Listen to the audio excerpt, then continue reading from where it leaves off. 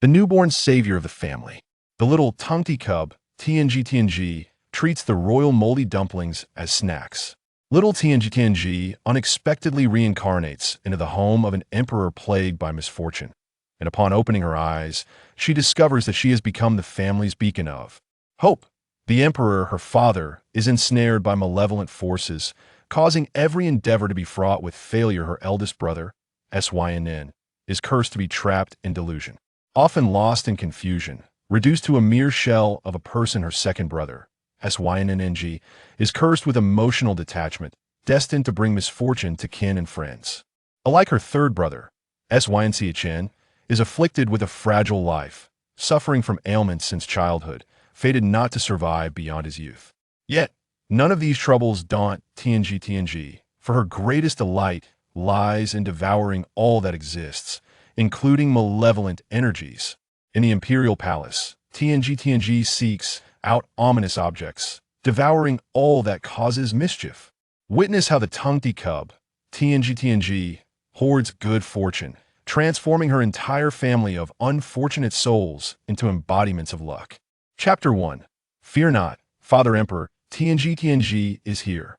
Your Majesty, it is cold outside and the rain pours heavily. I suggest you enter the house and wait, advises Sun, observing Junio's troubled demeanor. Despite his exalted status as the Son of Heaven, he finds himself dissatisfied.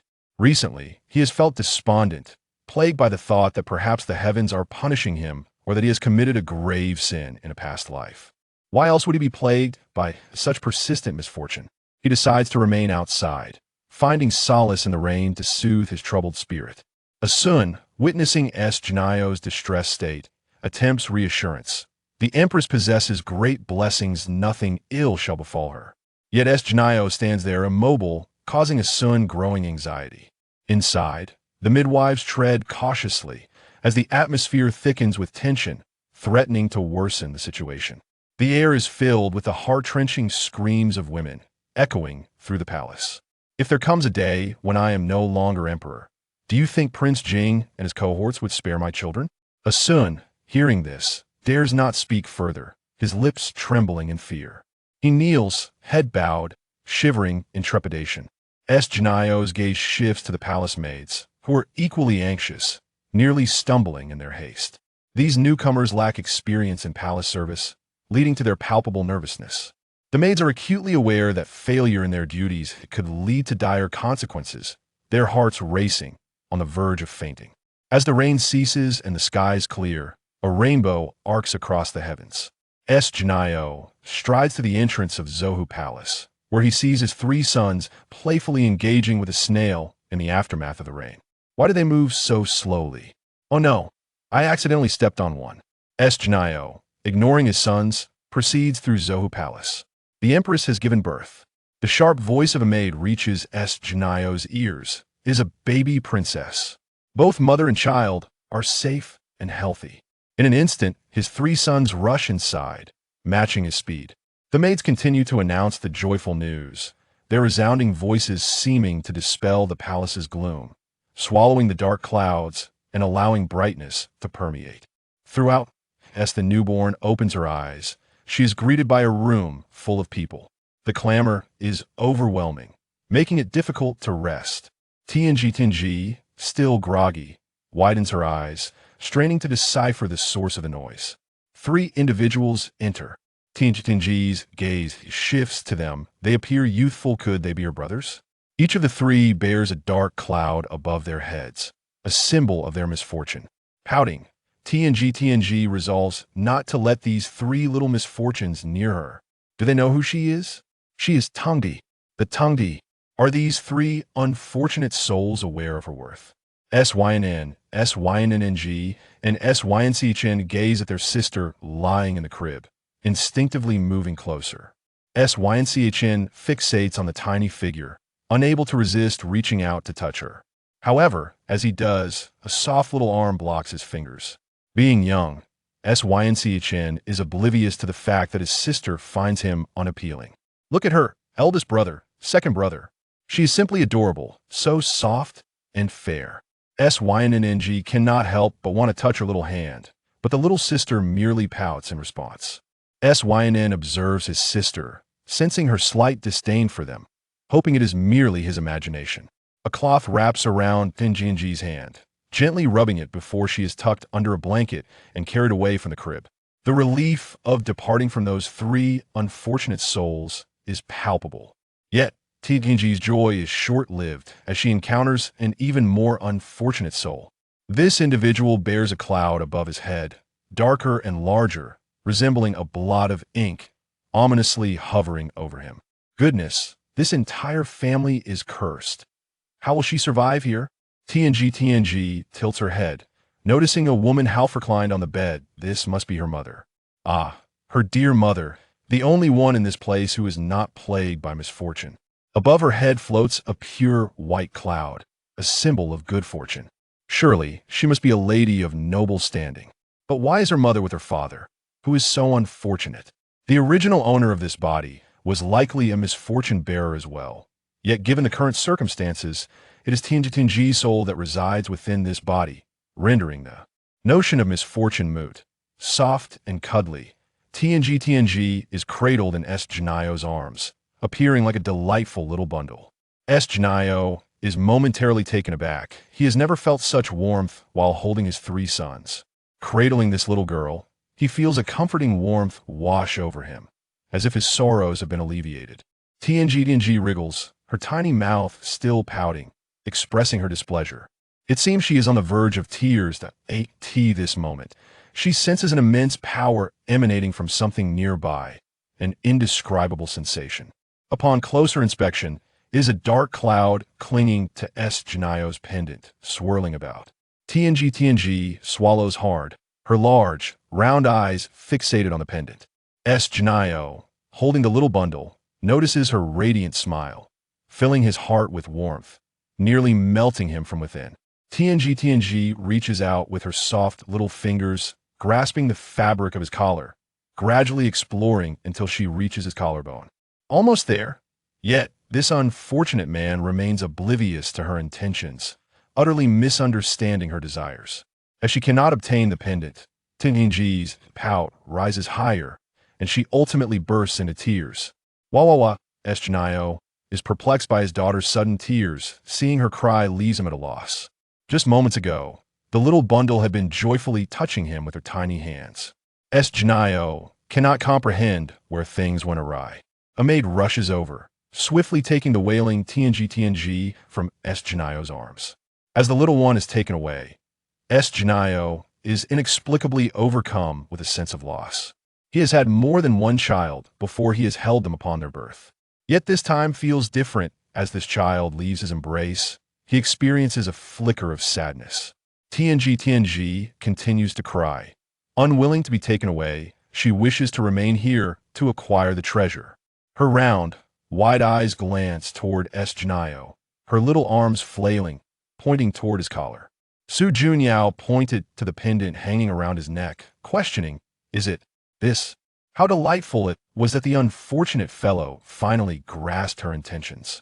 Su Junyao lowered his gaze to the pendant. He typically did not favor wearing accessories, but this particular piece was a gift from his mother, which was why he kept it close. Taotao appeared to be quite fascinated by the pendant, her eyes sparkling with excitement upon seeing it. Su Junyao removed the pendant from his neck. Chapter 2. Acquiring the Mysterious Treasure. The palace maid, witnessing this, displayed a hint of panic in her eyes. Having served beside the Empress Dowager since childhood, she was ever cautious.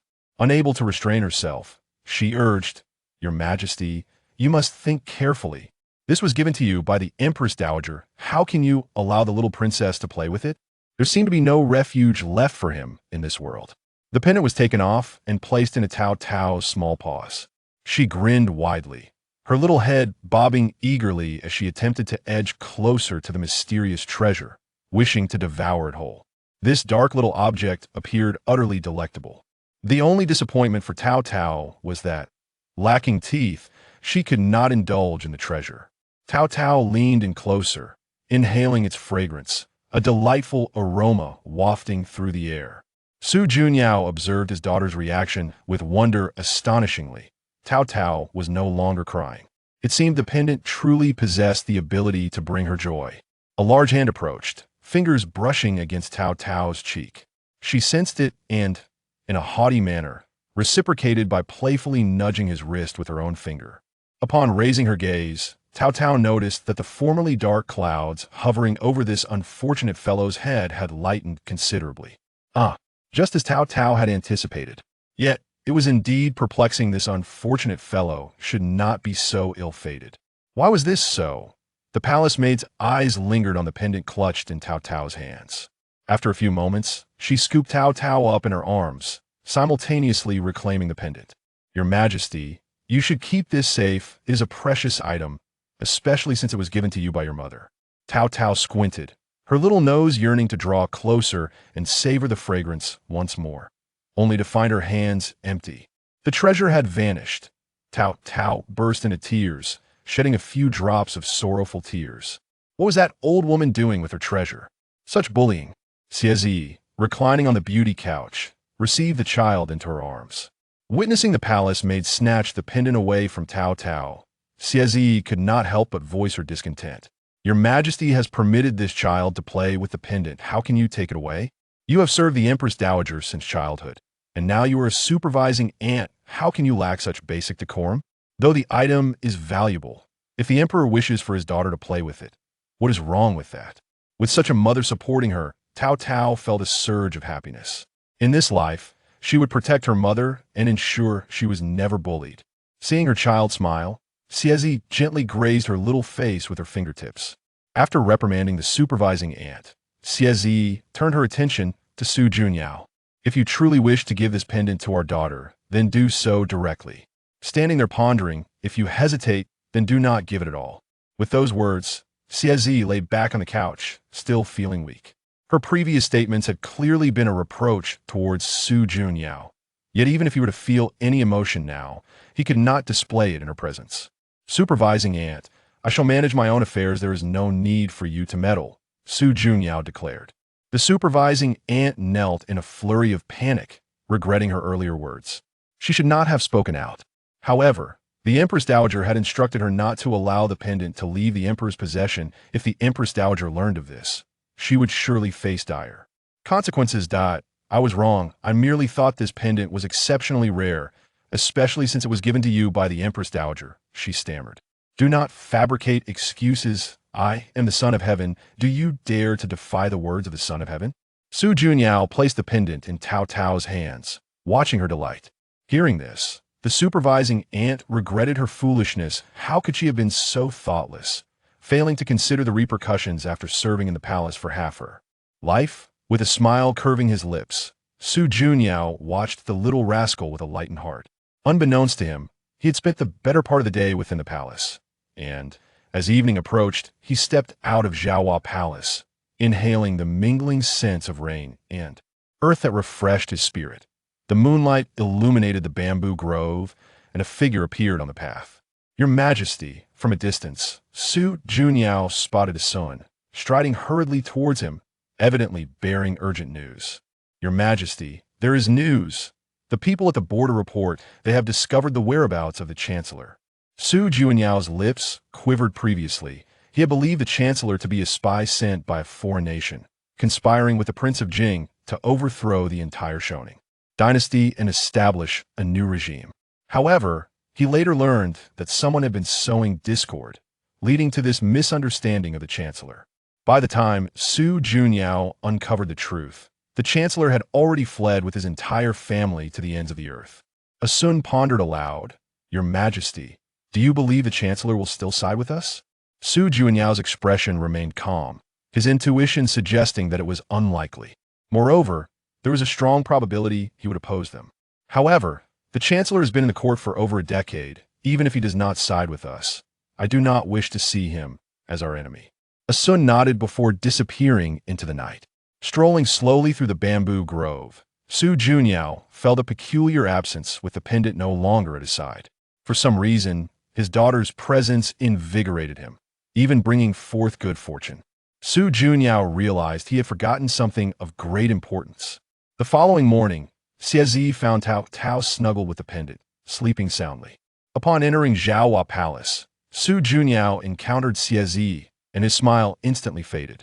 Unaware of his thoughts, Xiezi, having given the matter little contemplation the previous day, immediately inquired, "Your Majesty, have you decided on the child's name?"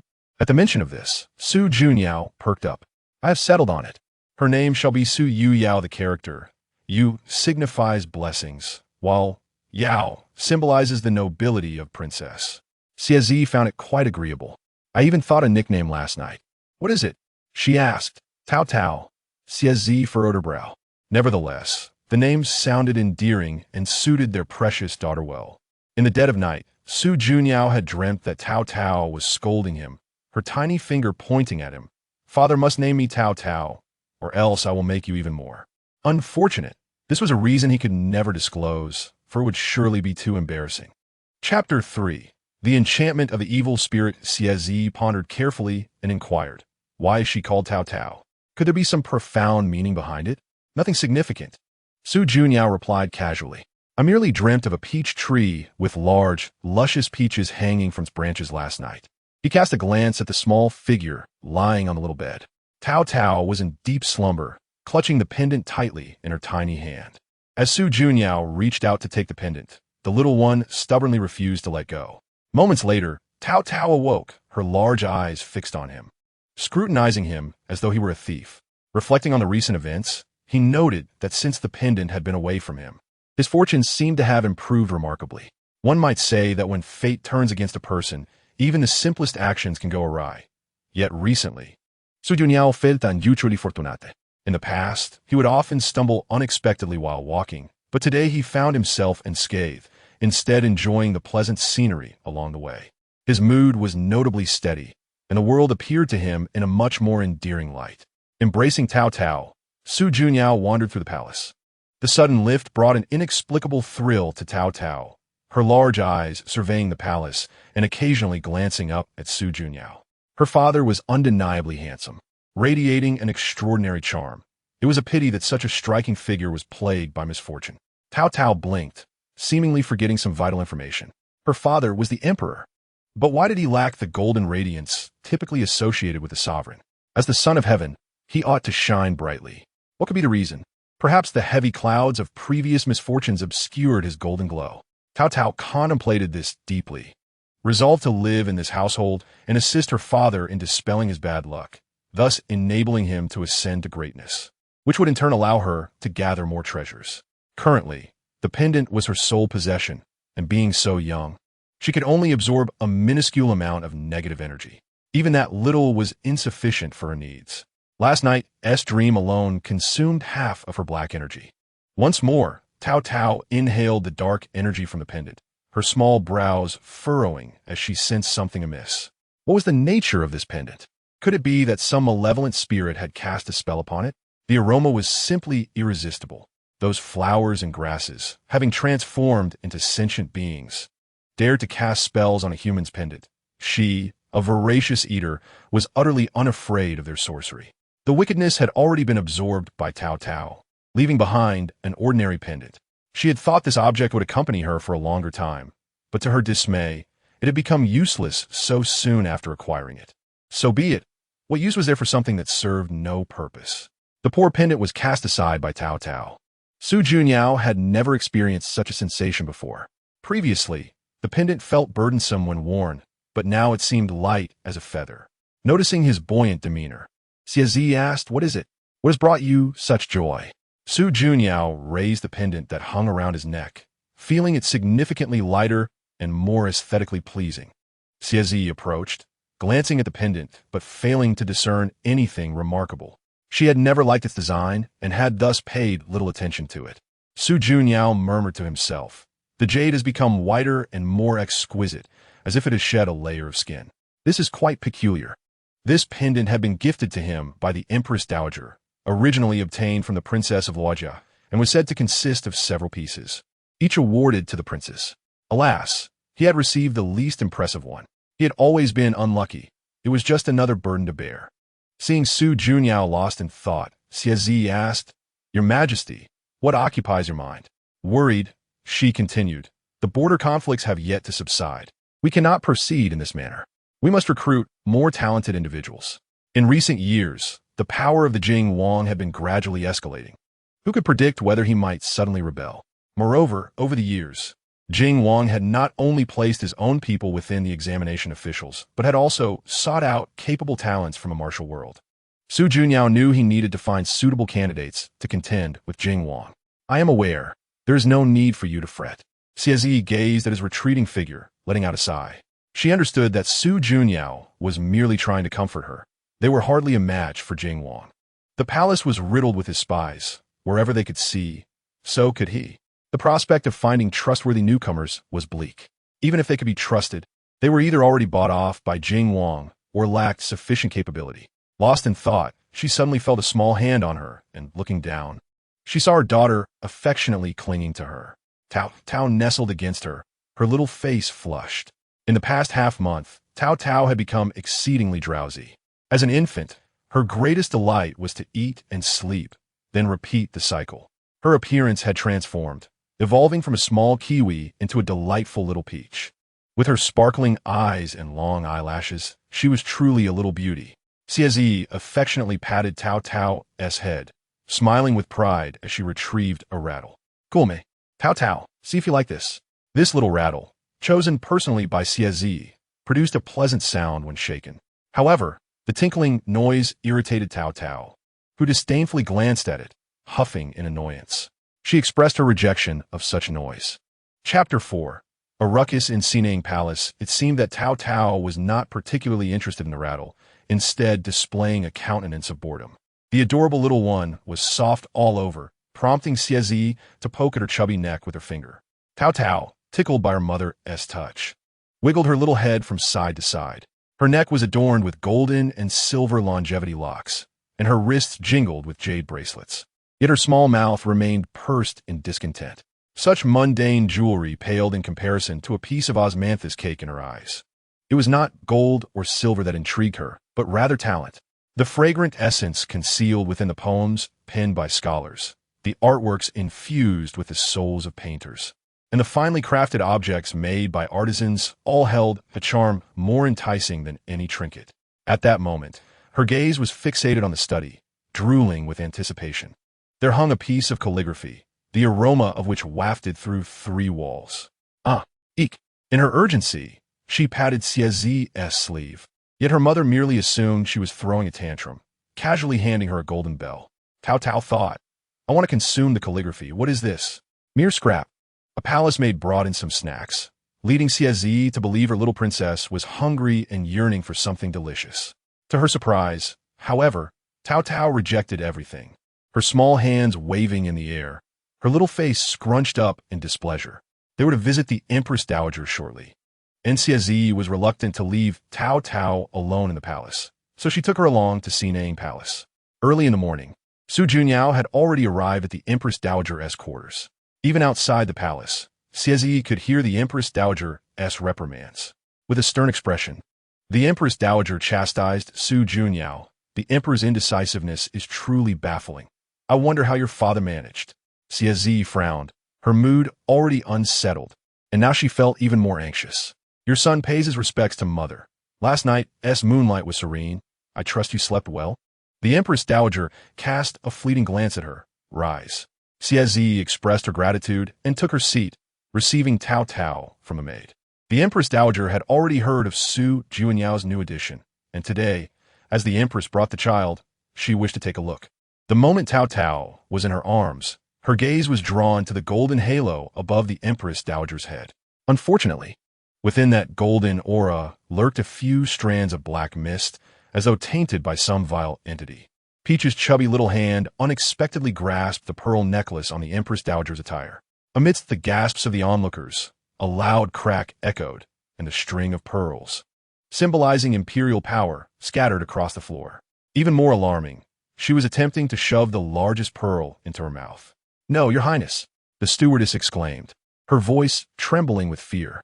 Yet, the Empress Dowager suddenly restrained the maid's hand, for she noticed that the child in her arms was not fixated on the pearls, but was instead staring intently at the volume of scriptures on her desk. The Empress Dowager squinted slightly, her gaze flitting over Peach's face. That scripture was worth 10,000 taels of silver, a remedy for her increasingly burdensome headaches over the years. And she cherished it dearly. Yet at that moment, drool was nearly dripping from Peach's mouth onto the scroll, her pudgy legs kicking in excitement, utterly devoid of decorum. Xieji's heart clenched in fright. She was about to kneel and apologize when the Empress Dowager unexpectedly pushed the scripture forward and inquired, "Do you wish for it?" Peach's eyes brightened instantly as she reached out and clutched the scripture tightly, refusing to let go no matter how hard anyone tried. This mere infant, unable to fully recognize the characters, what use could she possibly have for an incomprehensible text? The onlookers were taken aback by this spectacle, none noticing a faint wisp of black mist seeping from the scripture, which Peach inadvertently swallowed. The Empress Dowager pinched Peach's soft cheek and turned to the side. Addressing the Emperor, "Your daughter appears to be a little lucky star." Su Junyao remained kneeling on the ground, too intimidated to rise.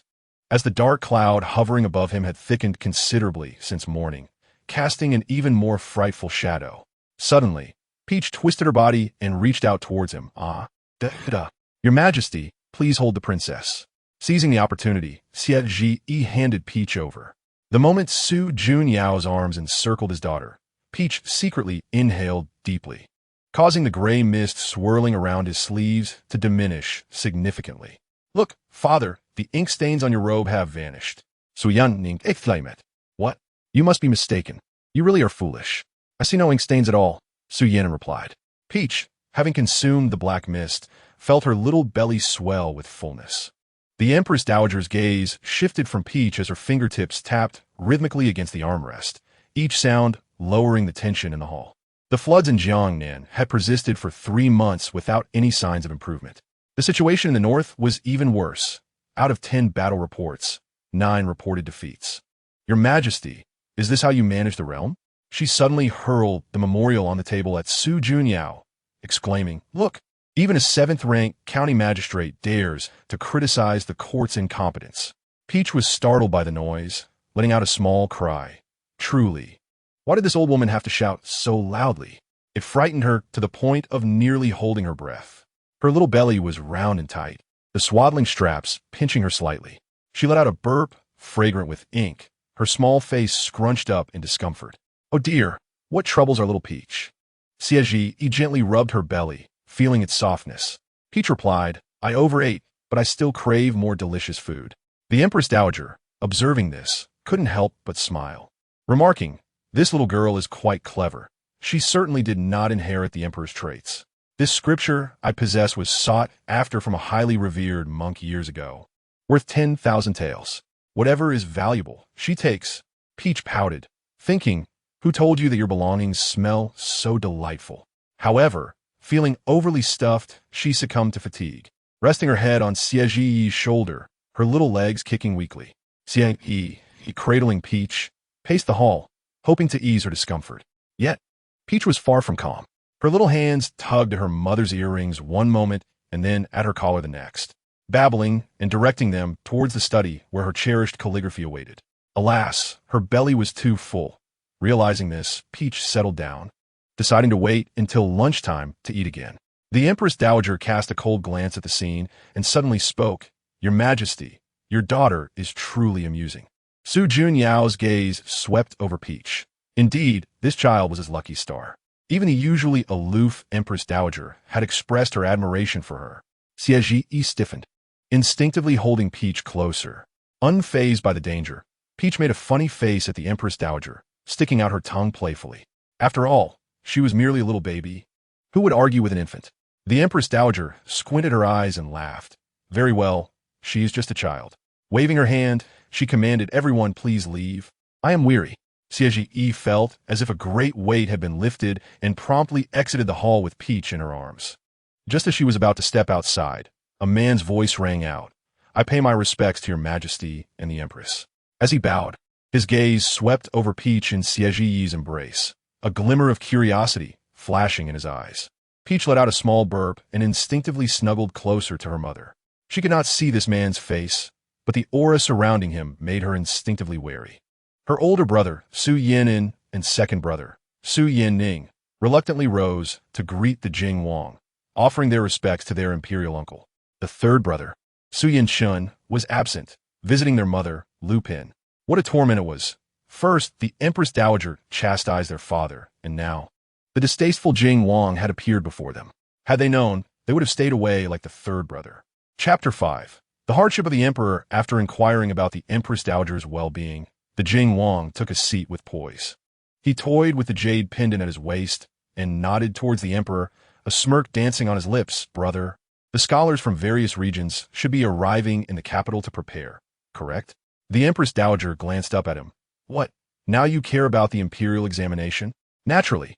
It is essential to select talented individuals for the court, the Jing Wang replied, his gaze drifting towards Su Junyao, his words carrying a hint of defiance. The palace examination in 3 months will surely yield some genuine pillars of the state. The ambition in his eyes was unmistakable. Su Junyao felt a sudden heaviness in his heart. 3 months would pass in the blink of an eye. His daughter, Peach, could now sit steadily on soft cushions, her little arms and legs kicking with newfound strength. Today marked her 100-day celebration, and the palace was filled with festive cheer. Everyone expected to be jubilant. Indeed, the princes and ministers arrived in succession. Coinciding with the announcement of the examination results, they engaged in lively discussions about the new rankings. The Jing Wang, with a beaming smile, approached Su Junyao but did not directly toast him. Instead, he addressed the assembly. This time, the examination has produced an abundance of talented individuals, which is indeed a great honor for our court. Among them, there is one individual whom I particularly admire. I took note of a candidate named Eugene, who seems to have garnered your majesty's attention as well. I heard that not long ago, your majesty summoned him personally, praising his quick wit and suitability for great responsibilities. Your majesty truly has an eye for talent. However, he paused slightly, his gaze seemingly drifting towards Su Junyao, a barely perceptible smile curling his lips. Yet, today's results show that this Eugene has unfortunately failed to make the list. How curious. With your majesty's discerning eye, how could you have misjudged him? Might there be some unknown circumstances at play? One of the Jing Wang's followers chimed in. Your majesty, as the saying goes. One must look at the heart of a person. Just yesterday, I witnessed him using the calligraphy bestowed by your majesty to pour wine for the son of a salt merchant. Is this the talent you hold in such high esteem? Clearly, his thoughts are more focused on currying favor than on scholarly pursuits. At this, laughter erupted among the crowd. In their eyes, the emperor had become a subject of ridicule. Outrageous. The Yuang, seated beside Su Junyao, rose in fury. You dare speak such nonsense before the emperor? The Jing Wang, known for his decorum, had surprised everyone with his audacity today. At these words, the Jing Wang's smile faded, his followers' expressions darkening. Yuang, our lord has no enmity with you. Why seek discomfort for yourself? The Yuang sneered, his sharp gaze sweeping over the group. Su Junyao's grip on his wine cup tightened, his knuckles turning white as he spoke in a low voice. Enough. This is the imperial palace, not a place for your unruliness. Whispers filled the air as the crowd murmured their disdain, fully aware that the emperor had become ineffective. Su Junyao faintly caught snippets of their fragmented conversations. The emperor is truly useless. The Jing Wang is the rightful ruler. It is time for a change. A chill crept over Su Junyao. He understood how these people perceived him. They regarded him as weak and incompetent, believing that the Jing Wang was the one destined for greatness. The Yuang attempted to speak, but Su Junyao firmly grasped his wrist, silencing him. He cast his gaze toward the Jing Wang, his eyes betraying no emotion. The Empress Dowager has arrived. The clamor within the hall abruptly ceased. As Xiezi handed her child, Taotao, to the wet nurse, her nails dug into her palm, turning white. Even during the prince's 100-day feast, they could not refrain from turning it into a battleground for power. Only moments ago, someone had quietly remarked that the emperor's extravagance was the root of the people's suffering. Others suggested cutting the East Palace's expenses, and Xiezi's expression grew grave. Throughout the years, she had devoted herself diligently to her role as empress. And the servants within Zhaohua Palace lived a life of simplicity. Supported by palace attendants, the Empress Dowager entered the hall, her gaze sweeping over the disruptive ministers before landing on Su Junyao. I have heard that this year's imperial examination was teeming with talent, including a candidate favored by the emperor. Alas, he failed to pass. I wonder what the reason could be. Su Junyao tightened his grip on the teacup.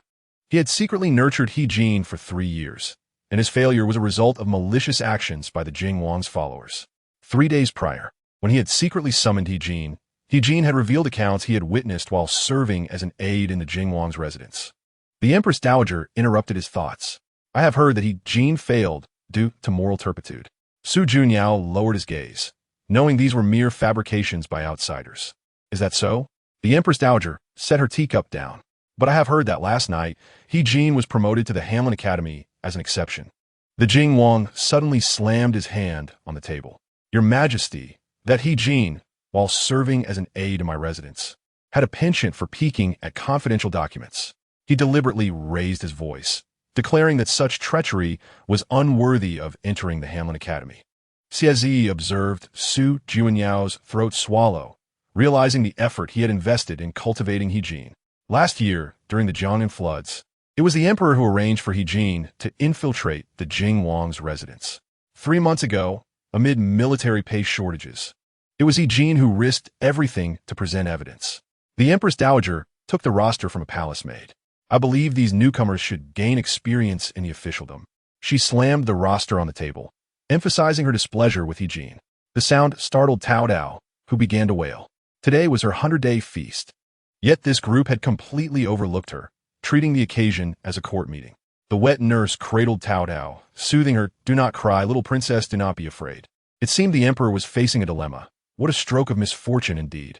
Taotao's cries gradually softened as she nestled in the wet nurse's arms, her little hand waving frantically toward a certain part of the palace. The assembly followed her pointing finger. To their astonishment, they found He Jin, at some point detained by guards, appearing disheveled, revealing gruesome lash marks on his chest. It was evident that the Jingwang had subjected him to torture. Your Majesty, He Jin strained to lift his head, rasping the accounts of the Tongzhou granary. Silence him, the Jingwang bellowed. A guard scabbard crashed against He Jin's face, sending a bloodied tooth rolling to Su Junyao's feet. Su Junyao stared at the tooth, recalling He Jin's word from 3 days ago. For the emperor, even if I perish, it would not be in vain. Mother, Su Junyao stood. I truly admire He Jin's talents. Is the emperor willing to sacrifice for a reckless individual who endangers the court? Su Junyao replied, I dare not. He genuinely could not comprehend how to appease the Empress Dowager, despite his earnest efforts. Little did he know that as his biological mother, the Empress Dowager had chosen to believe others' words, showing favoritism toward the Jingwang. Su Junyao offered a bitter smile, lamenting his unfortunate fate. Xiazi also felt displeased. Now that the emperor's authority was under threat, it was one thing for others to take advantage. But how could the Empress Dowager be so easily manipulated? Guards, the Empress Dowager commanded, seize this treasonous scoundrel who slanders the prince. With a crash, the teacup in the Empress Dowager's hand shattered on the ground, the shards scattering and slicing a wound on He Jin's face. The flickering candlelight illuminated He Jin's pale visage. The guards held his shoulders tightly as he trembled, clutching the blue ledger with white-knuckled fingers. Your Majesty, I truly have not lied. He Jin's voice was hoarse as he shakily opened the ledger. The Tongzhou granary recorded 100,000 stones, yet only 70,000 remain.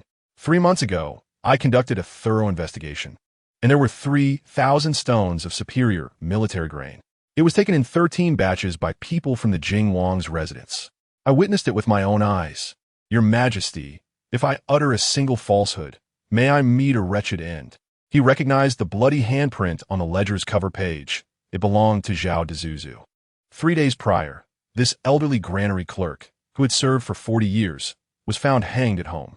During the autopsy, half a piece of gold foil was discovered under his fingernails, inscribed with the words Jingwang in blood. One could only imagine the fate that befell him. Preposterous. Is my royal brother allowing this commoner to slander the prince? The Jingwang sprang to his feet, unwilling to acknowledge He Jin's accusations. He wielded immense power, and He Jin, being close to the emperor, posed no threat to him.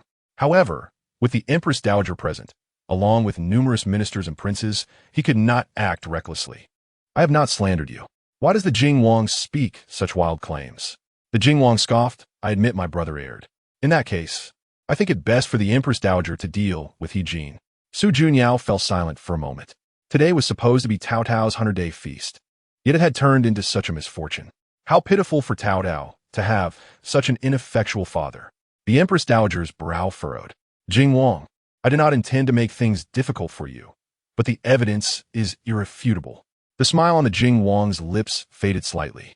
The Empress Dowager, accustomed to her domineering ways, had now turned her attention toward him. Your Majesty, you speak the truth. The atmosphere in the hall grew awkward, with everyone's eyes fixed on the Empress Dowager. She surveyed the room, her gaze drifting before settling on Taotao. Today is this little one's 100-day feast. With so many subjects present, it would not be appropriate to deal with this matter harshly on such a joyous occasion.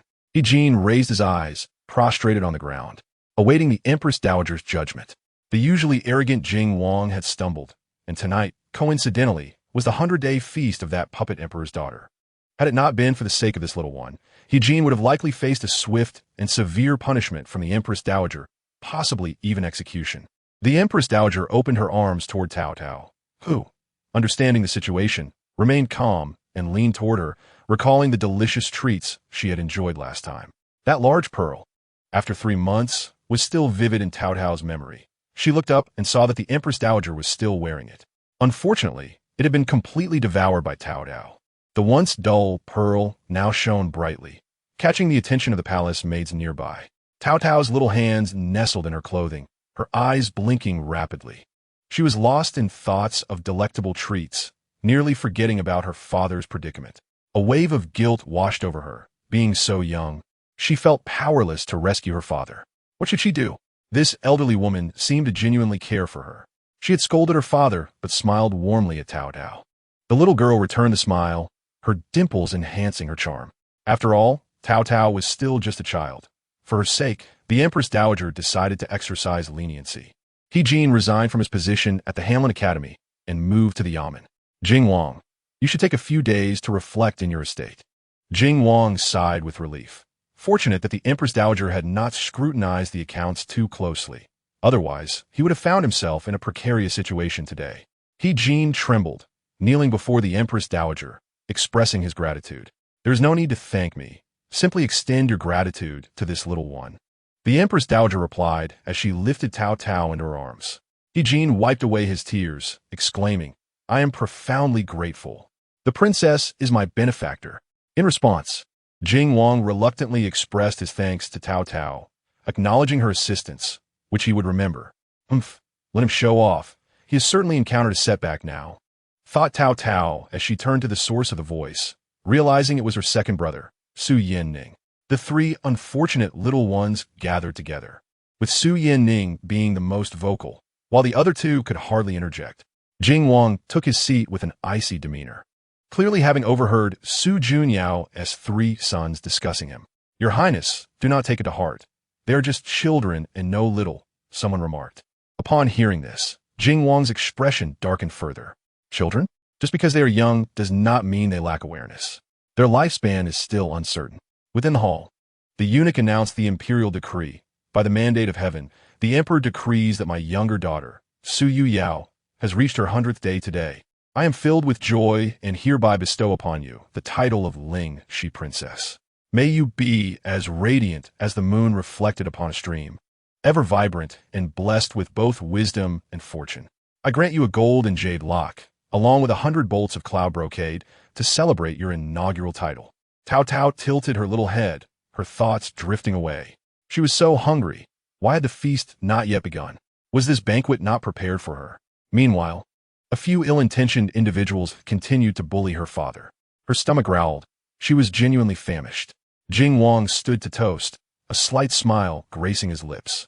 Empress Dowager, Your Majesty, I have a suggestion, though I am uncertain if it is appropriate to voice it. Su Junyao tightened his fingers, wary of what Jing Wang might scheme. Jin, just having risen from the ground, felt a chill run through him. As for the emperor, at this moment, he could not even secure his own safety, let alone assist him. Jin spoke up, acknowledging Jing Wang's willingness to show leniency as an honor, but hesitated. But what is it? Do you believe I would harm you?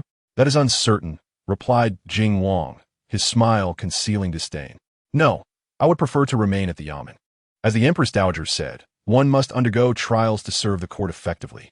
I am humble and unworthy of entering Jing Wang's estate. The Yamen is where I belong.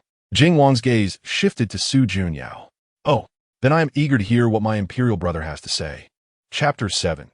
He is misfortune itself. Jing Wang was curious to see how the emperor would respond, daring to place someone within his residence. Now that trouble had arisen, would he still have the courage to rescue them? The ministers at the banquet echoed Jing Wang's sentiment. His proposal was indeed reasonable, as he was a prince, and the treatment in the royal estate far surpassed that of a mere yamen. Surely, the emperor would not find this objectionable. Xie trembled slightly. Su Junyao remained impassive, his grip on the dragon throne growing colder. I believe further consideration is necessary. He Jin's appointment to the yamen would be most suitable, especially since he has already failed the imperial examination, making him unworthy of Jing Wang's estate. Jing Wang scoffed, rising from his seat. It appears my brother is intent on protecting He Jin. How about this? Let He Jin choose his allegiance. Should he side with me, I shall treat him generously. His laughter, laced with malice, sent a shiver down the spines of those present. No one dared to laugh, yet they all appeared eager for the spectacle to unfold. If He Jin chose Jing Wang, how would the emperor save face? The atmosphere grew tense as voices rose. The emperor is the sovereign. How could he be compared to others? Besides, a mere He Jin does not warrant discord between the emperor and the prince. This voice sounded familiar. Xie turned to see her father. A weight lifted somewhat from her heart. As the current minister of personnel, her father held considerable influence in the court, and his presence would spare the emperor further embarrassment. From my perspective, let it be. I align with the minister of personnel. Let us not damage the bond of brotherhood. The empress dowager rubbed her forehead, occasionally caressing Taotao's little face, her stern demeanor softening. But would this not benefit He Jin and the puppet emperor? A voice rose again, stating that He Jin had a brother whose talent exceeded his own, yet the He family was impoverished and unable to afford schooling for him. Since He Jin had rejected Jing Wang's kindness, perhaps the ministers could offer him a better environment for his brother's education. I think this is a good idea, Your Majesty. Do you have any objections? Su Junyao pressed his lips together, feeling the chill. I, Su Junyao, raised my eyes. The speaker was affiliated with Jing Wang, who had often criticized Su Junyao during court sessions. He Jin glanced at the minister, unwilling to embarrass Su Junyao. I am willing. My younger brother is only 16 and still quite young. I doubt they will cause any trouble. Su Junyao remained silent, choosing not to respond. The minister felt a surge of delight and soon took a seat at the banquet. After about half an hour, he approached Jing Wang. Your Highness, I have arranged for He Jin's family to stay at my residence, using them as leverage. Jing Wang's displeasure was evident. Who told you to use them as leverage? I want to ensure you. As he spoke, Jing Wang made a gesture across his throat, his expression darkening. Your Highness, what do you mean? The other party appeared troubled. He had no intention of being cruel to He Jin's brother, but Jing Wang's orders left him no choice. Indeed, today, I suffered humiliation in the Grand Hall. How could I swallow this indignity so easily? Hurry! Jing Wang lifted his cup, observing the revelry at the banquet, his mood further souring. Taotao leaned against the cushion. She was already over 3 months old, but could not yet sit up unaided, her tiny body wobbling. Oh, looking down, she noticed what it was, the gold and jade lock bestowed by her father. It was surrounded by dark, swirling energy. It must look delicious. Taotao twisted her little body, her heart filled with delight as she grasped the lock and rubbed it against her nose. Look, what is sister doing? Su Yan rushed over, with Su Yanning and Su Yanshun surrounding Taotao. Su Yanning peered at Taotao's seemingly worthless appearance. She is indeed a clever little girl, always clutching valuable items. She will surely grow up to be a little money lover. The youngest, Su Yanshun, who loved to talk back, chimed in, of course. Who doesn't he like money? My mother said there is no one in this world who does not love money. Taotao ignored the three of them, clutching the lock and sucking in the dark energy, which all flowed into her belly. Such a precious treasure. Thank you, father, for making my little belly so full. Content. Taotao finally felt sleepy, surrounded by her brothers, resembling a spectacle at the zoo. She pouted, feeling displeased. I want to sleep. Wait, she still had an important matter to resolve. Su Yanchen admired Taotao's beauty up close. Sister is so cute. Her eyelashes are so long. I can't bear to disturb her sleep. She's cute. She looks down on us. Who spoke the truth? Taotao opened her eyes, realizing it was her second brother. All right, it's you. Su Yanning. Jing Wang intends to kill someone. He Jin's brother. Su Yanning looked around, bewildered. How could such thoughts arise? His brows furrowed. This might truly lead to trouble. Father, grandmother, He Jin's brother is in peril. Jing Wang has already sent someone to kill him. After all, he was just a child. In public, Jing Wang should not dare to act against him. The second prince. One must not speak recklessly. This king has been seated here all along. How could there be any assertion that I sent someone to kill He Jin's brother? The king of Jing cast him a sidelong glance, his thin lips parting slightly, fearing that the second prince might be slandering him. Su Yanning trusted his instincts. The tender voice he had heard earlier was indeed correct. Father Emperor, may you see clearly, and Grandmother Empress too, I would not lie. I implore you to send someone to track down He Jin's brother immediately. The king of Jing's gaze darkened, contemplation flickering in his eyes, as his fingers trembled slightly with fear. How had he been discovered? No, that was impossible. He had explicitly instructed his subordinates to act with caution. Su Jun Yao had dispatched someone to investigate. This was a significant matter that could not be delayed, lest the entire He family fall into calamity. Your Majesty, the second prince speaks the truth. He Sheng, He Jin's brother, has indeed been subjected to an assassination attempt. Su Jun Yao's heart tightened. If He Sheng were to perish, he would be unable to face He Jin. He was already a harbinger of misfortune, and these individuals have been ensnared by his fate. Chapter 8. A turn of events. Ah Sun had run a considerable distance, hardly pausing to catch his breath. Fortunately, I arrived in time to fend off the assassins, and He Sheng was unharmed. Su Jun Yao finally exhaled in relief. That is good. I feared He Sheng would bear the brunt of my misfortune. Should anything happen to him, I would carry the burden of guilt for a lifetime. Xie Yi took a handkerchief to wipe the sweat from her brow, relieved that it was merely a false alarm. Beside her, the king of Jing wore a grim expression. What was amiss today, that he faced opposition at every turn? This man was sent to kill him by the king of Jing. A youthful voice rang out, drawing the attention of the crowd. It was the second prince, quite bold for his tender age. Taotao chuckled, surprised that her most arrogant elder brother seemed to share a connection with her. She had already given a warning. Now it was up to him to decide how to proceed. What evidence do you possess that indicates I sent someone to kill him? I have been seated here all along, and everyone knows I am compassionate, unable to even crush a passing ant, let alone take a life. Su Jun Yao could not suppress a laugh. It was a grand jest for the king of Jing to claim compassion. Who did he think he was? A monk? Su Yanning stamped his foot, having heard that voice clearly. His instincts assured him of its truth. Unfortunately, he lacked direct evidence. The stern voice of the Empress Dowager echoed in his ears. Second prince, do not be disrespectful. The king of Jing seized the opportunity to exonerate himself, declaring his innocence. I assure you, I am blameless. If you do not believe me, investigate thoroughly. Asun could no longer remain silent. According to the verification of my subordinates, the individuals who attempted to assassinate He Sheng were sent by an official allied with the king of Jing. It was evident that the king of Jing was the mastermind. Without him, others would not possess such audacity. The official had no retort, for he had spoken to the king of Jing in a voice so hushed that no one else could hear. How did the second prince know? The Empress Dowager rubbed her temples, weary of the day's events. Little Taotao, placed in her crib, could not sleep, her nurse singing softly, while she remained wide awake with her big eyes. Enough, king of Jing. Let the emperor decide your punishment this time. Su Jun Yao's eyelashes fluttered. He felt the once chilly palace suddenly warm. He absolutely could not let the king of Jing off lightly, yet he could not impose a punishment too severe, lest it incite resentment and lead to greater calamity. As his words fell, the ministers and princes at the banquet fell silent, with no one daring to speak in defense of the king of Jing. The emperor had gained the upper hand, witnessing the king of Jing in such a dismal state for the first time. Brother, despite our differing mothers, I have always harbored no ill will. Yet, why must the prince you create discord? The king of Jing thought to himself that today must be the culmination of his misfortunes. A chill ran through him. He refused to accept this. How dare they impose punishment upon him? You will see, Dog Emperor. As the hour approached midnight, the banquet had yet to conclude, and the king of Jing left prematurely. Su Yanning looked up to see the king of Jing striding away with a gait that suggested he was furious. On the way back to Zhao Hua Palace, Xie Yi held Taotao in her arms, seated in the palanquin. The child appeared fatigued, her eyes nearly closing. Taotao, you have suffered today.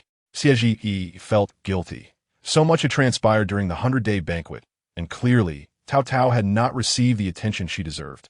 However, she took solace in the fact that today the emperor had not been as unresponsive as usual. Contemplating this, a smile crept onto her lips.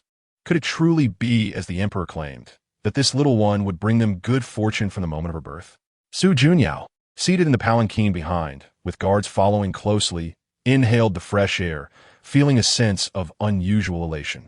Xie was exceedingly pleased. Today, even the usually domineering Empress Dowager had spoken a few words in favor of the emperor.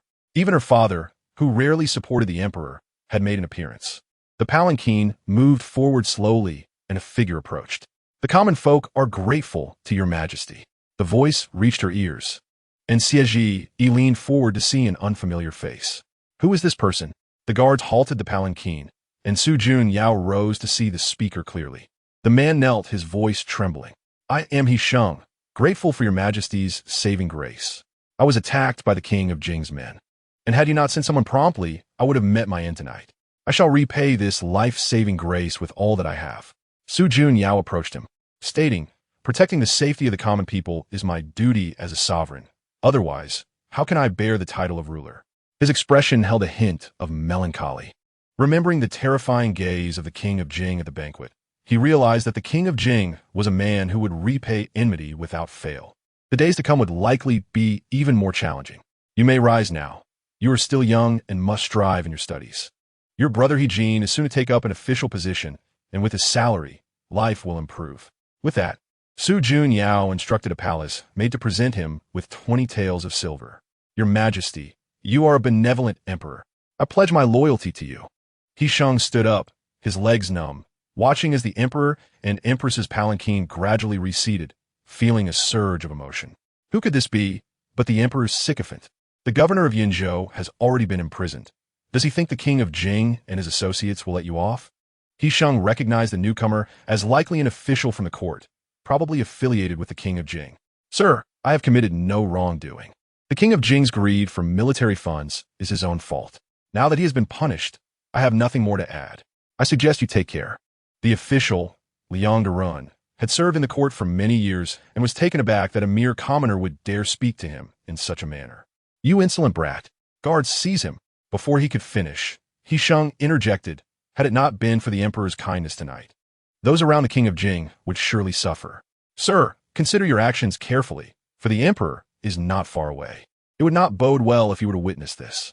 Liang Derun's face, bloated with flesh, darkened, veins bulging on his forehead. "How dare you threaten me?" He Sheng, seeing that he was still unwilling to let him go, shouted, "Your Majesty, save me. Someone is trying to bully a commoner." Chapter 9. The bearing of a sovereign. The emperor's palanquin turned around, with guards and palace maids flanking either side. "Your Majesty, did you perhaps mishear?" Su Junyao shook his head. "I am not at ease." After advancing a short distance, he saw several figures: He Sheng, Liang Derun, and Liang Derun's attendants. Liang Derun? Su Junyao recognized him as someone with whom he had a contentious relationship. The group had surrounded He Sheng, but upon noticing the emperor's arrival, they stepped aside. "Your Majesty, please save this commoner. I am innocent. I do not understand why Liang Derun would treat me thus." He Sheng shouted, and the emperor appeared, truly a calamity. "Your Majesty, I assure you it was not intentional. I am wrongfully accused." Even if Lord Liang had 100 mouths, he could not articulate his innocence. The emperor had witnessed everything and surely understood his intentions. For some unknown reason, fear crept into Lord Liang's heart as he gazed into the emperor's eyes, for the first time feeling the weight of imperial authority. Today, Su Junyao had managed to navigate the banquet despite Prince Jing's relentless challenges, even saving He Sheng's life. Could it be that the emperor's fortunes had shifted? Trembling, Lord Liang knelt and exclaimed, "Your Majesty, I acknowledge my mistakes. I should not have acted so recklessly today. I beseech your Majesty for mercy." Su Junyao replied, "You shall be punished like Prince Jing, with a salary deduction and house arrest for a month." He Sheng nodded in agreement, showing no dissent. Lord Liang cautiously raised his eyes to Su Junyao, grateful for the emperor's mercy, and promised not to repeat his errors. With that, he left in disgrace, accompanied by his subordinates. Su Junyao watched the young man depart, sighing deeply. Things were improving. The palace had grown considerably quieter lately, perhaps due to Prince Jing's absence. Su Yanning stared blankly at the copy of the Luanyu on the table, his mind utterly still. Su Yin patted his shoulder, saying, when the grand tutor arrives, do not daydream. Otherwise, he might take offense and report to mother. I was just thinking how wonderful it would be if Prince Jing were to remain absent indefinitely. It would bring us such peace. Perhaps we should imprison him. Su Yin set down his brush and glanced at his younger brother. Who wouldn't wish for that? Alas!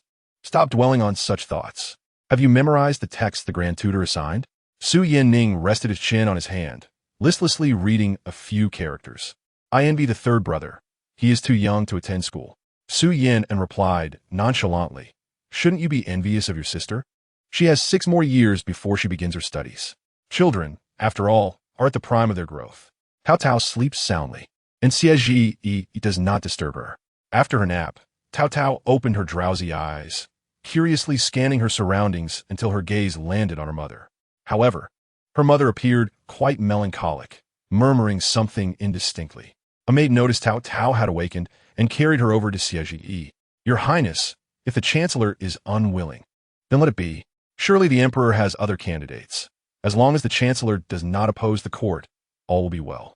The maid gently massaged Xie's sore shoulders. You are right, Baiyu. I should not overly concern myself with such matters. Taotao perked up her ears, sensing her mother was troubled. Nonetheless, the maid named Baiyu seemed to share a close bond with her mother, having been her personal attendant since childhood. The Chancellor's legitimate grandson is not at the Guozijian, since today is free of obligations. Let's take a stroll and also check on those 2 children in the palace. Cradled in Bai유's arms, Taotao followed Xie, accompanied by 2 or 3 other maids. Upon arriving at the Guozijian, a wisp of white smoke caught their attention. Xie furrowed her brow. What has happened here? Her hands trembled. Where are the people inside? What are the 2 princes? Are they unharmed? A young eunuch emerged, his face smudged with soot. I heard the second prince was pushed out by the first prince. He is fine, but the first prince. Baiyu exclaimed in haste, hurry, tell us. The first prince is still inside, but we have sent someone to rescue him. Xie's heart raced as she witnessed the flames raging, her instinct urging her to rush inside to find Su Yin. Your Highness, you mustn't. Several eunuchs stumbled out from the Guozijian, their appearances disheveled and covered in soot, one of them carrying another. First prince awakened. Xie rushed forward, only to see Su Yin with his eyes closed, refusing to open them. A burn marred his shoulder. Su Yin had just washed his face at the water basin and rushed over, finding his elder brother collapsed on the ground. It is all my fault. My brother insisted on pushing me out and saved all the students at the Guozijian. If only I hadn't come out, perhaps he would have been spared. Baiyu wiped her tears. Second prince, do not speak foolishly. The first prince will surely be fine. Taotao, wide-eyed, marveled at her brother's bravery. He was truly magnificent. Moreover, he radiated a golden light, appearing remarkably precious. Wait, that golden glow was a trait of all royals, and she possessed it too. In her previous life, Taotao had learned about physiognomy from a fortune teller and discerned from his features that her brother had the potential to become an emperor. You must not die, brother. I am counting on you to protect your little sister when you ascend the throne. The young eunuch hurriedly summoned the imperial physician, anxiously awaiting the physician's assessment. After a thorough examination, the physician's expression grew grave. Your Majesty, I fear the prognosis is dire. Su Yin had been unconscious for too long. He might already. The physician lowered his gaze, hesitant to speak. What? No, this cannot be. Taotao bolted upright, unable to bear the thought of her brother perishing. She cried out, her small hands incessantly patting Baiyu's shoulder. Wah? Baiyu, bewildered, wondered if the princess was hungry. Hunger? Nonsense. Quickly, take me to my brother. It seemed Taotao missed her elder brother dearly. Alas, Baiyu, hurry and place her on the couch so she may see the first prince well. Xie, understanding her daughter's feelings, reassured her, do not worry, my dear. This will not be the last time we see him. Taotao turned to Su Yin, focusing intently on the burn on his shoulder. Her small mouth pursed as she maintained her stance for quite some time. Xie and the maids were perplexed by the child's actions. Before long, a familiar voice echoed from the couch. Mother, cough, cough. Chapter 10. The glutton transforms into a divine physician. The palace attendants spoke in unison. The first prince. What a momentous occasion. The first prince has returned to life. Xie was both astonished and overjoyed. He has awakened. That is all that matters. The physician rubbed his eyes, incredulous that the first prince had indeed survived. Su Yan coughed incessantly, feeling utterly weak. After a while, he involuntarily collapsed on his step, closing his eyes once more. Taotao opened her mouth wide, directly facing her brother's body, gathering her strength earnestly. Suddenly, a sound of retching emerged, filling the room with an unpleasant odor. Su Yan expelled the small dumplings he had eaten that morning, causing the onlookers to cover their noses. I am sorry, brother. You remained unconscious, so I had to resort to this plan to save you. After vomiting, Su Yan continued to cough, his coughs intermittent and distressing to hear. A maid brought a towel and water, cleaning his soot-covered face. Physician, please examine the first prince. What is his condition? Why does he keep coughing? And why does he appear so pale? Bai Yu cradled Taotao, making space for the physician. The little girl sat obediently in Bai Yu's arms, gazing up at her. Bai Yu gently stroked Taotao's little head, smiling at her. Bai Yu had long noticed that when Taotao faced the first prince, her mouth would curl upward. And miraculously, the first prince would awaken. This had happened twice. This little girl was truly a harbinger of good fortune. Previously, she had been skeptical, but today, she had witnessed it firsthand.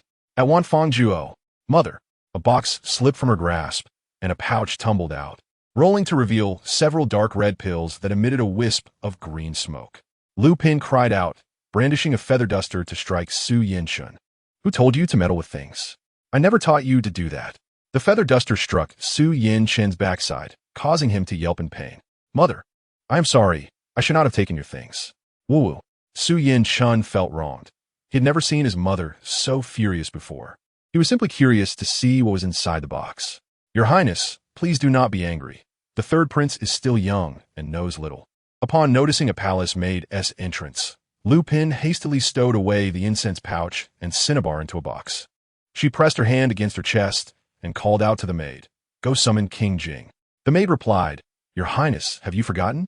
King Jing has been placed under house arrest. Lu Pin nodded, her heart growing increasingly troubled. You may leave now. Su Yinan lay half awake. His lips cracked and his mind clouded. However, the injury on his shoulder had lessened considerably after being treated by Taotao's gentle kiss. Xie Yi stood vigil at Su Yinan's bedside, filled with deep concern. Your Majesty need not worry. The injury on the first prince is not severe. I have just prescribed a remedy that requires daily application. Hearing that her elder brother was fine, Su Yining felt a wave of relief. Young Xiao Bai, having changed his attire, hurriedly arrived and inquired about the severity of the first prince's wounds. After all, the first prince had saved him, and his grandfather, a minister in the court, had always emphasized the importance of gratitude. It is nothing serious. Yang Xiao Bai glanced into the room at Su Yinan, then silently said, Please convey my thanks to my royal brother. My grandfather has summoned me for a matter. I shall take my leave. The imperial physician furrowed his brows and paced outside the hall, pondering the absurdity of his role in saving lives. Please, physician, save my child. My son is on the brink of death. Lord Liang's eyes brimmed with tears as he nearly collapsed to the ground. The emperor has arrived. Upon hearing of the emperor's arrival, Lord Liang trembled, too fearful to move. Since King Jing's house arrest, he had been exceedingly cautious. Lord Liang, why are you in such distress? Su Jun Yao had come to see Su Yinan, as news of the palace fire had spread throughout. Your Majesty, my son is gravely injured. Lord Liang pleaded, I beseech the physician to save my son. The fire from the Guizi Jian caused the beams to collapse upon him. Su Jun Yao cast a glance at Lord Liang, said nothing, and followed him and the physician into the adjacent room. The figure on the bed groaned, Father, save me.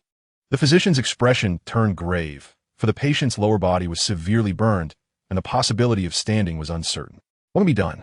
Physician, please help. My Liang family has only this one son. He cannot be left disabled. The physician felt utterly helpless. I am afraid my abilities are insufficient, Lord Liang. Perhaps you should seek someone more skilled. After years of practice, the physician had never encountered such a case and found himself filled with self-doubt. But I heard that just moments ago, the first prince was near death, yet you managed to save him. The physician's expression turned serious as he realized the implications. Could this be a supernatural phenomenon? Would anyone believe such a tale? A maid by the queen's side, Bai Yu, had mentioned that Princess Ling Shi, Taotao, possessed a mysterious power. If she merely opened her mouth toward the afflicted, they would surely recover. The physician leaned closer to Lord Liang and whispered, Lord Liang, I do have a method. Eager, Lord Liang urged, what is it? Please tell me. The physician observed Lord Liang's anxious demeanor and concluded that only the princess could save his son's life. Princess? Which princess? The one the queen is holding. Seeing Lord Liang's disbelief, the physician had no choice but to reveal the truth. It was not he who had saved the first prince, but Taotao. Lord Liang's expression darkened. He now found himself compelled to plead with that puppet emperor, never imagining he would be reduced to such humility. Your Majesty, I implore you to bring the princess here to save my son. Su Junyao had vaguely overheard their conversation and grasped the situation, though he had yet to check on the first prince. Noticing that Su Junyao remained silent for an extended period, Lord Liang thought he must hold a grudge, as he had often sparred with Su Junyao in court. Your Majesty, I beseech you, I was wrong in the past. Please bring the princess here. I would gladly give my life and vow never to err again. He knelt, tears streaming down his face. Su Junyao frowned slightly, his gaze sweeping over the youth on the bed, whispering a few words to the guards. Yes, Your Majesty. Lord Liang, in a state of despair, regretted opposing the emperor. After a while, Bai Yu returned, cradling Taotao. Your Majesty. Lord Liang's eyes lit up. Quickly, bring the princess here. The injured youth's legs were severely burned, oozing with crimson blood, and any slight movement elicited cries of pain.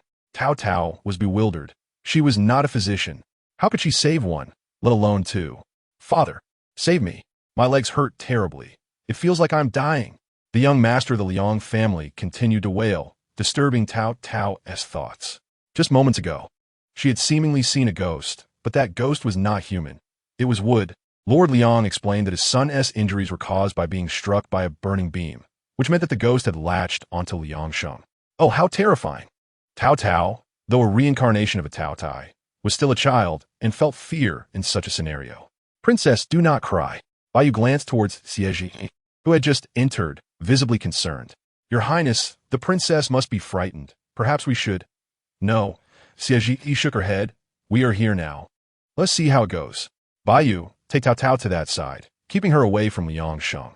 Looking up, she realized it was the emperor speaking. Su Junyao, unwilling to let Taotao be frightened, resolved to protect her safety. Taotao's once pale face now bore a semblance of calm. Her father understood her feelings. As long as the ghost of Chardwood did not touch her, all would be well. Bai Yu placed Taotao before Liang Sheng's bedside, and surprisingly, she felt a twinge of anxiety. Outside, several eunuchs and palace maids are discussing. What can a mere child do? The people of the palace are truly absurd. Others dismissed it, but did the physician truly believe in such sorcery? How ludicrous! Could a mere infant possibly heal a crippled leg? Taotao overheard their conversation and clenched her tiny fists. How dare they look down upon her?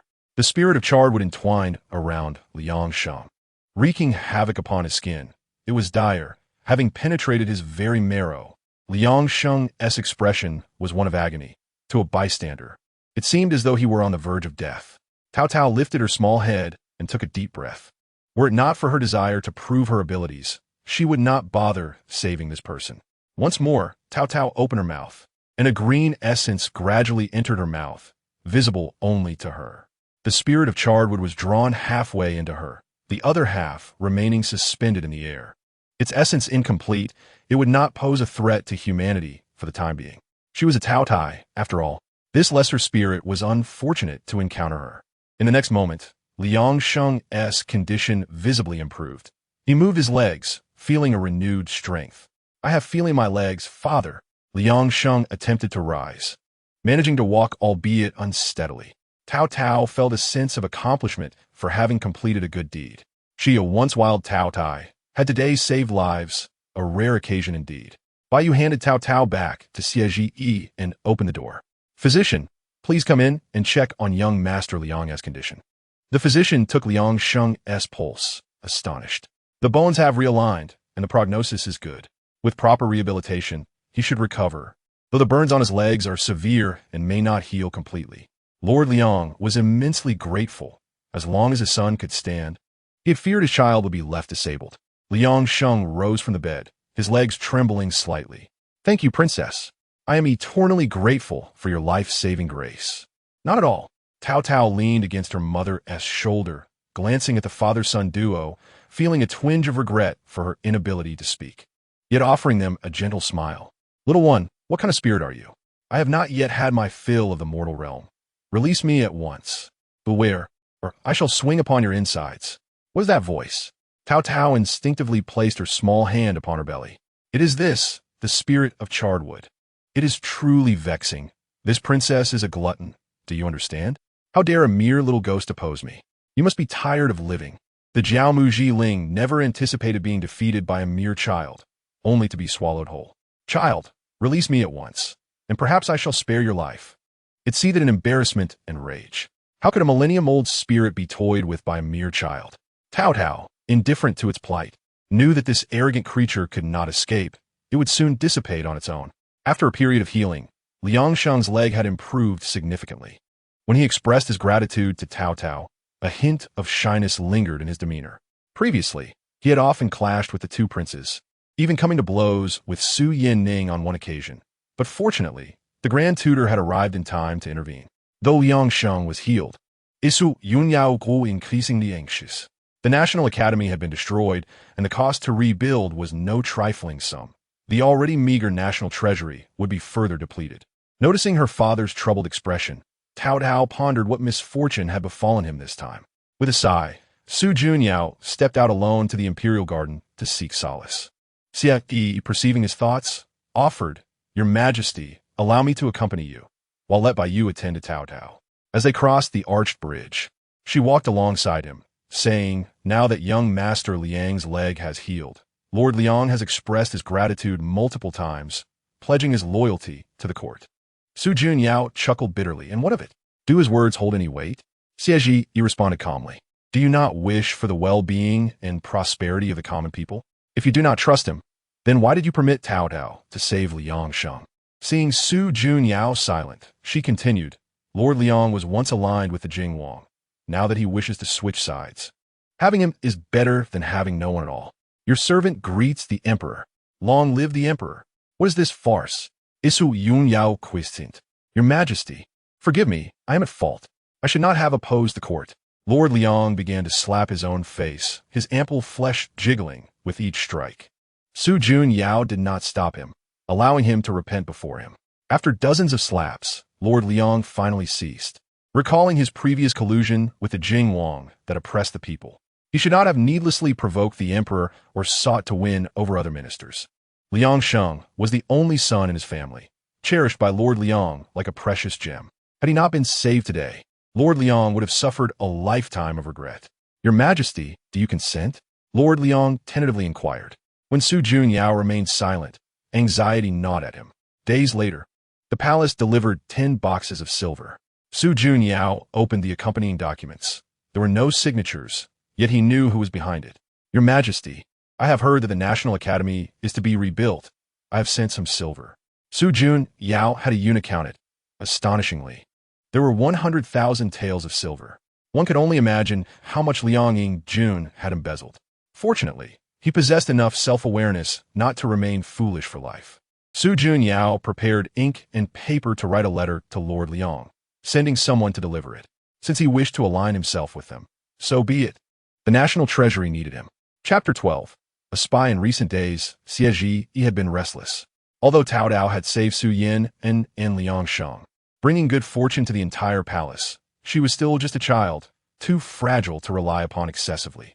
Late at night, Taotao felt a tingling sensation throughout her body, as if an energy was being infused within her. It was the ping and fu, and only then did she feel reassured. This object would not weaken her, but would instead enhance her inner strength. Had she been an ordinary fierce beast, she would have succumbed long ago, but being a Taotao, she could consume everything. Thank you, dear mother. My powers have greatly increased. I shall repay you in the future. Taotao's eyelids grew heavy, and she suddenly remembered something she had yet to do. The palace lay in silence that night, and Su Junyao experienced a strange dream. Father, there's a foreign spy beside you. Hurry and capture him. Do not let him succeed. Su Junyao's eyes snapped open, sitting upright in bed. It was undoubtedly a nightmare. The person beside him awoke, groggily inquiring, What is it? Su Junyao gazed into Xie Yi's eyes and confessed, I had a dream. It seemed Taotao was speaking, warning me of a spy from an enemy nation. Xie, upon hearing this, immediately lost her drowsiness. Taotao, did she send you a prophetic dream? At that moment, the little one was peacefully asleep in her crib. Su Junyao glanced at Taotao, unsettled by the matter. It was wise to remain vigilant. As the night wore on, he tossed and turned, unable to find rest. In contrast, Taotao, who had delivered the warning dream, slept soundly, awakening to find her unfortunate father staring at her with dark circles under his eyes. Goo. Upon waking, she felt hunger pangs. Taotao was at the stage of growth and needed nourishment to gather strength for her family. Baiyu, sensing her hunger, summoned a wet nurse to feed her. Taotao spat out much of the milk, leaving the nurse helpless. Oh dear princess, what shall we do? Taotao felt wronged. She was tired of milk and longed for real food, wishing to grow up quickly to feast on fish and meat. The wet nurse withdrew upon seeing the emperor's arrival. After a restless night, Su Junyao felt rejuvenated upon seeing the little one. Taotao, your father has come. Do you miss him? Taotao ignored him, her thoughts consumed by food. Su Junyao recalled Taotao's warning about a foreign spy and began to suspect those around him. Who could it be? With little to occupy his time, Su Junyao had taken to training secret guards and attendants. Besides Sun and Xue Jing, who had been with him since childhood, all others were summoned after his ascension to the throne. Father, I wish to eat delicious food. Taotao pouted. Your Majesty, the princess has just expelled all the milk and refuses to eat, an attendant reported. Su Junyao turned to his son. The other day, foreign envoys presented yak milk. Bring it from his storage. Father, you treat me the best. Taotao exclaimed joyfully, her eyes sparkling. Su Junyao gazed at his son's retreating figure, wondering if it could be him.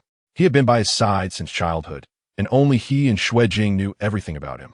Apart from them, others lacked motive and posed no threat. When yak milk arrived, Taotao's eyes lit up. It was a prized commodity, clearly of great value. Holding the petite bottle, she eagerly drank, her lashes fluttering adorably. In the distance, two figures approached. Taotao curiously peered, recognizing her second brother, followed by an unfamiliar face. After finishing her bottle, she waved to a palace maid, wanting more. Taotao, you drink with such enthusiasm. Aren't you afraid of overfilling your little tummy? Taotao seemed to comprehend her brother's words and shook her head. Look, this is my sister. Isn't she adorable? A little glutton. Yang Xiaobo had never seen Taotao before. He had heard tales of her being a prodigy. The reason the crown prince and Liang Sheng had narrowly escaped disaster. To think she was so small, not even a year old.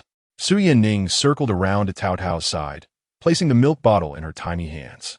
Glutton, I've prepared it for you. Drink up. The maid grew anxious. Your Highness, the princess has already had a bottle. She cannot drink more. Hearing this, Su Yanning snatched the bottle back, sternly declaring, no more drinking. Otherwise, your tummy will burst. Taotao scoffed. I won't burst my tummy. A Taotao can consume anything. I am no ordinary human child, but a fierce beast. I fear nothing. Those within the palace were oblivious to the true nature of the situation, dismissing it as childish folly. Thus, they simply handed her an empty milk bottle to play with. Taotao, however, was incensed. She hurled the empty bottle away and carelessly flopped onto her small bed. The bottle nearly struck someone, namely her father, the emperor. Only then did Taotao realize the gravity of her actions, noticing the displeased expression on her father's face. My apologies. Father Emperor, where has the emperor gone? Su Junyao remained silent. He had just ventured outside the palace gates to follow Xue Jing. I suspect that man is Xue Jing, he said, tightly gripping his fingertips as he retrieved a letter that Xue Jing had inadvertently dropped. Xie gritted her teeth. Was it truly him? Having grown up beside Su Junyao, Xue Jing was typically responsible for affairs outside the palace, while Ah Sun managed internal matters. They had treated him well. How could he betray them so?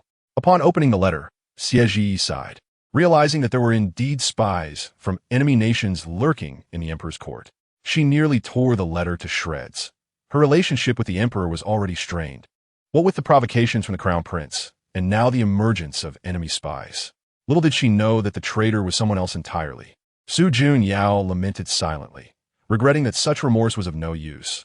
Perhaps there were not just one, but multiple Xue Jings lurking in the shadows. In truth, within the entire palace, perhaps only the two of them could be trusted. Xie wiped her tears, reminding herself of Taotao and their 3 children. Su Jun Yao enveloped her in his embrace, his voice low and reassuring, promising that a solution would be found. Chapter 13. The Ferocious Beast. Not a gluttonous cat, Su Jun Yao tightened his hold on Xie, his fingertips pressing against the secret letter, burdened with unspoken thoughts. Outside, the shadows of trees swayed gently in the evening breeze as he spoke in a hushed tone. Having confirmed his suspicions about Xue Jing and knowing that haste would yield no results, he gazed at the branches dancing against the window paper, his expression heavy with contemplation.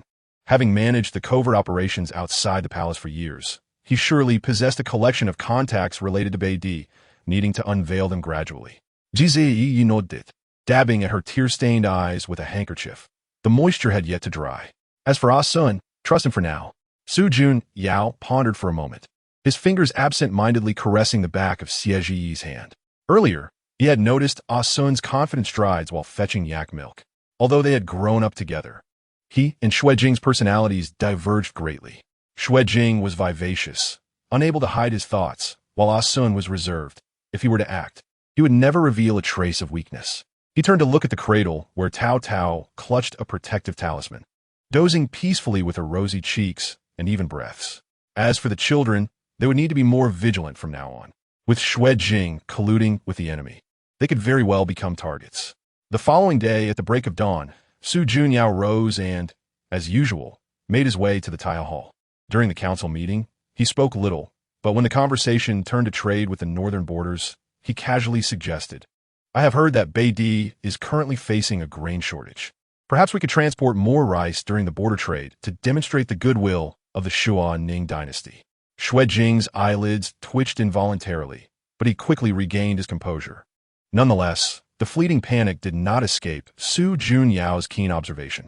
After the court session, Xue Jing approached Su Jun Yao, stating, "Your Majesty, I must head outside the city for an inspection. I bid you farewell." Previously, he had failed to notice Xue Jing's peculiarities. Each time he lied, his actions would reveal a hint of agitation. "I have always entrusted the internal affairs of the palace to Ah Sun. You need not worry about them. If there are any inconveniences, just report back to me," Su Jun Yao assured him. Xue Jing hurriedly exited the palace gates, while Su Jun Yao discreetly arranged for someone to follow him and turned towards Zhaohua Palace. At that moment, Zhaohua Palace was just awakening, and Xie Ji was feeding Taotao rice porridge in the corridor. The little one seemed disinterested in the bland taste, shaking her head like a rattle drum, smearing rice porridge across Xie Ji's clothing. Just yesterday, she had been indulging in yak milk, and now she was being picky again. Xie Ji chuckled helplessly, gently scraping the spoon along the bowl's edge. Upon noticing Su Jun Yao's entrance, she inquired, "Have there been any developments?" "Yes. He has gone to the general store in the western part of the city," Su Jun Yao replied, taking Taotao from her arms and lightly pinching the soft cheeks of the little one.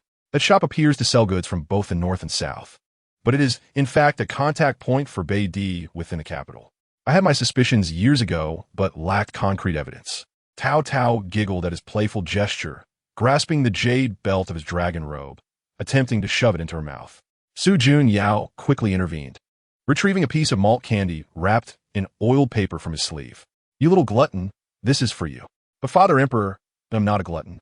I'm a little ferocious beast," Taotao retorted. "But hey, my dear, you have not yet grown teeth.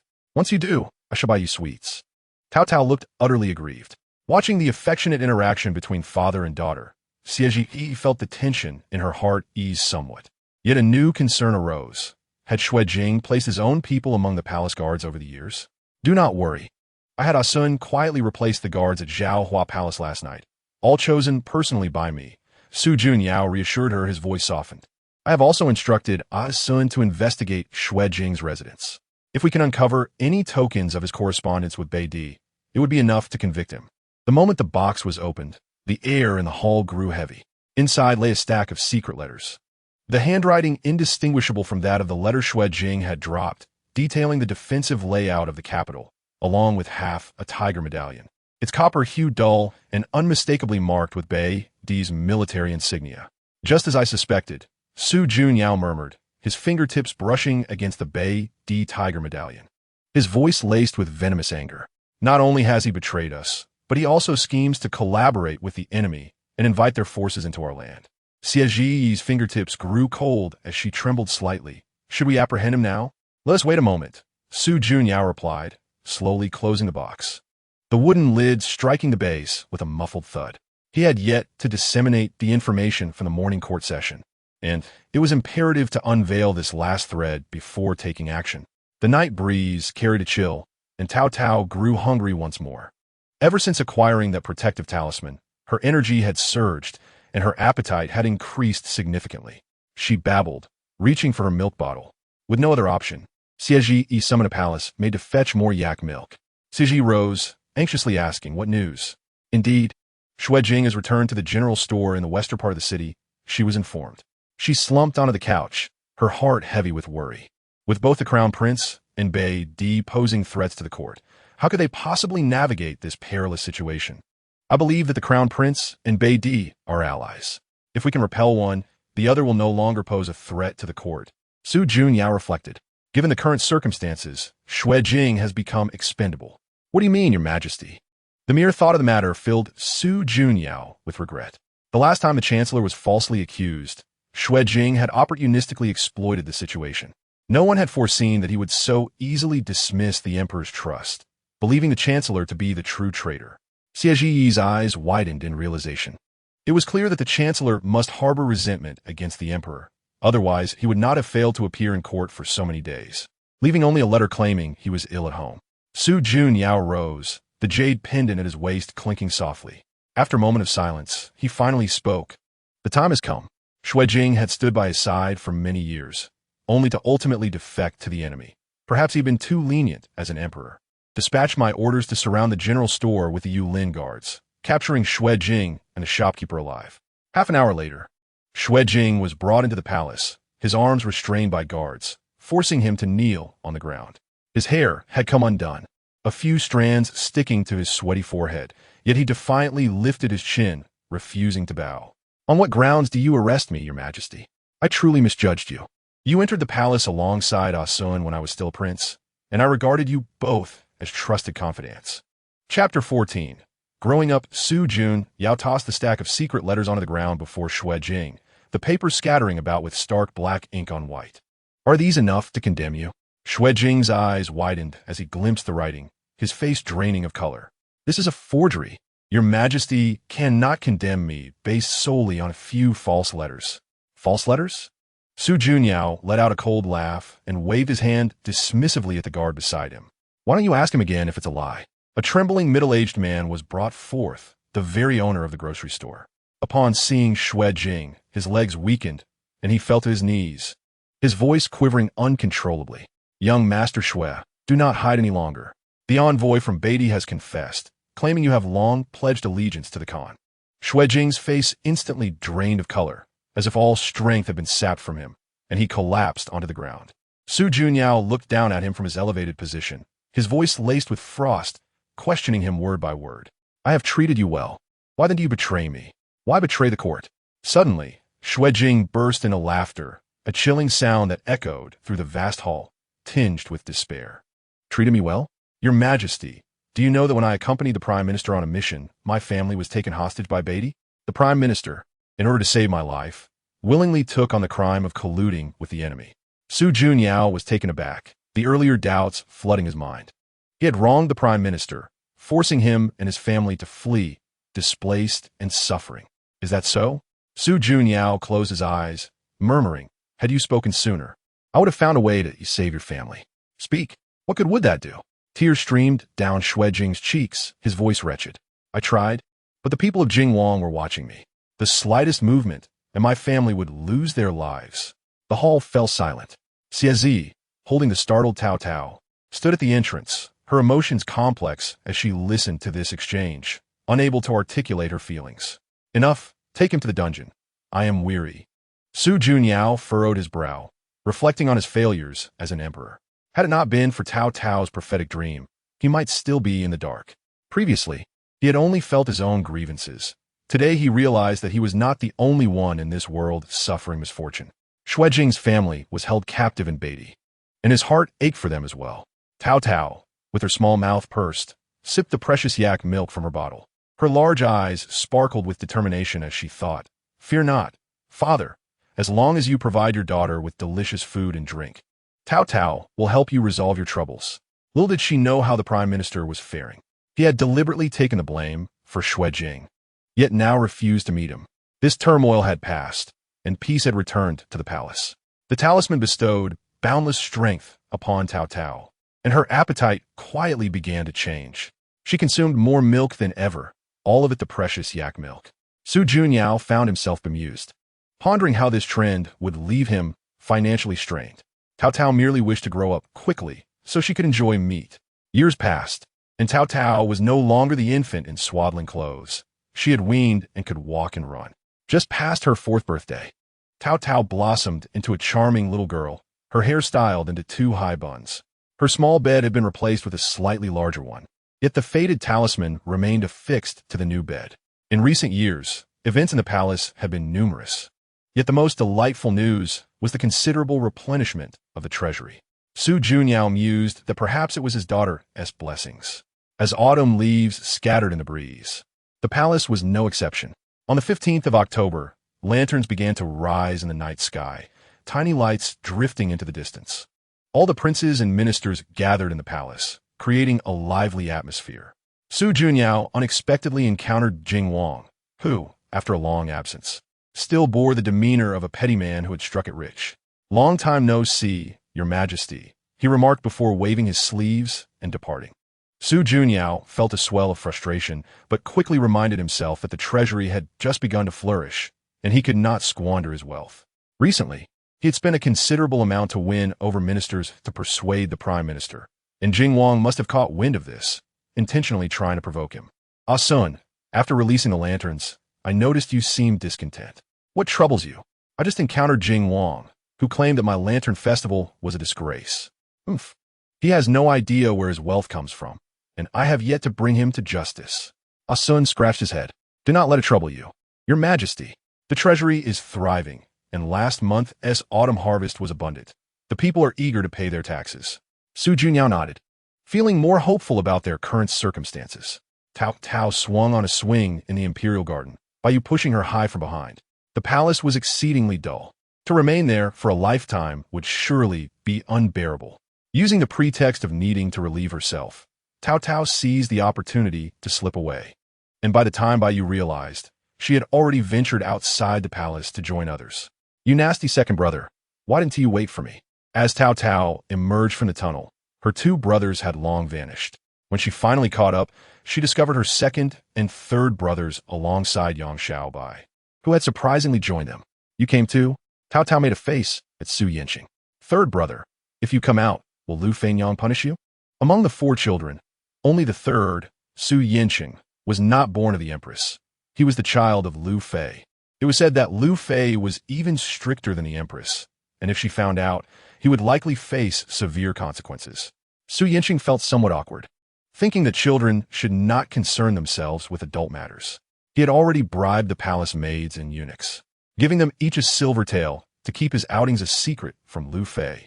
This excursion was proposed by his 2nd brother, Su Yanning, who had heard that the court would soon issue a decree for talented individuals, promising much excitement, with various martial heroes arriving in the capital since the day before. Chapter 15. Do not let your eyes escape. A few young children wandered at the street corner. Among them, Taotao was the youngest. Despite her short legs, she was surprisingly swift. The 3rd brother, Su Yanqing, noticed her catching up and quickened his pace, unwilling to be the last. "Third brother, why are you glaring at me? I did not intend to race you." Su Yanqing pouted, finding the little girl rather adept at defending herself. With her disheveled hair cascading over her shoulders and her face smeared with dirt, she hardly resembled a princess. Were it not for their shared surname, he might have hesitated to acknowledge her as his sister. Su Yanning was still cheerfully teasing. "Are you hungry?" Taotao nodded eagerly.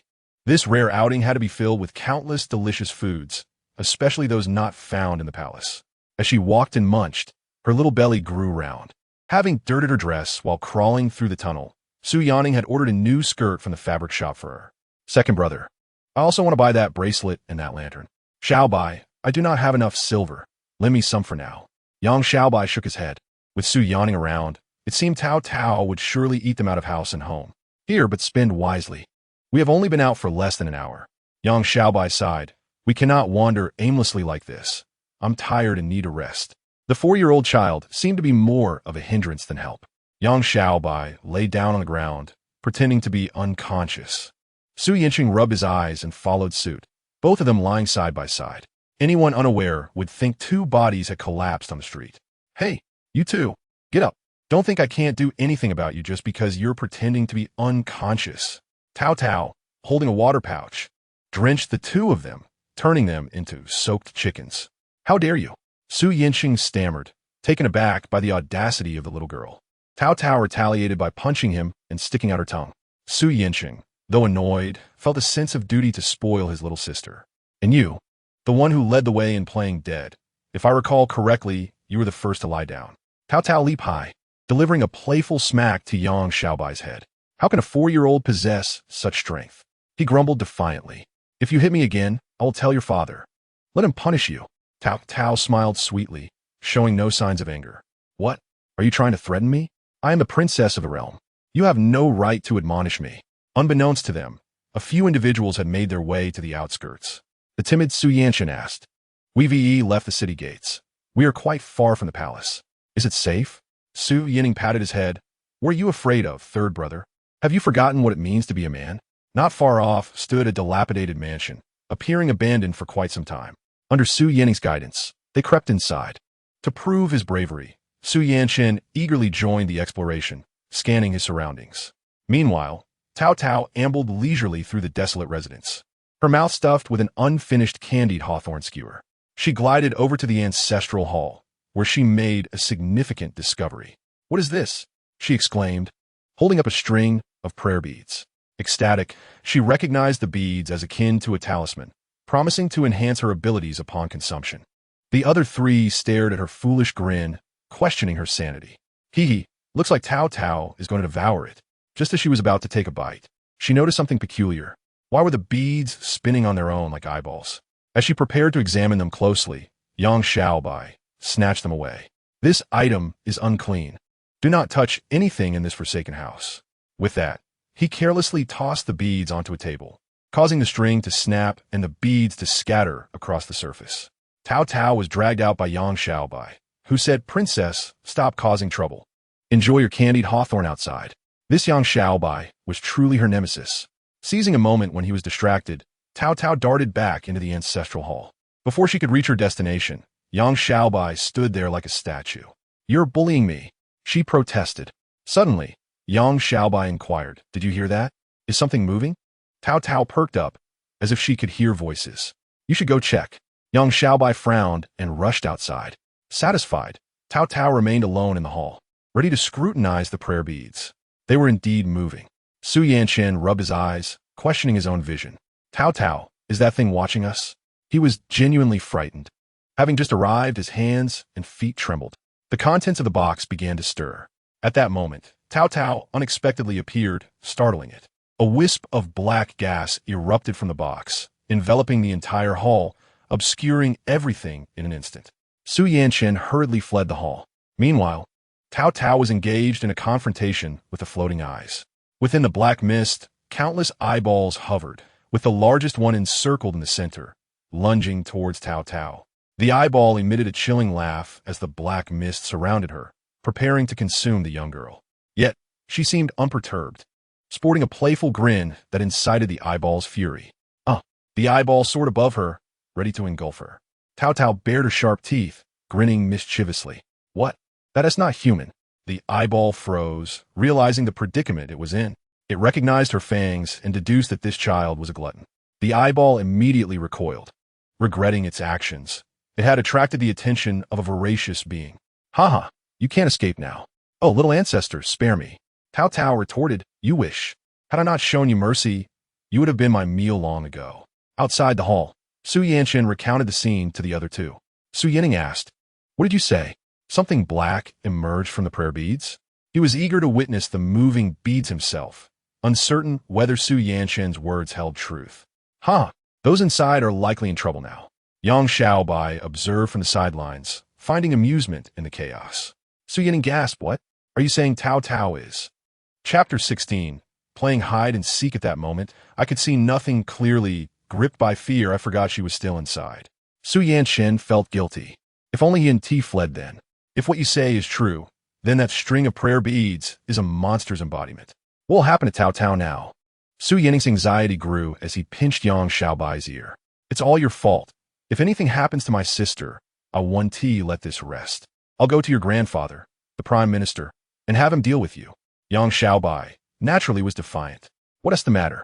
A little scuffle is just love. Despite our camaraderie at the Guozijian, we had our share of fights. However, as the grandson of the prime minister, he could not defy a prince. They decided to search for Taotao, and he would not hinder them. He worried about the little girl.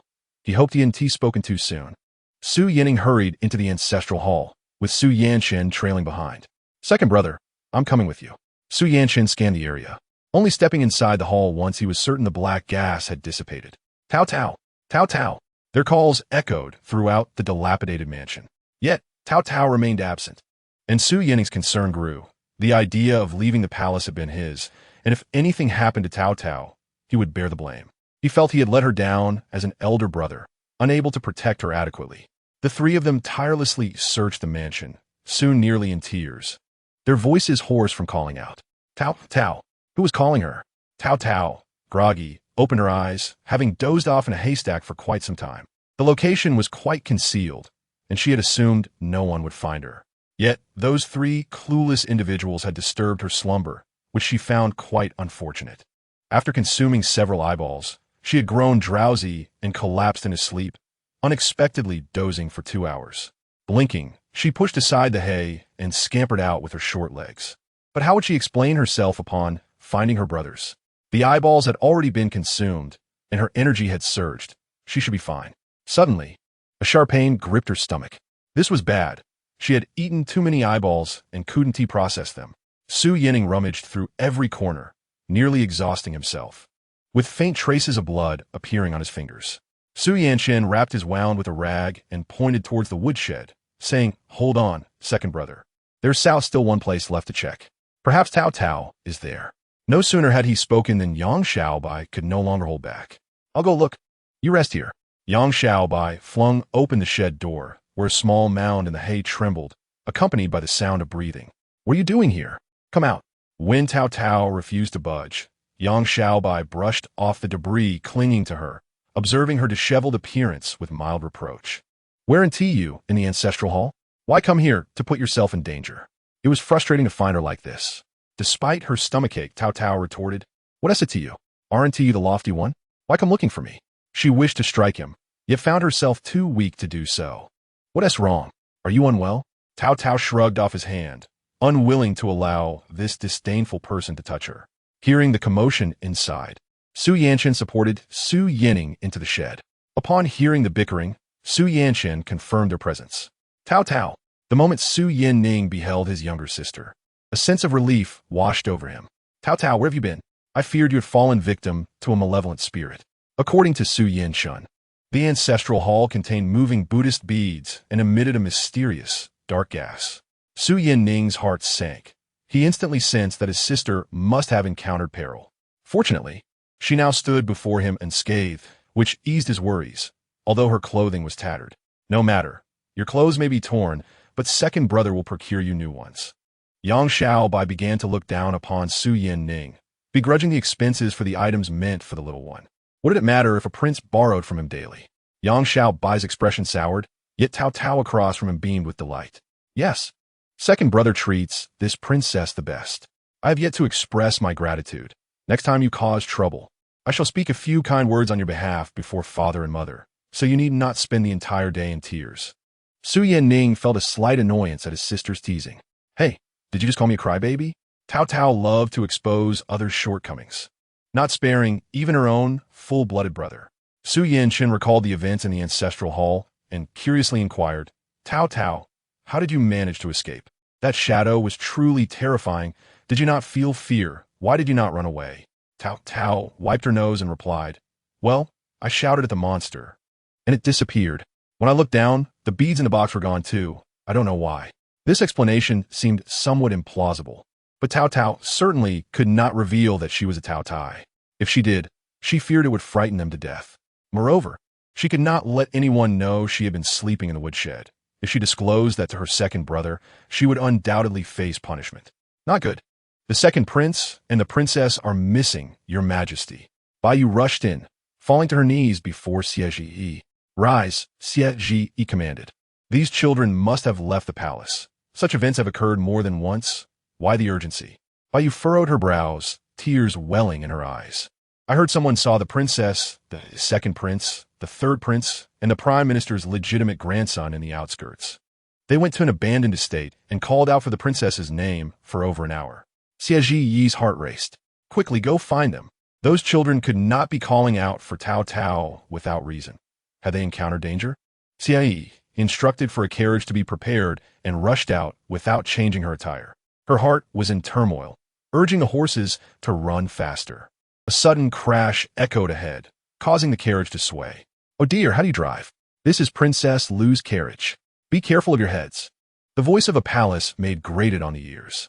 Xie Yi parted the curtain and saw it was a maid from Wanfangju. Chapter 17. The princess is alive, but you could no longer contain herself. How dare you defy the queen? Outside the palace, foreign forces ran rampant.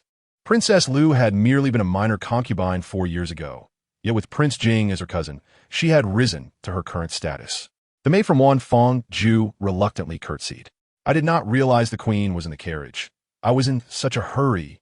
I thought it was a general heading to battle. Princess Lu sat quietly in the carriage, saying nothing. Bai Yu, hands on her hips, retorted. And we still do not know how you came to have the third prince. Hearing the commotion outside, Xie Yi lifted the curtain. Now is not the time for banter. We must find Taotao. It is urgent. The carriage rolled onto the main street, drawing near to the outskirts. The people of the capital murmured that the emperor had posted notices everywhere in search of them. Just emerging from the lavatory, Taotao heard this and felt as if struck by lightning. What did you say? Does that mean we are doomed? Xiao Bai, should we not hide at your home? I have heard your grandfather is quite benevolent and would not punish children. Taotao covered her mouth, realizing how strict the prime minister truly was. Father often mentions him. He truly values talent. Glop, glop, glop. The sound of hooves echoed nearby as the 4 children turned to see someone alight from the carriage. Taotao gazed at the familiar figure, her body trembling slightly. Mother. Lowering her head, she clutched her tattered sleeve and declared, I know I was wrong. She faked a few tears. Unlike before, Xie Yi did not scold her, but instead wore a sorrowful expression. Xie Yi truly believed Taotao was in danger, which is why she rushed over. If anything had happened to Taotao, she would ensure Su Yanning received a proper reprimand for leading his sister astray. Now that she found her unharmed, the heavy stone in her heart finally lifted. Xie Yi's gaze swept over Taotao and Su Yanning, pondering the consequences of their unauthorized excursion. Taotao symbolically wiped her tears and pleaded, Mother, please do not punish me. Su Yanning cast a sidelong glance at Taotao, thinking how naive she was. At the entrance of the capital, a large crowd gathered around the notice board, where royal proclamations depicted the 4 children, sparking much discussion.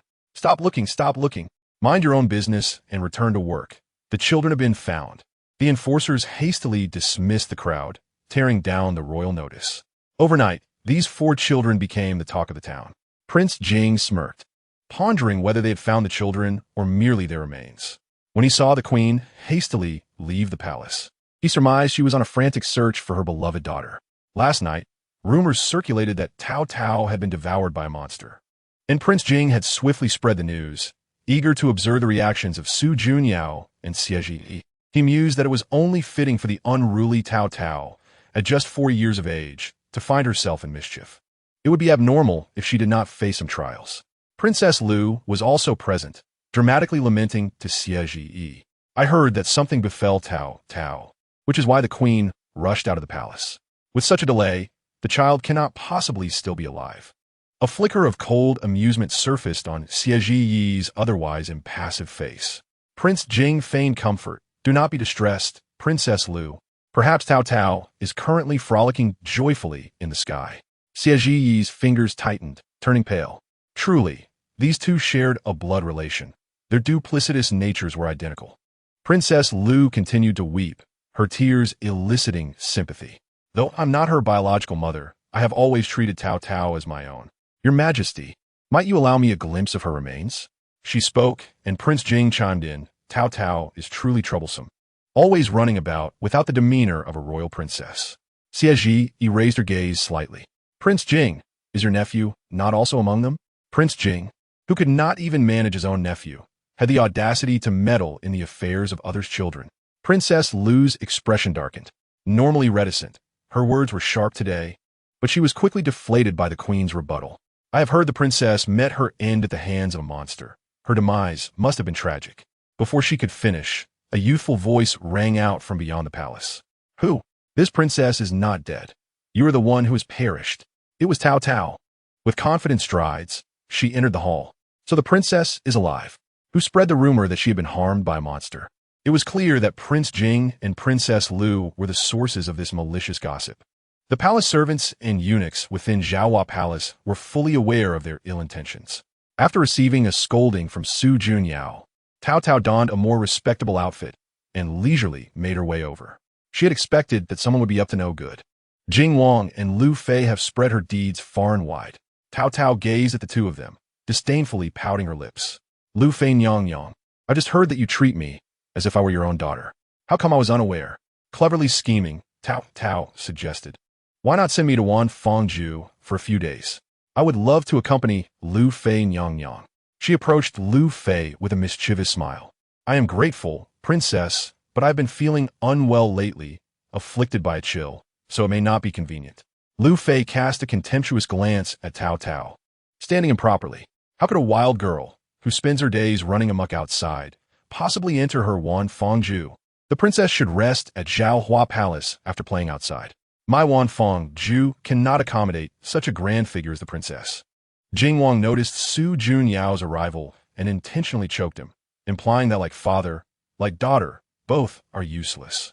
Su Junyao replied with a cold smile. What of my daughter?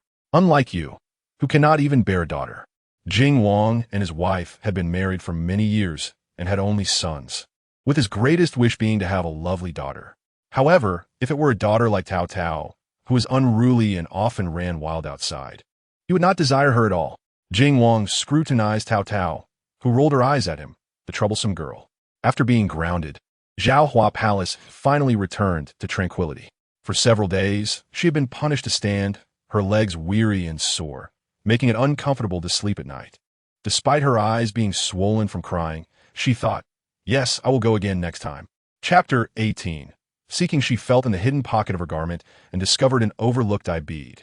Father, would you like a delightful treasure? Taotao held the prayer bead, commanding the palace maids and eunuchs to withdraw. This bead was no ordinary bead. If her father used it, he could ensure peace for the world. Really? Of course it's true. I would not deceive you. Xie tucked away the bead. Knowing her daughter was the family's lucky star, perhaps this bead could indeed save them. Su Junyao felt a stirring in his heart. Although this daughter often caused trouble, she was indispensable during critical moments. The so-called literary banquet was an event for the appreciation of poetry and painting. Jing Wang was truly generous. For this literary banquet, he allocated substantial funds and petitioned the court, offering to donate writing supplies for the students of the academy. As for the emperor, whenever money was mentioned in court, his face would fall. Taotao perked up her ears to eavesdrop, thinking these individuals truly had no fear of losing their heads. However, Jing Wang was indeed fond of comparison, choosing to rival the emperor. Taotao rolled up her sleeves, nearly ready to argue with the two ministers. The literary banquet was meant for the exploration of knowledge, not a contest of wealth. Leaning out, she realized it was her mother. Lu Fei's remarks were exceedingly harsh. How dare a mere concubine challenge the empress? Unable to bear it any longer, Taotao interjected, Lu Fei Nyang, are you truly suggesting that you should pay? Taotao blinked innocently, her gaze fixed on Lu Fei. Lu Fei disdainfully dismissed the idea of debating with a child, yet this child was surprisingly tenacious. She wondered how the empress could have given birth to such a peculiar offspring. I do not possess much silver, but perhaps Jing Wang does. Taotao frowned, feigning innocence. Lu Fei Nyang, you're truly stingy. Just yesterday, I clearly saw a third brother wearing a jade pendant worth 10,000 taels. Why didn't I now? In the blink of an eye, Taotao found herself at Lu Fei's feet, startling her. This child was elusive, which explained why Su Yinshan often remarked that Taotao was unlike other children. With tears welling in her eyes, she clung to Lu Fei's leg, fearing that Taotao might ask her for money. Lu Fei wished she could kick Taotao away, yet with the Empress Dowager nearby, she dared not act rashly. Empress Dowager, you may all rise. The Empress Dowager's gaze fell upon Lu Fei and Taotao, who appeared oblivious to her presence as they tugged at each other. Taotao, Lu Fei, what are you doing? The Empress Dowager, with a serious expression, approached Lu Fei to admonish her as a concubine in the palace. You must adhere to decorum. Taotao, with a look of grievance, replied, Grandmother, I simply desire a red envelope from Lu Fei Nyang Yang. Yet she refuses and claims I am a child of a poor family. Once these words were spoken, they felt amiss. Reluctantly, Lu Fei knelt, her heart unsettled. I did not say that. How could the princess, being a royal, be poor? It is all the princess's fabrication. Empress Dowager, do not take it to heart. Xieji's gaze swept over Lu Fei, pulling Taotao behind her for protection. I, along with the palace maids present, heard Lu Fei's words. My child and the emperor are not stingy. Rather, we believe these funds should be utilized appropriately. Soon, there will be a decree for talent recruitment, and I think it prudent to host a grand banquet at that time to invite talents from all over the realm. The Empress Dowager nodded in agreement. This idea is commendable. With a virtuous empress like you, I am greatly reassured. After Taotao's grounding, she had not seen the Empress Dowager. Just yesterday, upon her release, she had sneezed 3 times in a row, knowing it was because the Empress Dowager missed her. Grandmother, I desire a red envelope. Lu Fei, since Taotao has asked you for a red envelope, why not grant her wish? She is merely a child. Why quibble with her? Lu Fei was filled with frustration. Grudgingly, she tossed a few taels of silver to Taotao, like a beggar's donation. Upon receiving it, Taotao's face lit up with joy. Today she had garnered a small pouch of silver, signifying prosperous days ahead. Only then did she realize her 3 brothers were watching her. Su Yinan and Su Yinning giving her a thumbs up in approval. Su Yinchen's expression was the most awkward. She had commanded Su Yinshan not to get too close to the Empress's 3 children. After everyone had finished sharing their collections and appraising poetry, 2 hours had passed. Moreover, with the war in the northern frontier escalating, the emperor often lost sleep at night due to military dispatches. Fortunately, the treasury was just barely sufficient to support the soldiers. The atmosphere at the banquet grew suddenly quiet. Everyone understood the importance of the border issues, especially with the frequent attacks from Beidi on Xuanning. The emperor intended to reorganize the markets, invigorate commerce, and prepare to widen the old lanes, allowing space for displaced refugees to set up stalls, while experienced merchants would teach the methods of trading and accounting, providing a much-needed lifeline for struggling citizens. A eunuch presented a lengthy scroll on the table. Everyone, take note. This is a document I personally prepared for this reform, which took considerable effort. It contained intricate reform procedures, and Taotao, holding her red envelope, found it too complex to comprehend. She could only recognize a few characters. One by one, the ministers approached the table to glance at the scroll, and Xie felt a twinge of complexity, looking back at Su Junyao. The market reform was her unilateral decision and had not been discussed with Su Junyao. She had contemplated this for half a month, fearing he would not agree. As he was cautious, while she was the bold one. Doing something was better than doing nothing. Today, such a large affair had been organized, proving she had underestimated him. Xie was taken aback, her brow easing. Chapter 19. The restless one gaining Su Junyao's acknowledgement made all her usual hardships worthwhile. The people of Jingwang, however, were astonished. They had not anticipated that beneath the surface calm of the palace, such significant undertakings were in progress. Jingwang, observing the couple's harmonious exchange, could no longer contain himself. There is no need for astonishment. His Majesty and the Empress are devoted to the welfare of the people. Is this not to be expected? I truly admire this. Su Junyao snorted coldly. What good words can Jingwang utter? This is clearly an attempt to flatter him. Jingwang's wife arrived, leading her 5 sons, who took their seats, the eldest being quite large and the youngest quite small. One of them appeared rather foolish, with his mouth smeared with mucus and his eyes devoid of light. He caught sight of several pots of vibrant flowers positioned at the corner of the palace wall, and he staggered towards them, reaching out to pluck the largest blooms, squeezing them in his hands until the petals fell to the ground. Taotao observed him closely, suspecting that this man's soul might be lacking a piece. Was it truly necessary for His Majesty to personally oversee the market's organization? Such trivial matters could be entrusted to our Jing Wang Fu, where we possess both ample manpower and resources. Su Junyao was already aware of Jing Wang's intentions. Should Jing Wang seize control of the market, it would undoubtedly pose a threat to local finances, lining his pockets with the citizens' hard-earned money. Jing Wang's brazen actions could no longer be tolerated by Xie. In this chaotic market, our subjects are struggling to make ends meet. It is best to leave such affairs to the palace, alleviating the prince's concerns. As soon as these words left her lips, someone at the table rose to echo her sentiment. Indeed, it would be our honor for Jing Wang to lend a hand. Yet the task of organizing the market should ultimately rest with the emperor and empress to prevent any underhanded schemes from certain individuals. Jing Wang was left utterly humiliated. The one speaking was none other than Yu Wang, who, despite his burly stature, surprised everyone by participating in this literary gathering. Jing Wang suppressed his fury, nearly spewing his tea at Yu Wang's face.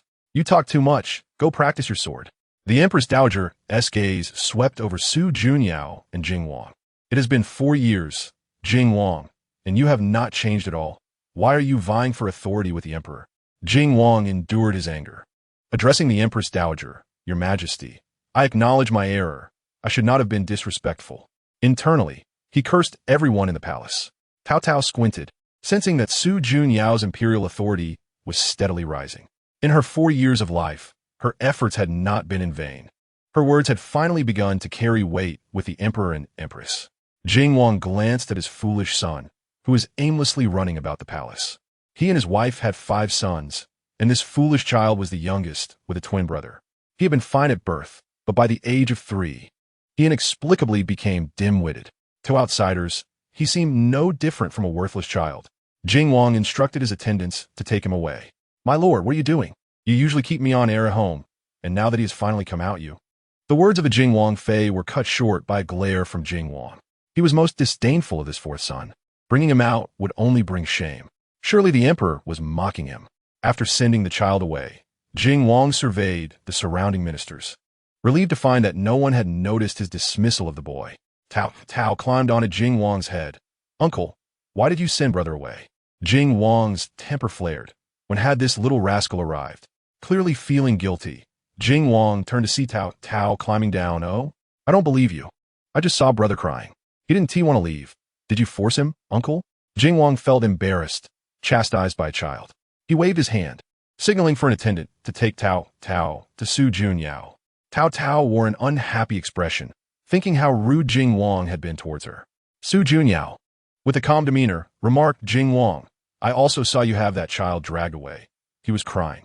How can you expect to manage the market when you cannot even handle matters within your own household? It seems you lack the capability." "Oh, when did Father Emperor become so formidable?"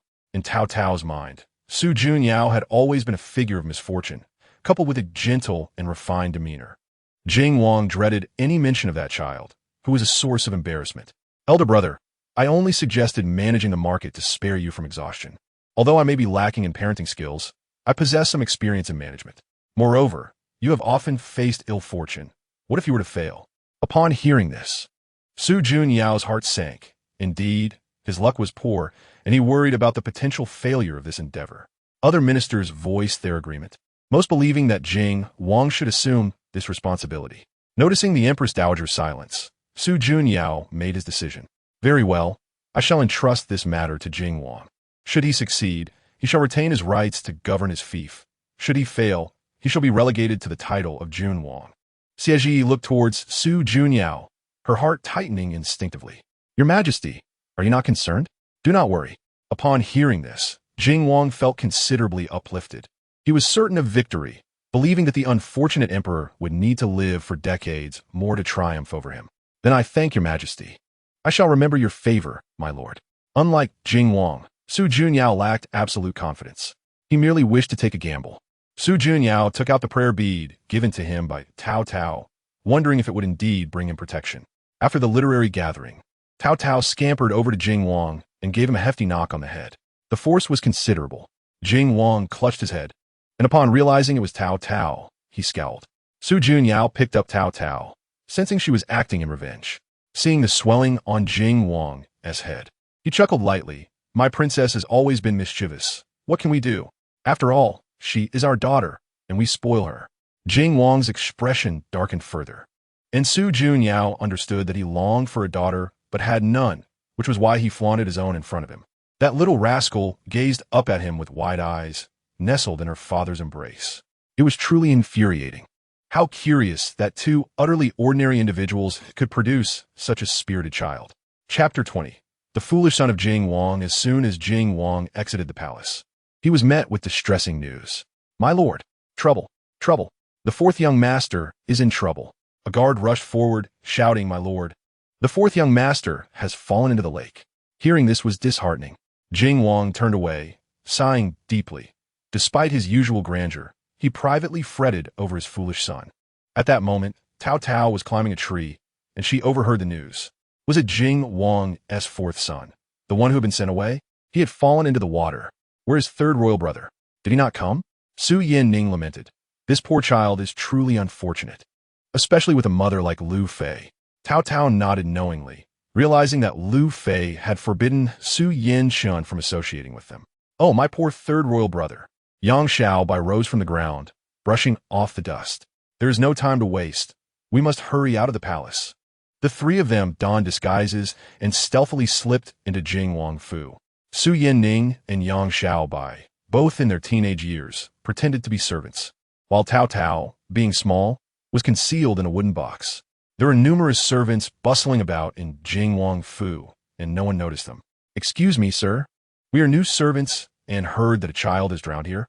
A man glanced at them, replying, Do not mention it. The fourth young master fell into the lake, and the Wang Fei has already sent people to salvage him.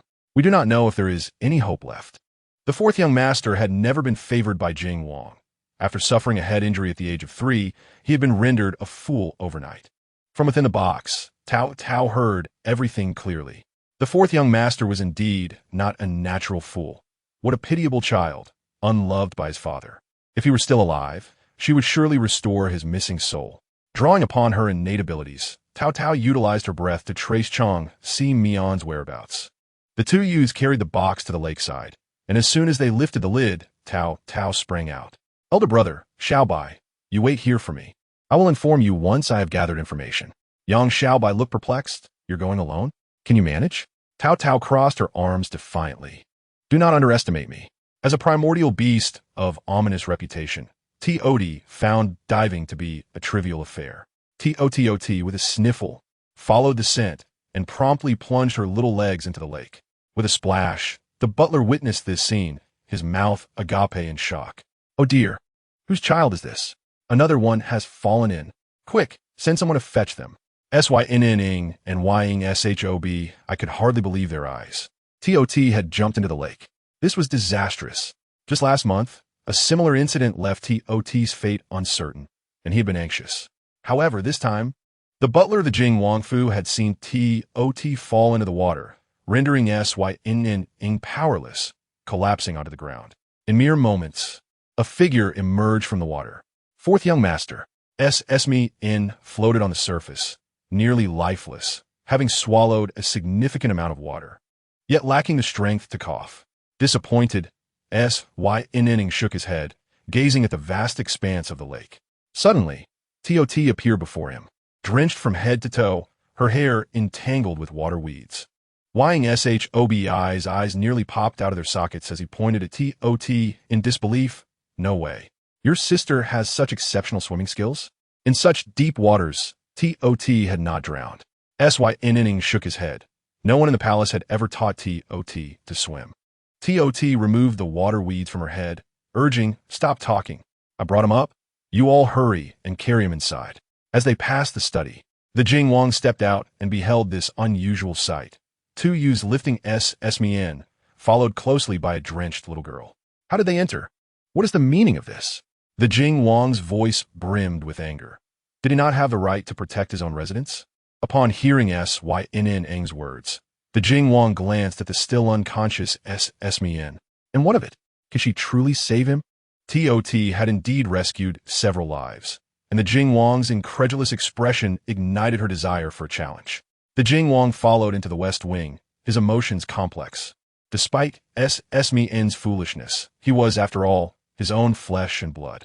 The Jing Wang Fei knelt, thanking the princess for finding her son, but inquired if there was truly a way to help him. Understanding her unspoken question, Taotao did not linger on it. Placing her small hands on Esmi's chest and striking forcefully. Being young, Taotao possessed only a third of Taotao's strength, yet it sufficed. After expelling the water from Esmi's body, she still needed to force the water from his mind. He had been foolish before, and he could not afford to remain so now. Esmi's soul was missing a fragment. It needed to be found. Taotao circled the entire Jing Wang Fu, searching for clues. Years ago, her brother had bumped into something here and subsequently lost his wits. Following the Jing Wang Fei's directions, Taotao deduced that Esmi's missing soul fragment had been absorbed by a long-lasting flower in the corner of the room. By uprooting the flower, she could restore his soul.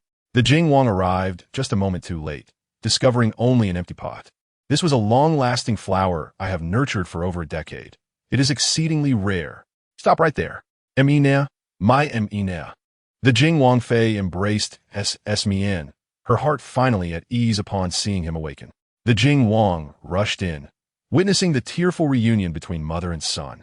At last, he had saved his precious flower, which had not been in vain. Mother, what has happened to me? It feels as if I haven't seen you in ages.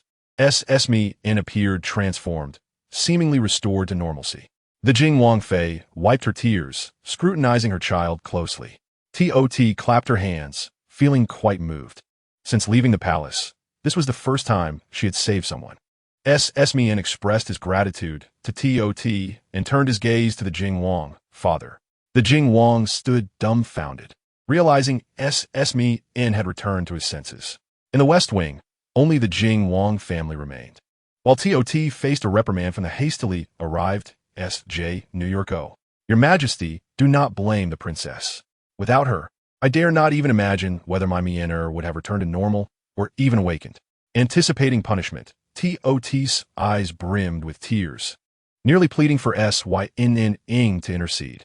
S.J. New York O's heart softened. Taotao was truly kind-hearted, rescuing even the Jing Wang's son and restoring his mind. The Jing Wang now owed them a debt of gratitude. Chapter 21. The enigmatic leaf. The Jing Wang Fei's eyes were red-rimmed as she clutched Esmin, weeping uncontrollably. While the Jing Wang felt somewhat awkward, he stole glances at S.J. New York O, as if he were a thief. Before leaving, Taotao remarked, Uncle, remember to accumulate virtues. Only then can Miener remain healthy. Otherwise, I cannot guarantee anything. The Jing Wang scoffed, recognizing the little imp who had saved his son was indeed a formidable opponent. Nonetheless, matters were separate. He and the imperial family would always remain adversaries. He could not afford to relax regarding the marketplace reform. Recently, chaos had erupted in the capital, with reports of spies from Beatty infiltrating, leaving the populace in distress. S.J. New York O dispatched agents to investigate, yet after a week, there were still no leads. Taotao stealthily approached S.J. New York O from behind, suddenly delivering a playful punch to his back. S.J. New York O turned slowly, feeling bored. Taotao, sigh a little. If only father would permit me to leave the palace. S.J. New York O shook his head. Impossible. Should I allow you to run amok again? Syn had turned 15 this year, the perfect age for scholarly pursuits. He would go out with Su Jing and AX and to broaden his horizons.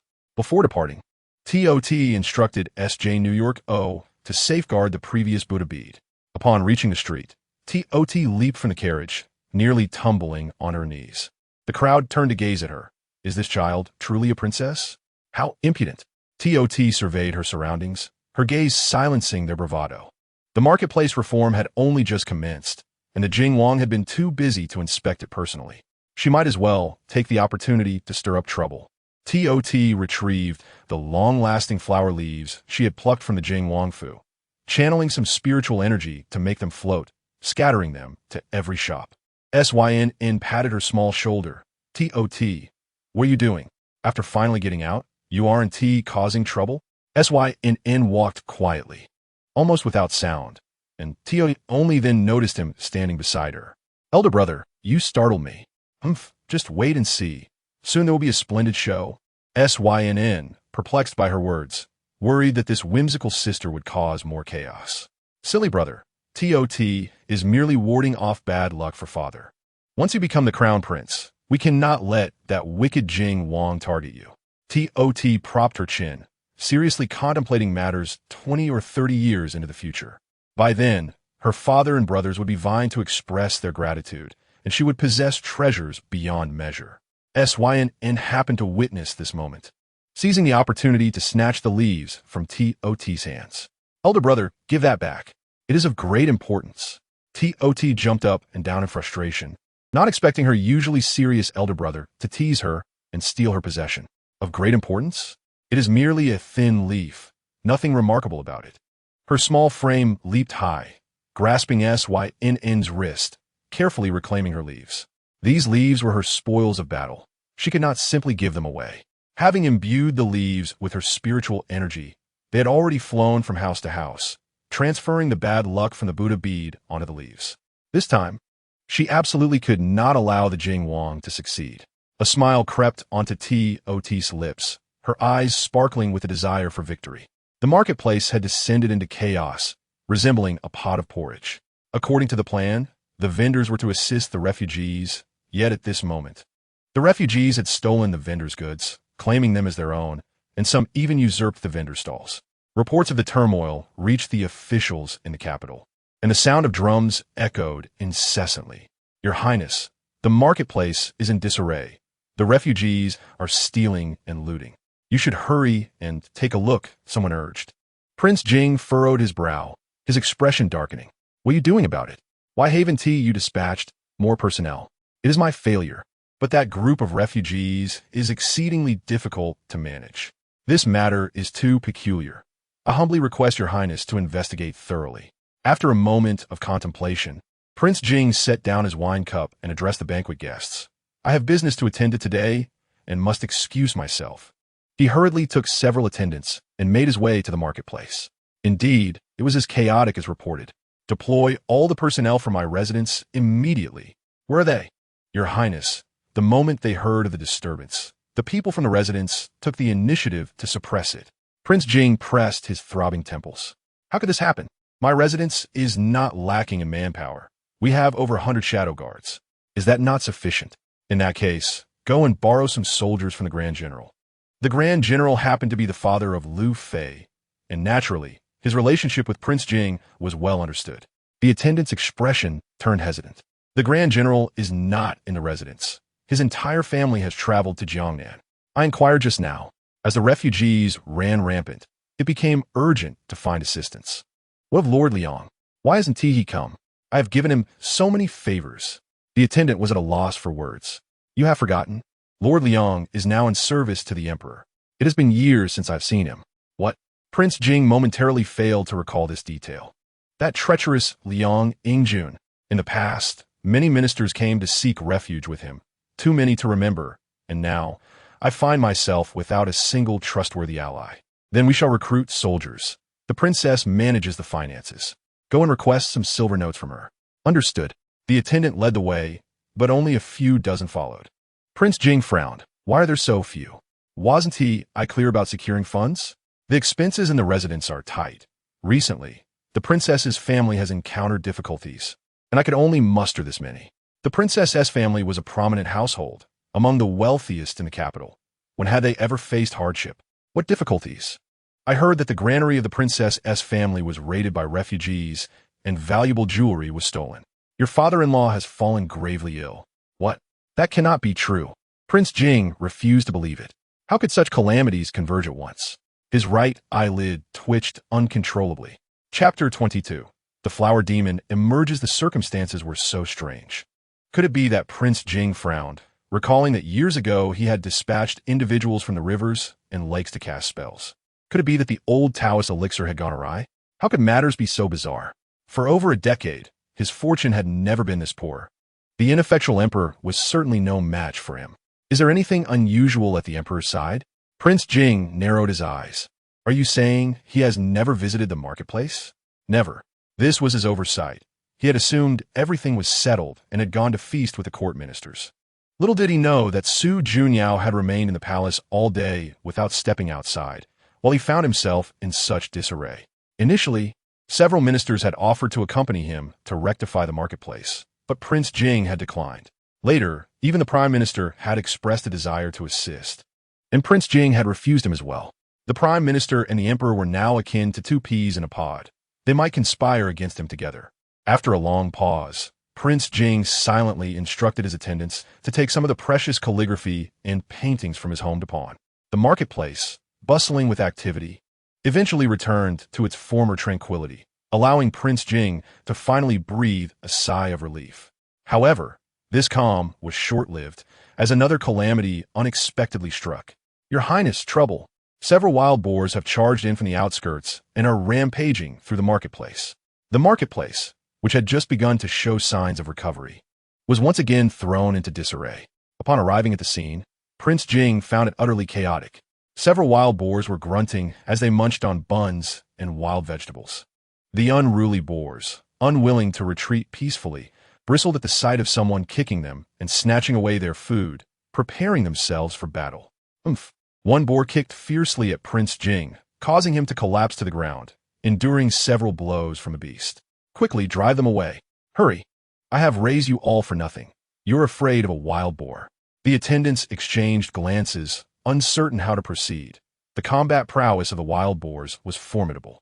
Taotao stood at a distance, hands on her hips, watching with glee, her laughter ringing out. Good wild boars, well done.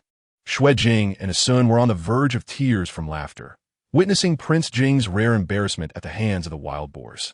Taotao, doubled over with laughter, emerged from the restroom and produced a leaf from her NGCH new pouch. Why haven't you appeared yet? I have already uprooted your roots. Where can you go now? Before long, the NGCH new leaf transformed into another form. Ah, a beautiful sister. Taotao joyfully circled around this sister. The young woman appeared pale and frail, as if she might collapse at any moment. Taotao supported her, channeling her energy into her, and the young woman gradually regained her strength.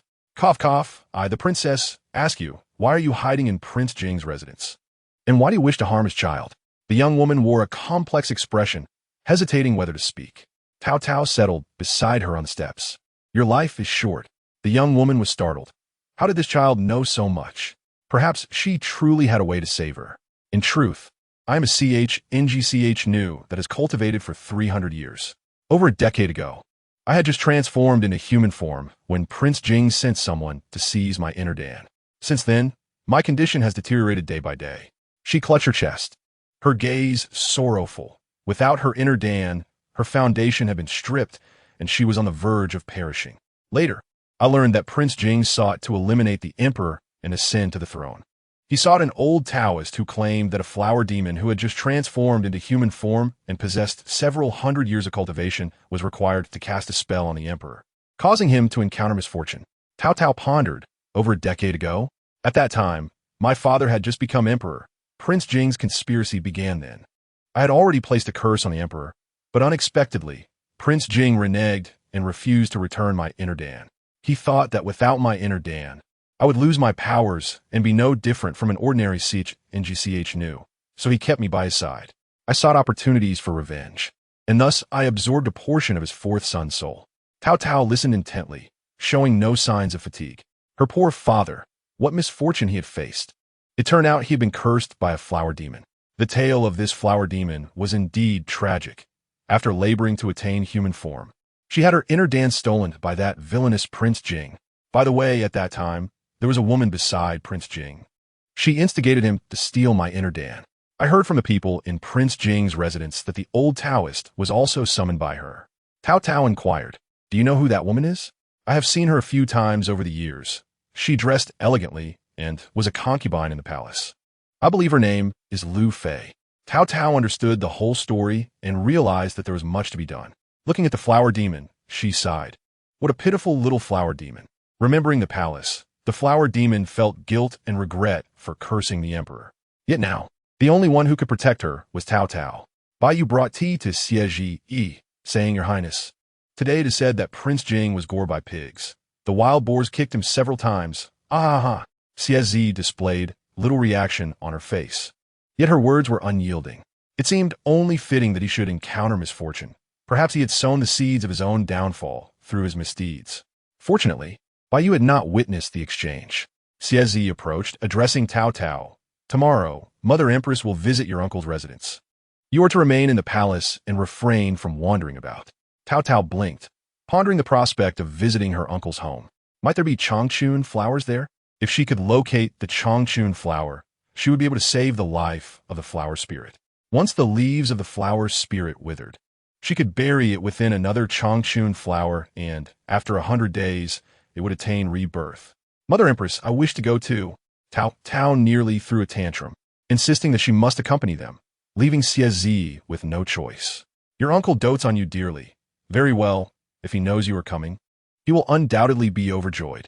However, you must not wander about indiscriminately, nor can you take anything from your uncle's house. Taotao nodded earnestly, her heart brimming with delight. Chapter 23. Taotao's contribution to the matter of the Beidi spies infiltrating the capital remained unresolved for Su Junyao, who found himself at a loss and had to dispatch individuals to investigate from the ground up. Recently, there had been a murder at an inn near the capital, further complicating Su Junyao's troubles. The lead constable glanced around. This inn, Chun Keiju, is where the murders occurred. Indeed, 2 men and 1 woman were found dead. Discovered by the innkeeper, came the reply. And where is the innkeeper? Why has he not come to meet us? A middle-aged man was summoned forth. Hey, are you the owner of this inn? Come here at once. The innkeeper appeared anxious, troubled by the recent murder and the decline in business. With the arrival of the constables, he feared he might be taken away as well. My lord, what brings you here? Zhao Changfeng replied bluntly. Your inn has seen a murder.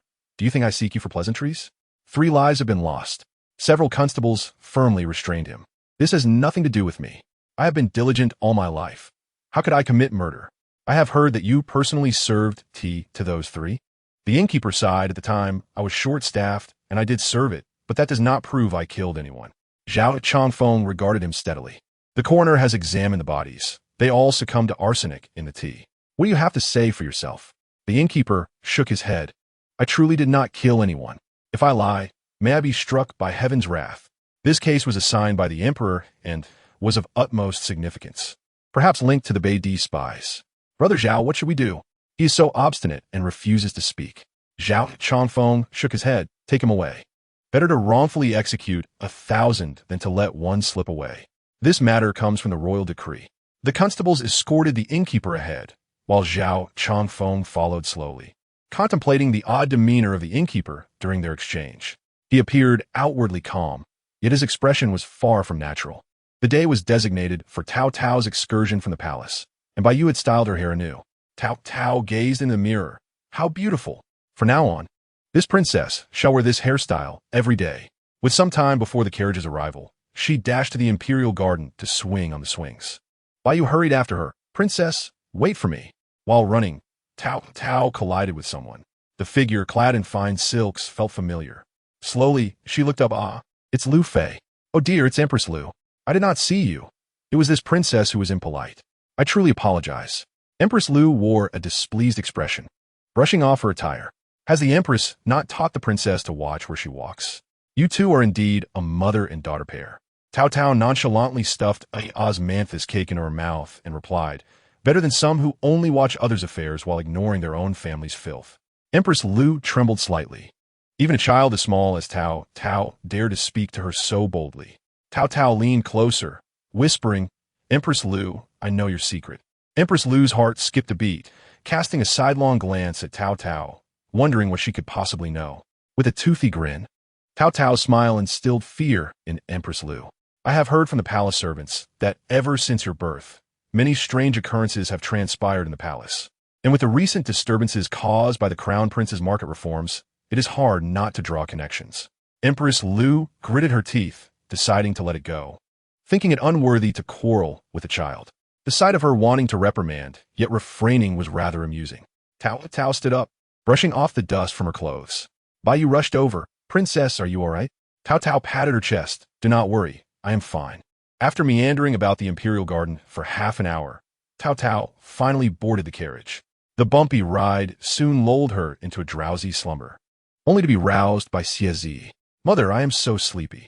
Xiezi gently patted Taotao's forehead to rouse her. The little one nestled against her, eyes half closed. Bai lifted Taotao from the carriage. Princess, wake up. Taotao rummaged through her pocket, suddenly jolting awake, terrified that the leaves of the Changchun flower were lost. She had come specifically to locate the essence of the Changchun flower. While in the palace, she had caught a whiff of its fragrance, which led her through the capital to this very place. It turns out it was her uncle's residence. The maid led Xiezi and Taotao inside, and Taotao, curious from her long absence, gazed around. Chun Yunyan approached. Your Majesty. Princess. Taotao sweetly called out, Aunt. Look how much the princess has grown. In just 6 months, you shot up so high. Chun Yunyan and Xiezi had grown up together, sharing a close bond as confidants. Ji Yuan is resting. He has been troubled by the emperor's concerns regarding the spies infiltrating our realm, and has sent people to investigate. He hardly slept last night.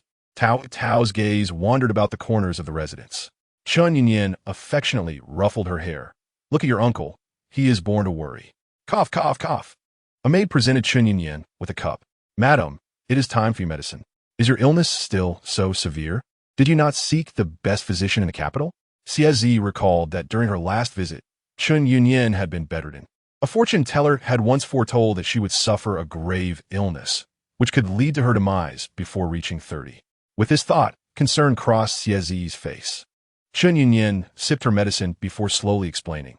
In truth, my health has improved significantly. After the New Year's feast, my condition began to stabilize. The New Year's feast? Perhaps that was due to Taotao's influence. Chun Yunyan had not heard clearly. What did you say? It was Taotao. Bai nodded, recalling how during last year's visit, Taotao had taken a precious jade cabbage and shattered several vases, even uprooting the tree roots in the courtyard. Taotao's mischief drew no ire from Xie Yuan, her uncle, who cherished her dearly. He and Chun Yunyan had been married for 3 years without children, and seeing Taotao, so clever and endearing, naturally warmed his heart. Oh, I never thought of that. They say Taotao is a little lucky star. Now I truly understand. We are indeed blessed by the princess. Chapter 24. The Thief of Flowers. Tao humbly waved her hand. It is Aunt who often does good deeds. Good people will naturally receive good fortune. In reality, she had secretly altered the entire layout of the courtyard, and her plans to obtain the jade cabbage, shatter flower pots, and uproot tree roots were all part of her scheme. Chun Yunyan gave Taotao a thumbs up, encouraging her to visit my residence more often. It's been quite a while since I've seen you, dear niece. This illness has lasted over 6 months, and thankfully, having you around has spared me from greater distress.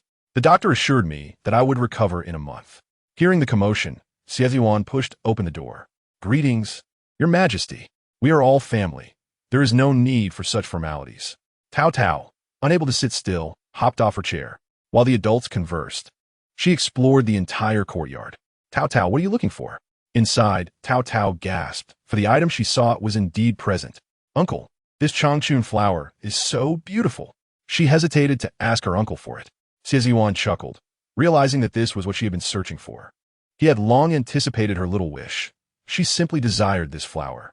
Xie rushed over, exclaiming, Taotao, did I not tell you not to take things that do not belong to you? Taotao pouted, but I truly need it. The Changchun flower was right before her eyes, and she yearned for it immensely. Had she known, she would not have gone to treat the crown prince's son, which led to the flower's demise.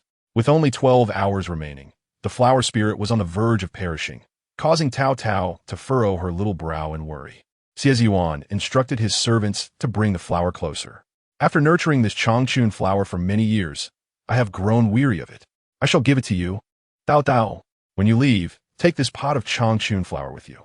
Taotao's eyes widened in surprise. She had not anticipated acquiring it so easily. Truly, he was a wonderful uncle. Chun Yunyan expressed her contentment. I do not quite see it that way. Taotao is no ordinary child. Her fondness for this flower is understandable. Clutching the Changchun flower, Taotao happily entered the palace. With the flower spirit's true form secured, she now only needed to wait for the leaves to wither before burying them in the soil. The flower spirit sighed. I can hardly hold on any longer. If you cannot hold on, then it is time. I shall bury the leaves now, and in about half an hour, you shall be reborn. Taotao's little hands were smeared with dirt as she rubbed her face, transforming into a little flower cat. This comical sight caught the attention of someone nearby. "Oh, is that not the princess? Long time no see." Taotao looked puzzled. "Who are you?" Su Xian gritted his teeth. "Say that again. Who am I?" It was all Taotao's fault. She had healed his twin brother. That foolish brother was no longer foolish. And what infuriated him further was that he had become the most favored son of the crown prince. Each day, staring at a face identical to his own, Su Xian felt a surge of anger. "Taotao," she repeated, suddenly enlightened. Su Xian and Su Xian were twins, one being the fourth son and the other the fifth. Su Xian emanated a sense of mischief, and Taotao recalled sensing a similar aura from the crown prince. It was clear they were indeed father and son. Not wishing to engage with him, Taotao squatted by the flower pot, tending to the Changchun flower. "What do you want from me?" Oddly enough, Su Xian had clearly heard her. "When I arrived, I heard a girl's voice here." Taotao retorted, "A girl? Am I not a girl? What is so surprising about that?" Su Xian's gaze lingered on the flower pot, scrutinizing it for a while. "Why does it resemble the one we had at home? Wasn't it uprooted? Wasn't it dead?" Su Xian exclaimed, "You little rascal from the emperor's family. How dare you steal my family's Changchun flower? Flower thief." Seizing an opportunity while Taotao was distracted, Su Xian grabbed the flower pot and hurried towards the pond. "What do you think you're doing? Give me back my flower. My flower." The flower spirit was still inside. She was about to be reborn. Within half an hour, no one could disrupt the flower pot. Taotao exerted all her strength and sprinted towards the pond, while Su Xian, panting with the flower pot in his arms, ran towards the arch bridge. Just as he thought he had evaded Taotao, she appeared right in front of him. Su Xian's legs gave way, and he fell to the ground, losing hold of the flower pot. "Get back to me, you, the manly tofu." Taotao, standing tall despite her small stature, ran without a hint of fatigue, unlike Su Xian, who seemed so fragile. Half an hour passed, and the color of the petals deepened. Taotao fixated on them, her little hands tightly guarding the flower pot, fearing it would be snatched away again. The flower spirit gradually appeared in her sight. "There is one more important matter, right? I shall hide your true form now. Otherwise, someone might come to cause trouble again." Taotao found Su Xian bothersome. Was the flower his? He had no right to take it. "All right, I will place the flower in Jiahua Palace. At last, I can feel at ease." Just as she stepped outside, she unexpectedly encountered Su Xian. He had not yet sought revenge on her for healing his dim-witted brother, and now she had stolen his family's Changchun flower. "Do you think I want to stay here? I need to find Lu Fei later. I have no time to mess around with you." Mentioning Lu Fei invigorated Taotao. "Lu Fei, I shall accompany you. Shall we go together?" Taotao had been searching for a legitimate reason to visit Wan Fangju, and now that Su Xian would accompany her, she felt fearless. Su Xian disdainfully brushed her off. "You flower thief, stealing my family's Changchun flower." Taotao disregarded him and insisted on following him to Wan Fangju. "You both must wait. Lady Lu is not here." Su Xian leaned back in his chair, falling asleep, while Taotao summoned the flower spirit, recalling where she had meddled. At that moment, only Taotao could see the flower spirit. "Why did you bring me here?" Taotao had forgotten to explain. "This used to be where my father resided, but after Lu Fei entered the palace, it inexplicably became hers. Oh, let me think carefully. In the well. There's several other places, but there are too many for me to remember at once." The flower spirit had a poor memory and only vaguely recalled some details. Taotao scanned the entire backyard and waved her hand. "Do not worry. This princess will not mistreat you. Furthermore, everything you need will be provided." Chapter 25, The Smiling Tiger. Taotao straightened her little figure, watching from afar as Lu Fei entered Wan Fangju. She followed suit. Su Xian remained seated, dozing off. Hearing a commotion, he suddenly jolted awake. "You scared me. It was only my aunt." Lu Fei gracefully took her seat, her gaze sweeping across the seated Taotao. "What brings the princess here today?" Taotao tugged at Su Xian, grinning widely. "Jiahua Palace is quite dull, and coincidentally, I ran into the fifth son of the crown prince's residence. He was coming here, so I came along." Lu Fei rolled her eyes internally. Then, she thought to herself, since this little rascal was here, she would let her experience some hardship. "Please enjoy some tea, princess. This fragrant tea was specially bestowed upon me by the emperor, a tribute from foreign envoys. It is said to be one of a kind." Taotao pouted. "Clearly, it was discarded by my mother, allowing you to pick it up." Lu Fei smiled slyly, eagerly awaiting Taotao to take a sip. Taotao sniffed the tea, It was indeed unusual. There is poison in this tea. This concoction would not be fatal, but would cause confusion, leading to unconsciousness and a reduction in lifespan. Su Xiyun also held a cup, fearing that Taotao would grow suspicious, so he refrained from drinking. Taotao gapet, and in an instant, the tea spilled everywhere, shattering the cup. The palace maids hurried over to clean up the broken cup. Lu Fei lamented, "Princess, how clumsy of you. It's all right. She has prepared more. Go, refill the princess's cup. I have plenty of tea in my palace. If you wish for anything, just let me know." Lu Fei had never been so tender. She truly was a smiling tiger. "I do not wish to drink tea right now.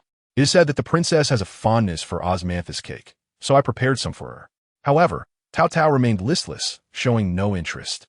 Then, I decided to bring out the dragon beard candy for the princess. Taotao waved her hand dismissively. Lu Fei, slightly vexed, stood up. If she wouldn't eat this or that, what did she truly desire? Her discerning palate was quite apparent. The Zhaohua palace was accustomed to extravagance, and with the princess indulging daily in delicacies, it was no wonder she looked down upon the humble offerings from my Wan Fongju. Taotao crossed her arms, declaring that the Zhaohua palace wasted resources. It was not Lu Fei who should judge the quality of Wan Fongju's fare, which was frankly unappetizing to behold. Lu Fei suppressed her anger, for her plans had yet to materialize. She could not afford to lose her temper with a mere 4-year-old. The princess was correct. Wan Fongju offered little in terms of culinary delights. Feeling stifled, she decided that later, Xiyun would take the princess to play in the backyard. Lu Fei watched Taotao's retreating figure with a simmering frustration, never imagining she would be scrutinized by a child. After being cursed, Su Junyao was often troubled by state affairs, drowning his sorrows in alcohol. During those times, she would seize the opportunity to lead him to Wan Fongju, resulting in the birth of the third prince, Su Yinshun. She believed that Su Junyao's misfortune would render him devoted solely to her. Yet he hardly spared her a glance, directing his smiles only towards Xieji Yi and her children. Particularly, Su Yuyao was insufferable. Changing into another outfit, Lu Fei summoned a palace maid, unsure of how things were progressing with the third prince, whether he was studying earnestly. She intended to visit the Guozijian. The maid understood Lu Fei's intent. She had already instructed Su Xiyun on what to do, and now hastily departing was to clear any suspicions. Su Xiyun was just a child. Even if he caused harm, the Jing Wang would surely absolve him. A flower spirit floated beside Taotao, pointing out a glass vial nearby, suggesting that if she shattered it, the curse would vanish. The vial was perched high above, and without trees nearby, it was difficult for her to reach. Taotao pondered, suddenly struck with a clever idea. Holding a fan, Su Xiyun stood there, and a mischievous smile crept across Taotao's face. "Xiyun Gij, let's play a game of marbles. We will use our glass balls to strike each other's. If one of us goes out of bounds, the other wins." Su Xiyun scoffed, dismissing the notion that such a trivial game could challenge him. He surveyed Taotao disdainfully, his heart simmering with resentment. Don't get too cocky now. You won't be laughing for long. Your father usurped my father's throne. If not for him, I would be the prince." Without delay, he focused on the well in the distance, plotting his next move. "All right, I currently hold 2 glass marbles. We each take one, and the game begins." The palace maid watched anxiously, warning, "Princess, 5th young master. Please be careful not to break anything in Lu Fei's palace." Su Xiyun, ready to launch, sent his small glass marble flying, narrowly missing Taotao's face. Had she not dodged swiftly, she could have been disfigured. This Su Xiyun harbored no good intentions, much like his late father. Su Xiyun held his head high. Taunting, "Your turn. Why the delay? Don't tell me you plan to decide the winner in just one round." Taotao, uninterested in engaging with such arrogance, had other matters to attend to. They played several rounds, with Taotao emerging victorious each time. Growing increasingly bored, Su Xiyun declared, "I'm done playing." "Why do you always win?" Taotao, seemingly drained, caught Su Xiyun's gaze fixed on the well, which gave rise to his dark intentions. "I want to play. Get up and join me. This is the princess's command. Do you dare disobey?" With a glass ball in his hand, Su Xiyun aimed and threw it far, colliding with the other marble.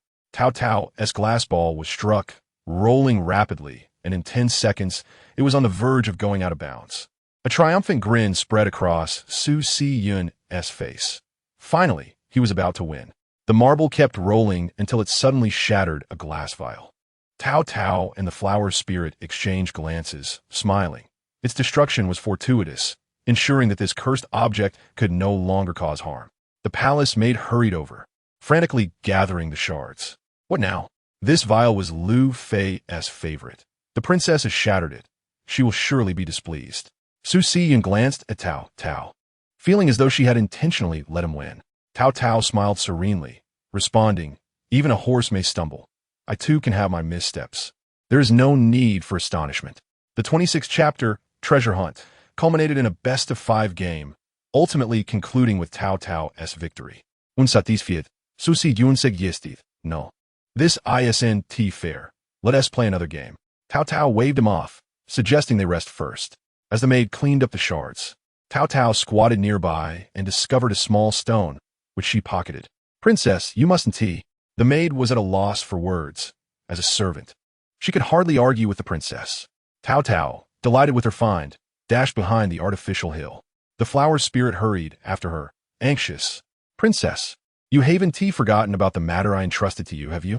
The flower spirit felt a rising urgency, although she was not in immediate danger of death. Without the inner pill, her cultivation would stagnate.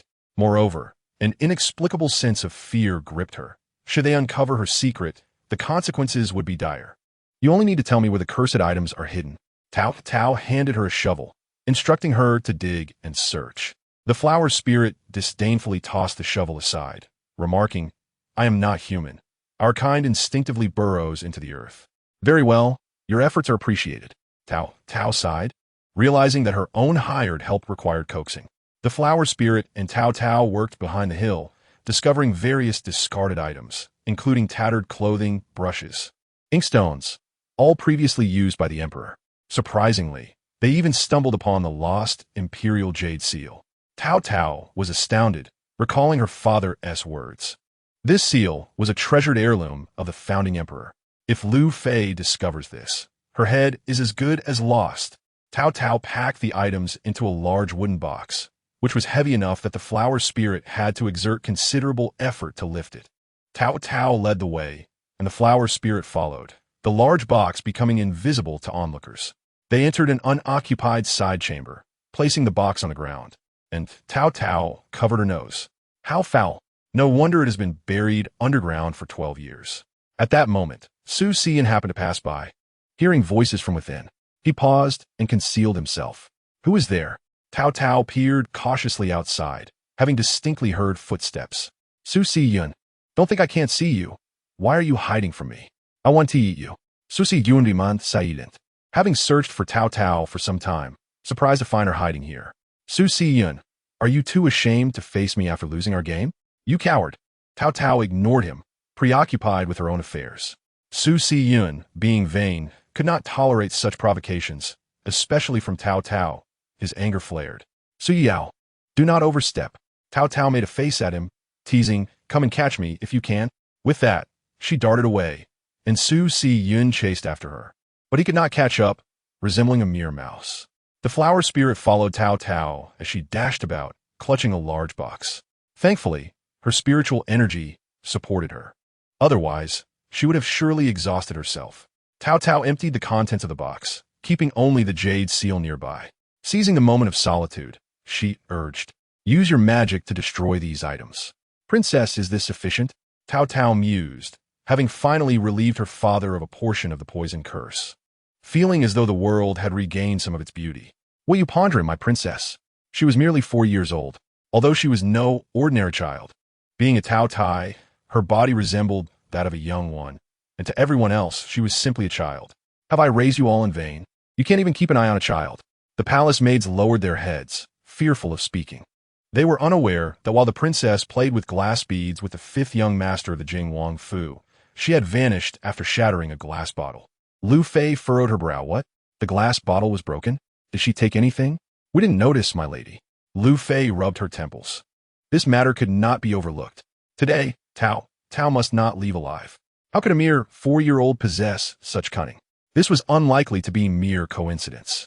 Even if it were, it was decidedly uncanny. Lu Fei exited the Wanfeng residence with a long face. Do not fret too much, my lady. The fifth young master is here to assist us. He is intelligent and will surely resolve this matter. As Lu Fei and the maids passed the rockery, they spotted Taotao in the pavilion. Taotao had mud smeared on her face, mumbling to herself, as though conversing with someone. Have you not felt lonely all these years? Oh, next time, I shall show you around the palace. My mother has plenty of delicious food. Lu Fei listened, bewildered, knitting her brows.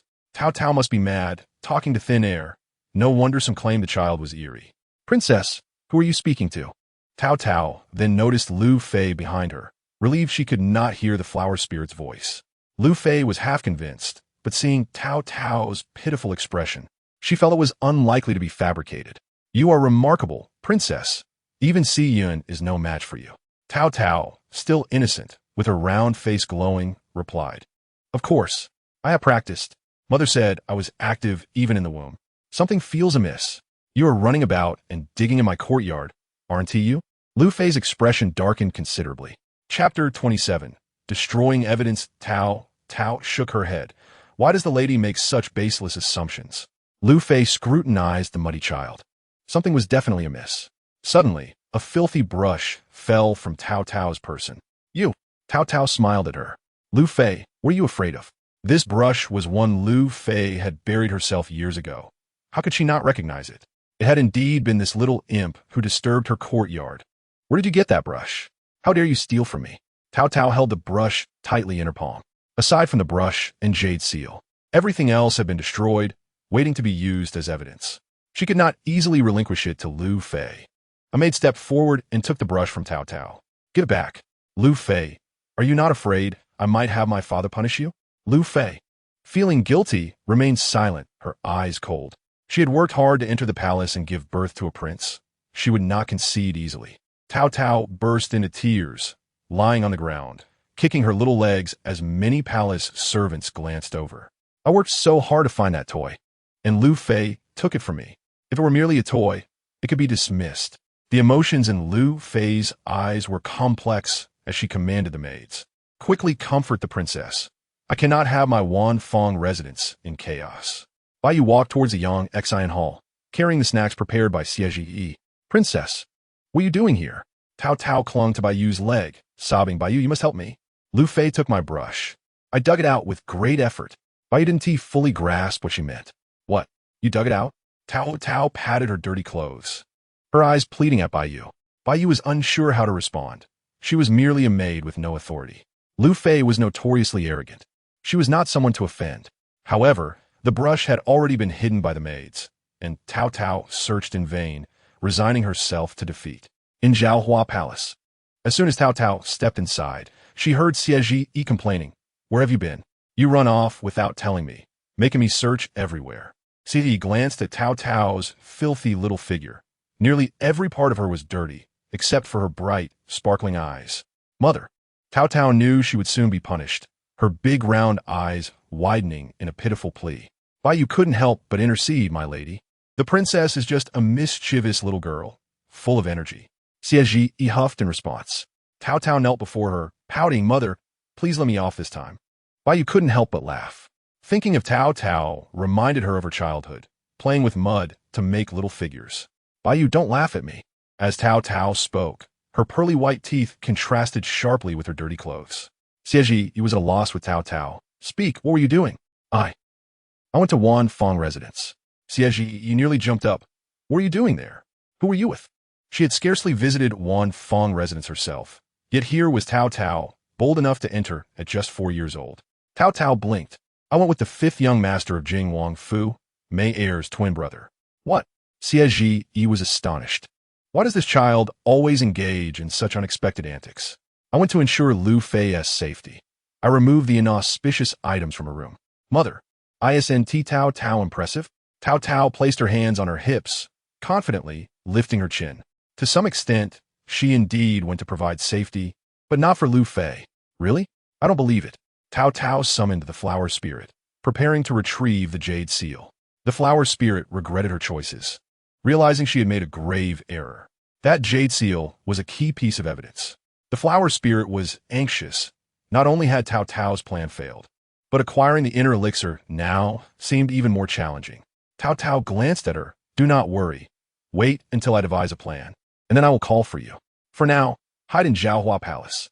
Xie Yi was puzzled. Taotao, who are you speaking with? Here, aside from her, only by you and a few palace maids remained. It's nothing, mother. I've recently taken to talking to myself. Taotao felt reassured. This endeavor was not entirely fruitless, as she had destroyed all the items she found. Her father's position as emperor would not be affected for the time being. Thankfully, she had managed to seize this evidence. I shall take a stroll and see where things went wrong. Lu Fei was internally anxious. How could the items from 12 years ago resurface? She recalled the past when she was not yet a consort, often accompanying her cousin Jing Wang through the palace. On the day Su Junyao was cursed into a stupor, she buried those items in the backyard. Lu Fei was on the verge of collapsing, her body trembling. She rummaged frantically through the cabinet. Fortunately, the cinnabar in the wooden box remained intact. Outside, Su Yinshin's voice resonated as he returned from school. Mother, what is the matter? Lu Fei could no longer remain seated and peered outside Wanfeng residence. A maid discovered this. The palace maid glanced around nervously before handing the imperial seal to Lu Fei.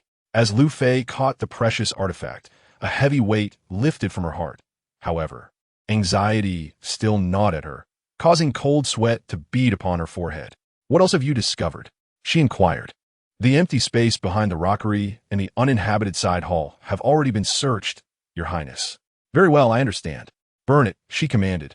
The maid hesitated, her hands shaking as she clutched the imperial seal. Burn the seal? That is a capital offense. Another maid quickly covered her mouth, urging her to remain silent. As per the princess's orders, we must keep this matter confidential. Flames flickered in the night, devouring the seal until it was reduced to nothing more than ashes.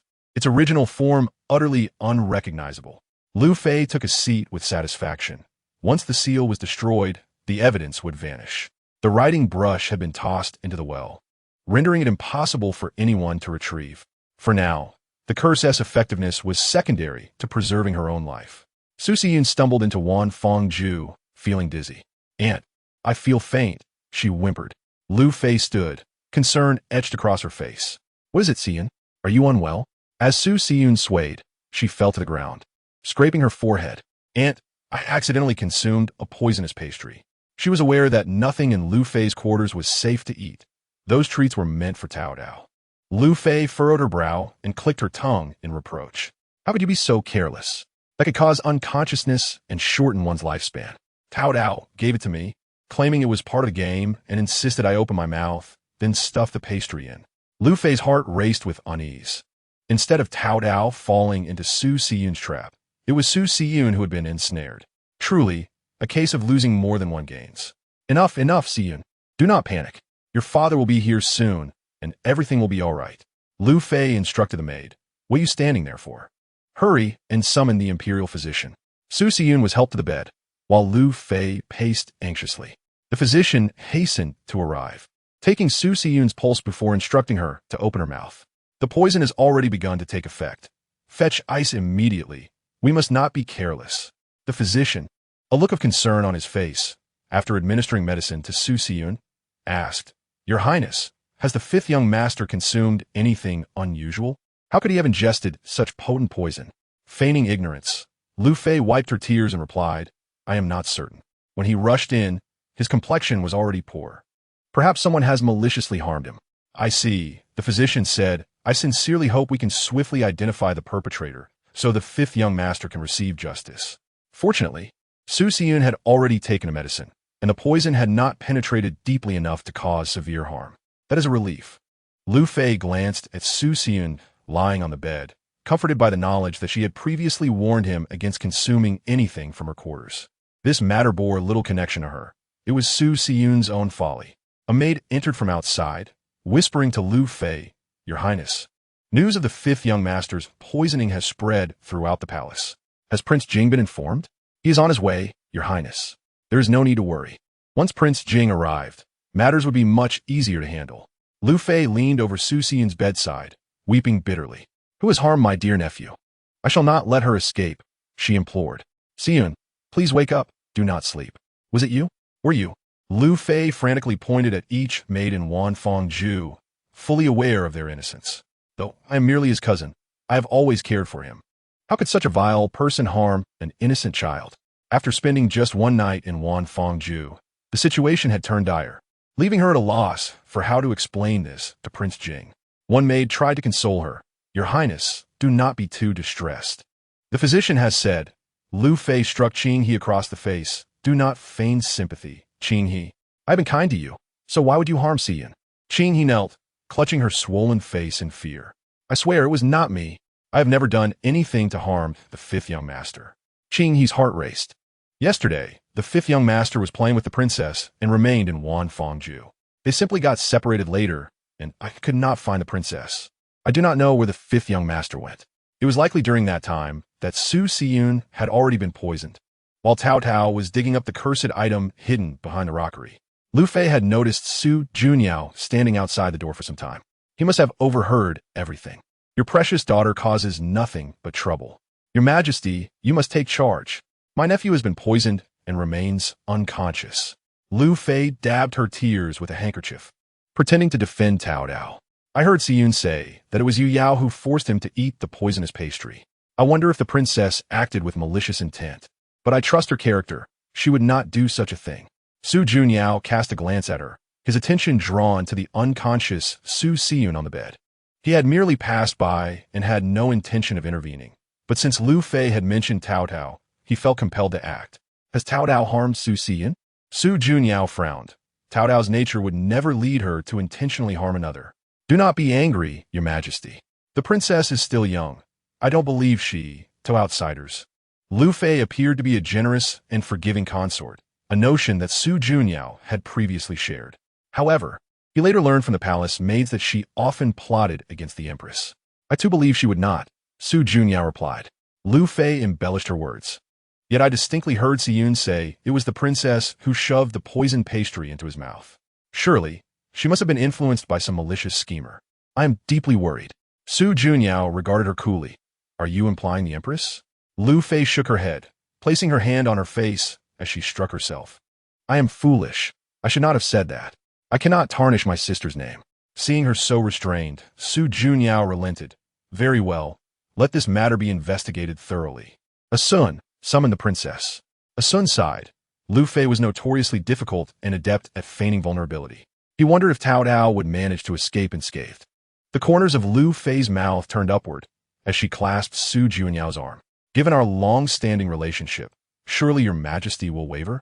After a day in the palace, she had never received favor. Relying on the prince's support, she still had to endure humiliation. When Prince Jing sought the throne, she had promised to assist him, thus securing her position in the palace to be close to Su Junyao. Taotao was summoned, and upon entering Wanfangju, she saw Su Junyao's figure. "What's happened here, father?" She hoped she had done nothing wrong. After all, she had simply cleared away the unclean items for Lu Fei. Xie Yi followed closely behind, pulling Taotao behind her protectively. The atmosphere grew inexplicably tense, causing Xie Yi's brows to twitch uncontrollably. "Princess, it surely was not you. Was it?" Taotao shook her head, pouting. "I do not quite understand. Lu Fei, what are you saying?" Lu Fei erupted with fury, her fingers turning white from clenching tightly. She silently cursed Taotao, but in an instant, her demeanor softened, her voice quivering with emotion. "Xiyun has been poisoned. He ate a osmanthus cake. He claimed you were the one who gave it to him."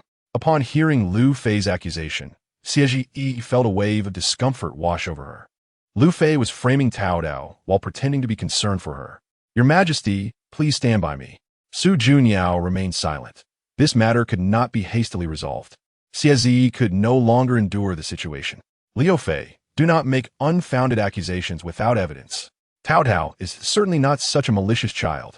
Taotao hid behind Xie Yi, attempting to conceal herself. Suddenly, she recalled that she had fed a piece of osmanthus cake to Su Xiyun the previous day. Oh no, but it was unintentional. She had no knowledge of the poison in the cake. Liu Fei had offered her food and drink, and at that moment, she had merely speculated. How could she have known it was truly poisonous? It was a case of mistaken mischief. With her head bowed, Taotao pleaded, "Please forgive your daughter, father. I did not mean it. Just yesterday, I was happily playing with Brother Xiyun for quite some time." Taotao had been teasing Brother Xiyun, and without much thought, she had casually fed him a piece of cake from her side. Xie felt a tumult of emotions and discreetly glanced at Su Junyao, feeling somewhat despondent. Why was he still silent? Was Liu Fei truly that significant to him? The king of Jing burst through the door, rushing in. Xiyun. He shot a glance at Liu Fei and coldly remarked, Wanru, how could you neglect Xiyun? He is your nephew. Liu Fei understood that the king was employing a tactic of emotional manipulation. Sister is at fault. It is my failure to watch over Xiyun that has allowed the villain to harm him. Liu Fei cast a sidelong glance at Taotao. Qing has seized the opportunity, saying, Princess, how can you speak so recklessly? The pastries from Wan Fangju could not possibly be poisoned. Perhaps the poison in the cake was planted by someone else. Who else could it be but Xie, the first to be suspected? Taotao, being only 4 years old, was unlikely to have committed such a heinous act unless directed by an adult. Sister, I truly hope it is not you. It is one thing for the emperor to favor you, but it is wrong for you to bully me. I am already without support in the palace, and thankfully, I have the king of Jing as a relative to accompany me. Taotao released her grip on Xie's sleeve and stepped forward to point at Qinghe. You may frame me, but how dare you slander my mother? How can you be so certain that I was the one who poisoned the cake? Qinghe's finger trembled. The poison in the cake had indeed not been placed by Taotao. The task of poisoning was assigned by Liu Fei herself. This child exhibited behavior that belied her mere 4 years of age. Qinghe stealthily glanced toward Liu Fei, who was weeping and wiping her tears, clearly too preoccupied to come to her aid. I acknowledge my error. Please spare me, princess. It was all a coincidence. Taotao circled around her. What reason would I have to harm the 5th young master of the Jing residence? Brother Xiyun is the son of my royal uncle. We should naturally love one another as family. Furthermore, I saved his twin brother last time. Lying in bed, Su Xiyun faintly heard the mention of twin brother, which infuriated him to the point of speechlessness. He coughed a few times before fainting again. The king of Jing rose, addressing Taotao. Princess, let us separate matters. We cannot continually revisit the past. Taotao was on the verge of exploding with anger, her usually gentle face displaying an uncommon sharpness. Truly, no good deed goes unpunished. Su Junyao cast a colder glance at the king of Jing, then turned to see Liu Fei, crying pitifully. He felt utterly exasperated. Is it amusing for several adults to target child? Taotao dashed forward, embracing Su Junyao and rubbing her hand against his arm. Father, save me. The king of Jing replied with displeasure. Your Highness, you truly prioritize familial ties over justice. As a ruler, how can you be so blind? Su Junyao opened his eyes. Am I blind? What fault could he find in his own daughter? He questioned. Yesterday, Zhaohua Palace did not prepare Osmantha's cake. Where then did Taotao acquire the cake? Could it be from Wan Fangju? Upon hearing this, Xie felt a sense of relief. Liu Fei was momentarily at a loss for words. I. The king of Jing helped Liu Fei to her feet, raising his voice. How could Wanru possibly harm her own nephew? This is clearly an act of slander. Su Junyao's expression remained devoid of emotion. Liu Fei, you have disappointed me greatly. Taotao, who had suddenly vanished, startled Xie. Do not worry, mother. Taotao held a piece of dragon beard candy. This is the dragon beard candy that Liu Fei once gave me. Now, I would like to ask Liu Fei, in order to prove your innocence, are you willing to consume this piece of dragon beard candy? Liu Fei's heart sank, her body trembling. The candy was poisoned. She absolutely could not eat it. Your Majesty, you must believe me. I am truly innocent. Please spare me, princess. Taotao was uninterested in Liu Fei's excuses. When she had offered her poisoned food and drink, had she considered the consequences? Just moments ago, she had vehemently claimed it was unrelated to her. If discovered, would it not be a crime against the emperor? Even if Su Junyao lacked authority, he should not be so disregarded and deceived. Seizing this opportunity could also temper the king of Jing's arrogance. Taotao felt incredibly wronged. Liu Fei, it seems today, father must make a choice between the two of us. Surely, you would not wish to see me punished. Did you not claim to love me as your own daughter? Liu Fei forced a bitter smile, her lips twitching. She stepped forward and whispered in Taotao's ear, Princess, do not go too far. In the public eye, Liu Fei had no choice but to lift the cup of tea. In the next moment, the cup was knocked over by the king of Jing, spilling tea everywhere. He smirked, a hint of satisfaction gleaming in his eyes. Your Highness, I apologize. Taotao gasped, rendered speechless. Yet, she remained composed. She had long anticipated that the king would act this way. After all, Liu Fei was related to him by blood and was a pawn in his game within the palace. How could he possibly refrain from assisting her? Qinghe hurriedly approached, cleaning up the shards on the ground. Seeing Su Junyao turn coldly away, she could no longer hold her tongue. Your Majesty, we have all witnessed Liu Fei's loyalty to you over the years. You must not hastily conclude. The king of Jing waved his hand, dismissing Qinghe. Your Highness, the tea has already spilled. There is no other way to verify this now. However, I believe the true culprit lies elsewhere. Do not let them escape. Su Junyao found his commanding demeanor intolerable. I have my own judgment. As soon as he spoke, a brief headache struck him. A childish voice echoed in his mind. Trust your instincts. The true poisoner is undoubtedly Liu Fei. Instinctively, he glanced toward Taotao, who sat on a chair with her legs crossed.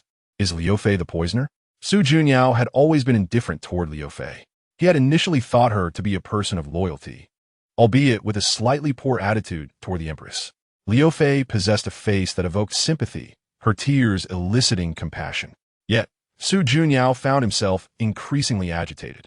Were it not for the connection between the king of Jing and Liu Fei, he might have shown her more leniency. Guard, take Liu Fei to the cold palace. Upon hearing this, Liu Fei's gaze faltered, panic evident in her eyes. She quickly squeezed out a few tears, grasping Su Junyao's sleeve in a plea for forgiveness. Your Majesty, please do not cast me into the cold palace. After all, I'm the mother of the third prince. How could your Majesty be so heartless? Su Junyao shook off her hand, his expression growing stern. I have considered your feelings. Initially, I had intended to have you executed. Liu Fei's eyes widened in disbelief. She collapsed to the ground, her former brilliance extinguished. Turning to the king of Jing, she pleaded, Cousin, please save me. Jing Wang has encountered a setback this time. The situation is quite precarious, yet he is reluctant to humble himself and seek assistance from Su Junyao. Su Junyao, in a state of urgency, urged, What are you still hesitating for? Hurry and escort the person to the cold palace. The evidence in this matter is irrefutable. Just moments ago, I had ordered an interrogation of all the servants in Wanfangju, employing extreme measures to extract confessions. They revealed that it was indeed Liu Fei who orchestrated the incident. Xie gathered Taotao in her embrace, gently caressing her small face, relieved that she was unharmed. I was nearly beside myself with worry. This farce has finally come to an end. Jing Wang instructed his men to carry Su Xiyun back to his residence before departing from Wanfangju. Taotao observed his retreating figure, sensing that his anger had intensified considerably. Liu Fei's punishment would undoubtedly stir considerable unrest among the court, diminishing Jing Wang's influence within the palace. Ah, splendid. Taotao applauded herself quietly. She had yet to thoroughly investigate the items within Liu Fei's courtyard and resolved to return when time permitted. Father Emperor Taotao suggested, It would be wise to seal Wanfangju. This place is ominous and should not be allowed to harm anyone further. Su Junyao nodded in agreement. Taotao's reasoning was sound. In the cold palace, Liu Fei closed the door and retrieved a silk pouch containing Dan Sha, grateful that she had taken it out in advance. Otherwise, the consequences would have been dire. Su Junyao was reviewing memorials in the Yangxin Hall when he heard a creaking sound as someone pushed the door open. Xie walked slowly to Su Junyao's side, her complexion appearing rather pallid. What troubles you, my beloved consort? Xie took a seat and explained. Liu Fei has been consigned to the cold palace, leaving the third prince without care. I believe he is still quite young and should not be left all alone. Su Yinqing was still a school age, and it was concerning that he had no one to look after him. Do you have a suggestion? Xie had contemplated adopting Su Yinqing, but with 3 children already, she found it overwhelming. Perhaps we could send the third prince to the Empress Dowager. She has been feeling quite melancholy lately and could use companionship. Su Junyao promptly drafted an imperial edict to send forth. Xie's spirits remained low, and the events of the previous day weighed heavily on her heart. Su Junyao noticed her unusual demeanor and inquired, Is something troubling you? After years of marriage, their feelings had inevitably dulled. Xie recalled the moment when Liu Fei had clutched Su Junyao's sleeve, pleading for mercy, her eyes brimming with tenderness. At that moment, Su Junyao had even exhibited a flicker of compassion. When Taotao was summoned to Wanfangju for questioning, Xie's heart raced in alarm. If I were the emperor, I would not have been so lenient. Your Majesty, are you aware that you nearly allowed Taotao to be wrongfully accused? Xie pressed her hand against her chest, and continued, "Fortunately, Lu Fei has been punished. Otherwise, I would not have let this matter rest. Do you know that Taotao unearthed items you once used from Lu Fei's courtyard, including the Imperial Jade Seal? There must be some conspiracy afoot." Listening to her confessions, Su Junyao's fingers gradually clenched into fists. He had never anticipated that Lu Fei could harbor such treachery. Previously, he had overlooked her actions due to her bearing the third prince, considering her a fragile woman. Thankfully, he had never set foot in Wanfangju. It was only after the incident involving Jing Wang's fifth son being poisoned that he began to grasp Lu Fei's true nature. Su Junyao guided Xie Zi to sit down. "Zi, I was in the wrong." Overcome with remorse, he embraced her. Xie Zi's hands and feet were icy. She had not slept well in recent days. Su Junyao warmed her hands and feet before settling her onto the couch and tucking her in. "Why do you torment yourself so? Lu Fei has never been favored in my eyes." It appeared that Xie Zi still harbored resentment, cocooned in her blanket without uttering a word, leaving Su Junyao to mutter to himself. What did Zi just mention? Were there items buried in Wanfangju? Lu Fei dared to hide the Imperial Jade Seal. Where is it now? I must take a look. Chapter 31. Four ghosts behind Su Junyao. Xie Zi's voice interrupted. "Your Majesty, at present, we lack evidence. This matter may be difficult to resolve." Upon hearing this, Su Junyao paused to compose himself, remaining silent for a long while. The Jingwang residence had grown considerably desolate lately, particularly after Lu Fei's confinement to the Cold Palace, which had severely diminished Jingwang's power. Jingwang was exceedingly impatient. Upon receiving this news, his mood lightened significantly. "That is well. Henceforth, I shall be spared the need to watch their expressions, those who look down on others." The individuals Jing Wang referred to were well understood by his attendants. When Jing Wang mentioned Liang Yingjun, his teeth clenched in fury. "By the way, how have the matters I instructed you to arrange progressed?" Jing Wang spoke leisurely. "Those two men and one woman met a gruesome end. Fortunately, the provisions they held have returned to us, and as for that Beidi spy, he truly deserved his fate." Jing Wang's brow relaxed. His objective was soon to be achieved. He was adept at orchestrating others' demise. The Beidi spy was currently imprisoned in the dungeon. "Your Highness, should we not proceed to have the kitchen prepare a meal and send him a basket of buns so he may savor our Shining specialties?" "Understood." The attendants comprehended Jing Wang's intent. He was meticulous and ruthless, leaving no threat unaddressed.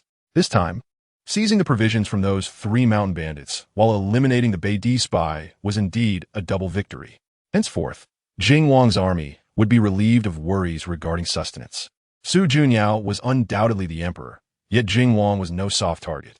That night, news reached Su Junyao that the Beidi spy had succumbed to poisoning in his cell. He spent a sleepless night, tossing and turning in bed, as this incident troubled him greatly. Taotao, on the other hand, slept soundly until midday. When she finally awoke, the sun was shining brightly. Upon opening her eyes, she was met with the sight of four ghosts. Rubbing her eyes, she exclaimed, "Who are you?" Just as she had settled the flower demon, for more ghosts had appeared. Truly, peace eluded her. These four spirits, unknown in origin and laden with untold stories, bore distinct scents. One had been slain just the day prior. In unison, the four spirits implored, "Princess, save us." Taotao was filled with trepidation. "How did you find me?" She blinked, surprised at her own fame. "What caused your demise?" The three ghosts turned their gaze toward one spirit, their eyes filled with vengeful hostility. "He killed us. He is a sinner. He stole our provisions." Taotao's mouth fell agape. This was becoming quite intriguing. "Provisions? What was your occupation?" The three spirits replied, "We are mountain bandits." The trio consisted of the chief bandit, the second in command, and the chief bandit's wife. The wife, unable to contain her frustration, exclaimed, "It is all because of this man. He led to our demise. He is a spy from Beidi." Taotao understood. These four were the key players in the recent espionage incident. Su Junyao was currently troubled by this very matter, having been restless and unable to eat or sleep the night before. Taotao frowned. "The Beidi spy killed three of you, and now he is dead himself?" The mountain bandits were unconcerned with such complexities. A spy's death, no matter how many times, was of no consequence. "I consumed buns sent by another, and shortly after, I perished. Just as I died, these three clung to me and wanted to beat me up." Taotao gazed at the spy's bruised face. "Who was this other?" The spy refused to divulge, feeling humiliated. He had been manipulated by Jing Wang. The three bandits pressed him relentlessly, demanding to know the identity of the instigator. The spy, clutching his head in fear of receiving another beating, finally confessed, "I will tell you, do not strike me. It was Jing Wang. In my lifetime, I journeyed from Beatty and, in pursuit of news from the capital, established in there. Over the years, I frequently acquired intelligence regarding the transport grain by both the imperial court and the Jianghu, subsequently coordinating with my associates in Beatty to intercept these supplies for their transport back home." The spies, filled with indignation, harbored a desire to eliminate the Jing Wang. Taotao patiently listened to their tribulations. The vicissitudes of life had exposed her to the untimely deaths of many during her years among mortals. She clutched the fragrant pouch embroidered by Xie. Thankfully, her parents were still alive, allowing her to remain by their side. With her hands on her hips, Taotao declared resolutely, "I am committed to helping you. You four must remain obedient. No fighting until I have resolved this matter." These four spirits were wronged souls. Unless their grievances were addressed, they would linger, possibly haunting Taotao indefinitely. The four spirits drifted away, and Taotao leaned against the headboard, deep in thought for a considerable time. "Taotao, it is time for your meal." With a sigh, she acknowledged that it had been an hour and a half since she last ate, and her hunger was palpable. Xie sensed something amiss with Taotao. "Taotao, are you unwell?" she inquired. She pondered the multitude of spirits in the world, and what might happen if they all sought her out. "No, mother. I am perfectly fine," she replied. "Let us eat and drink well before anything else." She seized a chicken leg and bit into it, feeling revitalized. Su Jun Yao had been troubled throughout the night, but after a stroll in the imperial garden with Xie that morning, his spirits lifted considerably. "Father, you must eat too." Taotao eagerly placed a generous portion of braised pork into Su Jun Yao's bowl. He regarded her suspiciously. "Taotao, what do you seek this time? Speak." Her tendency to approach him with ulterior motives was quickly discerned by Su Jun Yao. "I have heard that the capital is quite lively of late, and I have not ventured outside the palace in quite some time. I wish to explore." Su Jun Yao responded leisurely. "You are but a child. It is unbecoming for you to be constantly darting in and out of the palace." Taotao implored. "I have learned of a renowned espionage case in the capital, and I heard that Xue Jing and his son are investigating it. I wish to see for myself." Chapter 32. Let this glutton have a look. Su Jun Yao shook his head. "No, you would only create chaos." Taotao, undeterred, insisted on her desire to go. She employed her usual tactics of persuasion. "Father, I am pleading with you. I wish to go." Su Jun Yao, recalling the incident when Taotao nearly came to harm in the wilderness, felt a pang of worry. She was his only cherished child, and he was far too indulgent. Ultimately, he relented. "If you must go, I shall instruct Xue Jing to assign additional guards to accompany you, but do not wander off." Taotao not that easily. "I promise not to stray." Yet, she knew this was unlikely. The four spirits awaited, just outside, quietly eavesdropping on the conversation. With the emperor's consent for Taotao to leave the palace, their anxious hearts were finally at ease. Whether seeking her assistance was the right choice remained uncertain, but it was their only course of action. The spies shifted uneasily, fearful that the three bandits would turn against them again. The bandits were unwilling to let them go easily, seizing the opportunity to beat them once more. Taotao, noticing commotion outside, stepped out to find the four spirits. "Ah, it is you, fighting at the palace entrance? This is the imperial palace. Be mindful, whether human or spirit, you must adhere to the palace's rules." The four spirits immediately fell silent. Taotao scrutinized them. These four were not virtuous individuals in life. One a spy, and three bandits living by robbery. Why should she subject herself to their plight? Her motivation was solely to spare her father from worry. Hearing Xie's complaints, she learned that Su Jun Yao had been confined to the Yangxin Hall for several days, sleeping soundly each night. At court the previous day, the Jing Wang supporters had begun to nitpick, likely angered by the demotion of Lu Fei. Soon, the decree for talented individuals would be issued, and the Jing Wang excelled at winning over talent. Thus, Su Jun Yao's disadvantage was glaringly evident. As Su Jun Yao sighed, a small hand suddenly patted his shoulder. "Father, do not worry. Taotao can be of assistance." With her large, sparkling eyes, she gazed earnestly at him. Su Jun Yao understood that she was no ordinary child. From the moment she was born, he sensed her uniqueness. This child had brought fortune to the family. With this thought, he smiled and affectionately patted Taotao's head, feeling a warmth within. Without delay, that afternoon, Taotao accompanied Xuejing and his son to the scene of the incident, with the four spirits trailing behind the carriage. The ground was muddy from recent rain, filled with the mingled scents of fragrant grass and damp earth. Sun carried Taotao down from the carriage, and her eyes beheld an inn. This was indeed the place. The spy had mentioned that the three bandits had been killed within an inn, and it seemed to be the very one. Taotao signaled the spirits behind her to behave and avoid causing any trouble. Upon learning of the murder at the inn, it had now become deserted. The most pressing task was to uncover evidence of the Jing Wang's involvement with the inn. Taotao waved at the spy. Hey, did you leave anything behind here? In that cabinet, there is a 50-tael silver note and a land deed, both given to me by the Jing Wang's people. Hidden in the cabinet's compartment, scarcely detectable by ordinary people. Xuejing and his son searched the first floor of the inn, while Taotao ascended to the second floor. Locating the cabinet, upon inspecting the compartment, she indeed found a 50-tael silver note and the land deed as the spy had described. They were cleverly concealed, explaining why they had not been discovered. Holding the two crucial pieces of evidence, she examined them carefully before stowing them in her pocket. When Xuejing and his son saw the dusty Taotao, they could not help but ask, "Princess, what did you find upstairs?" Taotao turned, her demeanor serious. "I have uncovered compelling evidence." She presented the 50-tael silver note and the land deed before them. "What is this?" they inquired. Taotao explained. Someone provided a commission to the innkeeper. These two claimed to be partners, yet the innkeeper was murdered. At this point, the spy clenched his fists, having believed that acquiring this commission would grant him a lifetime of ease, never anticipating his demise in prison. The Jing Wang was exceedingly ruthless, sparing no one. Sun took the two items Taotao had placed on the table and tucked them into his sleeve. Taotao leaped up. "Hey, what do you think you're doing?" "Those were found by me." "Princess, the emperor has decreed that any evidence found must be retained by me." Taotao was at a loss for words. The four spirits began chattering incessantly. The spy's voice rose above the others. "Wasn't that yours to begin with? We came to seek the princess's help." Regrettably, Sun could not hear them. Taotao, however, found their clamorous voices overwhelming. "You four, will you ever be quiet?"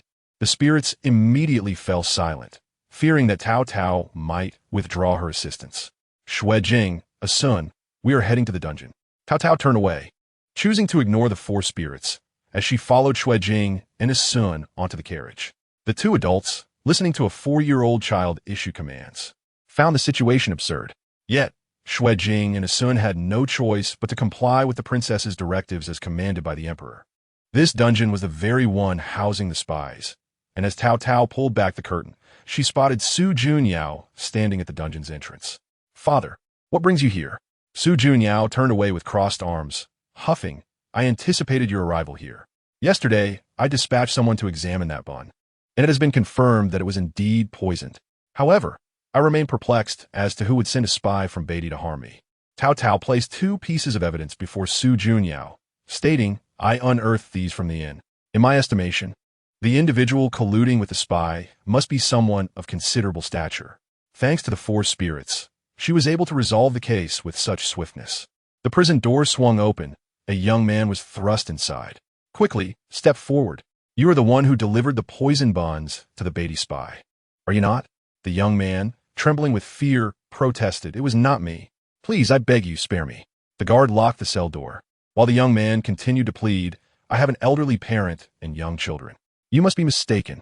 The guard ignored his pleas and turned to Su Junyao, reporting, "Your Majesty, this man is indeed the one who delivered the poison buns to the Beatty spy." The spy exclaimed in shock, "It cannot be him. The person who came that day was my contact, someone associated with King Jing.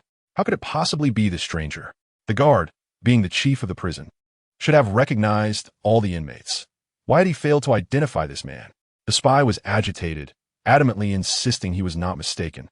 Taotao, composed and collected, addressed the young man, "Lift your head, so I may see you." Chapter 33. The peculiar physique. The guard, somewhat flustered, replied, "Your Highness, this man is indeed the one who delivered the poison buns to the spy that day." This case was of great import to the court, and Su Junyao felt it was inappropriate to have a child accompanying him. Taotao, resolute, declared, "Father, You cannot dismiss my findings based solely on my age. Those two pieces of evidence are compelling. Su Junyao, momentarily at a loss for words, conceded, very well, those items are indeed substantial evidence. And they were indeed discovered by you. This guard is suspicious. Father should detain him first and then interrogate the other guards. Upon hearing this, Shui Jing summoned several other guards. Look closely. Is this the man who delivered the buns to the Beatty spy that day? The spy, in a fit of rage, shouted, "It is clearly not him. These guards are already bribed by King Jing." Alas, there is currently no evidence pointing towards King Jing. Taotao urged him to calm down. The chief guard, kneeling on the ground, pleaded, "Your Majesty, you cannot unjustly accuse a commoner. I assure you, I have done nothing wrong. I implore you to grant me my life."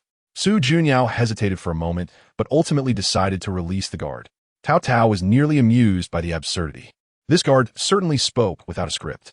If this continued, the complexity of the investigation would only increase. Taotao felt overwhelmed, burdened by her identity as a divine beast, while these individuals were merely mortals. Su Junyao could not possibly grasp the intricacies of the situation. Footsteps approached from a distance, and Shui Jing and his son cautiously surveyed their surroundings. Who goes there? A man's figure gradually emerged before them, and while Taotao was uncertain of his identity, Su Junyao distinctly recalled saving him 4 years prior. Hisheng slowly approached, bowing to Su Junyao. "I pay my respects to your Majesty." Hisheng stood, unsure whether the emperor remembered him. Su Junyao could not forget. 4 years ago, he and his brother Hejin were harassed by King Jing at the princess's 100-day banquet, and he had narrowly escaped harm thanks to fortuitous circumstances. Hisheng smiled, acknowledging, "It is largely due to your Majesty's kindness. However, I have recently heard of a heinous crime in the capital, where a man and a woman were murdered at an inn, followed by another murder in the prison." He had come to assist in addressing these matters. "Last year, I participated in the imperial examinations and obtained a degree, hence my position as the head of the Department of Punishments. Now that I hold this office, I must treat these matters with the utmost seriousness." Su Junyao felt a sense of relief. It seemed his efforts in saving this man were not in vain. "My brother is currently serving as the county magistrate near the capital, and we are both diligently investigating these 2 cases. Hejin and Hisheng had proven themselves to be capable and diligent over the past 4 years, with no missteps in their work. I must also express my gratitude to the second prince. Had he not warned everyone that King Jing sought to harm me, I might not have survived to this day. It was a pity that Su Yinning was absent today." Wait, why does he express gratitude to Su Yinning? Shouldn't it be towards her? Taotao lamented to herself, thinking if only she had spoken earlier, Su Yinning would not have overshadowed her. "How has the second prince been lately?" Hisheng chuckled. "Princess, you are quite witty. I must personally thank the second prince in the palace on another occasion. It was said that this princess was an extraordinary child, and the court's fortunes had improved largely due to her. However, Hisheng was skeptical. How could a mere 4-year-old child alter the course of the world? "What brings you here today?" Hisheng inquired, astonished, while Su Junyao explained, "She is no ordinary child. Taotao is exceptionally clever. The second prince mentioned that she likely informed him of your peril at the hands of King Jing."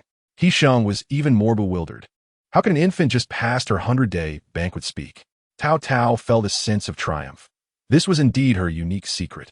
Previously, she had heard her brother Hejin mention that she possessed a peculiar physique, which even softened the empress's demeanor upon meeting her.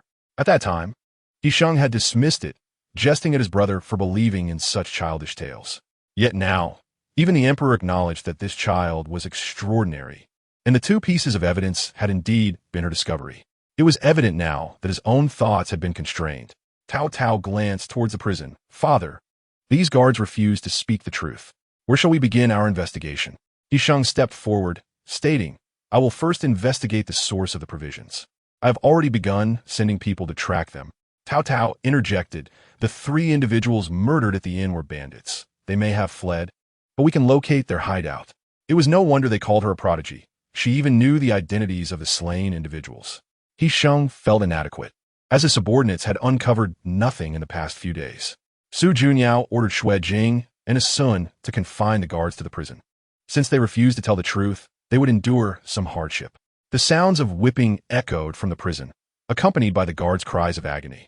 Taotao observed the scene with calm composure, neither afraid nor crying. Having lived for hundreds of years in the mortal realm, she had witnessed far worse. Watching the guards suffer under the lashes, she felt no fear. The guards had revealed nothing, indicating they had not been punished sufficiently. Su Junyao quickly picked up Taotao, covering her eyes, for such gruesome sights were not meant for a child.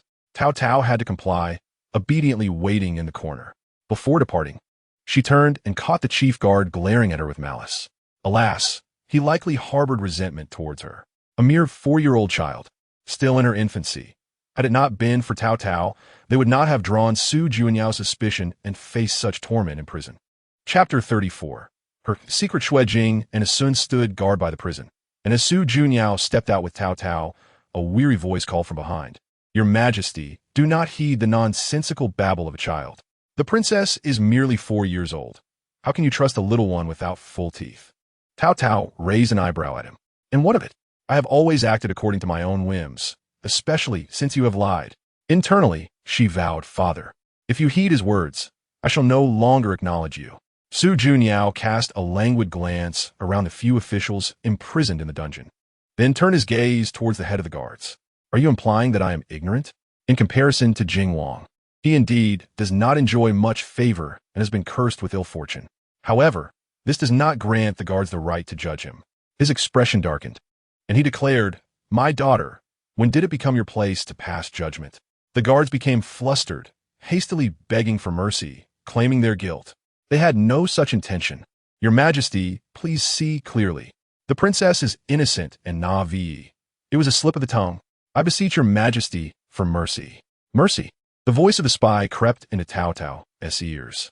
Little princess, he lies. This man must have accepted silver from Jing Wang to deceive your father. The spy's tone dripped with malice and resentment. Taotao's brows knitted tightly. She understood. This wicked head guard not only slandered her, but colluded with Jing Wang to deceive her father.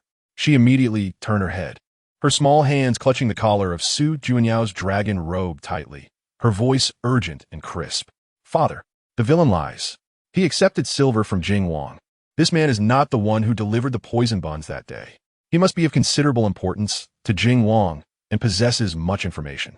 We should investigate him at Jing Wang's residence right away. The head guard suddenly lifted his head to look at Taotao, his pupils contracting in disbelief. How could such a child comprehend the truth? This matter was indeed entrusted to him by Jing Wang, yet he had revealed nothing. Realizing her slip, Taotao quickly covered her mouth, having inadvertently let the secret slip. Su Junyao regarded her. Taotao, how do you know this matter is related to Jing Wang? Taotao replied earnestly, Father, you certainly do not know. This is Taotao's secret. The mere thought of Jing Wang's involvement caused Su Junyao to struggle to contain his mounting fury. Shuejing, Asun, seize him, force his mouth open, investigate thoroughly. In the back alleys, inch by inch. Understood. Shuejing and Asun responded in unison, swiftly plunging into the cell. However, just as Shuejing's hand was about to touch the head guard, a flash of desperate madness crossed the guard's eyes, and he clenched his teeth fiercely. This is bad. He intends to poison himself. Asun intercepted him, but it was too late. The head guard's body convulsed violently, a stream of black blood gushing from his mouth, his eyes fixated on the corner that Taotao had previously pointed to, slowly closing. He breathed his last. The night breeze outside the dungeon carried a bone-chilling coldness. Su Junyao held Taotao tightly, followed closely by Shuejing and Asun. As the three made their way to Jing Wang's residence, Taotao nestled in her father's warm embrace, yet her large eyes vigilantly scanned her surroundings. The Jing Wang residence was brightly lit but eerily quiet. Upon summons, Jing Wang did not emerge in a state of panic as anticipated. Rather, he appeared in the main hall, pale-faced and moving slowly with the assistance of attendants, accompanied by several suppressed coughs. Cough, cough, your royal brother arrives at this late hour. Cough, my apologies for not receiving you properly. Jing Wang's voice was weak, his gaze sweeping over Su Junyao and the princess in his arms, as well as Shuejing and Asun's hands poised on their weapons, a fleeting glimmer of icy coldness passing through his eyes, though his face was filled with confusion and concern. Your royal brother appears solemn. What grave matter has occurred? Why is the princess here at such an hour? Su Junyao did not take a seat, his gaze scrutinizing his frail royal brother. The head guard's terror before death and Taotao's testimony only heightened his suspicions towards Jing Wang. I have received confidential reports that within your residence's Xinhuan Pavilion lies something that should not be hidden. Su Junyao's voice was low, yet carried an inexplicable gravity. Jing Wang's face instantly reflected shock, followed by rising anger, his voice escalating with agitation, inciting a severe coughing fit. Cough, cough, your royal brother. What do you mean? The Xinhuan Pavilion, cough, is where I rest and study. What could possibly be hidden there? I am loyal to you, your royal brother. The sun and moon can bear witness. Surely, it is a slanderous plot. He gasped for breath, glancing over at Xue Jing and his son, finally landing his gaze on Taotao. Could it be that this child overheard some rumor? Your royal brother, children speak freely, but one cannot be so gullible, as it may chill the hearts of loyal subjects. Whether it is slander can be determined through investigation. Su Junyao remained unmoved, his tone frigid. Xue Jing, his son. Understood. The two acknowledged the command, disregarding the vigilant glares of the guards at Jing Wang's residence, making their way directly towards the Xinhuan Pavilion. Jing Wang trembled with rage, pointing at their departing figures, and lamented to Su Junyao, "Your royal brother, are you intent on driving me to my death? Given my condition, do you have the heart to do this?" Su Junyao merely regarded him coldly, remaining silent. Taotao perched on her father's shoulder, her large eyes unblinkingly fixed on Jing Wang. "Your royal brother," Jing Wang began, his voice imbued with an unfamiliar frailty. "Every word I speak is the truth. General Zhou Zhengming has framed me. The evidence resides within his residence. Send someone to search, and you shall know. As for why the head guard took his own life, I truly know not. Perhaps it is because he realized his grave sins, or perhaps he was coerced by Zhou Zhengming with threats against his family. He endeavored to shift all suspicion onto Zhou Zhengming." Su Junyao remained silent. In his embrace, Taotao looked questioningly at her father, then at the pale-faced Jing Wang. She sensed the fury of the spirits behind her. The spy was practically itching to kill Jing Wang. At that moment, the captain of the Jing Wang residence's personal guards was brought in by Xue Jing's men, hastily whispering something into Xue Jing's ear. Xue Jing's expression changed immediately, and he stepped forward, addressing Su Junyao. "Your Majesty, we just apprehended a stableman attempting to scale the wall to escape at the back corner of the Wang residence. He was found with this." Xue Jing presented a small, leather arrow pouch stained with dark brown smudges, several short feathered arrows protruding from it. Su Junyao recognized it. It was a gift from the late emperor to General Zhou Zhengming. Taotao rested her chin in thought, considering that this matter could be resolved easily, as long as they could ascertain whether Zhou Zhengming had indeed been framed. Chapter 35, Framing and Blame. Su Junyao held the leather arrow pouch, his fingers tracing the marks upon it. He recalled that it was a royal gift, long carried by Zhou Zhengming.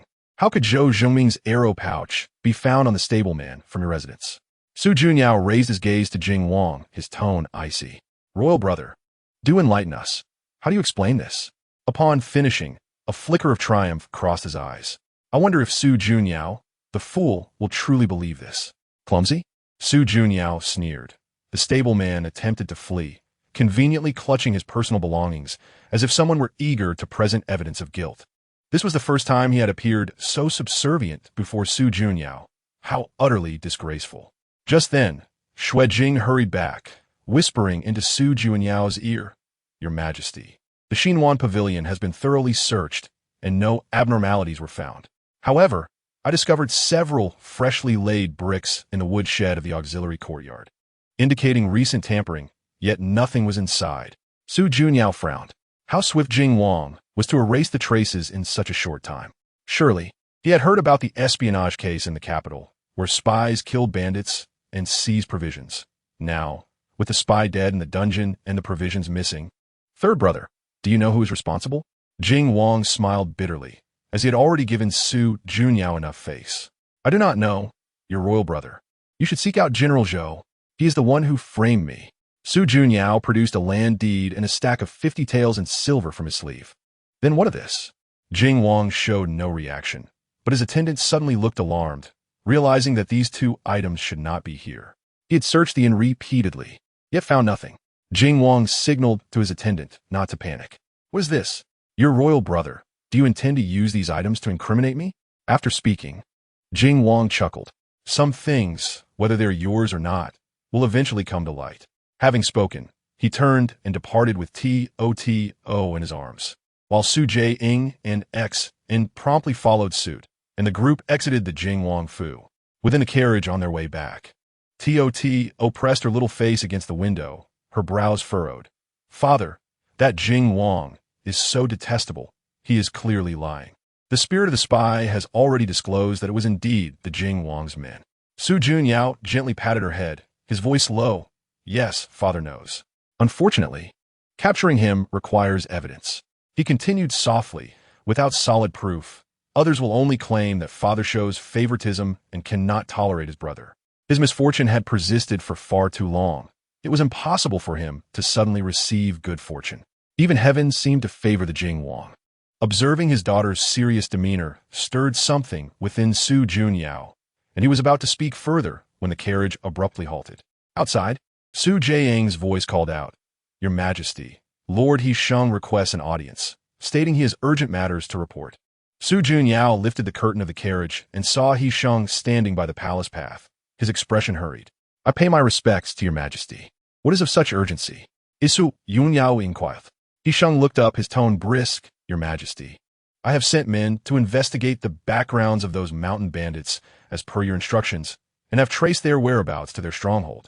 However, the bandits there claim not to recognize the 3 deceased bandits and assert that they have not transported any supplies downhill recently. What? Su Junyao's expression darkened. Taotao leaned closer, her little ears perked up to listen. The spirits of the 3 bandits lingered nearby. If what He Sheng said were true, would it not imply that during their absence, the people in the stronghold had forgotten them? He Sheng continued. I specifically asked further questions, and those bandits spoke with conviction, stating that their stronghold has rules requiring new members to register their names. The names of the 3 deceased are simply not on the roster. He added, I also discreetly inquired about the supplies, and they appeared utterly confused, saying they often struggle to find enough food, let alone have sufficient supplies to transport. The spirits of the 3 bandits became agitated. Impossible. The spirit of the chief bandit surged to the side of the carriage, exclaiming, I spent 5 years on that mountain. Who in the stronghold does not know me? How could they claim not to recognize me? The wife of the stronghold chief was equally distressed in that roster. I personally wrote the membership list back then. How could our names be absent? They must be up to no good. With that, the 3 spirits prepare to transform into white shadows and rush towards the stronghold. Seeing this, Taotao quickly poked her head out and anxiously shouted into the air, Don't go. You cannot go. The chief bandit halted in his tracks, perplexed. Why is the little princess stopping us? If those brats dare to betray us, I will surely tear them apart. They are not betraying you. They must have been bribed. Taotao's small face turned crimson with urgency, her little hands gesturing animatedly. That Jing Wang, he is so wicked. He must have given the people in the stronghold a great deal of silver to make them lie. The second in command was momentarily taken aback. Jing Wang? What would he bribe our people for? Taotao stamped her foot to mislead others. If General Zhou Zhengming's suspicions are cleared, only the Jing Wang will remain. The 3 spirits fell silent. Her words extinguished their impulsive fury. The chief bandit suddenly pounded his thigh, gritting his teeth. What a cunning Jing Wang. He has truly schemed deeply, even managing to buy off our people. Those ingrates. I should never have taken him in. The wife of the stronghold chief squatted on the ground, her face hanging low. What shall we do now?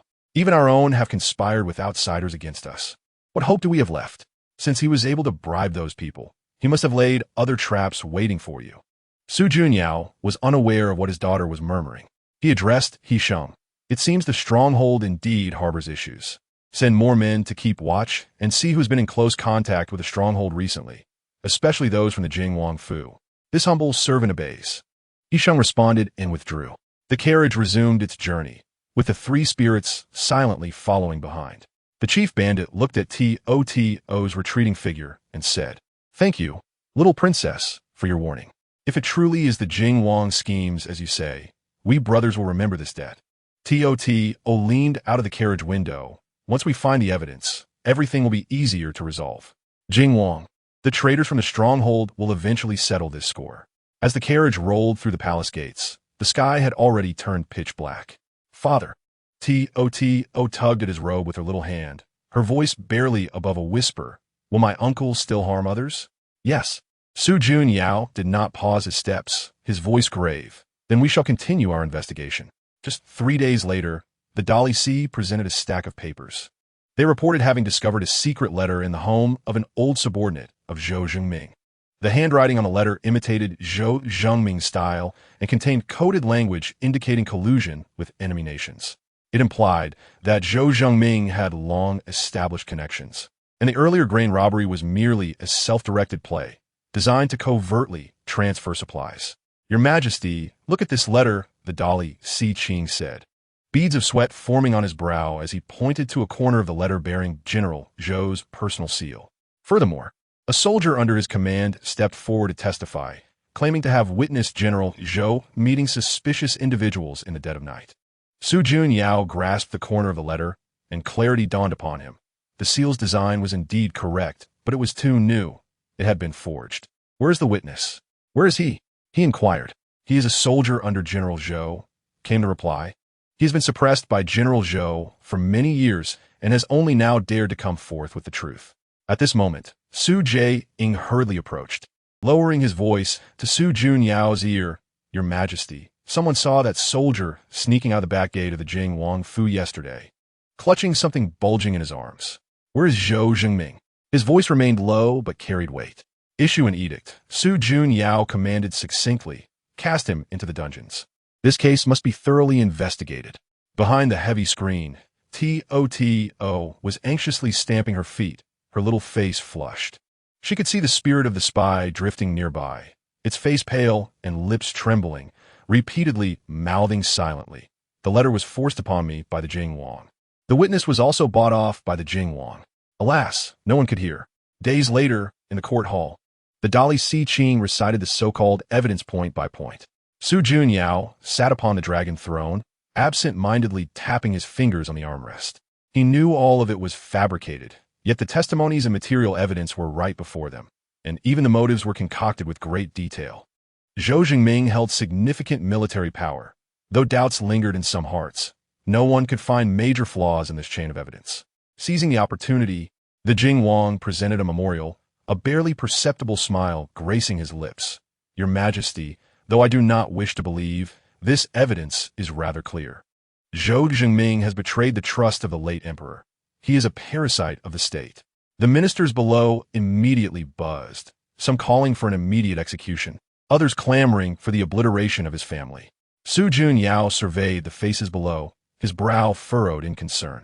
He recalled how the late emperor had grasped his hand before departing, urging him to protect Zhou Zhengming and safeguard the dynasty. Yet now, he could not even protect a loyal minister. His voice grew hoarse. There are still many uncertainties in this case. It shall be suppressed for now. Your Majesty. The Jing Wang immediately interjected, fearing the matter would be dismissed. This case must be resolved today. Lest it drag on, it could lead to further calamity. I have spoken. Su Jun Yao raised his gaze, his eyes sweeping over the Jing Wang. It shall be suppressed. The Jing Wang, disappointed, fell silent. But the glimmer of triumph in his eyes could not be concealed. He understood that without irrefutable evidence to overturn the case, even if Zhou Zhengming did not perish in prison, his life will be forfeit. Within the dungeons, Zhou Zhengming stubbornly refused to admit guilt. Yet he could not produce anything to vindicate himself. The Jing Wang frequently brought up the case in court, urging for a swift resolution, while Su Jun Yao maintained a stoic demeanor, saying nothing. Outside, rumors began to circulate, claiming that the emperor was indecisive, unwilling to act against a clearly treasonous criminal. Su Jun Yao listened to the whispers, tightening his embrace around Taotao, who nestled close to him. Father, one evening, Taotao rested her head on his knee and softly asked, "Have we lost?"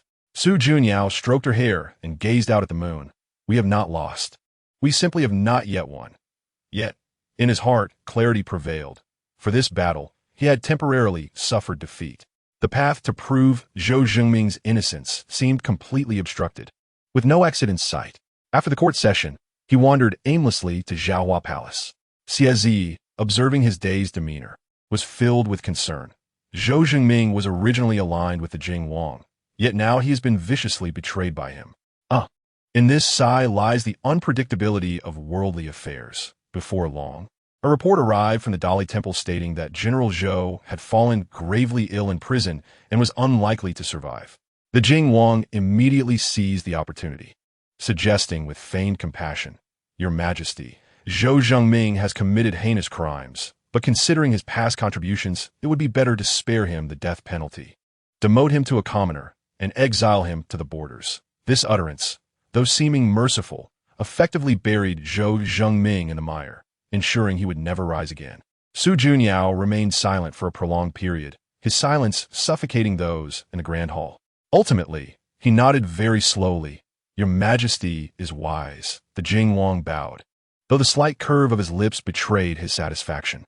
Upon receiving the news in the dungeon, Zhou Jingming merely twisted his lips into a faint smile. He requested paper and a pen from the jailer, and utilizing the scant light filtering through the iron bars, meticulously penned a note of gratitude. He neither cried out in protest nor voiced complaints, as if he had been anticipating this day. Taotao gazed towards the dungeon, her eyes reddening. Beside her, the spirit of the spy sighed softly. "Princess, I am deeply sorry. It is my fault that he suffers." In a corner, the spirits of the three bandits appeared dejected, silent. They had followed the investigation for so long. Yet nothing had changed in the end. "It is not your fault," Taotao sniffled. "It is the Jing Wang who is too wicked." But what could wickedness accomplish? Without evidence, protests would hold no weight. Days passed, and Su Junyao took Taotao to Bayan Temple outside the city to pay respects. As their carriage traveled partway, Taotao suddenly pointed out the window. "Father, look." Su Junyao followed her small finger and saw faint, nearly transparent white shadows drifting lazily towards the east. It was the three bandits and the spirit of the spy. Taotao leaned against the window, waving her little hand vigorously. "Goodbye." They were reborn. Taotao looked at the empty sky and murmured softly, "I hope in the next life they find a good family." The carriage continued on its path.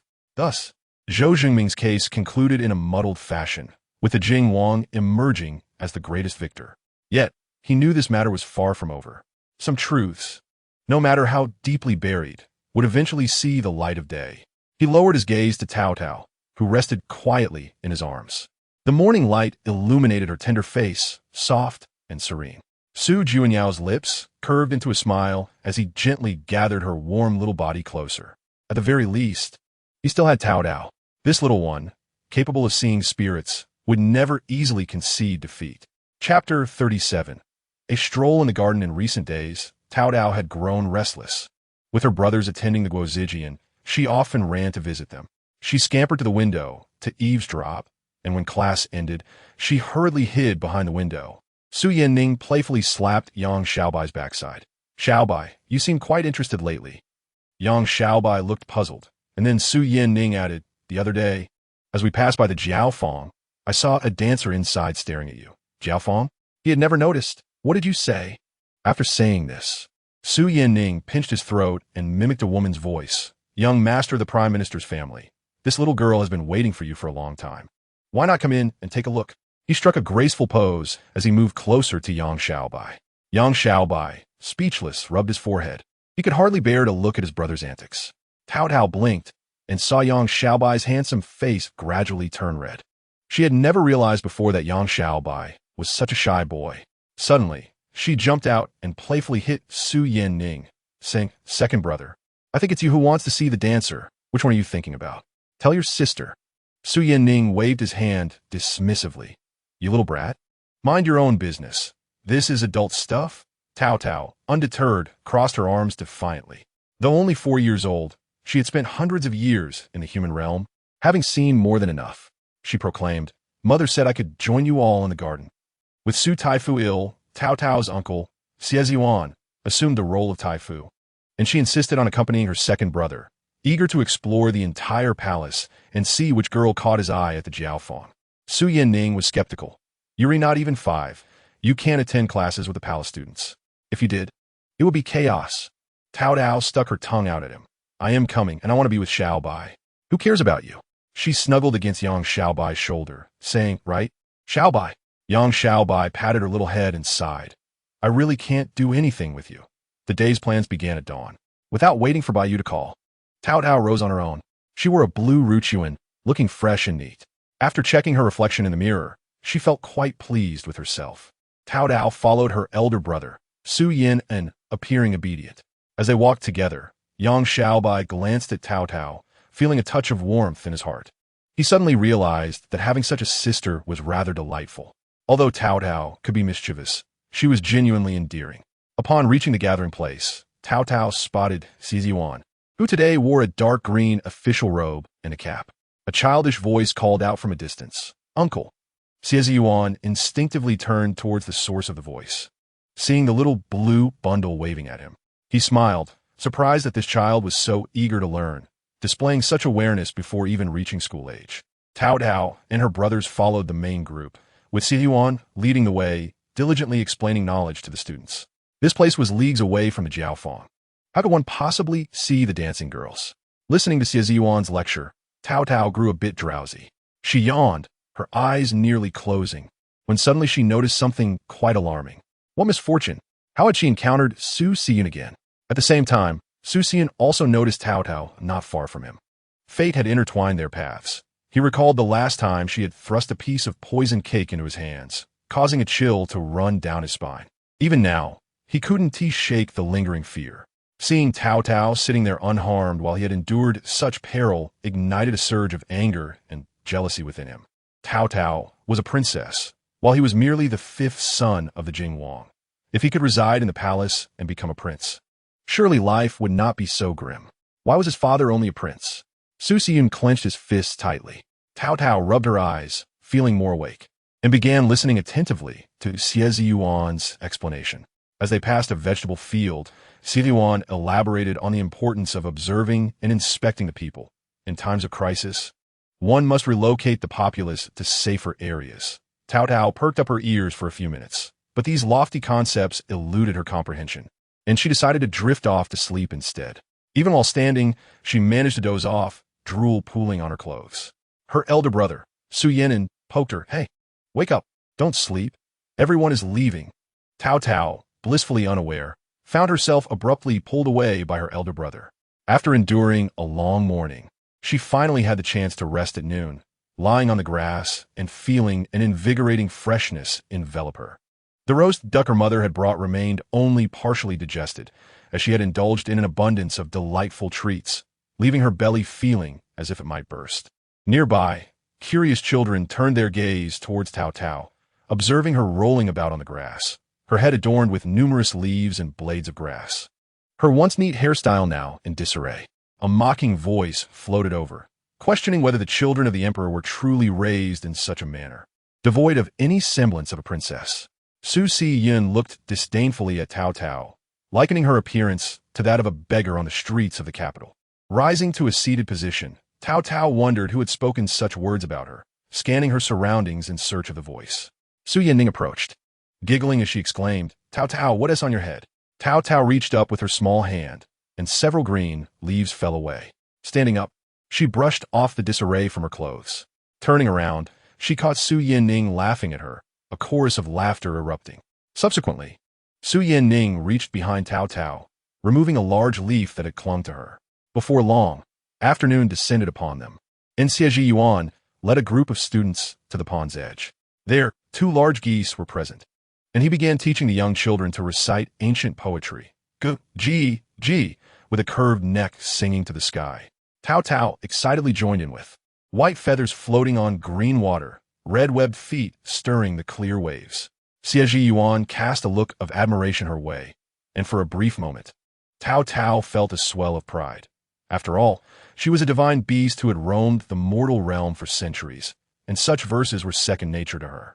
Everyone should learn from Princess Ling Shi, for she surely has read many books at home and learned much from her brothers.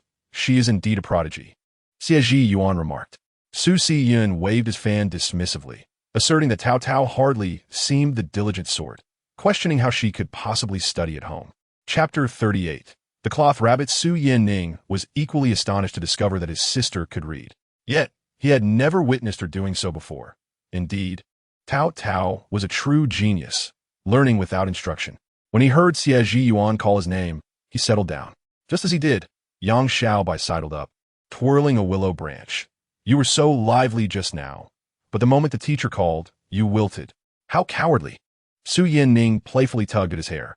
If you're so brave, why not flaunt yourself before Xie Tai Fu? He.S. watching. As Xie Yuan continued to teach the children their poetry, he called for Yin-ning and Xiao Bai to come forward. The two exchanged glances, sticking out their tongues, before reluctantly making their way over. Taotao felt a bit fatigued and somewhat drowsy, longing for rest. Su Yin-ning picked her up, patting her gently. Don't sleep now, little one. Yet, Taotao remained groggy, content to be held, thinking that if not now, when would she sleep? Su Si-yun, having put away his fan, gazed at the sleeping Taotao, noting her round little form and wondering how Su Yin-ning was not tired. Carrying such a sturdy little body would surely exhaust him. Xie Yuan continued to instruct the children in their poetry, the sweet sounds of their recitation filling the air. A child's innocent voice piped up, "Look, the geese are kissing." Several children turned in unison, watching as the two geese gently pecked at each other's neck feathers. Xiaowan pointed at the geese, her eyes sparkling with delight. Just as Xie Yuan observed their innocent curiosity, Taotao stirred, her little head rubbing against Su Yin-ning's shoulder as she sleepily opened her eyes. Rubbing her eyes, she followed the children's gaze, and upon seeing the geese, she erupted into giggles. They're not kissing. They're just scratching each other.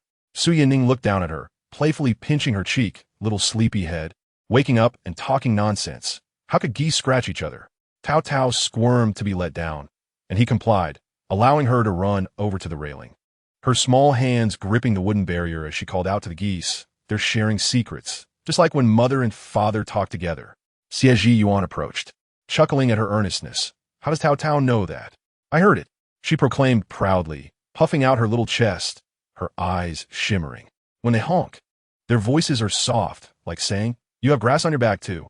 The children were entranced, their earlier struggles with the poetry forgotten as they crowded around the railing to watch the geese.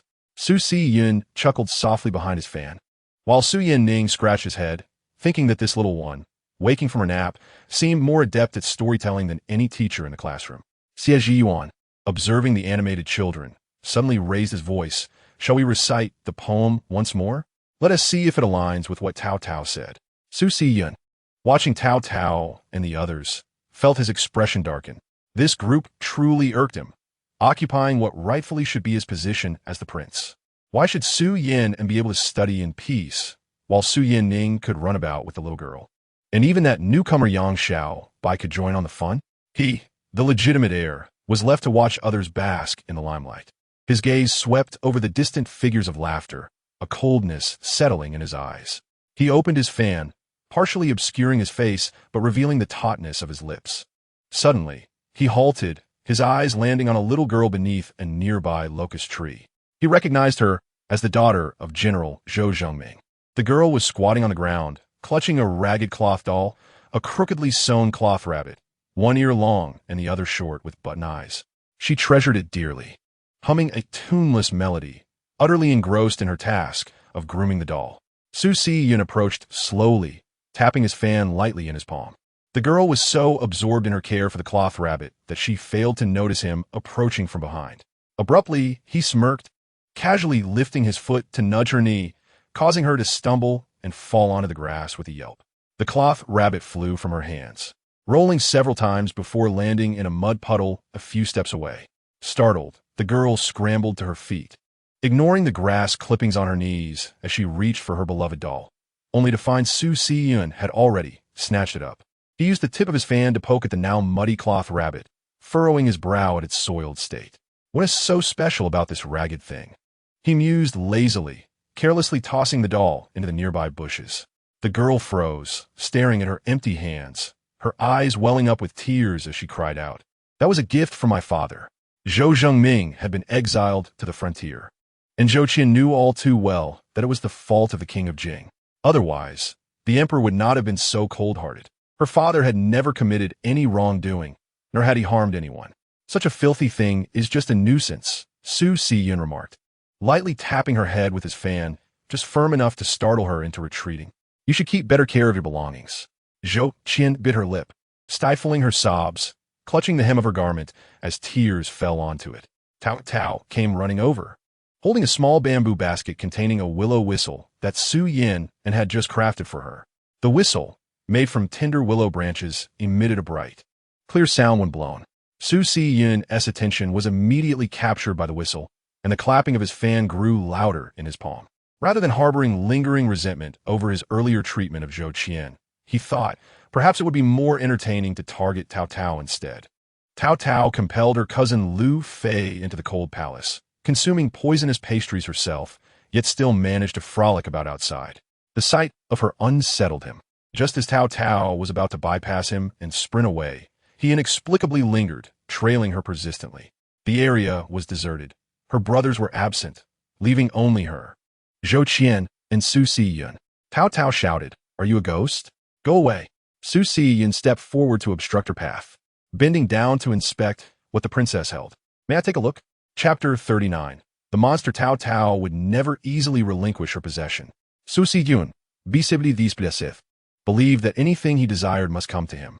Should Taotao report him to Xie Zhiyuan later, he would argue that Xie Zhiyuan, being her uncle, was biased in her favor. Ignoring him, Taotao continued to walk away.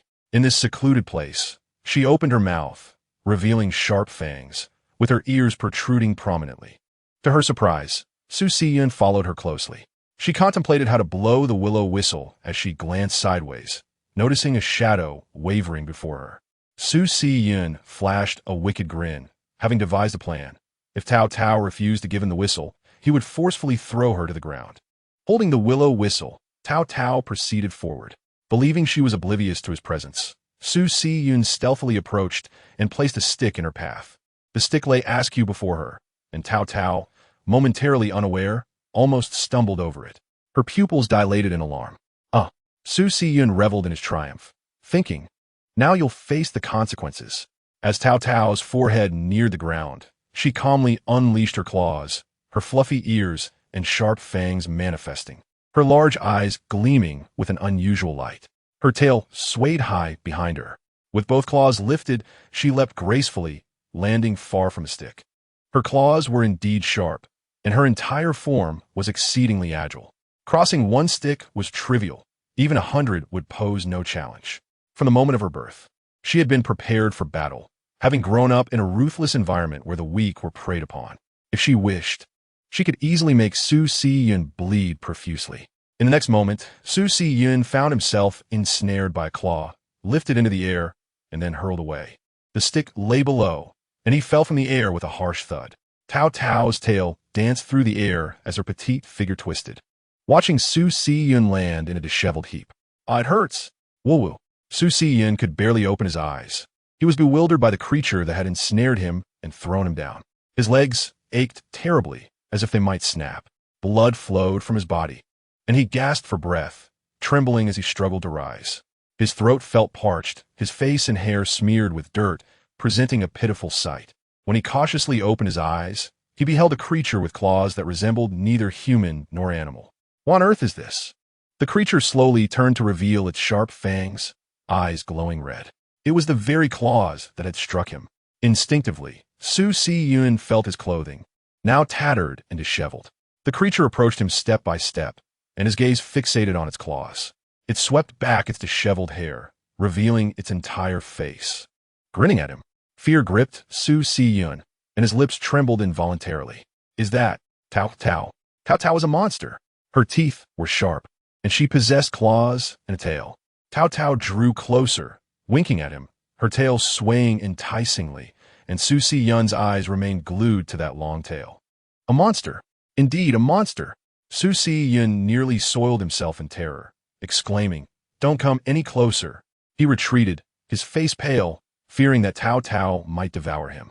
Upon uttering these words, he dashed into a tree and collapsed, crimson blood trickling down his forehead. Xie Zhiyuan, glancing beneath the locust tree, observed a child quietly wiping her tears. "Little girl, why are you crying?" Zhou Qian choked back sobs.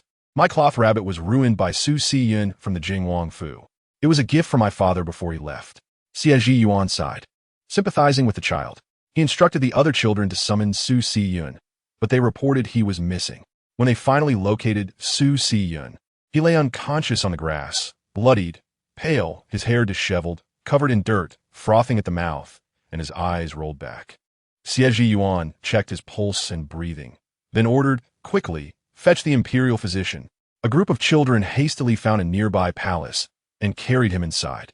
Xie Yuan knew that Su Siyun was the son of the Jing Wang, and any delay could lead to dire consequences for him.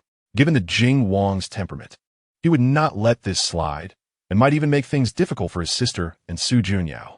Zhou Qian had glimpsed a claw from a distance, but did not realize it belonged to Taotao. She worried that Taotao might have been bullied by that villain Su Siyun. Surely not. Taotao was a princess. How could she allow someone like Su Siyun to take advantage of her?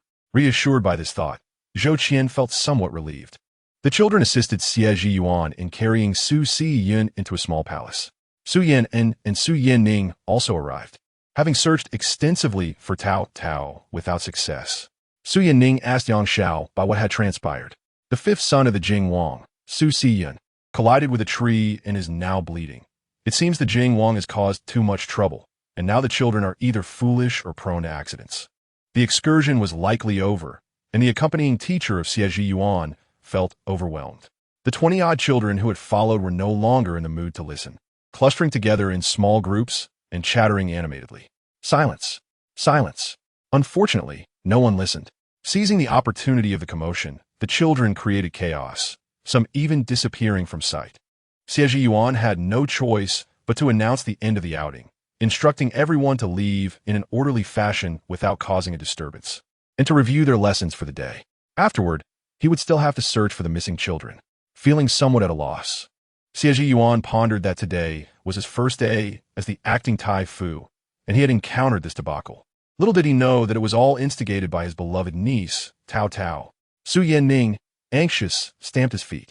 Where could Taotao have gone? My brother and I have searched for ages. Could it be that she had caused another incident? Furrowing his brow, he couldn't shake the worry. What if Taotao, seeking revenge against Su Siyun, had indeed thrown him into a tree? Chapter 40.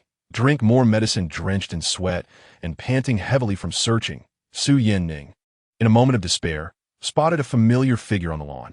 It was Taotao. What was she doing here? Taotao stared vacantly at the birds in the sky, her expression dull.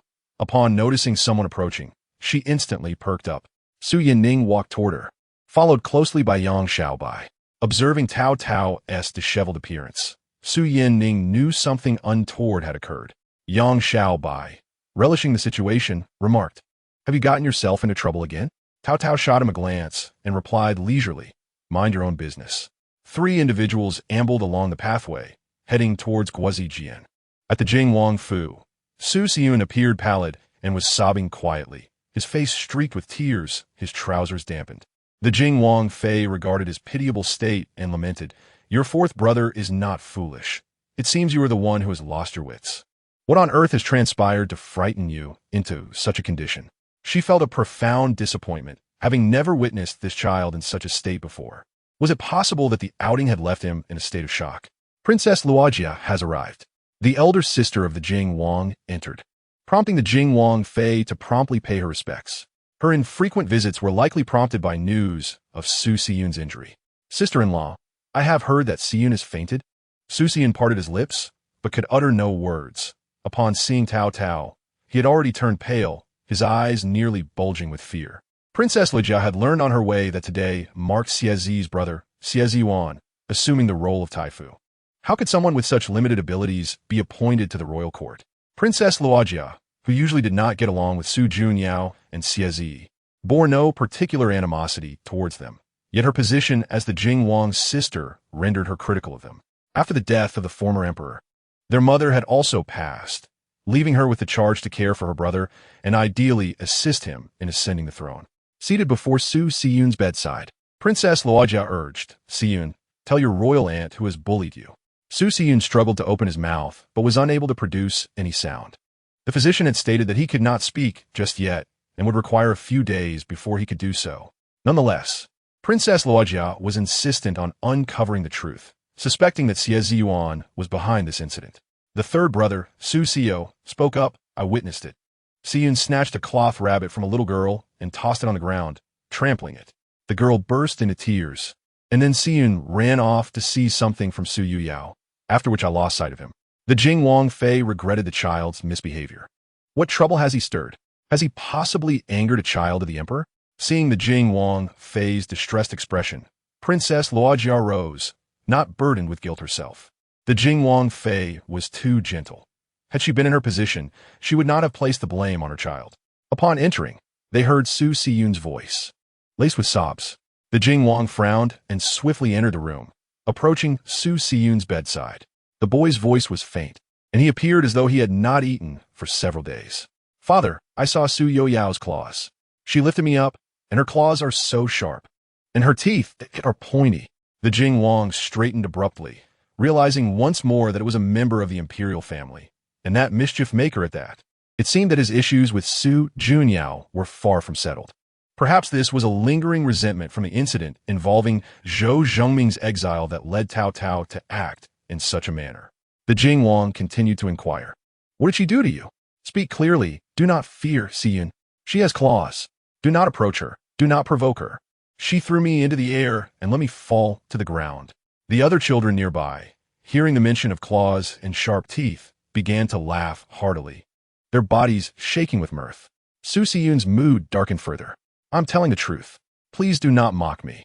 She is truly a monster. Do not doubt me. The Jing Wang admonished them. Cease your laughter. Turning to Su Siyun, he observed the bandage still wrapped around his head, indicating he had not yet fully recovered and was likely spouting nonsensical claims. He signaled to a servant, quickly fetch the physician. Siyun has not yet recovered. He should be taking more medicine. Everyone else leave. As the other 4 children exited, their laughter echoed throughout Jing Wang Fu. Su Siyun, usually bright and clever, seemed today to utter absurdities. What monsters and claws was he speaking of? He was not a mere 3-year-old to be bullied by a little girl and resort to such ridiculous tales. Father, I speak the truth. If no one believes me, you must. Su Siyun was convinced he was the Jing Wang's most cherished son. If his father were to become emperor one day, perhaps he could be named heir. Yet, who would have imagined that the emperor's daughter was indeed a peculiar being? The Jing Wang regarded him solemnly, shaking his head. You are truly unwell. Su Siyun's lips trembled. Father, I'm not. I truly saw her. I was so frightened that I ran headlong into a tree and then fainted. The Jing Wang patted his head. You do not have a fever. Even if she bullied you, you must not speak recklessly. Whether she is a monster or has claws, no one will believe such tales. If someone asks, you must say that she pushed you down. Do you understand? Su Siyun, still in a daze, remained silent, realizing that no one would believe him anyway. In Zhaohua Palace, Taotao was napping when suddenly a figure darted out. She slowly opened her eyes and retracted her claws. Who is it? A gentle voice came from behind. It is I. Su Yanning stood before her. Taotao, I have a question for you. He had been sent by Su Yanning, who was concerned for his sister's safety. A few days ago, during the outing, Su Siyun had been covered in blood. Did you witness the incident? Su Yanning inquired, pondering her response. Taotao hesitated momentarily, then replied, dismissively, Taotao, why do I get the sense that you are lying? Su Yanning approached, scrutinizing her subtle expressions. I'm not. Taotao's demeanor grew resolute. Her small hands clasped defiantly before her. A voice from behind, belonging to Su Yanning, chimed in, then all is well. Our Taotao is finally not causing trouble. With a sigh of relief, Taotao patted her chest. This incident was not her fault. She had merely given Su Siyun a lesson. Xiezi observed the children and thought that perhaps it would be beneficial for Taotao, who spent her days in the palace, to attend school. Lying around at home had caused her to gain weight, but her height had not increased, leading Xiezi to worry she might be growing horizontally. With Xieziwan recently taking up the position of Taifu, it would also be a good opportunity for him to look after Taotao. As the sun began to set, Taotao made her way to Guozijian to find her brothers. Su Yanning, Su Yanchun, and Yang Xiaobai were gathered together when she dashed over. Su Yanning bent down to pinch her cheek. Taotao, do you miss your second royal brother? Su Yanning answered himself, of course you do. Su Yanchun asked, what about the third royal brother? Yang Xiaobai scratched his head, feeling a bit bashful. When had this troublemaker become so affectionate? Taotao, being a head and a half shorter than him, exerted considerable strength, pulling him closer. A faint blush crept onto Yang Xiaobai's cheeks as Taotao stared intently at him. Su Yanning and Su Yanchun exchanged puzzled glances, wondering why Yang Xiaobai appeared so flustered. Xiaobai, what did you learn today? Yang Xiaobai's lips curled upwards. We studied the Luin Yu. Could you teach me? I wish to learn as well. Of course. Su Yanning groaned inwardly at the two of them. At such a young age and already so lovey-dovey. Have you two been playing house? Go cool off somewhere else. He stepped forward, placing himself between Taotao and Yang Xiaobai, creating a barrier like a thick wall. Taotao, displeased, shouted at him, "Second royal brother, why are you so mean? I will not play with you anymore." Su Yanchen seized the opportunity to embrace Taotao, lifting her into the air, her chubby little body suspended as her tiny feet flailed about. Taotao felt a sense of despair. These two were truly disrupting her happiness. If her elder brother were present, he would never allow them to bully her and Yang Xiaobai. Su Yanchen set Taotao down gently on a nearby lawn. Meanwhile, Su Yanning and Yang Xiaobai were on the verge of a quarrel, hurling insults at each other. Su Yanning exclaimed, "I considered you a good brother, yet you have taken my sister away." Yang Xiaobai, visibly indignant, retorted that Taotao had been laughing joyfully moments ago. This little rascal visited daily. Surely, she did not wish to study. Once she arrived at the Guozijian, with several elder brothers around, she would have ample companionship. Students emerging from the building glanced toward the lawn and immediately spotted the rosy-clad Taotao, propped up on her elbows, resting her chin in her hands. That must be Princess Lingxi. How adorable she is. I noticed her during my last outing. Not only is she charming, but I have heard she is quite intelligent. It would be splendid if she could one day become my wife. I would dote on her endlessly. Such fanciful thoughts, for she is none other than the emperor's daughter. You are truly dreaming. With her brothers to protect her, you can forget it. The empress dowager sighed, expressing her discontent about Yo Yao's behavior.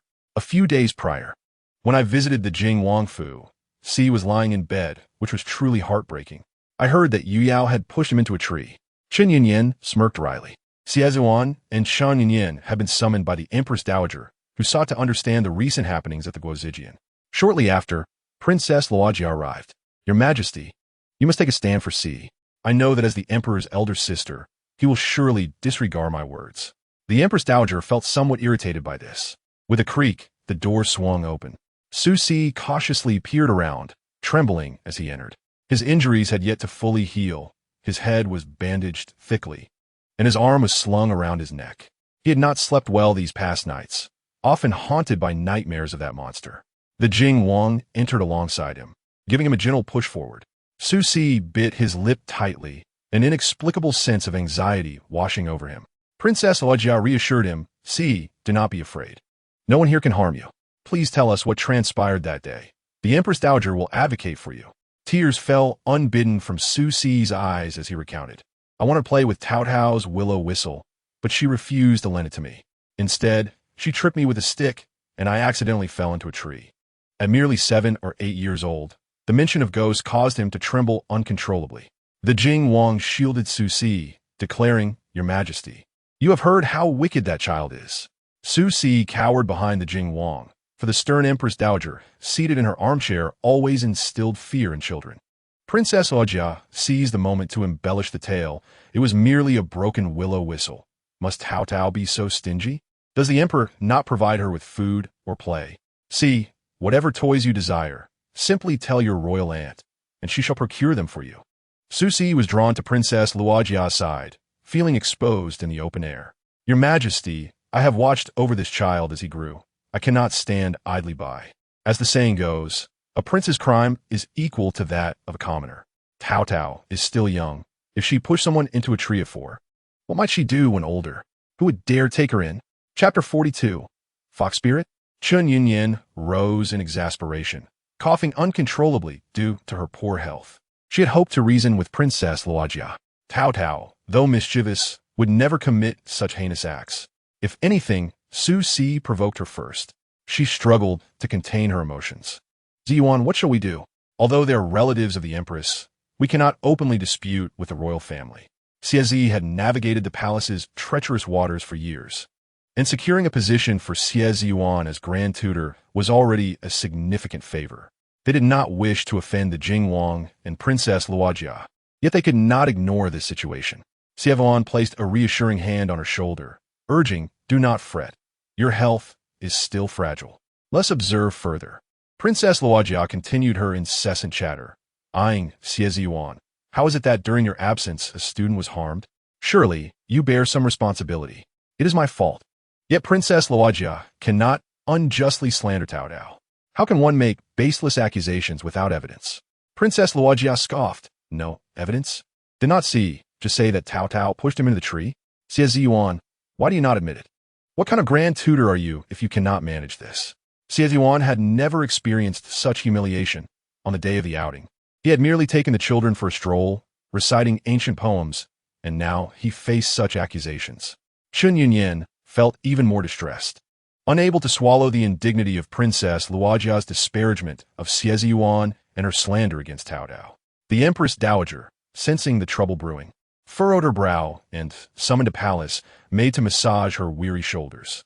With evidence now at hand, she could not allow this matter to go unchecked, nor could she permit Taotao to engage in such atrocious deeds. The Empress Dowager beckoned a eunuch, instructing him to bring Taotao from Zhaohua Palace. Taotao was by the pond, observing little fish when the eunuch hurried over, flustered. Princess, the Empress Dowager summons you. Taotao blinked, perplexed about what had transpired. The eunuch recounted the events that had unfolded in Sinang Palace. Taotao covered her gaping mouth, anxiously scanning her surroundings. This was a disaster. Su Yanning approached, having overheard snippets of the conversation from behind the large tree. Hey, why does the Empress want you in Sinang Palace? Taotao shook her head.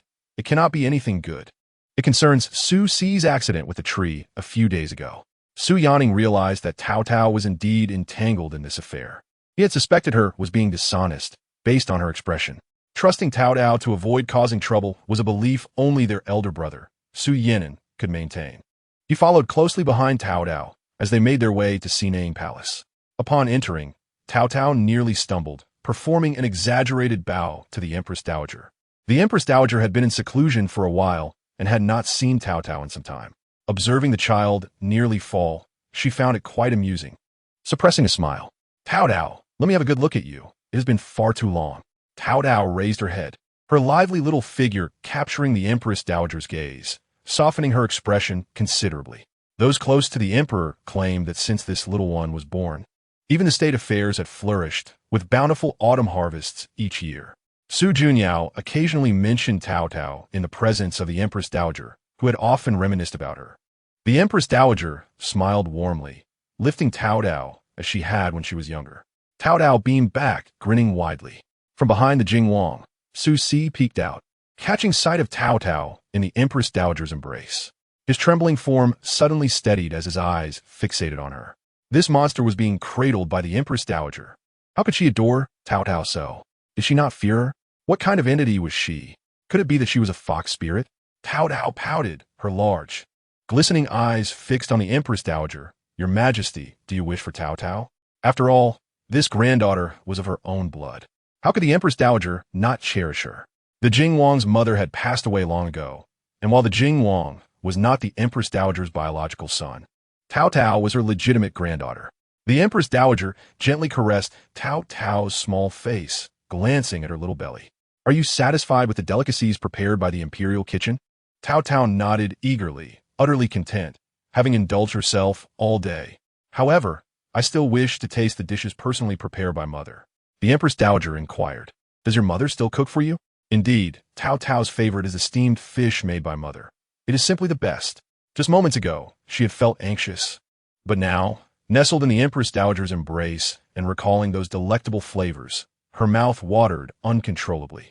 Alas, why must her royal grandmother discuss such appetizing topics? Leaving her feeling hungry? Taotao's stomach grumbled, and she felt utterly embarrassed.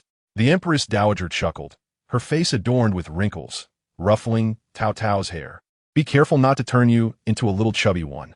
Su Si-yin muttered discontentedly. She is a monster, of course she eats a lot. What if she consumes the entire palace? The king of Jing nudged him with his arm, casting a sharp glance in his direction, signaling him to refrain from speaking out of turn. How could anyone believe that Taotao is a monster? The king of Jing was aware of the existence of spirits and demons in this world. Otherwise, he would not have allowed a flower demon to curse Su Junyao. Yet, it was difficult for him to associate this little girl with any sort of malevolence. She was simply a troublemaker by birth. How could she achieve greatness? The king of Jing diverted his gaze from Taotao and addressed the Empress Dowager. Your Majesty, you must not indulge Taotao. It is she who pushed Si Yun into the tree. Children do not lie. Taotao wore a look of grievance, but she was a child too, younger than Su Si-yun by several years. It should be Su Si-yun yielding to her. Princess Luojia was relentless, insisting that since Si-yun had been so severely injured, Taotao should simply admit her fault. A good child acknowledges her mistakes, and the imperial aunt would not blame her. Taotao pouted. Cough, cough, cough. Chun-yun coughed a few times, unable to hold back any longer. Princess Luojia, you cannot place all the blame on Taotao. She is not a bad child. Si-yun is a child as well, is she not? Even if it offends others.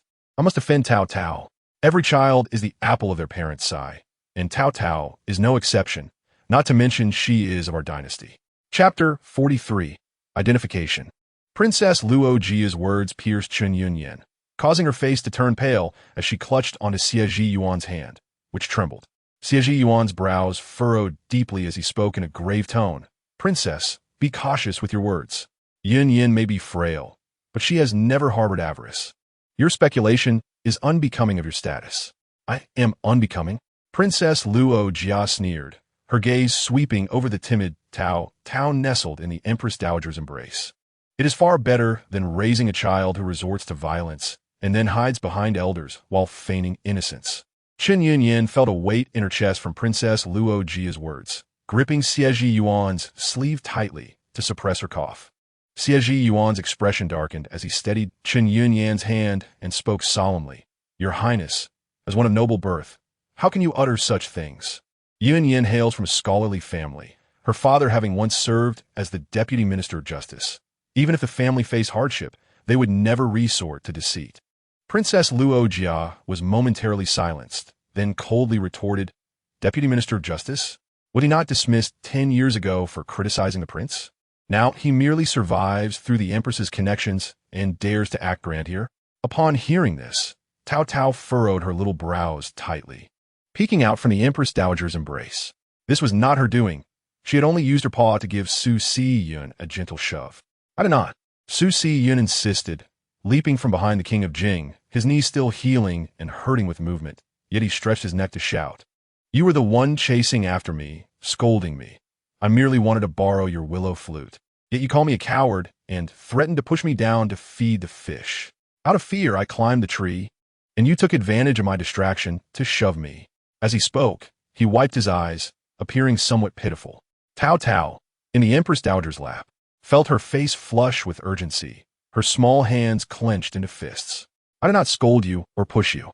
You ran into the tree yourself. She had merely lifted Su Si-yun with her paw, intending to teach him a lesson. Who knew that in a moment of fright, he would bump his head against the tree? You did push me. Su Si-yun stamped his foot, insisting that everyone present witnessed it, and they could all testify. Xie Yuan stepped forward, his tone steady. Your Majesty, on the day of the garden outing, the students were all nearby, and I was watching from a distance. I can vouch as the Grand Tutor that Taotao is by no means a child who would intentionally harm others. You are her uncle, naturally defending her. Princess Luojia immediately countered, how do we know you did not conspire beforehand? At that moment, Su Yinning, who had been standing behind Taotao, suddenly spoke up. A few years older than Taotao, his words carried the clarity of youth. Your imperial grandmother, your grace, I was there that day as well. The willow flute was personally crafted by my elder brother for Taotao. She treasured it greatly and would not easily lend it to others. As he spoke, he cast a glance at Su Si-yun's flushed face, his tone neither servile nor overbearing. Well, my brother made that flute. He specifically carved a small butterfly at the mouthpiece. Taotao kept it close to her chest that day, so it would have been impossible for her to casually give it away. If Si-yun wanted to take it, was it not a matter of course that she would resist? Since when could those from the Wang residence compete with a princess for belongings? Su Yinning's gaze was open and honest, displaying a hint of disdain as he looked at Su Si-yun. The king of Jing's expression turned cold. Su Yinning had repeatedly emphasized the contrast between the princess and those from the Wang residence. Was not Su Jun Yao merely a puppet emperor? Such trivial matters should be resolved by the Empress Dowager. Several students were present at the time. If there is doubt, we can summon them to inquire. Su Si-yun shrank back under Su Yinning's gaze. You are lying. You are her second brother. Of course, you would speak for her. Those people are all on your side. They would not dare to tell the truth. Oh, Su Yinning raised an eyebrow. Then tell me, which individuals witnessed my sister push you? You may summon them. and we shall confront the matter directly. He trusted Taotao, believing firmly that she would never intentionally harm another. Su Si-yun was suddenly at a loss for words. That day, he had deliberately sought out a tree with few children around to trick Taotao, so there had hardly been any witnesses. His eyes darted around, and he suddenly pointed to a small eunuch standing in the corner. He was nearby. He must have seen it. Su Si-yun's face turned a deep shade of crimson, while Princess Luo Jia's expression soured, yet she maintained her composure. Su Si-yun stamped his foot heavily on the tiled ground. You are lying? I clearly saw you glancing over there. Princess Luo Jia defended Su Si-yun. Even if no one saw it, Si-yun would never jest about his own legs and head. Why would he falsely accuse Taotao? I did not falsely accuse. Su Si-yun was nearly jumping with frustration, his finger trembling as he pointed at Taotao. She is a monster. She is not like the others. She used sorcery to make me fall. Her claws are so sharp. She has a tail and sharp teeth. The moment those words left his mouth, the hall fell silent. The Empress Dowager's smile faded, and the King of Jing's expression shifted dramatically as he sternly rebuked Si-yun. What nonsense! Yet Su Si-yun seemed to hear nothing. His gaze fixed on Taotao, his voice sharp and piercing. The King of Jing furrowed his brows, suddenly struck by a thought. Could it be that Taotao truly is a monster? The more Su Si-yun spoke, the more agitated he became, spitting as he declared, She is definitely a monster. She can't harm us. I fell because of her. She wants me dead. Silence. The King of Jing could no longer contain himself. Grabbing Su Si-yun by the collar, his face ashen as he addressed the Empress Dowager, Your Majesty, I beg your pardon. This child, having been pushed into a tree, is traumatized and not in his right mind, speaking utter nonsense. Su Si-yun continued to struggle, repeatedly shouting that she is a monster. The King of Jing's brows were tightly knit, and he suddenly raised a hand to cover Su Si-yun's mouth, bowing deeply to the Empress Dowager. Taotao regarded his pitiful demeanor with no sympathy whatsoever. She was a fierce beast, yet not a fairy or a monster. Such ignorance. As he spoke, he disregarded Su Si-yun's frantic struggles and half-dragged her outside. With her mouth covered, Su Si-yun could only emit muffled sounds, her eyes wide with fear and resentment as she stared intently at Taotao. Witnessing this, Princess Luo Jia began to panic. Su Si-yun's earlier remarks had been exceedingly outrageous. She opened her mouth to speak, but was silenced by a mere glance from the Empress Dowager. Chapter 44. Strange noises. Xiezi, in a flustered voice, hurriedly traversed the imperial garden, lifting her skirt as she rushed toward Xievuan and Chun Yunyan. Brother, sister-in-law, I finally found you. Is Taotao all right? I just went to the side hall of Sinang Palace to look for her, but the palace attendants said the children had all left. They also mentioned that Princess Luo Jia accused Taotao, and the emperor was in a hurry for court. My heart nearly leapt from my chest. Xievuan quickly stepped forward to steady her, urging her to remain calm. There's no need to worry. The matter has been resolved. He softened his tone and elaborated on the recent events. When the Empress Dowager was present, Princess Luo Jia had firmly asserted that Taotao pushed Su Si-yun against a tree, which was entirely untrue. Chun Yunyan, standing nearby, chimed in, her voice laced with displeasure towards Princess Luo Jia. The princess had always been difficult, taking advantage of the Empress Dowager's favoritism to bully others. This time, it seemed she was envious of Taotao's popularity among the students and had deliberately sought to frame her. Fortunately, Taotao had proven to be clever enough to evade her schemes. Xiezi finally breathed a sigh of relief, pressing her hand against her chest, her fingertips still trembling. After exchanging hurried farewells with the two, she made her way to Zhaohua Palace. The wind in the imperial garden began to pick up, and Xievuan gazed at her retreating figure, softly sighing. Princess Luo Jia's rampant behavior will surely lead to trouble. Chun Yunyan adjusted her sleeves in agreement. Let's hope she does not target Taotao again. Next time, we may not be so fortunate. At that moment, a faint scent of osmanthus wafted through Zhaohua Palace. Su Yanning waved his hand in front of Taotao, who remained unresponsive. Hiss! Taotao finally snapped out of her reverie, rubbing her forehead and glaring at him, still drowsy. Taotao pouted in displeasure, shifting slightly away from him. However, her stomach growled audibly, prompting her to accept a snack. Su Yanning could not help but chuckle, playfully tousling her hair, causing her braid to become slightly disheveled. Leaning against the edge of the couch, Taotao lazily glanced at him. Su Yanning inquired, Are you still pondering the events at Sinang Palace? Taotao looked up, shaking her head, though her expression revealed inner turmoil. It was not that. She had suddenly recalled Wan Fengju. Su Yanning's brow furrowed, his tone growing serious. Wan Fengju? Isn't that place already sealed off? Ever since Liu Fei was cast into the Cold Palace, the emperor has decreed that no one is allowed to approach. Taotao sighed. This was a matter only she understood, and discussing it with mere mortals was futile. How had she let slip her words earlier? After a moment of silence, she waved her hand dismissively. Second brother, do not inquire further. Su Yanning scrutinized her evasive gaze, his brow knitting in concern. That place is steeped in malevolence. I passed by it a few days ago and felt an unsettling chill even from behind the palace walls. What would you want there? He paused, as if recalling something, and his voice deepened. Moreover, Su Yinqing used to reside in the side hall of Wan Fengju, back when Liu Fei had not yet fallen from grace. He often claimed to hear strange noises at night. Taotao blinked. Wan Fengju had improved significantly. She had long since purged the unclean entities from it. It must have been far more frightening in the past. Su Yanning continued. In hindsight, that place has always been peculiar. I cannot fathom how he endured it. You must not dwell on it any longer. If something was lost, let it go. It is not worth the risk. Su Jianing riman travid, sensing that his sister harbored a significant secret. Yet, Taotao was indeed a prodigy, and her affairs remained beyond their understanding. From the moment of her birth, everyone had perceived her as an extraordinary child.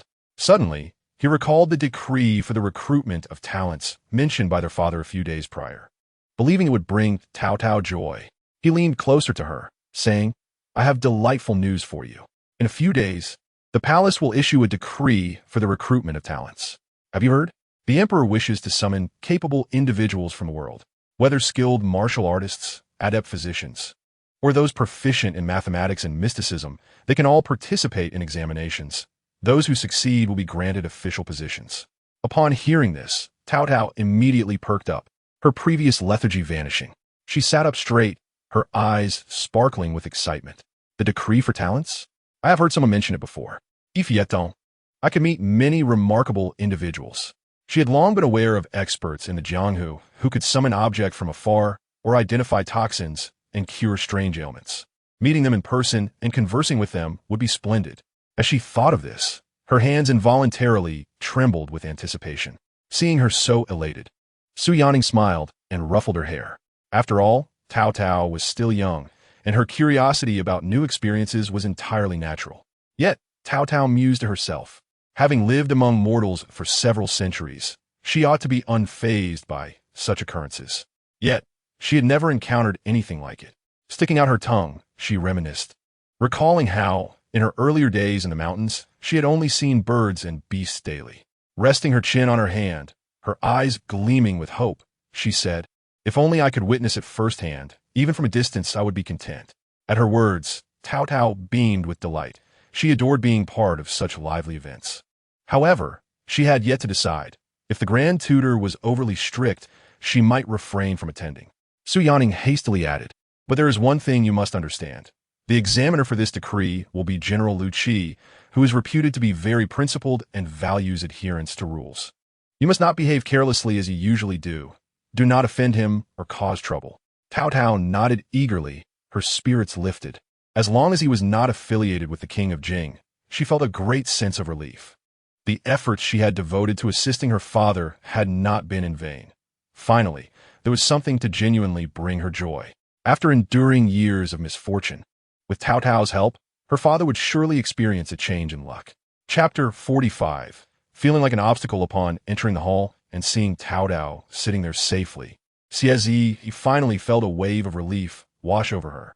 She swiftly approached and touched Taotao's face. You weren't frightened, were you?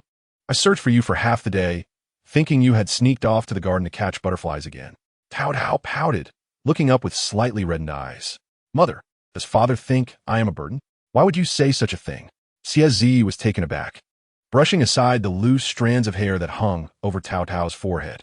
Just the other day, you were so proud, claiming you helped father uncover evidence in General Zhou's case. Why the sudden sulking? But I overheard him telling Asun that I am no longer allowed to accompany him during investigations. Taotao's voice unconsciously rose. her little hands clutching her clothing tightly. Even delivering a snack to the imperial study requires prior notice. I could be of assistance. Why won't he let me? CSZ could not help but chuckle, pulling her into an embrace. Silly girl, how could you be a burden? You have accomplished great things. Taotao's eyes brightened instantly, staring at her in disbelief. Me? What great thing have I done? Indeed, a significant achievement, CSZ whispered into her ear, lowering her voice. Regarding the matter with General Zhou, while it did not result in an immediate reversal, the entire court is now aware that our royal family has such a clever little princess. Those old ministers who were previously hesitant have all eagerly pledged their loyalty, saying they wish to work diligently alongside the emperor. Tell me, if that is not your accomplishment, whose is it? Taotao's grievances dissipated by half in an instant, her lips curving upward, though she still feigned stubbornness. But he should not prevent me from helping. Father has been having a rough time lately, and I could keep an eye on things for him. He is merely concerned for your safety, fearing you might encounter danger. CSZ gently pinched her little nose, softening her tone. As the sun began to set, Taotao's stomach audibly protested, the sound echoing clearly in the still courtyard. Su Yanning was deep in thought when a sudden voice interrupted him. Frowning, he abruptly seized Taotao's wrist and headed outside. Why are you just standing there? Come on, I'll take you to eat some buns, filled with pork and green onions, and there will be plenty. The two of them navigated their way to the old-fashioned bun shop at the street corner and chose a small table by the window. Just as they ordered 2 steaming baskets of buns, and before the waiter could set down the vinegar dish, a flurry of hurried and chaotic footsteps approached from a distance. Turning to look, they saw a young boy in a blue shirt, clutching a scroll of paper, running with sweat pouring down his face. He bowed deeply to a man, almost touching the ground. Sir, please take a look at the thesis I've written. I spent 3 sleepless nights on it. I beg you for a chance. If you recommend me, I will follow you through fire and water. The King Jing, burdened with worries, was in no mood to read such things, especially since the boy was destitute and had no connections. Get lost, he snapped impatiently, kicking the boy with considerable force. You're just an eyesore here. If you linger any longer, I'll have someone throw you out to feed the dogs. As the boy struggled to steady himself and attempt to rise, his path was suddenly blocked by several scholars in Confucian robes. The leader, Li Gongzi, intentionally obstructed him, waving a fan that nearly poked the boy in the face, a mocking smile playing at his lips. Oh, isn't this the ambitious scholar who desperately seeks to ingratiate himself with the King Jing? What is the matter? Did you present your precious thesis? And did the king reward you with a minor official position? The sarcastic tone elicited a round of laughter from those around.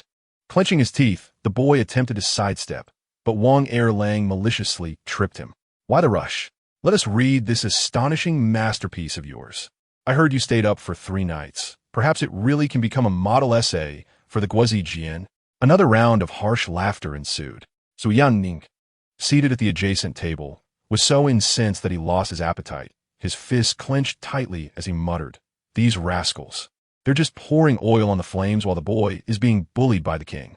He was about to stand up and confront them when his arm was firmly held back by Taotao.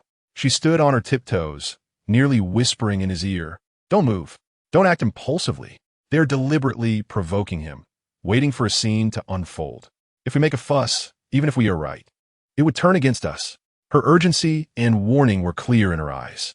The boy's eyes brimmed with tears, his lips trembling. Yet he dared not utter a word in response. Li Gongzi was the son of the Minister of Personnel, while Wang Erlang's family owned the largest bookstore in the capital. As a child of poor farmers, what could he possibly use to compete with them?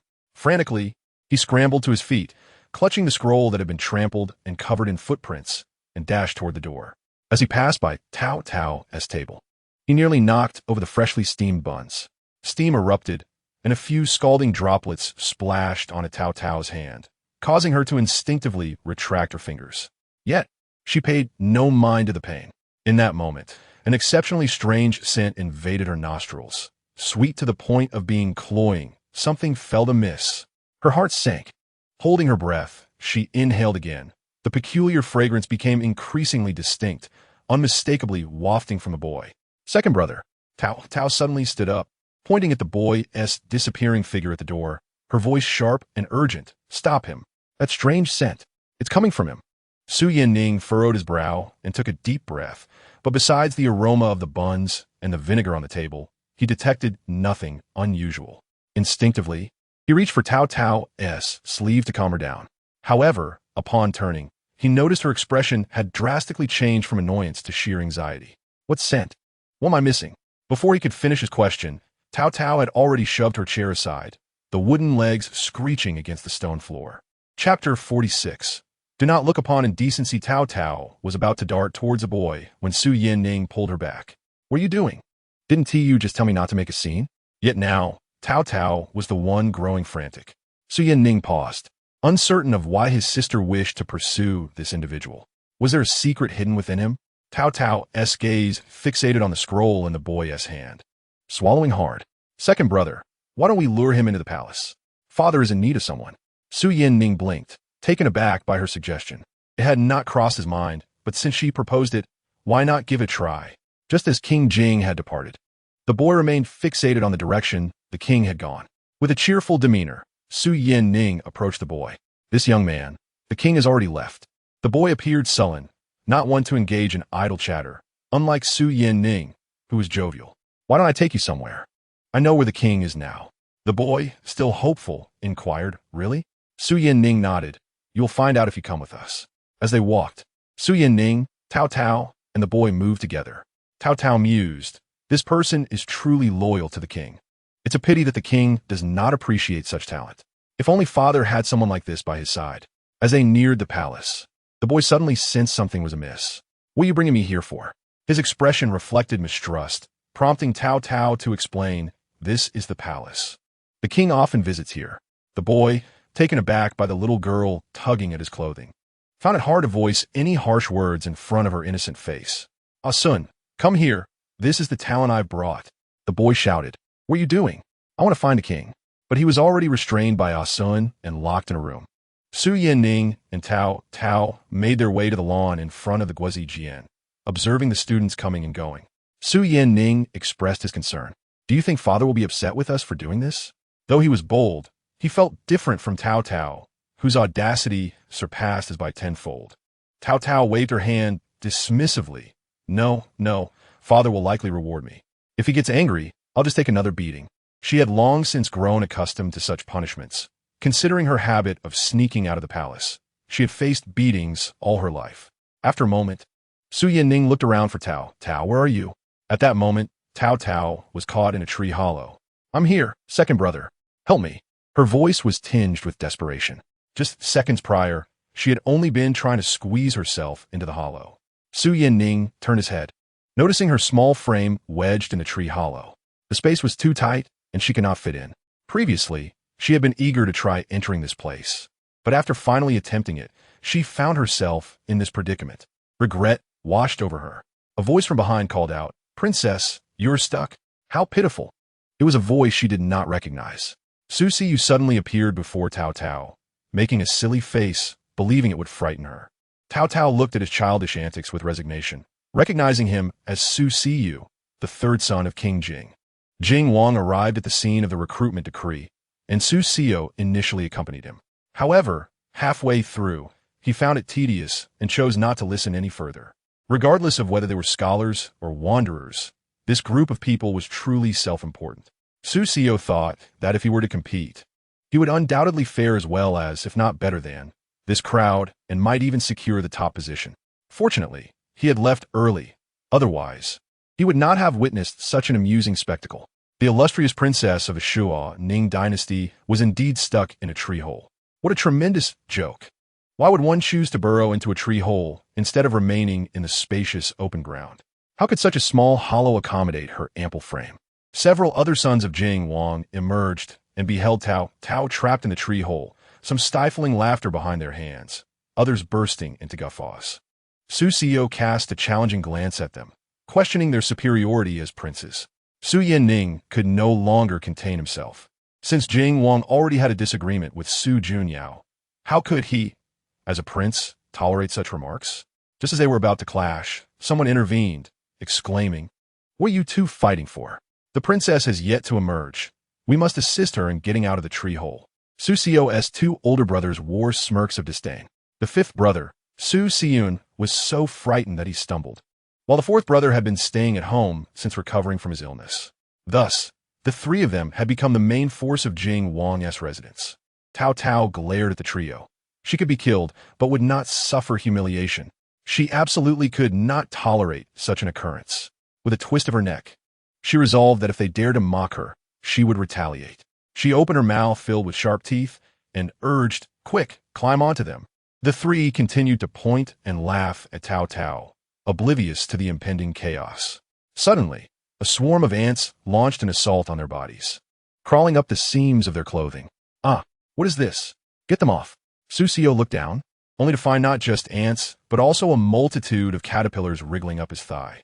Clusters of white creatures moved incessantly, and Susio was driven to the brink of despair, wishing to strip off his garments entirely. The trio cried out in vain, their pleas unheard, as even a few caterpillars found their way beneath their clothing. Susio, who was typically fastidious about cleanliness, could no longer endure the sensation of ants and caterpillars crawling over him. He hastily discarded his shirt, disregarding his image. Meanwhile, Taotao covered her eyes with her small hands, exclaiming, "Oh, I shall avert my gaze." Using her sharp claws, she tore through the obstacles on either side and poked her head out. Did they truly think she was powerless? Su Yanning was grasped by the corner of his clothing by Taotao, and she emerged unscathed before him, announcing cheerfully, "Second brother, I'm out. No need to worry." Chapter 47. Seeking Jingwang. Su Yanning exhaled in relief, pulling Taotao close and brushing off the debris and bark from her clothing. His heart still racing. "You scared me. If you crawl into that wretched tree hole again, I shall inform Mother to confine you." "Not afraid." Taotao stuck out her tongue, seemingly unconcerned. Her eyes sparkled as her small hand entwined itself around Su Yanning's sleeve. "Second brother, where is the person we invited? Still confined with his son, I presume? Has father returned from court? We must hurry to present our treasure." She had completely cast aside the earlier embarrassment, her little face brimming with excitement.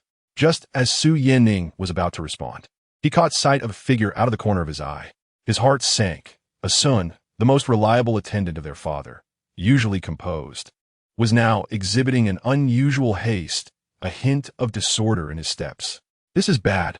Su Yanning's expression changed, tightening his grip on Taotao's wrist. "It's a son. Why is he heading toward the side hall?"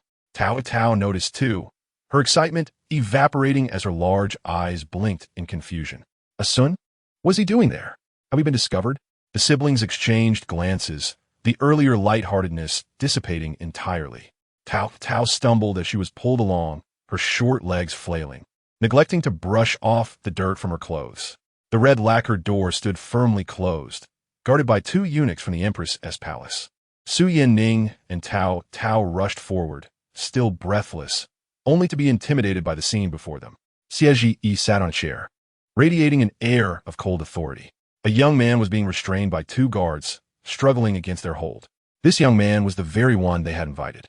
The tumultuous journey, coupled with his current predicament, had evidently pushed him to the brink. His face flushed crimson, his eyes ablaze with indignation and a sense of betrayal. "Let me go. What do you want?" "I demand to see Jingwang." "Jingwang?" Xie's lips moved slightly, uttering those two words in a low voice, laced with scrutiny. What business could he have with him?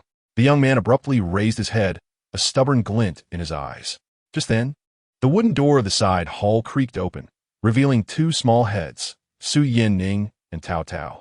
They immediately spotted the young man in the center of the hall, and their gazes met Xie's. Yet Taotao was quicker, clutching Su Yanning's sleeve with her small hand, her face dusty but gleaming with pride. She exclaimed, "Mother, did you see? This is the talented individual my second brother and I found." She pointed at the young man on the ground, her tone brimming with childlike innocence and conviction. "He is amazing. He was chasing the royal uncle around. If the royal uncle doesn't want him, it must be because he possesses true skill. We invited him to assist father. Isn't that right? Isn't father lamenting the lack of capable individuals?"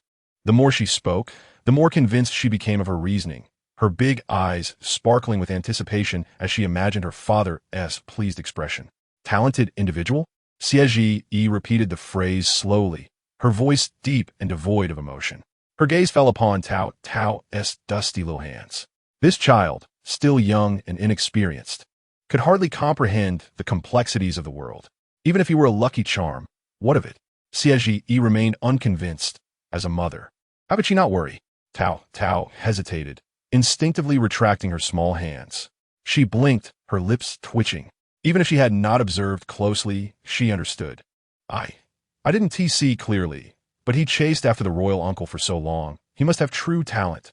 Those without skill would not dare to be so persistent. Persistent?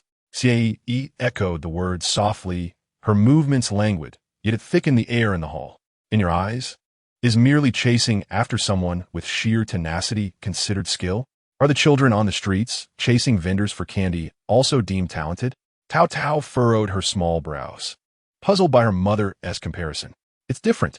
He is here to present strategies, wishing to serve the court, not to ask for candy. But he seeks Jing Wang, not your father. Siege interrupted, her tone still flat. In recent days, there had been too many uncertainties. How could you be so certain that he would willingly transfer his allegiance to your father? How could you be so sure that his strategies were not mere empty rhetoric, simply for the sake of gaining attention? Standing at the door, Su Yanning felt a tightening in his chest, discreetly tugging at Taotao's garment, hoping to dissuade her from her obstinacy. Yet, Taotao remained oblivious, continuing to assert, but the royal uncle doesn't want him. Father is in dire need of capable individuals.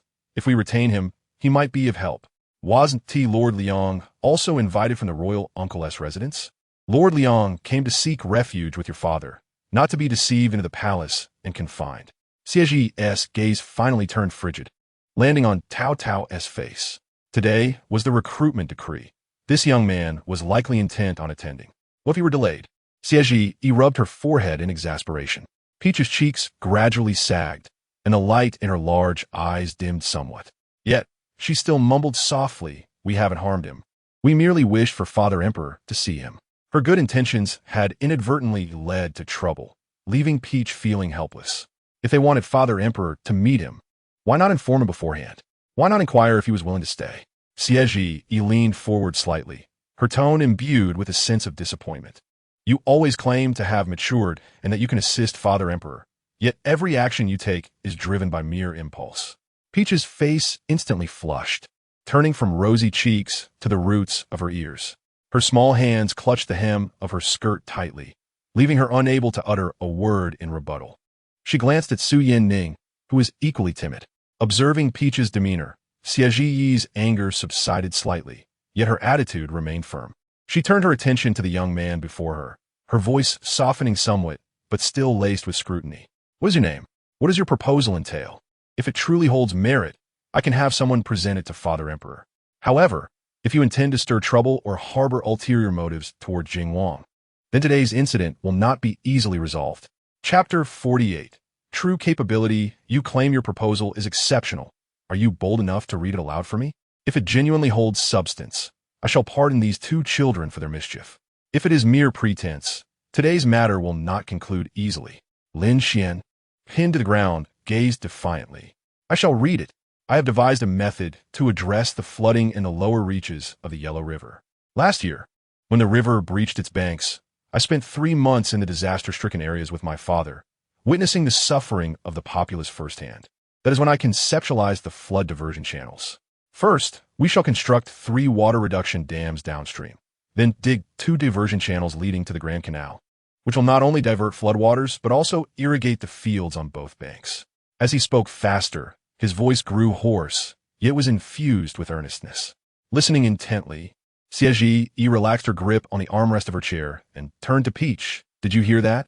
He speaks of flood control, which requires the involvement of the Ministry of Works, funding from the Ministry of Revenue, and cooperation from the counties along the banks. It is not as simple as declaring a proposal and expecting people to remain." Just as Peach was about to speak, footsteps echoed from outside the hall, followed by a eunuch announcing, "Your Majesty has arrived." Su Yanning's legs weakened at the thought of hiding, but Peach held on to him. As Su Junyao entered, he immediately spotted Lin Xian on the floor and then glanced at Siege, understanding the situation. He did not inquire about the child first, but instead crouched down to assist Lin Xian, brushing the dust from his clothes. "My young lord, I apologize for the distress you have endured. Lin Xian was taken aback, not expecting such kindness from the emperor, and hurriedly bowed. Commoner Lin Xian pays his respects to your majesty. Dismissed, Su Junyao replied, accepting the proposal that Xie Yi handed him. He flipped through a couple of pages, his brow unfurling. The flood diversion channels, with calculations for both the engineering and funding, are quite thorough. He looked at Lin Xian. Tomorrow you will take the examination for the recruitment decree. If you succeed, I shall allow you to accompany the Ministry of Works personnel to the Yellow River. How's that sound? Lin Xian's eyes sparkled. This was an opportunity he had long awaited, and he immediately replied, Commoner is willing. Su Junyao nodded. Turning to Su Yanning and Peach, his expression darkening. You two, apologize to young Master Lin. Su Yanning, not daring to hesitate, pulled Peach forward. Young Master Lin, it was our fault today for deceiving you and confining you. Please do not take it to heart. Peach also whispered, Young Master Lin, I am sorry. Lin Xian waved his hand dismissively. The princess and your highness acted out of good intentions. I hold no grudge against you. Su Junyao instructed the eunuch. Take young Master Lin to the Eastern Palace's side courtyard to tidy up, provide him with some food and clean clothes, and then send him to Master Liang's residence for accommodation. Tomorrow morning, Master Liang's people will escort him to the palace examination site. It is not convenient within the palace. It would be troublesome if anyone from Jing Wang's side were to see. Master Liang's family is affluent, with many vacant rooms, making it an ideal place for him to stay. He added to Lin Xian, Leave your proposal with me for now. I will review it, so you will have more confidence during the examination tomorrow. Lin Xian expressed his gratitude and followed the eunuch out. Only the family remained in the hall, and Su Junyao looked at the two children. Do you understand your mistakes? Su Yanning bowed his head. I acknowledge my error, and I should not have acted without following the rules. Peach, feeling dejected, experienced a wave of crimson and pallor on her face. Father Emperor, I will never carelessly confine anyone again. Xie Yi interjected. Tomorrow, you both shall wait outside the examination site to observe how young Master Lin showcases his true capabilities. Remember, do not always rely on clever tricks to achieve your ends. Lin Xian spent the night at Master Liang's residence. Early the next morning, a carriage from the Liang Manor conveyed him to the examination site. As soon as he alighted, he was surrounded by a throng of people, those from Jing Wang's side. The leader sneered, Lin Xian, I thought you were made of sterner stuff. You chased after Jing Wang for half a month, only to turn around and cling to Master Liang's leg? Truly pathetic. Lin Xian was taken aback, about to respond when the surrounding scholars began to chatter. He has long been a part of Master Liang's circle. Surely his pursuit of Jing Wang was merely an act. Who does not know that Master Liang is now firmly aligned with the emperor being Jing Wang's staunch adversary? They glared at Lin Xian, their disdain palpable, wishing to drown him in a tide of scorn. Flushed with urgency, Lin Xian felt helpless to defend himself. He could not possibly reveal that he had been coerced into the palace by the emperor's child and subsequently placed in Master Liang's residence. Just as he felt anxious, Su Yanning and Peach dashed over. Peach, unable to tolerate their bullying, placed her hands on her hips and shouted, Do not speak nonsense. Young Master Lin was invited. He did not seek refuge. The Jing Wang's people shot her a glance. Princess, this is a matter between us and young Master Lin. Please do not interfere. Su Yanning stepped forward. Brother Lin, pay them no mind. Hurry inside the examination site. Father Emperor stated that your proposal has already been reviewed by the Ministry of Works, and they believe you have promising ideas. Lin Xian's heart warmed at the words, and he chose to ignore the taunts, turning to enter the examination site. Inside, the scholars were busy preparing their writing materials. Upon opening his examination box, Lin Xian was taken aback. In addition to his own belongings, there was an exquisite set of wolf hair brushes and fine paper. One of the students across from him, noticing the items, remarked with envy, Ah, the gifts from Master Liang are indeed exceptional. They are paving the way for you to succeed. Lin Xian felt a mixture of warmth and discomfort as he gazed at the items. He understood it as the emperor's goodwill. Yet he feared being accused of relying on connections. After a moment, he spread out the paper and began to write his proposal. As he wrote, his eyes began to sting. Coming from a humble background and rarely receiving kindness, he had never experienced anyone caring for him in such a manner apart from his parents. Outside the examination site, Peach tugged at Su Yanning, spinning around in excitement. Second brother, have you seen Yang Xiaobai? We agreed yesterday to visit his home today. Su Yin-ning, feeling exasperated by her antics, replied, "Can't you behave? You just caused a ruckus yesterday, and now you want to run off again? Oh, but I promised Brother Xiaobai," Peach insisted. Just then, she spotted Yang Xiaobai approaching slowly, his complexion appearing somewhat different from usual. He looked pale and frail, moving at a sluggish pace. Peach rushed over. "Brother Xiaobai, why are you so late? Are you unwell?" Yang Xiaobai smiled gently, his voice soft. "I am fine, just a bit tired." Peach furrowed her brow, recalling how others in the academy had mentioned Yang Xiaobai's weak constitution since childhood. She grasped his hand, with Su Yanning pondering when they had grown so close. Peach observed Yang Xiaobai's pallid face and thought for a moment. Yang Xiaobai paused, nodding slowly. "All right. Thank you, Peach." Su Yanning sighed behind them, feeling like the odd one out. Truly, he must have owed something to her in a past life. His sister was indeed a source of constant worry. With that, he followed along. Inside the examination site, Lin Xian remained focused on his writing, while the three children outside harbored their own thoughts. Chapter 49. Placing bets. Brother Xiaobai, let us go. There are fun places to explore, Peach urged, tugging at Yang Xiaobai's clothing. She lifted her face, rosy-cheeked and innocent. "Peach, stop it. That is a gambling den, and children are not allowed." Yang Xiaobai lowered his voice, trying to shake off her little hand, genuinely fearing she would raise her voice. "There are places we can go," Peach retorted, growing impatient. "I know how to get in. If Brother Xiaobai won't go, I will go by myself." Upon concluding her words, she unexpectedly released her grip and began to dart deeper into the alley. Yang Xiaobai's heart sank. He could not bear to imagine the consequences if this little imp were to venture alone into such a chaotic place. He felt as if he owed her from a past life. With a low growl, he gritted his teeth, and before his mind could catch up, he sprang to his feet and chased after her. Despite feeling unwell that day, he had no choice but to accompany this little tyrant on her escapades. Taotao, though her legs were short, ran surprisingly fast. Upon reaching the end of the alley, Yang Xiaobai was met with a dilapidated earthen wall. His forehead drenched in sweat as he called out, "Taotao, where are you?" Panic gripped him at the thought of losing her. Just then, he heard a faint creak from behind a pile of tattered straw mats at the wall's corner. He focused his eyes and saw the mats shift slightly, revealing a broken wooden door jar. Taotao's little head peeked out from within, waving at him, "Xiaobai Gu, come quickly." Yang Xiaobai inhalet sarpli. The entrance to this gambling den was astonishingly concealed. He wasted no time and bent down to slip inside.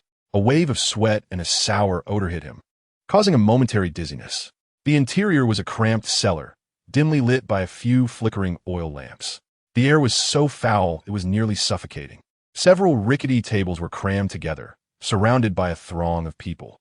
"Xiaobai, go look over there," Taotao exclaimed, her excitement palpable as she pointed to a slightly larger table at the back. The atmosphere around that table was particularly tense, with a large crowd gathered. There were no dice or pai gao cards on the table, only a large sheet of red paper densely covered with names.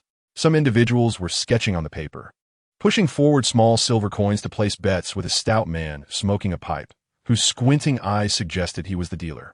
"What is that?" Yang Xiaobai asked instinctively, his voice barely audible above the surrounding clamor. "It's a bet on who will pass the exam." Taotao's eyes sparkled with excitement as she pointed to the top names on the red paper. "Look, that Li Xiukai and that Wang Zhurun, they're the favorites. Betting on them has lower returns. And at the bottom, there's Lin Xian's name. If we bet on him and he wins, the returns will be astronomical." She drew a large circle in the air with her tiny hand, her bright, watery eyes gazing up at Yang Xiaobai. "Xiaobai Gu, trust me." Yang Xiaobai was taken aback. He had heard of such underground gambling rings that emerged during the imperial examinations, where daring dealers would open betting on who would succeed and the ranking they would achieve. He never expected that Taotao would be aware of this and lead him here. Just then, he noticed Taotao wriggling free from his grasp, her short legs determinedly marching toward the gambling table. Being too short, she could only see the edge of the table and was bouncing up and down, trying to catch the dealer's attention. "Hey, you little brat, go play somewhere else." A frustrated man, his eyes red from losing, shoved her aside. Taotao nearly stumbled, but brushed it off, regaining her balance. With effort, she dug into her clothes and pulled out a neatly folded silver note. "Yang Xiaobai es pupils dilated."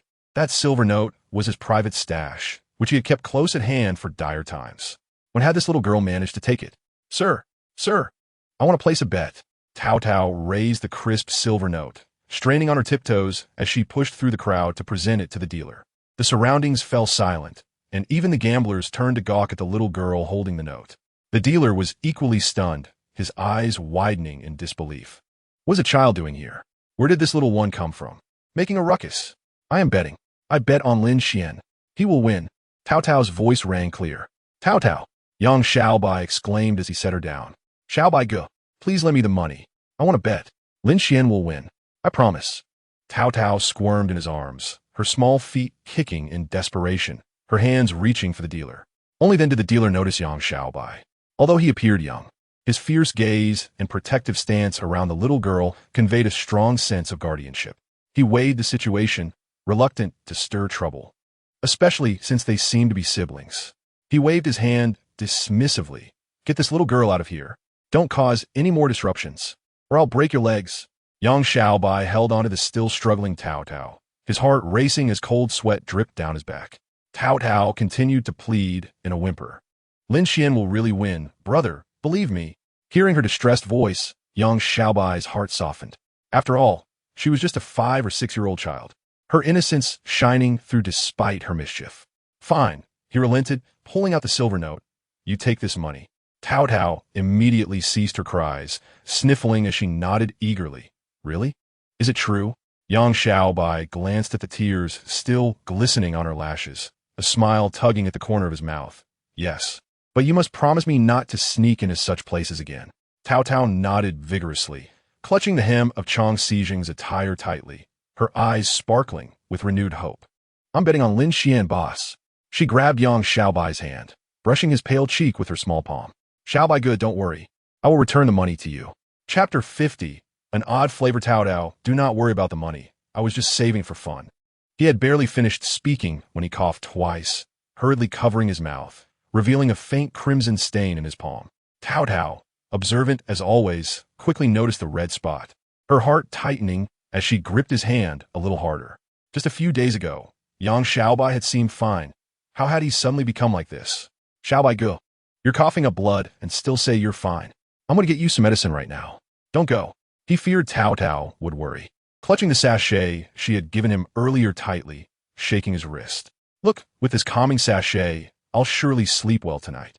After parting from Yang Xiaobai, Taotao made her way to the palace, deliberately taking a detour to a medicine shop at the street corner, where she had the shopkeeper pack 2 bundles of herbs for coughs, entrusting them to a young servant who often delivered goods to Yang Xiaobai's home, before finally heading to the palace with a sense of relief. Mother, I went out and accidentally got mud on me. Xiezi set down her teacup, sighing heavily within. This child must have gone off on another wild adventure. Your aunt, Chun Yunyan, has been bedridden for 2 days and nights, burning with fever and speaking nonsense. The rumors outside are dreadful, saying she has been possessed, and some claim our CF family has offended the deities. Even in court, there are whispers, both openly and covertly, about your uncle's shortcomings. Xiezi did not raise her eyes, her voice heavy. You seem carefree, yet you still have time to wander about? Taotao's eyes brimmed with tears, regret flooding her heart. Had she known her aunt was so ill, she would never have ventured outside. Mother, I understand my mistake. Had I known how gravely ill my aunt was, I would have stayed by her side. Seeing her daughter's remorseful expression softened Xiezi's heart. With a sigh, she replied, Very well, you are still young, and these complexities are beyond your comprehension. For today, pack your things and stay at your uncle Xieziyuan's residence for a while. Taotao's heart sank. The last time her aunt fell ill, she had accidentally broken a vase at her uncle's house, causing a commotion that seemed to disperse the accumulated gloom of the courtyard. Her aunt had gradually recovered afterward. I will remain in the palace for now and visit you later. Your uncle will take good care of you. Although Taotao longed for the freedom outside the palace, the thought of her aunt, still lying in bed, weighed heavily on her heart. She nodded quickly. Daughter will heed mother's words and take good care of aunt. At dawn the following day, Taotao, accompanied by her personal maid, packed a trunk full of clothes and jewelry, and specially included several boxes of precious medicinal herbs brought from the palace, following the guards to Xieziyuan's residence. As the carriage arrived at the entrance of the residence, Taotao beheld her uncle Xieziyuan and Aunt Lu waiting on the steps. Aunt Lu's eyes were shadowed with dark circles, unmistakable signs of sleepless nights. Upon seeing Taotao descend from the carriage, Aunt Lu hurried forward, grasping her hand with fervor. Taotao, how I have longed for your arrival. Your aunt has been in a haze these past few days, constantly murmuring about you, eager to see how much you have grown. Accompanying Xie Ziyuan into the estate, Taotao sensed an eerie stillness enveloping the entire house, with even the servants walking on tiptoe, fearful of making any noise. Once her luggage was settled, Aunt Lu led Taotao to visit Qinyanya. Upon opening the door to Qinyunya's chamber, a heavy, medicinal odor assaulted their senses. Qinyunya lay in bed, her lips cracked and parched. Taotao approached the bedside cautiously, whispering, "Aunt, it is Taotao. I have come to see you." Qinyunya's eyelids fluttered, and after a prolonged effort, she managed to open her eyes a fraction, her gaze clouded. Taotao is here. Sit. Taotao quickly took her hand, which felt icy against her skin, sending a shiver through her. "Aunt, do not exert yourself. Rest well. I have brought the finest tonics from the palace, and I shall send a maid to prepare them for you." Emerging from Qinyunya's room, Taotao felt a weight pressing upon her heart. Aunt Lu, beside her, sighed with furrowed brows. "Alas, we have consulted several doctors these past few days. The prescriptions have been changed time and again. Countless bowls of medicinal broth have been administered. Yet her fever refuses to abate. Last night, she coughed through the night, unable to swallow even a few spoonfuls of porridge." Taotao frowned in concern. "Why has there been no improvement? I nearly exhausted all my accumulated spiritual energy last time due to Aunt's illness." Over the following days, Taotao frequently visited Qinyunya's courtyard, assisting Aunt Lu in wiping her hands and tucking in the blankets. When Qinyunya was rarely awake, she appeared to be slightly more spirited. As Taotao rose from the bed to check on her aunt, she encountered a maid in a blue tunic hurrying out with a medicine bowl. The maid, head bowed, her hair stuck to her cheeks with sweat, moved swiftly as if pursued by a specter, nearly colliding with Taotao. Startled, Taotao instinctively sidestepped, causing several drops of the medicinal liquid to splash onto her hand. "My apologies," the maid mumbled, her voice muffled by her collar, clutching the bowl as she hurried away. Disregarding the spilled liquid, Taotao rubbed her hand, her brow furrowing. The maid appeared unfamiliar to her. The servants in the household, however harried, would at least raise their heads to apologize or bow. None would rush about blindly. Moreover, there was an odd scent about her, not that of medicine, but rather like decayed grass and leaves on a damp, rainy day. As Taotao entered the room, she found Qinyunya had just finished her medicine, her eyelids heavy, as if she had succumbed to slumber. Aunt Lu was seated beside the bed, tidying the empty medicine bowl. Upon seeing Taotao, she lowered her voice. "The maid just brought the medicine. Your aunt has dozed off after drinking it. Let her rest." Taotao nodded in understanding. After about half an hour, Qinyunya's breathing became steadier. Taotao rose to cover her with a quilt when she suddenly detected a faint yet peculiar odor, more pronounced than that of the maid from earlier. Following the scent, she discovered it emanated from a small cabinet beside the bed. This cabinet, part of Qinyunya's dowry, typically housed jewelry and intimate garments, and Taotao had never noticed such a smell while assisting with the tidying. After a moment's hesitation, she gently opened the cabinet door. Inside, neatly folded were several plain garments, and in the corner lay a small box from which the strange odor was wafting. Taotao picked up the box and carefully opened it, revealing a layer of velvet cloth underneath, which were some dried herbs and a small packet of yellow paper containing a powder that exuded an unpleasant stench. Upon seeing Taotao with the box, the maid's expression shifted dramatically. She hurried over. "Your Highness, this box contains the lady's private belongings. You must not touch it." Chapter 51, Buried. As she spoke, she reached for the box in Taotao's hands. Taotao evaded her grasp, her eyes fixed intently on the maid. "What is your name? I do not recall seeing you before." The maid hesitated, lowering her head. "I am Yulan, newly assigned to serve the lady." She paused and added, "This herbal remedy is a local recipe brought by the lady's family. It is said to soothe the mind and calm the spirit. I brew it daily according to the prescribed amount for her medicine." "A local recipe?" Taotao leaned closer, inhaling the scent from the paper packet, which was overwhelmingly foul, nearly making her retch. "This is hardly the aroma of a calming remedy. Has a doctor examined it? With Aunt's severe illness, how can we risk administering unverified medicine?" Yulan's head lowered further, her voice trembling. "This is a recipe passed down from the lady's family. I am merely following orders. Your Highness, the medicine is cooling. I must prepare the evening dose for the lady. Taotao blinked, observing Yulan's pale, tightly pressed lips, her suspicion mounting. The maid's behavior was exceedingly peculiar. She seemed overly anxious about the contents of the box. I understand, Yulan replied hastily, her hands fumbling as she locked the box back up and shoved it deep into the cabinet. She picked up the empty medicine bowl, bowed, and hurriedly exited. Watching Yulan disappear behind the curtain, Taotao's expression hardened. There was something sinister surrounding her aunt's illness. Over the next 2 days, Taotao continued her visits to Qinyanya, engaging her in conversation while covertly monitoring Yulan's every move. In addition to preparing and delivering the medicine, Yulan seemed particularly fixated on an unassuming coarse ceramic bowl in the corner of the tea house.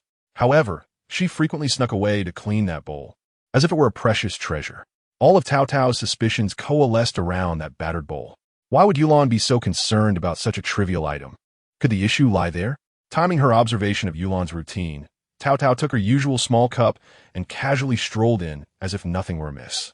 Yulan was indeed facing away from the door, cautiously pouring the prepared medicine into a white porcelain bowl, with the coarse ceramic bowl sitting nearby on a small stool. Taotao's heart raced. She was determined to uncover the truth. Taking a deep breath, she feigned to stumble over the threshold. "Oh no!" she exclaimed, leaning toward Yulan and the array of bowls. The crash echoed as her cup slipped from her grip, shattering against the coarse ceramic bowl, which fractured into several pieces, spilling hot medicinal liquid everywhere. "My bowl!" Yulan shrieked, her voice rising in pitch, filled with urgency and fear. She disregarded her own scalded feet as she lunged for the shards on the ground, her hands trembling as she attempted to gather them. "I'm so sorry. I did not mean to." Taotao steadied herself, feigning a frightened expression, repeatedly apologizing, her eyes welling with tears. "I will compensate you. I can pay for 10 of them." As she spoke, she bent down to assist in the cleanup. "Do not touch," Yulan nearly shouted, slapping Taotao's hand away, her gaze fierce and menacing. She clutched several larger shards tightly, the rough edges cutting into her skin. Her glare at Taotao was filled with an intensity of hatred and fear, betraying any semblance of servant's demeanor. Taotao took a step back, her conviction solidifying. That bowl was undoubtedly connected to something nefarious. What is happening? What has occurred? The commotion attracted Aunt Lu and several other maids. "It was my carelessness. I knocked over the medicine bowl and accidentally broke something, startling the princess. I deserve punishment." Yulan took the blame entirely upon herself. Taotao also spoke, her voice tinged with tears. "Annie, do not blame Sister Yulan. It was I who lost my footing and bumped into her, shattering that pickled vegetable jar." Sister Yulan seemed to care greatly about the bowl. Aunt Lu glanced suspiciously at Yulan's concealed hand, then at the shattered pieces on the ground, utterly perplexed by the significance of a broken bowl. She assumed that Yulan was simply reluctant to part with it, compounded by her fright, and waved her hand dismissively, muttering that it was just a broken bowl. And as long as no one was scalded, it was of little consequence. "Yulan, do tidy up and go prepare a bowl of medicine," she added, increasingly worried that the medicine would spill and delay the lady's consumption. Yulan responded quietly, quickly crouching to gather the shards into one pile. Wrapping them in a cloth with care, clutching it to her chest as if it were a treasured possession, before hastily departing. Before leaving, Yulan shot a fierce glance at Taotao. Taotao wagered that Yulan would not simply let this go. The broken bowl held too much importance for her, and she would surely devise a means to dispose of the fragments, ensuring that no one uncovered the secret within. The optimal time to deal with the shards was during the stillness of the night. The sky had completely darkened, and the Sierra residence lay in profound silence. Taotao steeled herself and called for Baiyu. She instructed Baiyu to extinguish the lantern, and the two quietly took refuge behind a rockery not far from her aunt's courtyard. Time passed slowly. Just as Baiyu began to nod off, a shadow indeed crept stealthily into view. The figure, slender and clad in dark coarse fabric, tightly clutched a bulging cloth bundle, moving swiftly and lightly. It was Yulan. She glanced warily around to ensure no one was watching, then hurried toward a secluded corner by the back door. There a few half-dead old locust trees stood, their bases overrun with tangled weeds. Yulan crouched beneath the locust tree, swiftly producing a small shovel from her bosom and began to dig a hole vigorously. "Sister Yulan, what treasure are you unearthing at this late hour?" Taotao's voice suddenly echoed from behind Yulan. Yulan's face turned ashen in an instant. Princess. Her voice tightened, and the veins in her hand gripping the shovel bulged. I couldn't sleep, so I came out to gaze at the moon and happened to see you busy here. Taotao stepped forward, her eyes narrowing at the cloth bundle containing the shards at Yulan's feet. Oh, is that not the broken bowl from earlier? You've come out in the dead of night to bury it? What is so special about this bowl? It's nothing special. Just a bowl I've grown accustomed to. I cannot bear to throw it away. Yulan retorted sharply, her body trembling with tension. Oh, is that so? Taotao raised an eyebrow, questioning. A bowl you've grown used to is worth your clandestine efforts to bury in the middle of the night? Yulan Taifeng aboli. Her hands quickly shielding the cloth bundle, her voice rising in pitch, and no secrets. This bowl was a gift from the lady when I first entered the residence. I've used it for over 3 years and cannot bear to part with it. I merely wish to find a place to bury it as a keepsake. Oh, really? Taotao stepped closer, peering down at her, her brow raised. A bowl you've grown accustomed to warrants such secrecy in the dead of night? Her gaze was sharp, reminiscent of how Xie Ji typically scrutinized others. Despite her youth, her tone was incisive. Just now, I saw you come from the courtyard of your aunt. Clutching this bundle, could it be that the bowl has something to do with your aunt's sudden fainting today? No, absolutely not. Yulan shouted suddenly, flustered, raising her foot to kick away the bundle, only to be halted by Taotao. As they struggled, a commotion arose in the distance, accompanied by the hurried footsteps of a maid shouting, Princess, it's terrible. Madame Chun has fainted again. The physician says the situation is dire, and Her Majesty the Empress has rushed over. Taotao's heart tightened, and she could no longer question Yulan, turning swiftly to run towards the main house. Upon reaching the door, she saw Xie dressed in the Empress's official robes, her phoenix crown still in place, sweat glistening on her forehead, clearly having rushed over at the news. Mother, Taotao exclaimed, throwing herself into Xie's embrace, her voice quavering. It was just fine this morning. How could she suddenly faint again? Xie gently patted her back, her eyes fixed on the room, her voice steady. Do not panic. I have already sent guards to summon the chief physician. She led Taotao into the room, where Chun Yin lay on the bed, her face as pale as paper, her lips tinged with gray, her chest barely rising and falling. The physician knelt beside the bed, taking her pulse, his brow furrowed in concern. Upon seeing Xie enter, he hastily stood to salute. Your Majesty, Madame Chun's pulse is erratic, as if beset by malevolent spirits. I am a loss. This must be a conspiracy. Taotao inquired. Mother, did Anne ever have any accessories she carried with her? Xie pondered for a moment before turning to the elderly steward of the Chun family beside her. What about the double fish jade pendant your lady wore as a child? It's a family heirloom that wards off evil. Perhaps it could save her. The steward hesitated, then revealed a troubled expression. Mother, I will go with you. Taotao quickly offered. However, Xie shook her head. Stay here and help watch over your aunt. Taotao pouted, conceding that if she could not go, she might as well check the storeroom to see if there were any items related to those bowl fragments. Yulan's actions seemed suspicious. That bowl might have been intended for harm. After Xie issued her orders, she rushed off with 2 guards.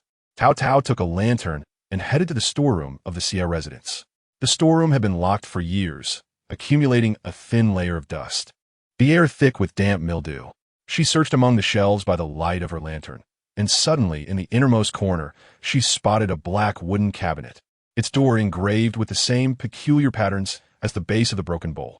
Holding her breath, Taotao cautiously opened the cabinet door, revealing neatly arranged dozens of identical coarse porcelain bowls, their edges stained with a dark red powder.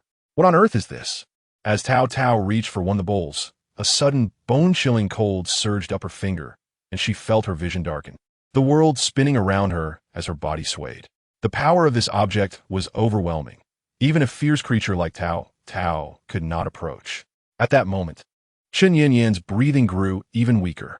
Just then, a faint golden light emanated from the palm of Taotao's hand, flowing slowly into Chun Yin's body through their touching arms.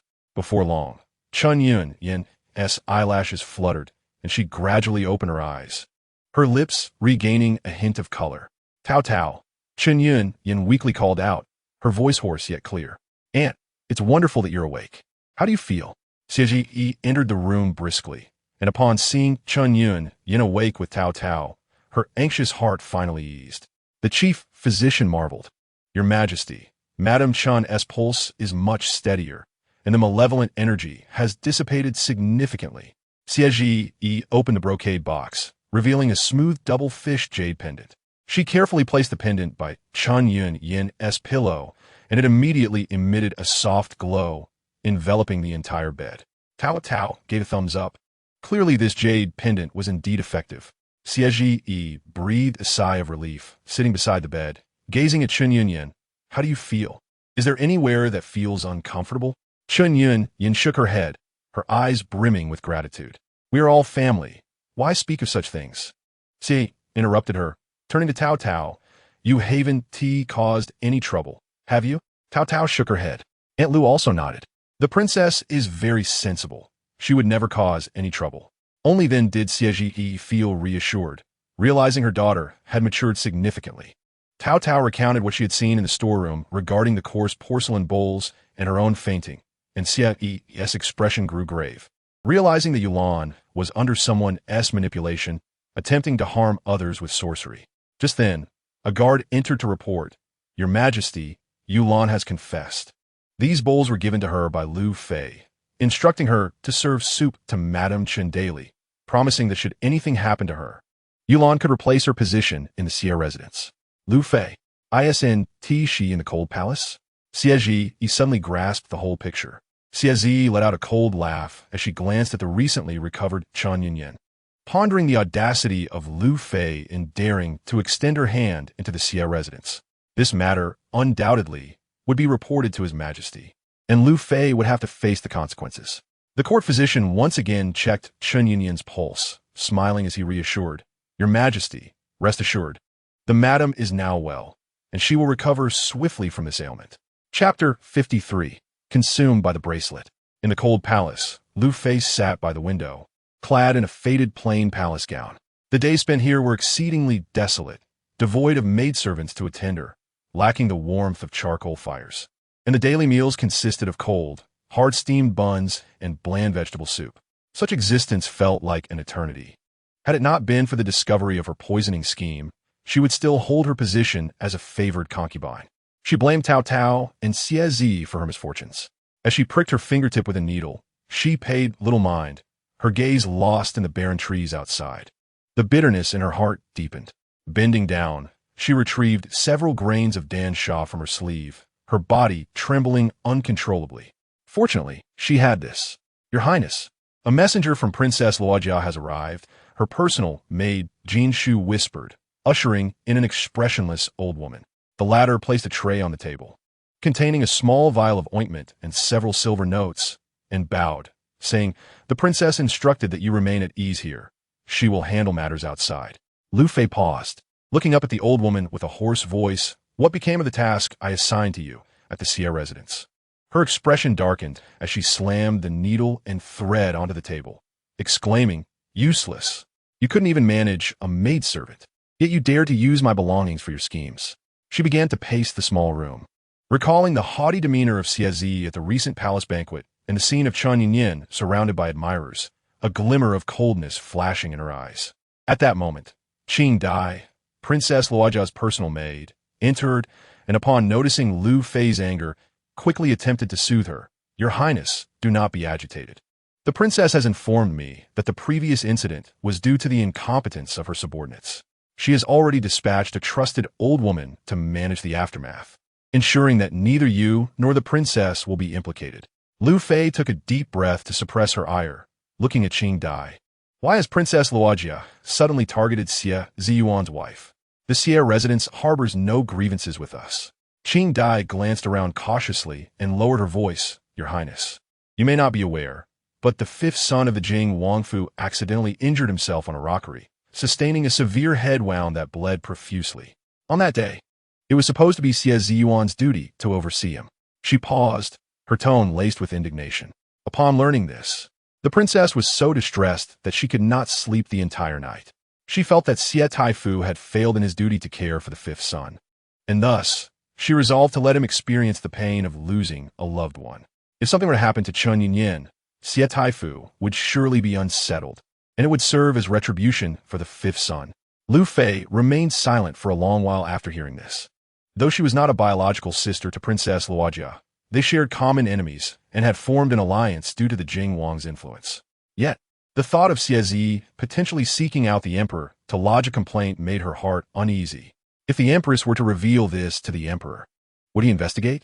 Rest assured, Your Highness, Qing Dai replied confidently. The princess has made arrangements. The poison used by the eunuch before the assault was procured from outside the palace, leaving no trace within. Even if the emperor were to investigate, he would only uncover external parties, not us. Lu Fei finally exhaled in relief, moving to the table to grasp the ointment, opening it to inhale its cooling scent. She recognized it as the remedy for frostbite that Princess Luojia had specifically procured for her. Please convey my gratitude to the princess, telling her that I am well here and she need not worry. Qing Dai acknowledged her request, offering a few final words of caution before departing with the old woman. Meanwhile, within the Yangxin Palace, Su Junyao was listening to a eunuch report on the matter concerning Empress Xie. Your Majesty, it has come to my attention that the Empress visited the Xie residence yesterday, spending the day with Madame Chun, and even had the kitchen prepare a lotus seed porridge for her favorite.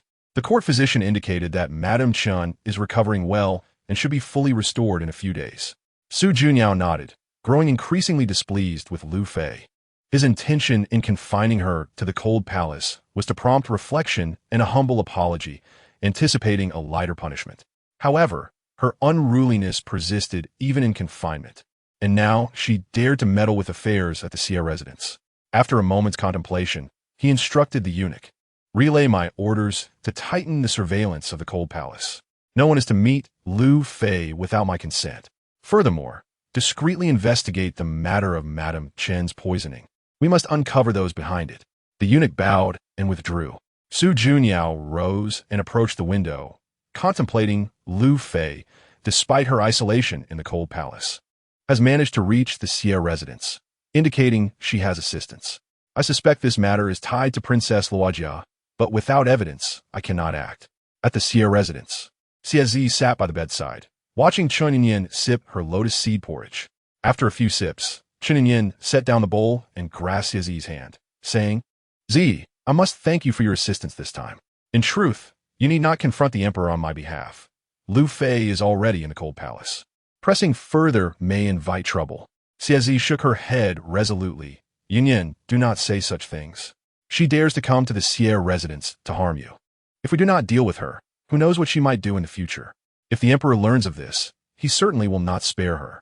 As they spoke, footsteps echoed outside, and a maid entered to report, Your Highness, the little princess Taotao has awakened and is crying for you. Xie hurriedly rose to follow the maid to the side hall. Taotao sat on the bed, rubbing her eyes, and upon seeing Xie enter, she immediately extended her arms, exclaiming, Mother, hold me. Xie approached and lifted Taotao, gently comforting her, Taotao, be good. Mother is here, do not cry. Suddenly, she noticed the bare wrist of Taotao, realizing that the gold bracelet she had previously worn was missing. Curiously, she asked, Taotao, where is your bracelet? Why is it gone? Need you even ask? I naturally consumed it, came the response. The dark energy within the bracelet had long since been absorbed, and it now lay innocently beneath the bed. Xie furrowed her brow, about to inquire further when Taotao yawned and rubbed her belly, softly stating, Mother, I'm hungry. Having just finished the bracelet the previous night, only a few hours had passed before hunger struck again. That morsel was simply insufficient. At that moment, a maidservant entered with a plate of pastries, their sweet aroma filling the room. Taotao, who had been snuggling against Xie, immediately straightened up upon catching the scent.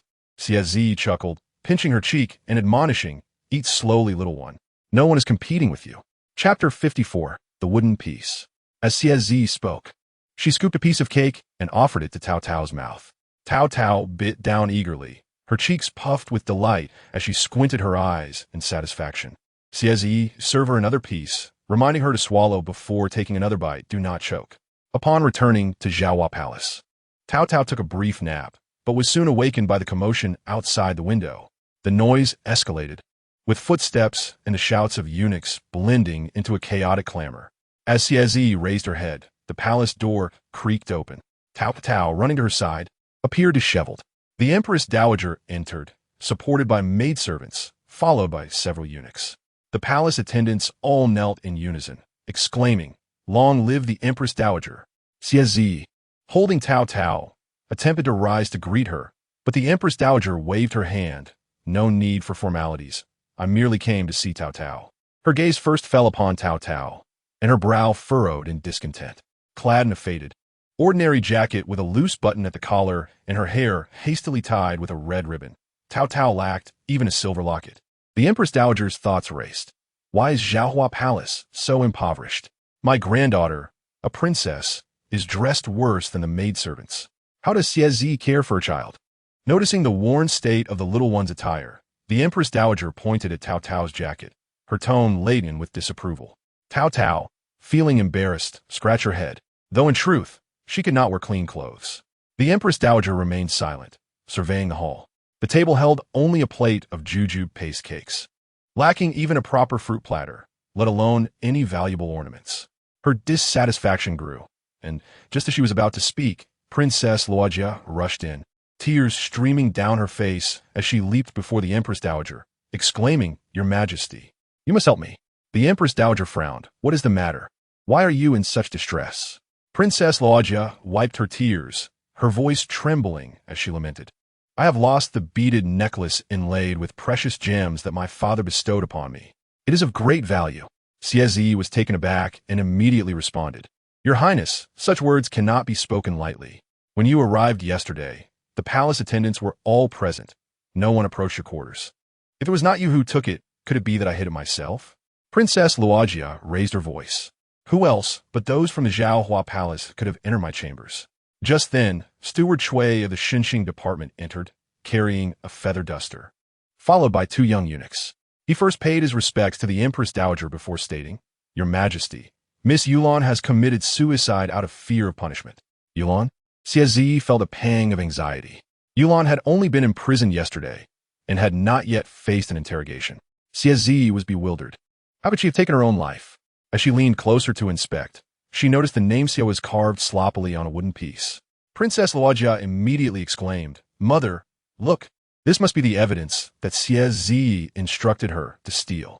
Yulan is affiliated with the Xie family. They are all in cahoots." The Empress Dowager picked up the wooden piece, her expression darkening. "Empress, do you have anything to say?" Xie, feeling desperate, protested, "Your Majesty, I did not. Yulan is not that kind of person. She must have been framed. If not you, then who?" Princess Luojia stepped forward. "Now that we have evidence, do you intend to argue further?" "Mother, I suggest we search Zhaohua Palace. Perhaps we might recover my necklace." The Empress Dowager hesitated for a moment, but Princess Luojia continued, "If we do not search, it would imply that the Empress is innocent. But what about my necklace? How can we manage if everyone in the palace learns to steal?" Steward Chui chimed in, "Your Majesty, the princess makes a valid point. A search would also clear the Empress's name." Xie bit her lip, feeling anxious. She knew she had not stolen it, but Princess Luojia was so certain that the necklace might already be hidden in Zhaohua Palace. "Very well, let us search," the Empress Dowager conceded. "Stew out of the kui. Ensure a thorough search. Leave no stone unturned." Steward Chui nodded and, along with the young eunuchs, began to rummage through cabinets, boxes, and under the bed. Taotao, nestled in Xie's arms, suddenly pointed at Princess Luojia's skirt and exclaimed, "Princess, you have something on your dress." Everyone turned to look, and Princess Luojia quickly adjusted her skirt, her face betraying a hint of panic. Children should not speak out of turn. Xie, sharp-eyed, noticed a red string dangling from her skirt, identical to the one Taotao had lost. She immediately declared, "Your Majesty, Taotao lost a red string yesterday, and it is right there on the princess's skirt." The Empress Dowager ordered for Princess Luojia's skirt to be lifted, revealing the red string, which was speckled with crumbs of the date paste cake that Taotao had eaten. Princess Luojia panicked. "I must have accidentally gotten it stuck." "Then what of your necklace?" Xie pressed. "You claim it is lost, yet I see no report to the authorities. Why come here to accuse me first?" Princess Luojia was at a loss for words, stammering. At that moment, a young eunuch called out, "Steward, we found a necklace in the princess's attendant's bag." Everyone turned to see the young eunuch holding a gold necklace inlaid with a red gem. precisely the one Princess Luogia claimed to have lost. The princess's face drained of color. How could this have appeared here? Hadn't it been taken to Zhao Hua Palace long ago? Your Majesty, I am certain someone has framed me, she pleaded. Steward Chui nodded and had the princess taken away. Mother, why did not do it? I am wronged, truly wronged. The Empress Dowager glanced at Xiezi, her tone softening. I misjudged you earlier. If anything is missing from Zhao Hua Palace, please report it to the Ministry of Internal Affairs. Xiezi bowed, her gaze lowered. Your Majesty, your insight is commendable. The Empress Dowager did not linger, departing shortly after. Taotao clung to Xiezi's neck, nuzzling against her. In her heart, she murmured, Mother, the princess is a bad person. Yes, I will protect you from now on. The palace attendants sighed in relief and began to tidy up the mess. Xiezi sat at the table with Taotao, offering her a piece of date paste cake, saying, Let's continue eating. No one will disturb us now. Taotao accepted the cake, her eyes squinting with joy. Chapter 55. Life goes on. Xiezi wiped Taotao's mouth with a handkerchief. Eat slowly, it's all yours. The day was just breaking. Outside Zhao Hua Palace, there was a commotion, and Taotao perked up her ears. Mother, it's so noisy. Xiezi listened attentively. Today is the day the results are announced. The scholars who took the exam are all coming out. Taotao responded with a soft "oh" and continued munching on her cake. One by one, the examinees exited. The palace gradually quieted down. Outside the examination hall, people jostled one another. The noise was overwhelming. The sound of gongs, calls, and chatter filled the air. Servants strained their necks to find their masters, while onlookers squeezed in to catch a glimpse. A few gamblers squatted in a corner, spitting as they wagered on who would come out on top. The main gate creaked open, and everyone surged forward. The first to emerge held his head high, his eyelids drooping, as if he were looking down his nose at everyone. He exuded an air of arrogance, more akin to a newly crowned emperor than a mere examinee.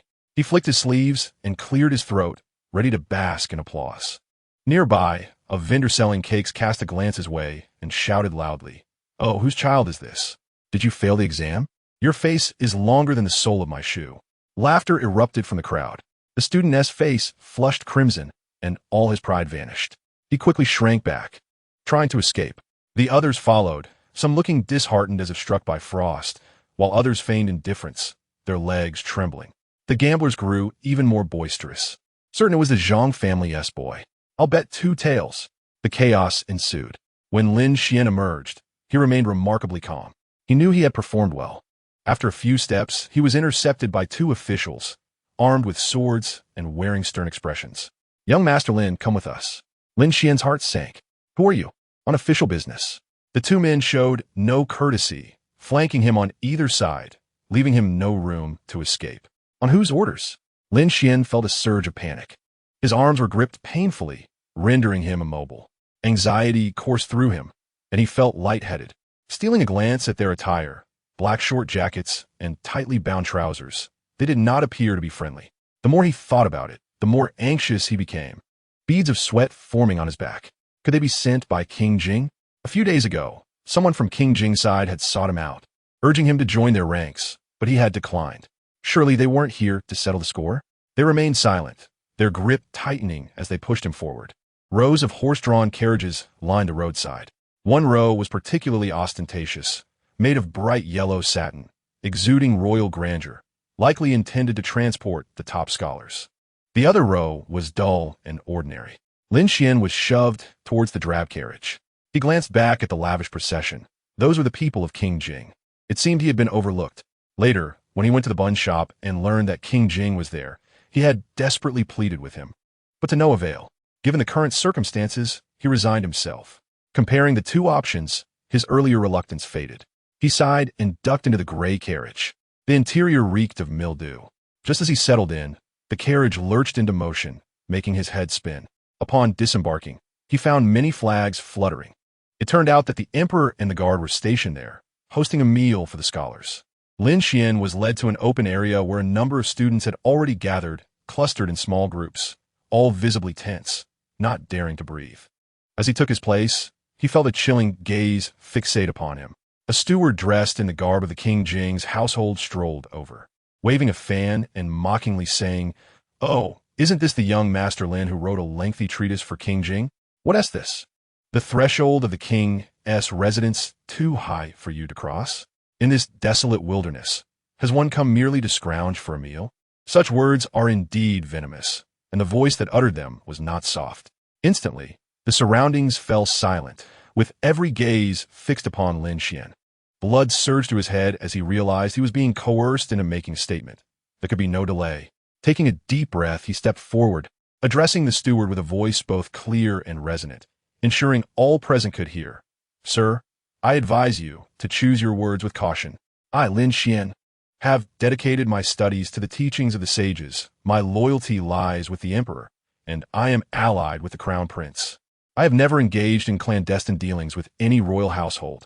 Your earlier remarks not only insult me, but also show disrespect towards the Jing Wang. If this were to spread, it would lead others to believe that the Jing Wang's household is gossiping about other princes behind their backs. A profound silence enveloped the assembly.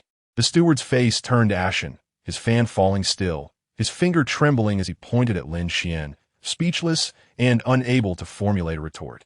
Lin Xian's words cut deeply, publicly aligning himself with the crown prince. The onlookers' expressions towards Lin Xian transformed entirely. Some gazed at him with admiration, others in astonishment, and a few with trepidation. Standing tall, Lin Xian felt a bead of sweat trickle down his palm. Once the examination concluded, Lin Xian exhaled a sigh of relief. The open space in the camp was now transformed into a grand banquet. Emperor Su Junyao himself had arrived to reward the diligent students.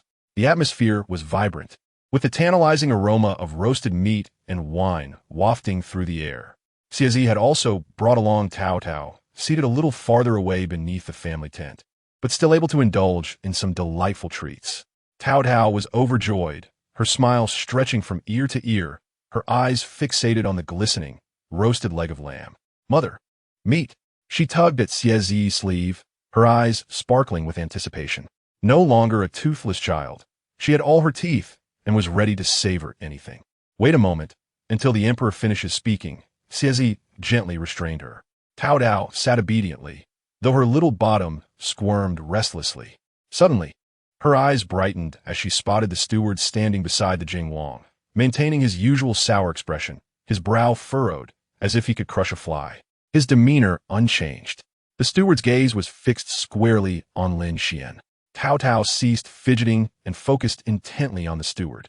After a brief moment, she realized he was not looking elsewhere. His eyes were riveted on Lin Xian.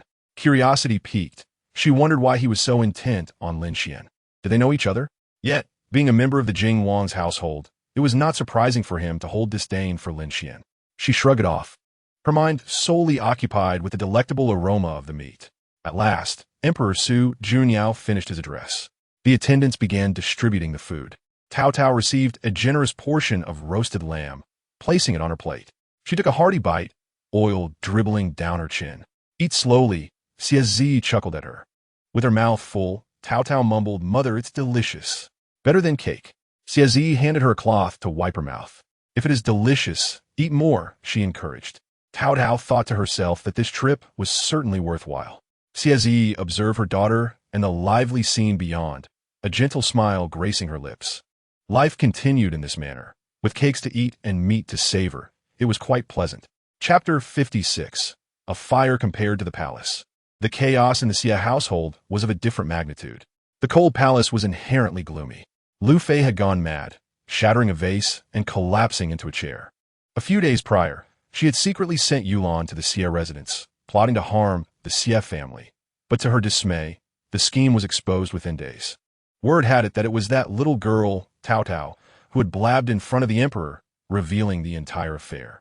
Lu Fei, seething with rage, longed to rush out and silence the child. However, she was now trapped within the confines of the cold palace, unable to even manage her own affairs, let alone act upon her vengeful thoughts. Suddenly, the door was kicked open. Several eunuchs entered, their faces devoid of any warmth. Lu Fei received the decree. Lu Fei was infuriated, having anticipated the outcome. Still, she knelt obediently on the ground to accept the decree. The eunuchs, with high-pitched voices, proclaimed that her malevolent intentions and her engagement in devious practices had angered the emperor, resulting in her punishment of 1 year of confinement in the cold palace, during which she was forbidden to step outside. Furthermore, her provisions had been entirely withheld, receiving only meager rations sufficient to stave off starvation. The room grew dim, and Lu Fei slumped to the floor, tears welling in her eyes, unable to even cry. In the dead of night, a commotion erupted outside. Fire! Fire! The cold palace is ablaze. Shouts and footsteps merged into a cacophony. Lu Fei awoke, choking on smoke. Her heart raced as she stumbled to the door, pounding desperately. Help! Let me out! Quickly! Save me! Flames were inching closer, and she wept, her face streaked with tears and mucus, her voice hoarse from shouting. Your Majesty, I know I was wrong. Truly I know. Please spare me. In the midst of her frantic pleas, a voice called from outside. The Emperor is here. To her astonishment, Su Junyao had indeed arrived. He stood at the edge of the flames, his expression grave. Lu Fei clung to the doorframe, wailing, Your Majesty, save me. I promise I won't transgress again. For the sake of our past, grant me my life. Her cries were heart-wrenching. Su Junyao frowned at her pitiable state. And Lu Fei continued, Your Majesty, do you not remember we still have Yinxin? Relenting, Su Junyao sighed and said, Get her out, as long as she is unharmed. The eunuchs hastily broke the lock and dragged Lu Fei out. She fell to the ground, her clothes disheveled, repeatedly bowing to Su Junyao. Thank you, Your Majesty. Thank you. As the smoke darkened her face, she wiped her tears, stating, Your Majesty, I always knew you still cared for me, did you not? The flames were gradually extinguished. Su Junyao did not utter another word or spare her a glance as he turned to leave. The news spread rapidly, reaching the Xie residence in no time.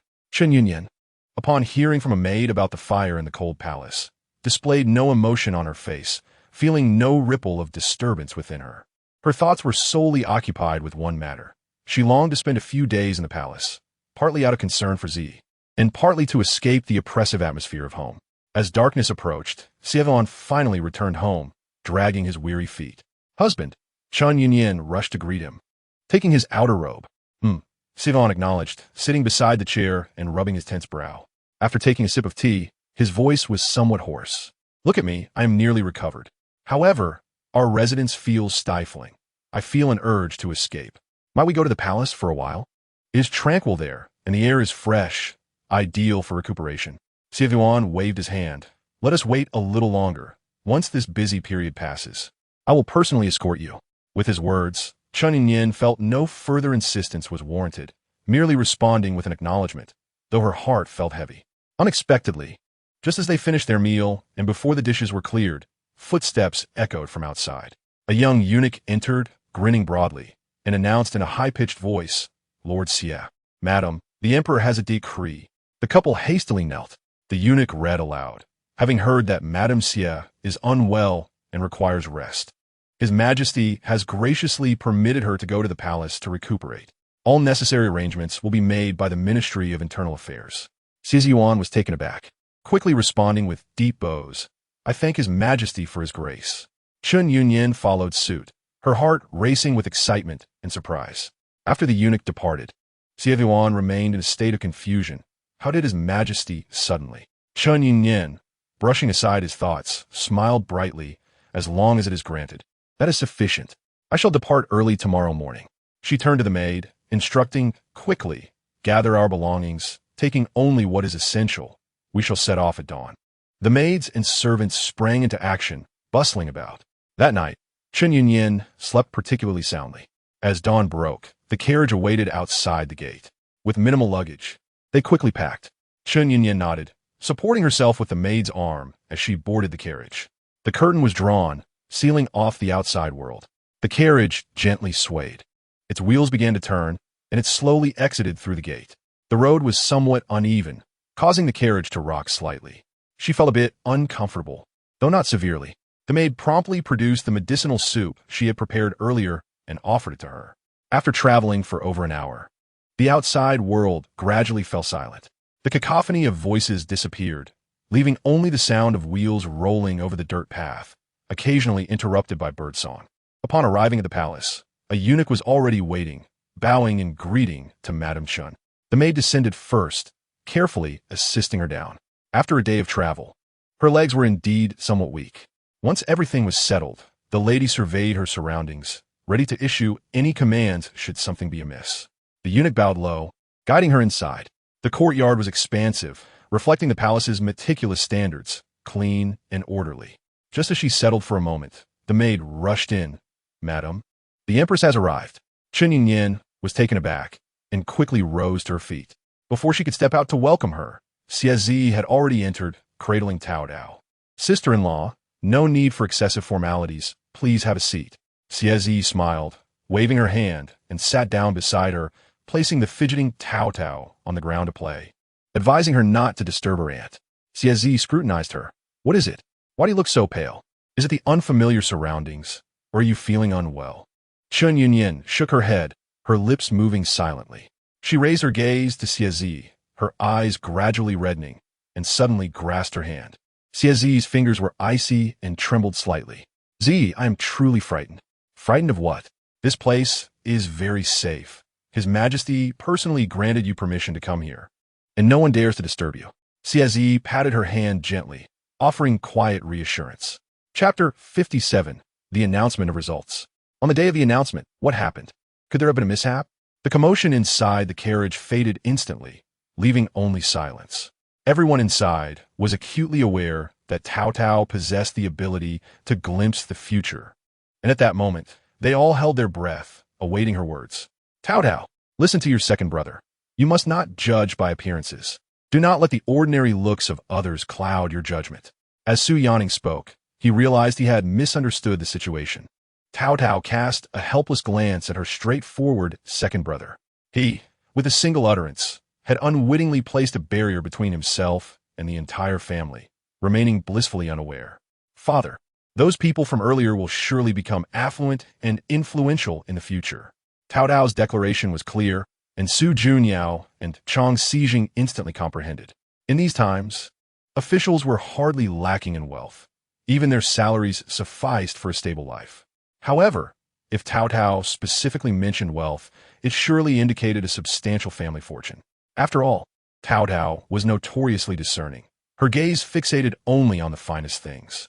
Su Junyao pointed to himself and jokingly inquired, "How does their wealth compare to that of your father?" Taotao immediately flashed a mischievous smile, her small white teeth gleaming. "Hee, father, you are poor. Your money is all in the treasury." A dark line appeared on Su Junyao's forehead. "This girl." He pulled Taotao into his embrace, ruffling her hair, but his gaze drifted thoughtfully toward the direction Taotao had indicated. Silently taking note, such a talent for accumulating wealth ought not to be wasted in officialdom, but should venture into commerce instead.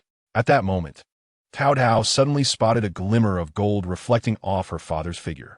She quickly rubbed her eyes, confusion etched across her face. Father has remained in the carriage all along. How could there be gold light? Envy and admiration swirled within her as she realized she possessed none of that brilliance. Su Jianing, witnessing his sister's ability to perceive the destinies of others, leaned forward eagerly, pointing to his own face. "Taotao, quickly, help your second brother see if he will become wealthy. Will he have endless silver?" Since childhood, Su Yanning's allowance had never been substantial, as Xie meticulously managed the finances, ensuring he lacked neither necessities nor the propensity to squander. Thus, he cherished every coin of his allowance. He understood that once he frivolously spent it all, he would have to wait an entire month for another opportunity to indulge, a fate he found unbearable. Taotao tilted her head, scrutinizing her second brother, and slowly began to speak. "Well, your future." But suddenly, she dropped her chin from her hand, her face filled with astonishment. She could not discern her second brother's future. Just then, jubilant cheers erupted from outside the carriage. I passed. I also passed. Second place. Lujan, where are you?" "You placed second." Taotao's thoughts were abruptly interrupted by the clamor. The last voice calling for Lujan was particularly striking. While others celebrated by embracing family or congratulating fellow townsfolk, he alone clutched the results sheet, running wildly, shouting just one name. Indeed, it was rare. Lujan must be his dear friend. In these times, such joy for a friend's success was truly extraordinary. Su Yanning could not help but feel moved by this camaraderie. Meanwhile, Taotao silently propped her chin, thinking her elder brother was quite naive. Where could one find such pure friendship in the world? On the other side, Lu Zhan was standing before the results board with his family, exchanging polite congratulations.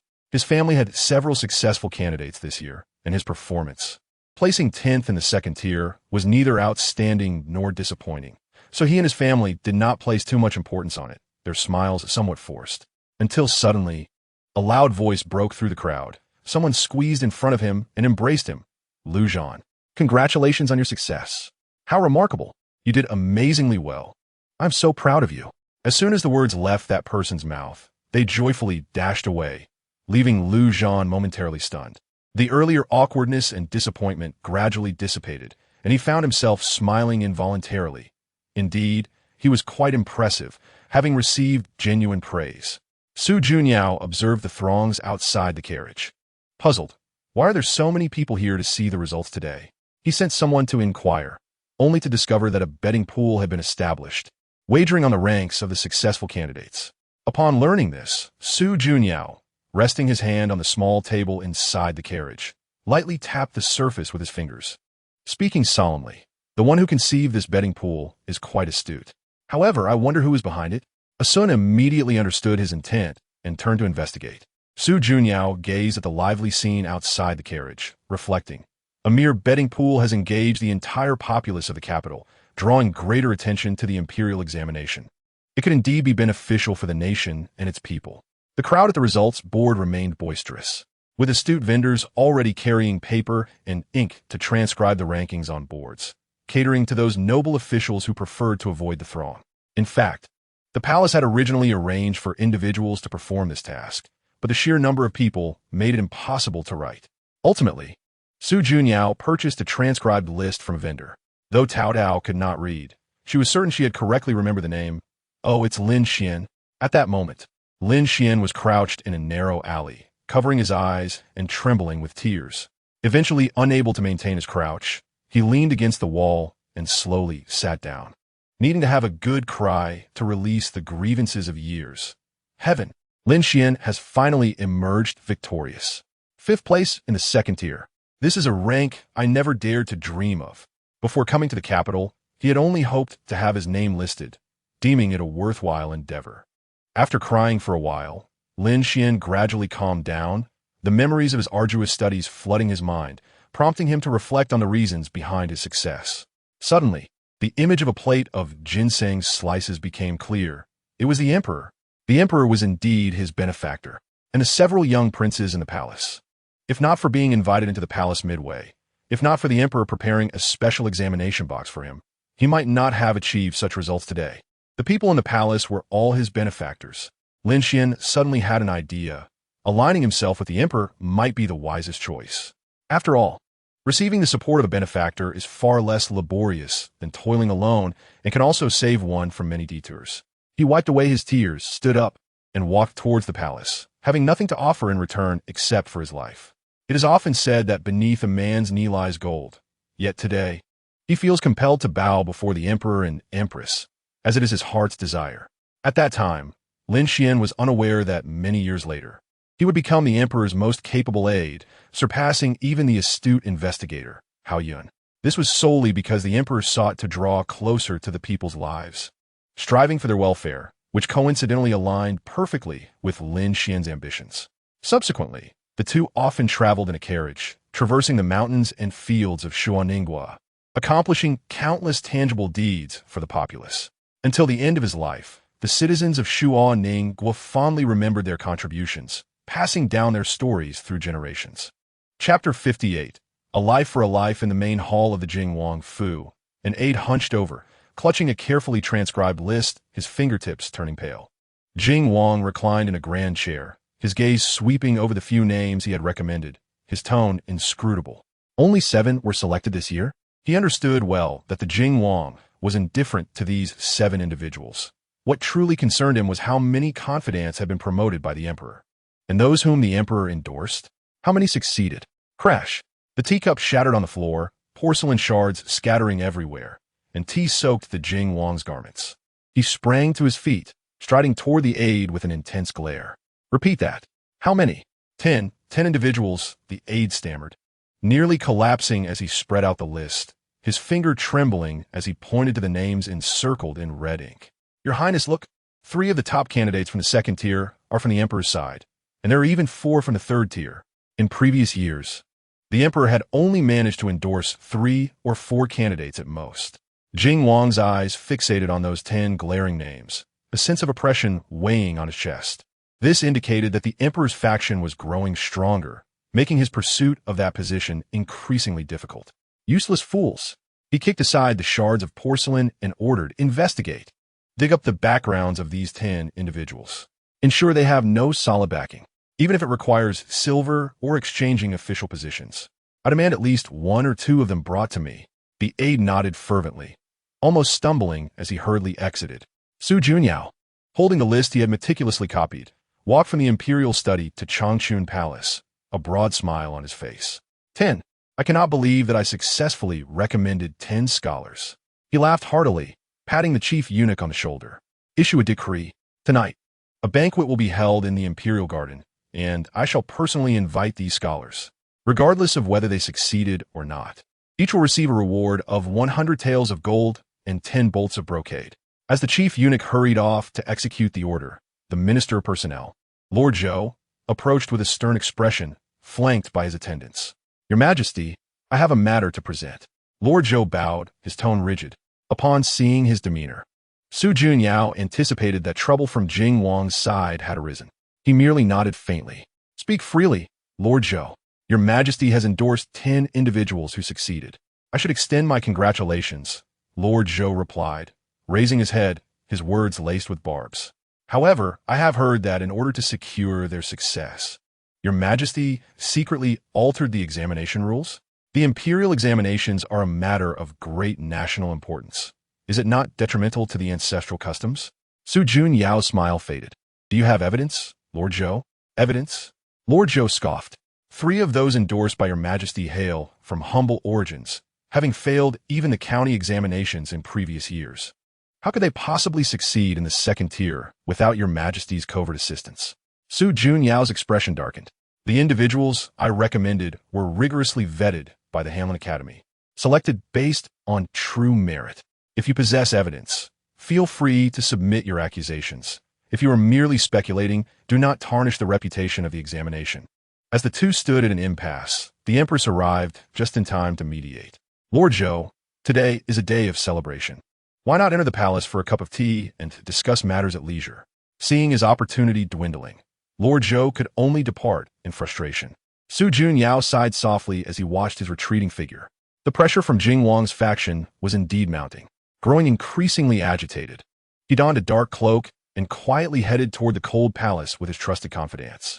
Deep within the cold palace, at Liu Garden, only a few ancient locust trees swayed in the wind. Lu Fei was busy mending old garments by the dim light, and upon seeing Jing Wang's sudden arrival, her expression shifted to one of surprise.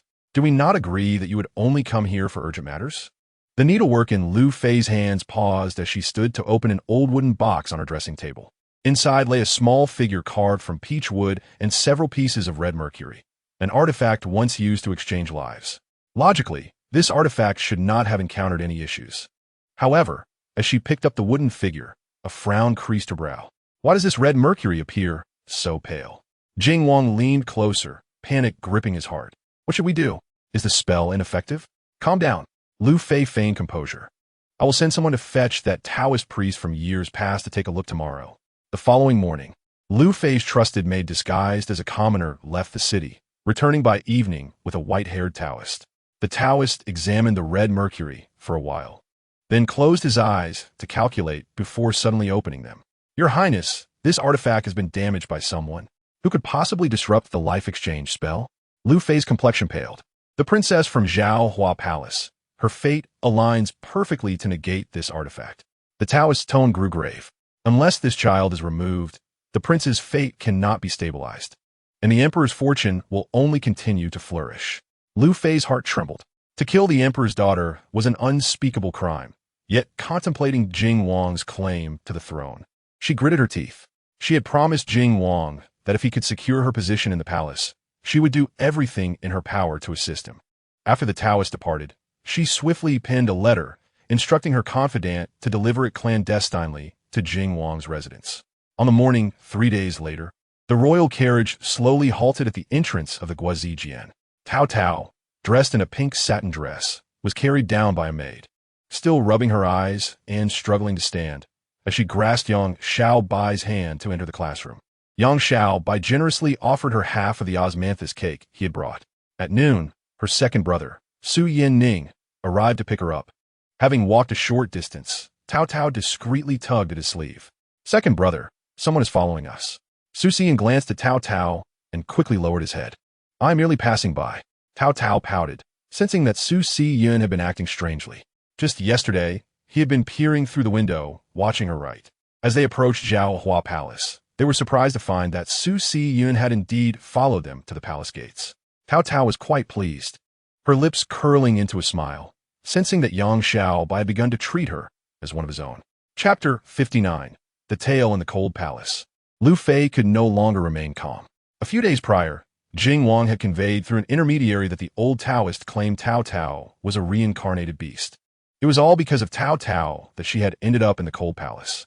Just emerging from her cocoon of blankets, Taotao was still groggy, her eyes barely open. Bai Yu dressed her in a light blue skirt and lifted her onto the carriage. Woo, I want to sleep more. I haven't fully woken up, and I'm so hungry. Su Yin rubbed his forehead, noticing that Taotao was about to tumble to the ground. He pulled her closer to him. Yang Xiaobai made space for her. Taotao leaned against Yang Xiaobai, getting uncomfortably close. In her stupor, drool dribbled down, landing on Yang Xiaobai's clothing. Su Yin blinked in surprise, realizing that his good friend had turned red. Taotao remained oblivious, nestled in a deep slumber. Unable to bear it any longer, Su Yin pinched the little girl's cheek and shifted her sturdy body away from Yang Xiaobai. Taotao jolted awake. Oh no, she exclaimed, pouting. Su Yin asked, what is wrong now? Isn't it you who drooled on him? Taotao was confused, just waking from a nightmare. She hadn't yet regained her composure. What happened, second brother? Su Yin sighed, turning her head toward Yang Xiaobai. Taotao glanced up and down, realizing she had indeed drooled on his clothes. Blushing, she scratched her head. Saw thee, Xiaobai ge. She lamented her love for sleep. Settling back in, she tilted her head and fell asleep within minutes. During class, Taotao, utterly bored, failed to pay attention, twisting her head to look back. Su Xian, having missed the lesson, locked eyes with Taotao. She playfully winked at him, breaking into a silly grin. This smile startled Su Xian considerably. He vividly remembered the last time Taotao transformed into a monster, with her long tail, pointed ears, and sharp claws, leaving no trace of humanity. Lowering his head, anger surged within him. Why did no one believe him?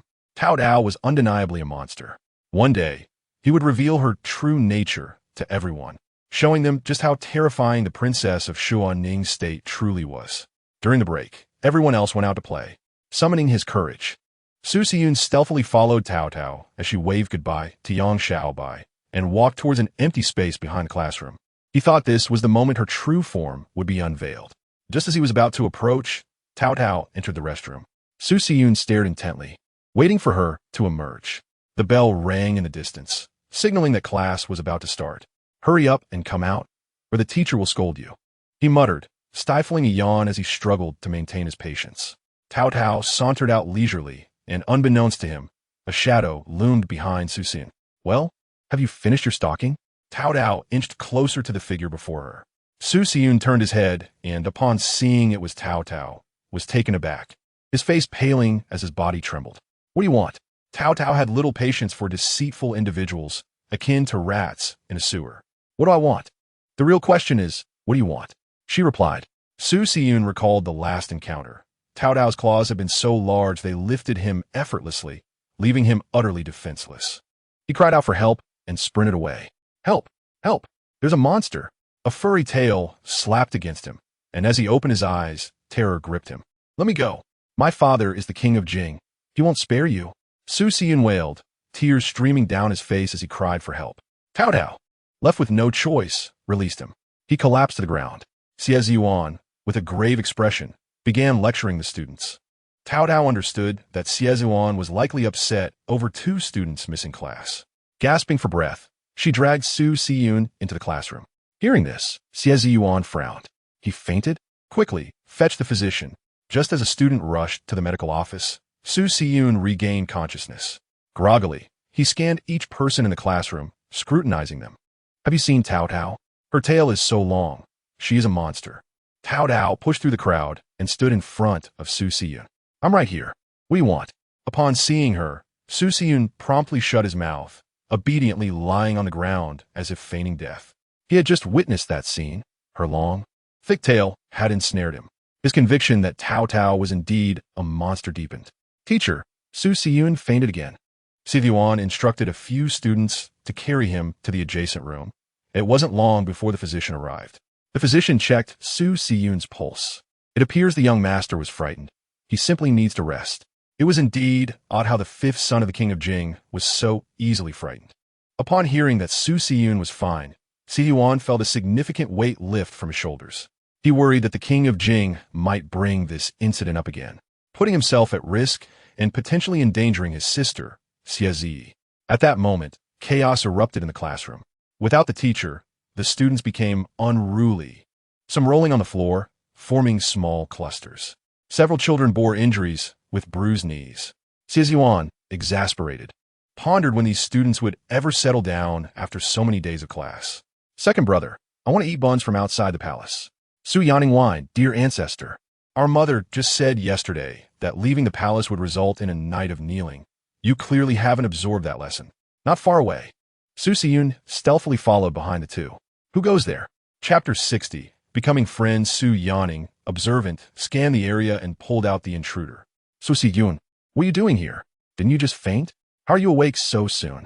Su Siyun pursed his lips, adopting a pitiful tone. Second prince, may I be your friend? Why are you so wary of me? He glanced at Taotao, recalling how nearly terrified he had been. He needed to expose that long, thick tail. I heard the second prince is going outside the palace. Why not take me along? I have lived in the capital since childhood and know many interesting places. Taotao regarded him skeptically. She suspected his intentions were not pure. She assessed Su Siyun from head to toe, doubting that he could stand up to her if a confrontation arose. Su Siyun cautiously lifted his gaze towards Taotao, testing the waters. Princess, you wouldn't object, would you? Taotao waved her hand dismissively. She was not one to hold grudges. If you wish to be friends, I would be delighted. Now, you go ahead and lead the way. Su Siyun clenched his fists in frustration. Why should he be tasked with such menial labor? Taotao blinked innocently. You are familiar with the roads of the capital. That's why I asked you to guide us. Su Siyun ground his teeth.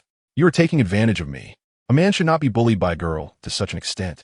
Seeing his discontent, Taotao remarked, aren't you the one who wants to be friends? You can't even let go of your pride over something so trivial. Su Siyun's face darkened. We are leaving. With that, Taotao pulled Su Yanning onto the carriage, departing without a backward glance. He kicked the air in frustration, his heart heavy with indignation. Taotao was a monster. He dared not provoke her. Yet, he could not swallow this humiliation. He had to vent his frustration somewhere. As he walked, he found himself veering towards the Guozijian-affiliated school. This school was a melting pot of wealthy and powerful students mingling with impoverished ones. There was a boy named Shinjixia, whose parents were teachers in the outskirts of the city. He was quite soft-spoken, often bullied by others. Previously, Su Siyun had looked down on such bullying, but today, fueled by his anger at Taotao, Shinjixia popped into his mind. Arriving at the old locust tree at the school gate, he spotted Shinjixia, burdened with a faded cloth bag, bending down to pick up a bamboo slip that had fallen. With the morning dew still on the ground, Shinjixia slipped and stumbled forward, colliding with Su Siyun. With a thud, Shinjixia fell to the ground, his bamboo slips scattering and becoming muddy. He quickly scrambled to his feet, his face paling as he looked up to see Su Siyun. Stammering, he said, Su Gongzi, I'm sorry, I didn't mean to. Su Siyun, already irritable, found this a perfect outlet for his frustration. He crossed his arms, looking down at Shinjixia from a height, intentionally stepping on a bamboo slip and grinding it underfoot. You didn't mean to? Look at my brocade shoes. You've dirted them. Can you afford to pay for this? Shinjixia's eyes turned red as he crouched down to retrieve the slips, but Su Siyun's foot pressed down firmly. Soon, several students gathered to watch, whispering that Shinjixia was being bullied again, yet no one dared to intervene. Everyone knew Su Siyun was from the king of Jing's household, and even the teachers had to give him some respect. I'll help you clean them, Shinjixia said, his voice trembling as he pulled an old cloth from his bag. If you move your foot, I'll clean your shoes for you. Clean? Su Siyun scoffed, suddenly grabbing Shen Jixiao by the collar and pulling him closer. Look at how filthy your cloth is. Don't ruin my shoes even more.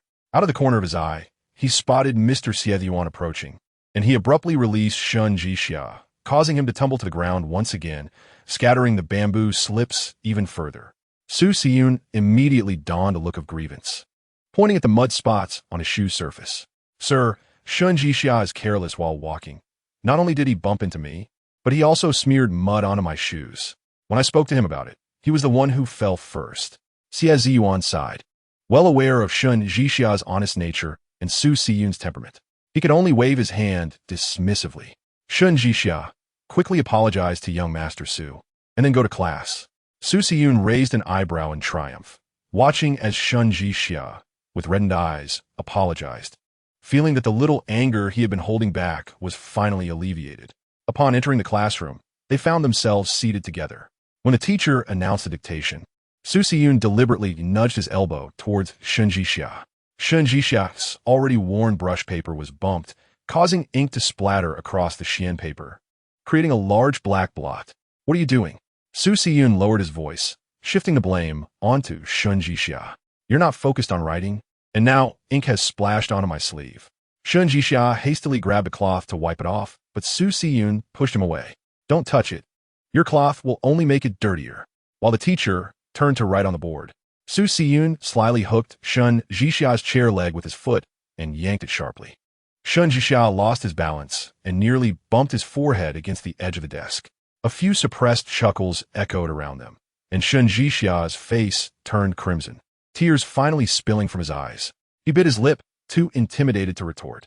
The teacher shook his head in exasperation, instructing Shen Jixia to change his paper and rewrite. Observing Shen Jixia flustered as he searched for another sheet, Su Siyun's lips curled into a cold smirk. Bullying someone with a soft disposition was far more satisfying than confronting someone like Taotao head-on.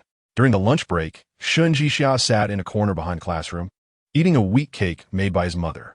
Su Siyun approached with 2 followers and deliberately knocked the cake from his hands. The cake rolled into the mud, becoming soiled. Oops, my hand slipped. Su Siyun feigned innocence. That cake didn't look appetizing anyway. How about I share a piece of osmanthus cake with you?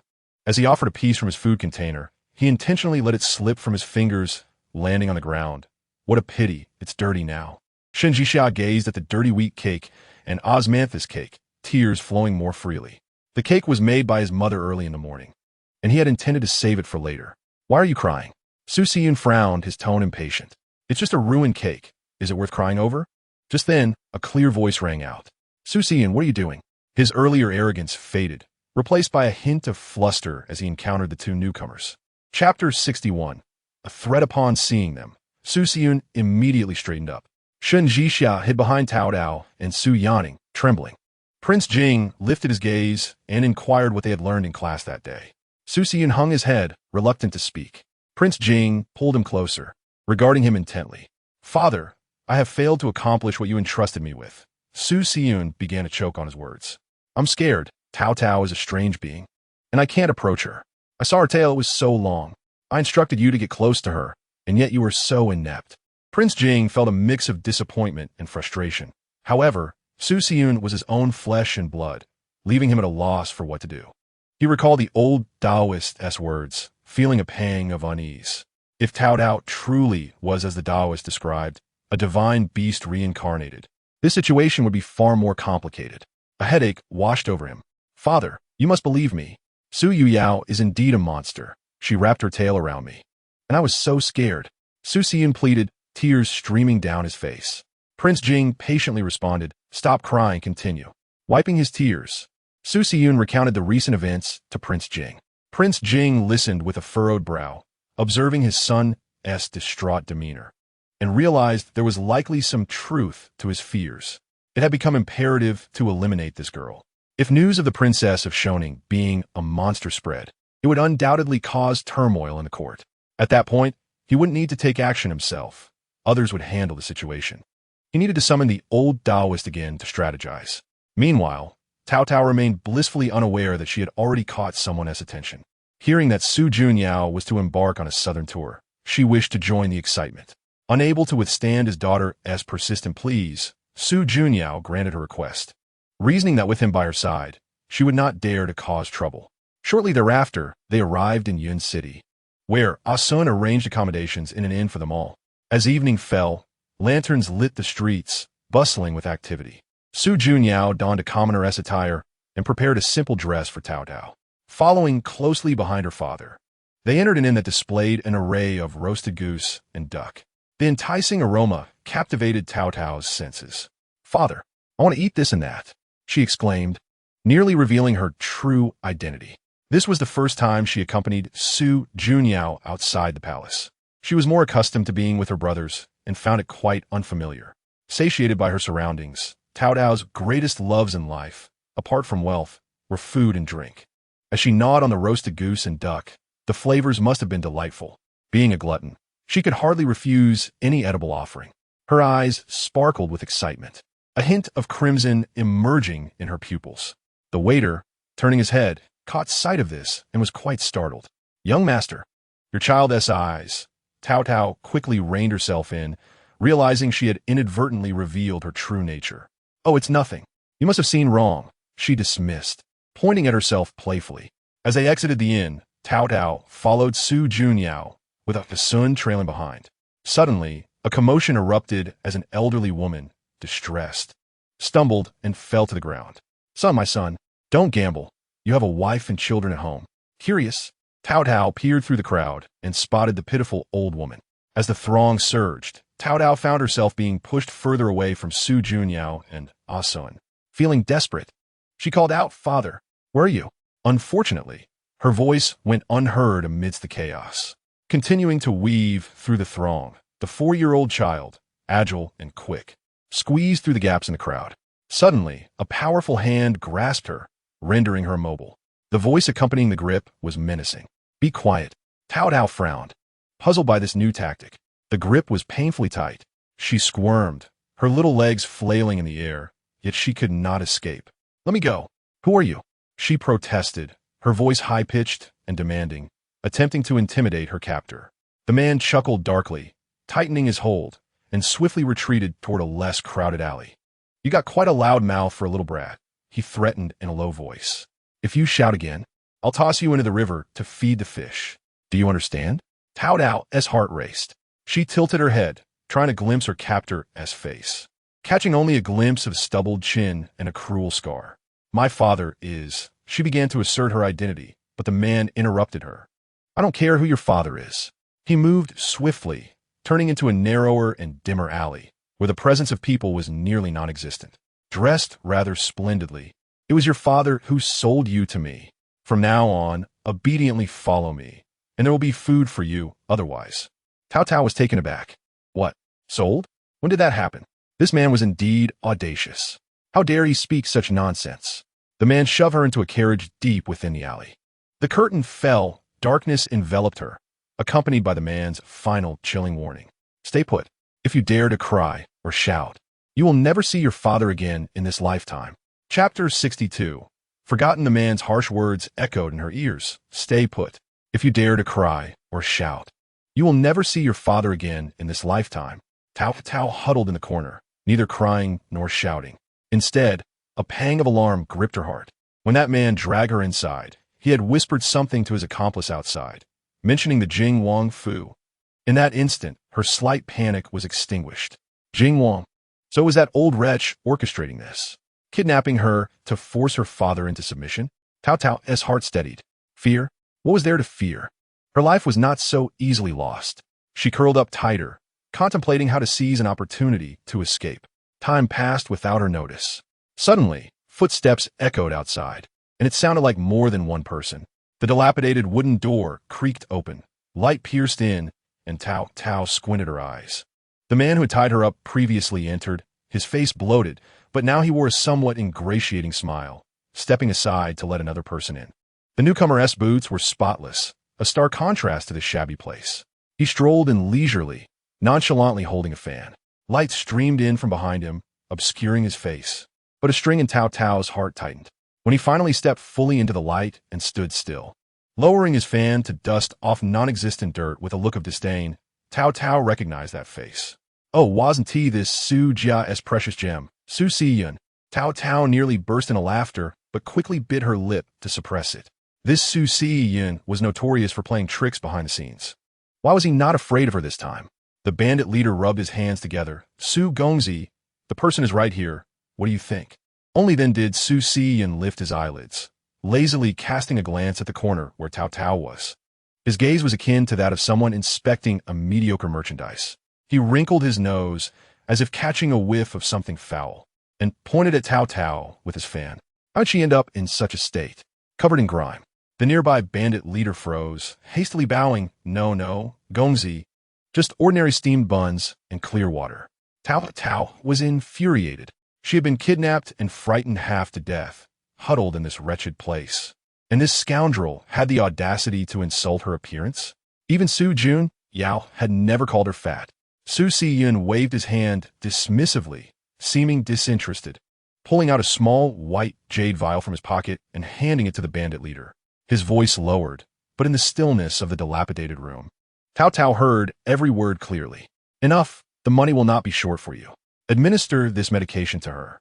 This is Wang Yusan. Once ingested, she will be muddled and forgetful. As for the subsequent matters, I trust you do not require my instruction. The bandit leader hesitated as he took the vial. Su Gongzi. Wasn't the plan. Su Si-yun's expression turned icy. The plan has changed. I will speak with my father. What? Are my words of no consequence? I dare not. The bandit leader was nearly sweating, for he could not afford to offend Jing Wang, nor could he afford to offend this young master. Only then did Su Si-yun appear somewhat satisfied, turning his gaze back to Taotao, his eyes reflecting an unsettling eagerness. Once she takes the medicine and forgets everything, I will tell her that I am her dear brother. From now on, she must obey me without question. Taotao's hair stood on end. Was Su Si-yun insane? Kidnapping her was not enough. He wanted her to lose her memory and accept him as a brother? What a twisted mindset. Just as the bandit leader approached her with the vial, Taotao steeled herself, suddenly raising her head, her eyes fixed on Su Si-yun as she shouted. Su Si-yun, what kind of wolf do you think you are? Wang Yusan? Brother? Ha! Aren't you the foolish son of the Su family who climbed a tree to spy on the neighbor's young lady bathing, fell down and ate dirt, and was chased 3 streets by your family's vicious dog? The room fell into silence.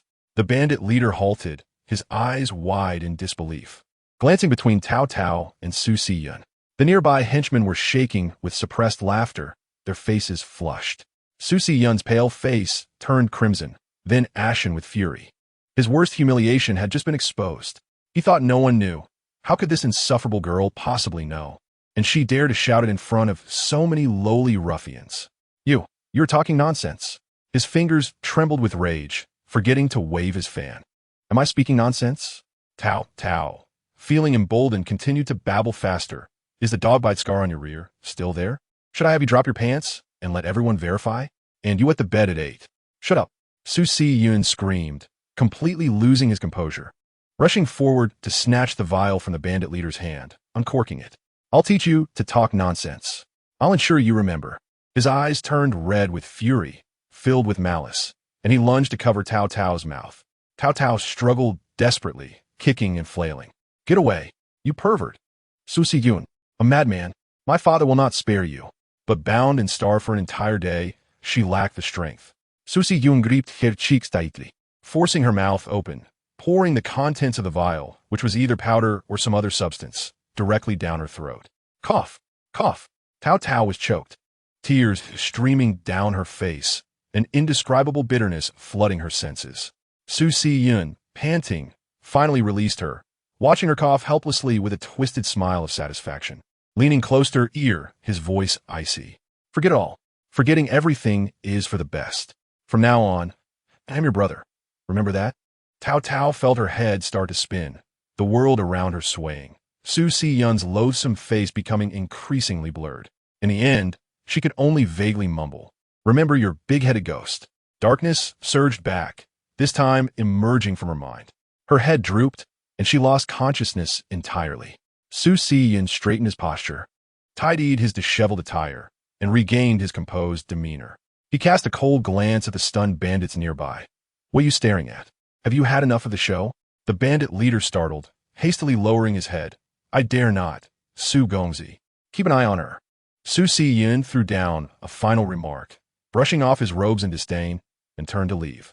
The creaky wooden door closed behind him, plunging the room back into darkness.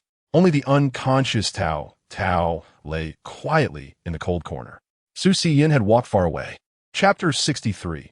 Retribution. A cold wind seeped through the crack in the door, biting into the wound on the back of Taotao's neck, causing her pain to throb. Her eyelids fluttered. She had not truly lost consciousness. Just moments ago, Su Si Yin had forcibly administered the medication, the bitterness nearly choking her. But she dared not open her eyes. There were no good people in this Jing Wang Fu. It was said that the Wang Yu Chao could induce amnesia. Once consumed, one would forget everything. Before she could recover, footsteps echoed outside, thumping closer. Taotao's heart raced, and she quickly feigned unconsciousness. She recognized the loud voice of Su Si Yu all too well. The door burst open, and Su Si Yu, reeking of alcohol, stormed in, shouting at her. You little brat, hiding here to slack off? I've been looking for you for ages. With that, he kicked her leg with considerable force, ensuring a bruise would form. Today, I will ensure your demise. A voice echoed from outside the courtyard. SSYN's voice. SSYU immediately halted his actions, his tone softening slightly. I have a matter to discuss with this girl. Did you knock her out? SSYU leaned closer to Taotao. The smell of alcohol wafting from him. Is she pretending? This girl is quite cunning. Do you not believe me? SSYN interrupted, his voice tinged with coldness. I just administered some drugs to her, acquired from the old priest. By the time she awakens, she will likely have forgotten everything. A heavy weight settled in Taotao's heart. SSYN did not genuinely wish to protect her. Rather, he feared she would remember SSYU's intent to kill her, and, more so, that she might divulge the sordid affairs of the S family. Upon hearing this, SSYU chuckled, rubbing his hands together. You truly possess a solution. Will she still remember our J-ing W-ing F? Not much, I presume. SSYN replied in a nonchalant tone. At most, she will recall her name is Taotao. Everything else will be a blur. He had not told the complete truth. The drug not only induced amnesia, but also dulled the mind, making her easier to control in the future. SSYU was even more pleased, patting SSYN on the shoulder. Very well. I shall wait for her to awaken and inquire further. With that, he shot Taotao a glare and staggered away. As silence enveloped the room, SSYN lowered his voice. Stop pretending. Wake up and rise. Taotao opened her eyes to find SSYN seated opposite her, his fingers tapping the edge of the table, his gaze devoid of warmth. She had come to realize that neither of these brothers possessed noble intentions. SSYU was overtly malevolent, while SSYN operated from the shadows. Do you still recognize me? SSYN inquired. Taotao rubbed her eyes and gazed at him. SYNG. SSYN nodded, finally relieved. Taotao slowly sat up, her expression dazed. She glanced at SSYU, then back at SSYN, whispering, Who are you? I am frightened. SSYU chuckled, exchanging knowing glances with SSYN. Hey, you truly do not remember. Princess, have you forgotten me? Taotao smirked inwardly. How could she forget? It was this very man who had laughed the loudest when she was trapped in a tree hollow, pelting her with stones. However, she feigned confusion, shaking her head and inching closer to SSYN, tugging at his sleeve. Gidge, who is he? I am scared. SSYN felt a wave of relief wash over him, maintaining a fade of gentleness. Do not fear. He is SNG. It is normal for you to be disoriented upon waking. SSYU is not yet finished, pressing further. Taotao, do you remember where you were yesterday? Did someone push you? Taotao lowered her head, pretending to ponder intensely before muttering, I do not recall. My head hurts, but I cannot remember anything else. SSYU scrutinized her for a long moment, unable to detect any inconsistencies. Forgetting is for the best. From now on, behave yourself and do not create trouble for the J-W-F. With that, he shot SSYN another glare and exited. He was calculating. Once Taotao was completely dulled, he would seize the opportunity to eliminate her, sparing himself any inconvenience. Once SSYU had left, Taotao had just lifted the bowl of porridge when SSYN spoke again. Taotao, Did you use to read fortunes? He had long heard that Taotao, in her past life, was a Tiangdi, possessing considerable abilities. Taotao paused, looking up at him. Yes, I know a bit, but I'm not adept. Syn leaned forward, his eyes filled with urgency. Then help me discern whether I possess the fate of an emperor. Taotao scoffed internally. Indeed, this man harbored great ambitions, aspiring to ascend to the throne. She set down her bowl, allowing Syn to extend his left hand. She placed her fingers upon his wrist, deliberately furrowing her brow and remaining silent for an extended period. Her father had previously informed her that those who borrowed another's fortune had a pulse that felt weak and bore the taint of others' malevolence. Syn was precisely such a case. He had a jade pendant peeking from his collar, etched with a crooked dragon. She had encountered similar objects among the graves in the back mountains. They were remnants of the deceased, infused with death's aura, most easily employed for borrowing fortune. Well, is there hope? Syn urgait anxiously. Taotao lifted her gaze, her expression one of alarm. Syng, your fortune is misaligned. Have you worn something you should not? Perhaps a jade pendant carved with a dragon? Syn's face paled instantly, hastily covering his collar. How did you know? That is not a good item. Taotao purposely raised her voice. That is an object for borrowing fortune. Wearing it may appear auspicious, but it ultimately draws upon another's luck. And when the borrowing ends, retribution will follow. Syn grasped her hand, his voice trembling. Retribution? What retribution? Tell me quickly. I foresee it. Taotao lowered her voice, glancing toward the door.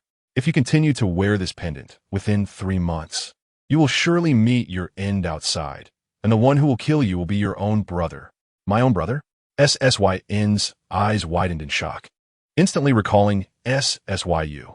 That man always pretended to be obedient before the J and W-ing and would undoubtedly vie for inheritance as they matured. If he discovered Syn's ambition to become emperor, he might very well take action. Impossible. Syn protested, though he instinctively recoiled. Sng would not dare. Before he could finish, the sound of Syu's footsteps approached from outside. He had not walked far, having been eavesdropping all along. He burst through the door, pointing an accusatory finger at Syn. Syn, what do you mean? What do you mean by saying I would not dare? Upon seeing him, Syn nearly leaped in fright, shouting, Do not come closer. Taotao said I would be killed by my own brother. Is it you? Do you wish to harm me? Harm you? Syu laughed incredulously. Syn, have you lost your mind? You believe this girl is nonsense? I see you are driven mad by your desire to become emperor. You still deny it. The more Syu thought, the more fearful he became. Seizing the bowl of porridge from the table and hurling it at Syu, Get out. I do not want to see you here. The bowl shattered at Syu's feet, scalding porridge splattering onto his trousers. His face turned crimson with rage as he cursed and stormed out. Once again, silence filled the room, and Syn was left panting heavily. Taotao regarded him, feeling no sympathy whatsoever. These two vile individuals were merely dogs fighting among themselves. It would be best if they both suffered grievously. After a moment, Syn finally turned his gaze to Taotao. Fortunately, she had lost her memory. Otherwise, he would genuinely fear her. Taotao, is what you said true? Will I truly be killed by my own brother? Taotao nodded, letting out a sigh. Syng, I calculated based on fate. If you wish to evade this, you must quickly discard the pendant. Abandon any thoughts of imperial destiny and live modestly. Perhaps you can escape this calamity. Syn fell silent, his fingers clenching unconsciously. Taotao lowered her head, sipping her porridge, fully aware of the truth. Syn would never be content to let this go. Presently, he feared death, but once he regained his composure, he would undoubtedly resume plotting for imperial destiny. Furthermore, Syu would not relent either. He might very well return to trouble her that very night. Chapter 64. Drugged into foolishness, Taotao's fingers were icy, and she was acutely aware of her situation. She could no longer remain in this dark room. She needed to devise a plan for escape. As she contemplated this, footsteps approached from outside. Syn was returning with dinner. Another bowl of plain porridge. Devoid of even pickled vegetables. How stingy. Taotao, drink it while it's warm. Syn offered the bowl, his face wearing a disingenuous facade of kindness. clearly harboring ulterior motives. Finish it and rest well. I will return to see you tomorrow. Taotao raised her head, continuing to feign ignorance. Syng. When can I go outside? It is too cold in here. In a few days, I will take you out. Syn reached out to pat her head, but his fingers subtly pinched her arm, clearly testing her. Taotao felt a pang of alarm and quickly furrowed her brow, pretending to be in pain. Almost on the verge of tears. Syng, it hurts. Only then did Syn release her, laughing awkwardly. It is nothing. I just wanted to see how well you are. With that, he turned and exited, locking the door behind him. Taotao set the bowl down. Her appetite vanished. She moved to the door, pressing her ear against it to listen for any sounds outside. Before long, she heard Syu's booming voice, mixed with the footsteps of the steward. Father, you must discipline the fifth. Syu's voice was deafening, as he accused Taotao of being locked in the shed and having been fed amnesia-inducing drugs. If this were to spread, how would the JWF retain its dignity? Taotao felt a surge of amusement. She had not anticipated that Syu would go and report her. This certainly saved her a great deal of trouble. Before long, the door burst open, and King Jing entered with several servants, followed by Su Siyun and Su Siyo. The king wore a stern expression as he glanced at the fallen Taotao on the ground and coolly commanded, "Help her up." Just as the servants were about to assist, Su Siyun quickly intervened, saying, "Father, Taotao has just regained consciousness and is still weak. Do not frighten her." "Oh, now you are concerned about scaring her?" King Jing shot him a glare and approached Taotao, bending down to ask, "Do you remember who brought you here?" Taotao slowly opened her eyes, feigning timidity as she hid behind Su Siyun, replying, "I don't know. I woke up here, and only Brother Siyun has been kind to me." A smirk of pride appeared at the corner of Su Siyun's mouth. Su Siyo, growing anxious, exclaimed, "Father, look at her. She has been drugged by the fifth prince. She was arguing with me earlier. How could she possibly not remember? You should say less." Su Siyun glared at him and turned to King Jing, insisting, "Father, third brother is just speaking nonsense. Taotao truly does not remember. The old physician can vouch for that." King Jing remained silent, gazing intently at Taotao for a while before suddenly asking, "Then do you remember what your father's name is?" Taotao's heart sank. Even if she knew, she could not say. She lowered her head, pretending to ponder, and after a long pause, finally shook her head with reddened eyes. "I cannot recall." King Jing sighed and waved his hand. "Take her to my study first. Keep a close watch and ensure nothing goes awry." Su Siyun breathed a sigh of relief as he followed the servants, leading Taotao into the study. Upon entering, Taotao noticed several stacks of memorials piled upon the desk and pouted. It was evident that they harbored ill intentions. Meanwhile, Sun was out on the streets, inquiring about a portrait. 3 days prior, Taotao had gone missing, and the emperor, fearing King Jing was involved, had discreetly dispatched him to search. "Brother, have you seen this girl? She is about this tall, with quite large eyes, and there is a small mole behind her right ear." Sun intercepted a vendor. Handing over the portrait, the vendor examined it and shook his head. "I haven't seen her. However, yesterday at the West City Gate, I saw a lad in a blue linen shirt carrying a sack that seemed to have something moving inside. Perhaps it is related to the person you're searching for." Sun's eyes brightened. Was there anything special about the lad's blue linen shirt? Nothing particular, just a hole in the sleeve and a bit of red mud on it. As if from the back mountain, the vendor replied before continuing on his way. Sun quickly noted this down and headed towards the West City Gate, where he coincidentally encountered Su Junyao, who was distributing coins to a group of beggars. "I have hired them to help gather information. They will inform me as soon as they hear anything." Su Junyao approached him. "Your Majesty, I have just learned of a lead. Yesterday at the West City Gate, there was a lad in a blue linen shirt with a hole in the sleeve, carrying a sack. He might be the one who abducted Taotao." Sun shared the information. Su Junyao frowned. A blue linen shirt with a hole in the sleeve? It seems the servants of King Jing wear such attire. I will instruct the beggars to keep a close watch around King Jing's residence and report immediately if they find anything. He also recalled the elderly woman who had fallen 3 days prior, whose son was a gambler and had once served at King Jing's residence. That lad could very well be the one behind the abduction. As they spoke, Su Yanning and Yang Xiaobai rode towards King Jing's residence. Yang Xiaobai, aware of Taotao's disappearance, was eager to rescue her. Yanning Xiaobai, wait. Su Junyao called out to them. "The security at King Jing's residence will undoubtedly be tight. If you approach so directly, it is easy to alert them. Su Yinning reined in his horse. A frown etched on his brow. What should we do? We cannot just stand by and watch as Taotao suffers inside. I have already sent beggars to keep watch. We will wait for reliable news before we go together to rescue Taotao, Su Junyao urged. However, Su Yinning and Yang Xiao were not receptive to his counsel. Cracking their whips, we are going to confront King Jing. If he dares to hide her, he will pay dearly. With that, they rode off. Su Junyao, left with no choice, turned to Asun and said, we should follow them. We must not let them stir up trouble. At that moment, in King Jing's study, Taotao pretended to flip through books while secretly scanning her surroundings. Suddenly, a hidden door swung open, revealing a woman in a plain long dress with disheveled hair. Lu Fei, who had escaped from the cold palace.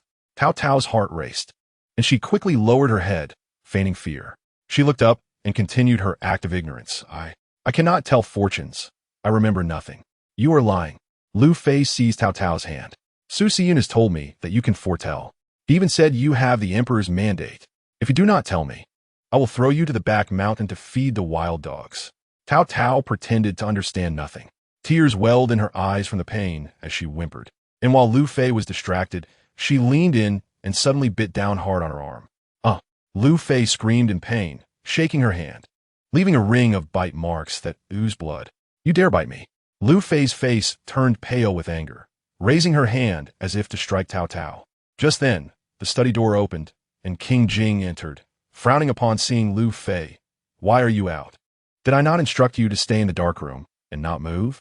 Cousin, this wretched girl bit me. Lu Fei cried out in grievance. I merely asked her to tell my fortune, and when she refused, she bit me. King Jing turned his gaze to Taotao, his eyes scrutinizing Taotao. Why did you bite her?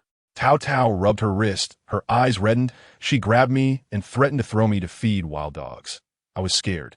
King Jing observed Taotao's swollen wrist and glanced at Lu Fei's bleeding arm, his brow furrowing tightly.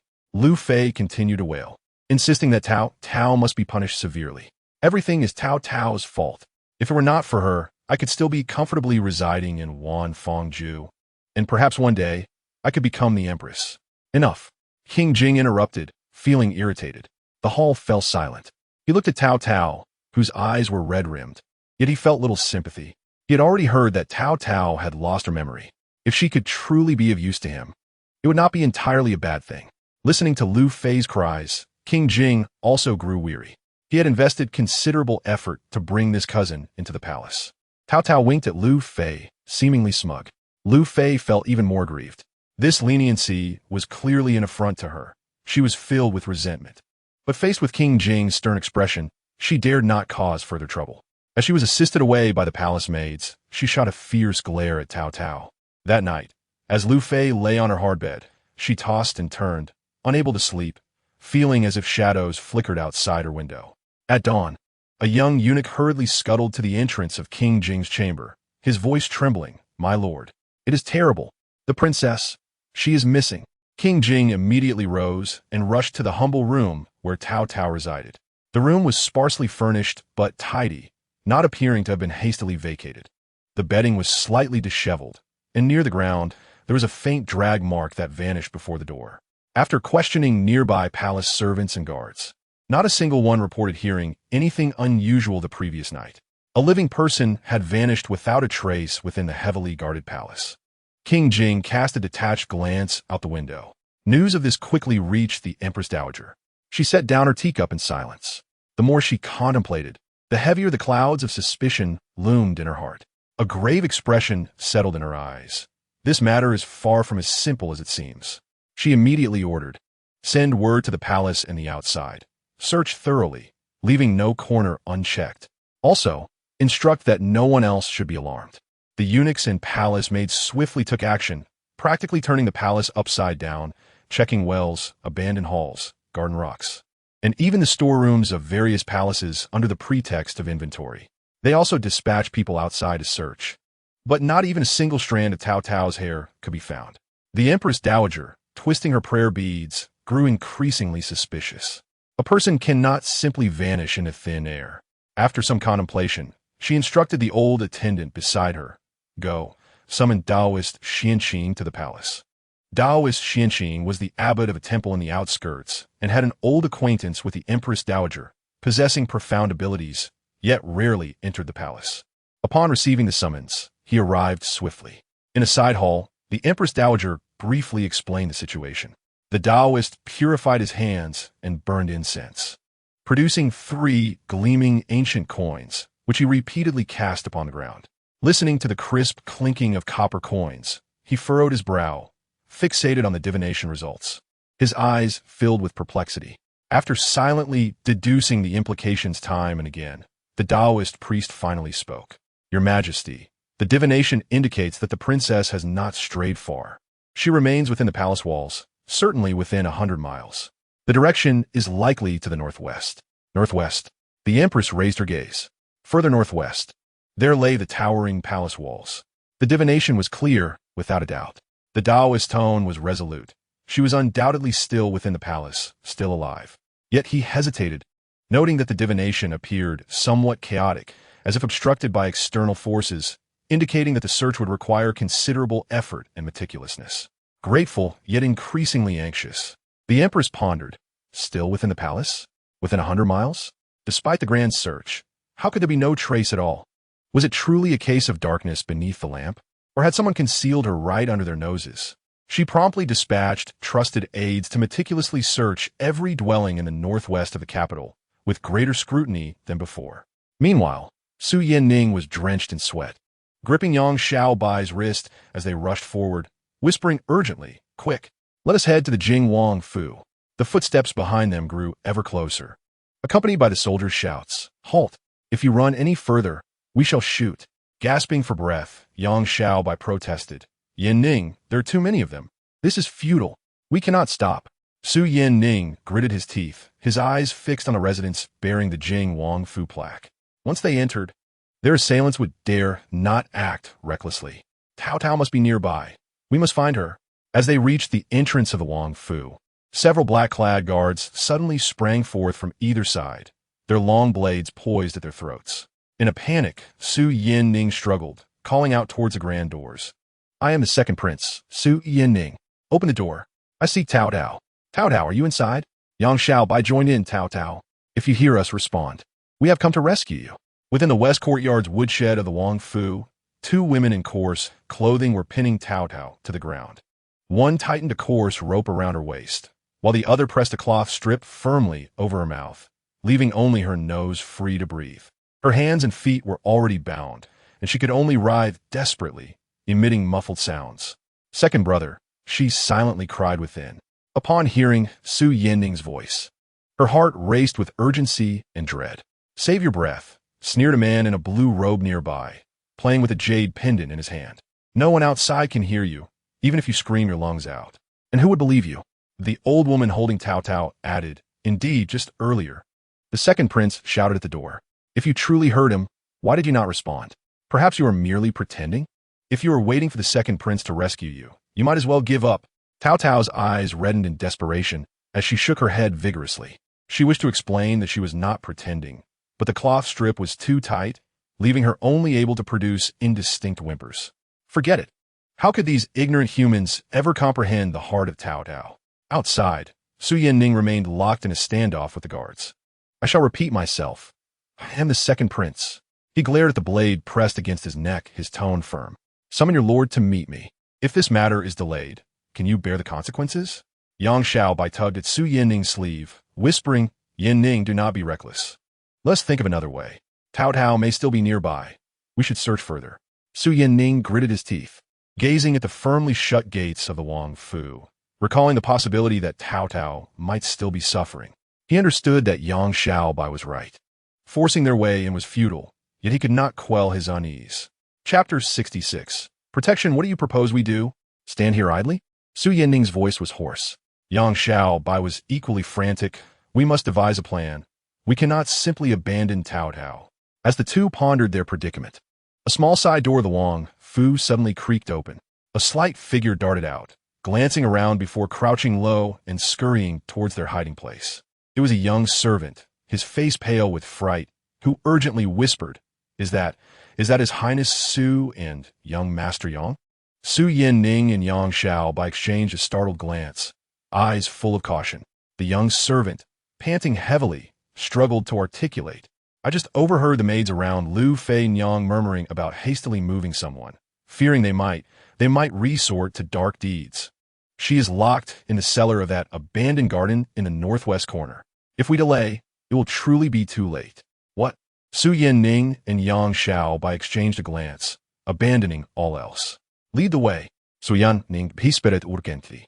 The young servant trembled but steeled himself, turning to guide them along the base of the high wall, using the cover of night and the overgrown grass to conceal their passage as they hurried toward the secluded northwest corner. The abandoned garden was even more eerie than they had anticipated. The grass grew tall, and the crumbling walls appeared ghostly in the dim light. The young servant pointed to a grimy stone slab in the corner, his voice quaking. It is beneath this. Su Yin-ning and Yang Xiao by exerted all their strength, pushing aside the heavy stone slab.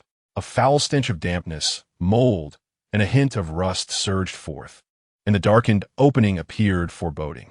Faintly, they could discern the sound of a woman's furious curses and the rustling of struggles from below. Su Yin-ning took a deep breath and jumped down without hesitation. Yang Xiao bai followed suit. The cellar was lit only by a small oil lamp, casting a dim glow. Su Yin-ning's eyes quickly fell upon Taotao, bound and slumped on the ground, while an old woman grasped her chin, attempting to force a dark pill into her mouth. Taotao clenched her teeth, shaking her head vigorously. "What are you doing?" Su Yin-ning shouted, rushing forward to shove the old woman aside. Taotao's eyes brightened instantly, nearly crying out. The old woman staggered back, momentarily stunned before screeching, "Who dares to come here and cause trouble?" "Taotao!" Yang Xiao by rushed over, frantically trying to untie her bindings. Su Yin-ning, seeing her pitiful state, felt his heart tighten. Do not fear, do not fear. Your second brother is here. We shall leave at once." Taotao stared blankly at the two unexpected figures, her expression shifting between shock and joy.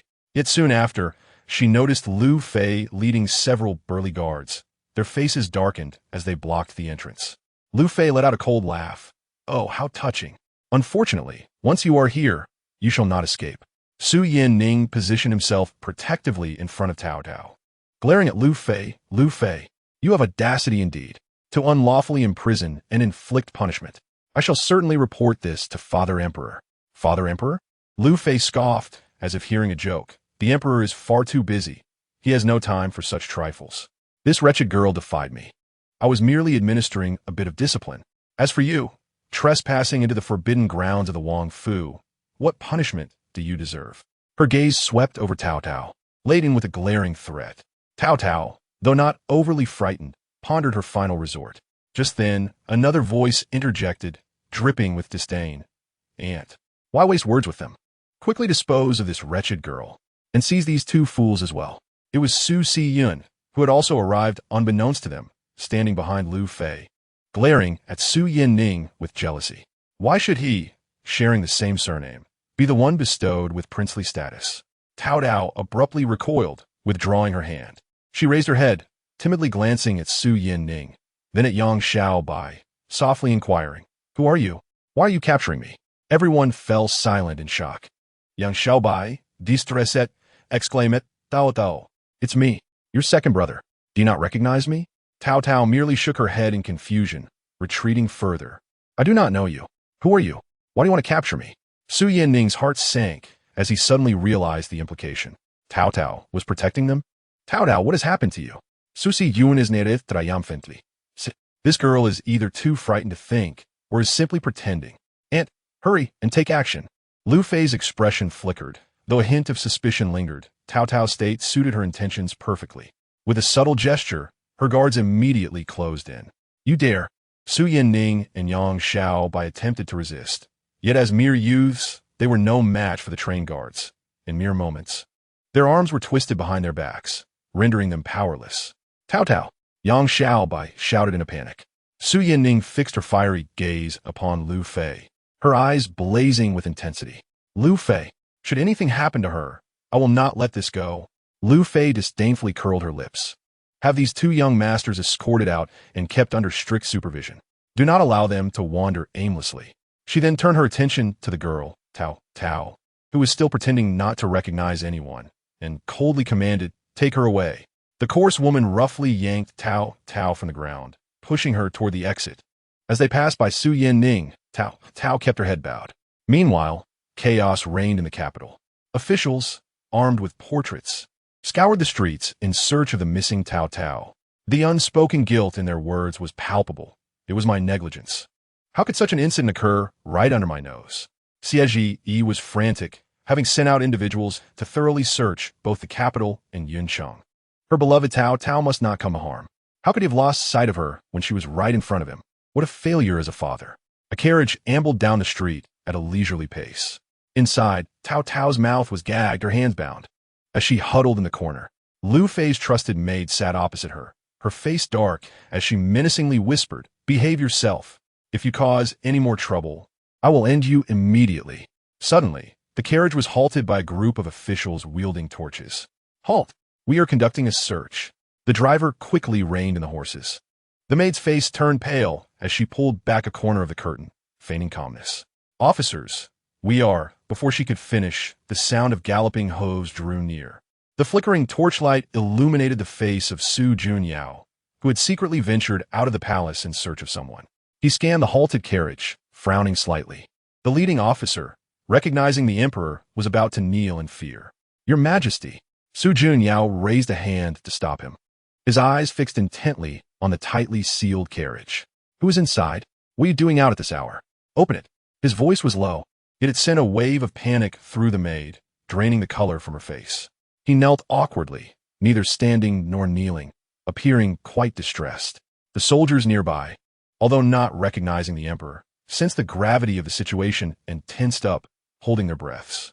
Su Junyao ignored them, his gaze unwaveringly focused on the ordinary-looking carriage, which was sealed so tightly that even a ventilation hole was covered with thick cloth. The night breeze fluttered the cloth corners, yet the interior remained eerily silent, raising suspicion. "Are you waiting for me to take action?" Su Junyao's voice deepened further. "Open the door." The officials finally reacted, hastily moving to unlock it. As the lock sprang open, just as Su Junyao was about to lift the curtain, a trembling voice from within shouted, "No, you cannot open it. This belongs to the Wangfu." "The Wangfu? Which Wangfu?" Su Junyao stepped closer, his shadow enveloping the carriage door. "Come on your own, or I'll have you dragged out." Inside, silence ensued. After a moment, the curtain was slowly pulled back to reveal a trembling maid dressed in gray, her head bowed low and hands tightly gripping her garment. Su Junyao glanced at her and then peered into the carriage. It was empty except for a small locked wooden box. What was inside that box? The maid stiffened, stammering, "In nothing, just a few old clothes." "Old clothes need to be locked?" Su Junyao scoffed, gesturing to a soldier beside him to pry it open. The soldier stepped forward and quickly forced the lock open. As the lid was lifted, it revealed not old clothes, but piles of scattered silver coins and a stack of banknotes, with a cloth bag at the bottom containing a jade pendant engraved with the character Jing. Su Junyao's expression turned icy. "People from Jing Wangfu?" The maid fell to her knees, exclaiming, "I am merely a servant tasked with carrying something out of the city. I know nothing." "Carrying something?" Su Junyao fixed his gaze on her. "You think I am a fool for believing Jing Wangfu is secretly transporting goods out of the city at this hour?" The moment he uttered the word the maid and all the soldiers around him were struck dumb, collapsing to their knees, pleading for the emperor's forgiveness. Su Junyao ignored them, issuing a direct command, "Take her away. Send another team to Jing Wangfu at once, and search thoroughly inside and out, especially the backyard and Lu Fei's quarters." "Yes." The officials quickly complied, dragging the maid away. She felt relieved, having already ensured that the others had been taken away. Taotao had long been removed from the carriage. Gagged from behind, a pungent odor invaded her nostrils, rendering her weak and limp.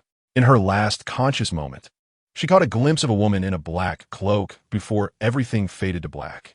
When she awoke again, she felt an overwhelming chill coursing through her bones. As she opened her eyes, the surroundings were pitch black, with only a small window above letting in a sliver of light. The sound of dripping water echoed in her ears, and the air was thick with mildew and a foul stench. "Awake?" A cold voice came from beside her. It belonged to a burly guard holding a stick. "Behave, and don't make a sound. No one will hear you in this place. Taotao then realized she had been imprisoned. Struggling to sit up, her throat was dry and painful. Who are you? Why'd you capture me? It was unfortunate that her outing had turned into a nightmare. Who captured you? The burly man scoffed. Your master requested you to stay here for a few days. When the time comes, you will be released. It was Lu Fei who had bound her, intending to eliminate her. Taotao glared at him. She fears I will expose her and has taken me captive. I tell you, my father's already searching Jing Wangfu. She cannot escape. The guard's expression changed, and he stepped forward, slamming his stick down. Do not speak nonsense. If you dare to bite back, you will regret it. With that, he pulled out a filthy claw from his pocket and moved closer to Gaggermouth. Taotao attempted to evade him, but her body was too weak, and she was quickly silenced, only able to emit muffled cries, her eyes reddening with anger. Meanwhile, chaos erupted in Jing Wangfu. Lu Fei had just learned that the maid delivering messages had been captured, revealing the Wangfu's involvement. Frantic, she heard that the emperor had sent people to search the residence, causing her to drop her teacup in panic. What to do? What to do? The palace maid urged her. Your Highness, do not worry. You just escaped from the cold palace. It is safest outside the palace now. Impossible. Do not concern yourself with me. Unable to remain seated any longer, she hurriedly changed her clothes and set off toward the palace with 2 palace maids. Upon reaching the palace gates, they were stopped by the guards. Halt! Lu Fei. Why are you out here instead of staying in the cold palace? Lu Fei anxiously replied. I have urgent matters to discuss with the emperor. It is of the utmost importance for his safety. The guard remained expressionless. The emperor is napping in Yangxin Palace and has commanded that no one may enter. Napping? Lu Fei stomped her foot in frustration. I have urgent matters. It concerns Taotao. I must see the emperor immediately. Your Highness, forgive me, but the guards have strict orders. If you truly have urgent matters, wait until the emperor wakes, they insisted, blocking her path. Lu Fei stared at the closed palace gates, her heart sinking with dread. Wait for the emperor to wake. By then, Jing Wangfu will likely have been thoroughly searched. It will be too late. Furthermore, she could not bear to watch Jing Wang suffer because of her actions. Outside the city, at the Taoist temple, Xianqing Taoist stared at the newly cast divination, his brows furrowing deeper. He had sensed something was amiss since the morning, linked to a previously lost sacred object. After multiple calculations, all clues pointed towards the Shunxing Sea near the palace. Something is not right, Xianqing Taoist mused, stroking his beard as he recalibrated the divination. The aura of the sacred object was clearly related to the princess, yet the signs led to Shunxing Sea. Could it be that the princess has been imprisoned there? The more he pondered, the more ominous he felt. He quickly gathered a few items and rushed toward city. Upon arriving near Shunxing Sea, he halted, taking out a compass. The needle spun several times before finally stabilizing, pointing firmly towards the back courtyard of Shunxing Sea. Xianqing Taoist's gaze sharpened. Indeed, she is here. But who has imprisoned her, and what are their intentions? He did not dare to approach recklessly, instead finding a concealed spot nearby to hide, planning to observe the situation before taking any action. Chapter 68, Betraying Kin and Friends. Xianqing Taoist crouched behind the old locust tree, fixated on the half-open corner gate of the Xinqing Division's backyard. A damp, moldy scent wafted over, prompting him to pinch his nose and stealthily edge along the wall. Behind the gate lay a narrow path, leading to an underground water prison where murky, black water rose to mid-shin level, with decaying grass floating atop, the stench piercing the nostrils. In the innermost dry area of the cell, curled up was a chubby little girl in a pink dress, Taotao. Her hair was tousled, her hem muddy, yet she defiantly argued with the prisoners in the water. I am a princess. I have a sentient by Zape beast at home. If you keep laughing, I'll have it bite you when I escape. Taotao shouted, her voice slightly hoarse. A bearded prisoner in the water snickered. What nonsense is this little girl spouting? The Xinqing Division only deals with capital offenses. If you were a princess, you would have been taken away long ago, not stuck here with us. Another tall, skinny man chimed in. Exactly. You're probably just a maid who ran away, caught for stealing her mistress's clothes. What nonsense. She is the only daughter of Su Junyao. Taotao ceased her bickering and shifted further back onto the dry platform, avoiding splashes from the water. She was well aware that she had been abducted by the people sent by Lu Fei. Remaining still in the dry area was simply waiting for Lu Fei's next move. There was no point in rushing. Suddenly, a shadow flitted past outside the bars. Taotao rubbed her eyes, unsure of who it was, dressed in a prison guard's uniform. He held a broken bowl, feigning to deliver water. Approaching Taotao, he quickly exchanged glances, then suddenly knelt down when no one was paying attention. "Your Highness, I am sent by the palace to rescue you." The Taoist's voice was barely above a whisper, his knees knocking against the ground. This unexpected kneeling startled Taotao, and before she could respond, the prisoners in the water began to jeer. A short, plump man laughed. "Oh dear, has this guard gone mad?" Kneeling to a little girl. Worse still, two real guards in the distance heard the commotion and approached with clubs in hand. One squinted and shouted, "What you two doing?" One kneeling and one sitting, performing a play. The other guard joined in the laughter. "What princess? Just a fraud. Get up quickly, or you'll both end up locked up." He moved to grab the Taoist's arm. Already irritated by the commotion, Taotao frowned and shouted at Xianqing Taoist, "Get up. Stop messing around. I don't need your help." Taotao furrowed her brow and shrank back slightly, her fingertips brushing against the dry platform. The mud she had gotten on her skirt while arguing with the prisoners now clung to the hem. Frustrated by Lu Fei's trap, she felt even more annoyed by the Taoist's sudden kneeling. The Taoist, anxious, disregarded the presence of the guards and whispered in her ear, "Your Highness, listen to me. The second prince is your elder brother. He is destined to bring misfortune to those close to him." "What? Get up quickly." Taotao lowered her voice, glancing toward the entrance of the water prison, aware that there were spies everywhere. Kneeling would only complicate matters when the guard arrived. "Elder brother?" Taotao's voice faltered. The irritation in her eyes momentarily brightened before quickly darkening again. "Why mention him? Are you suggesting?" "I not only know, but I also calculated this when I was divining. I fear you are unaware. He is destined to bring calamity to those he loves. I also know that your abduction is due to Lu Fei." "Bringing calamity?" Taotao's mind buzzed, the grass stem she was gripping snapping in her hand. She recalled how her elder brother always gave her the best candies and treated her so kindly, but every time he hugged her, he would inevitably stumble the next day. Last year, the jade pendant he sent her shattered on the ground after just 3 days of wear, struck by a cat in the palace. It was not mere coincidence. A surge of anger ignited within her as she reached for the iron chain on her wrist. The chain was thick enough to restrain an ox, and she had previously tried several times without leaving a mark. But now, thinking her elder brother might be in danger because of her wrist felt hot, and she bit down on the thinnest part of the chain.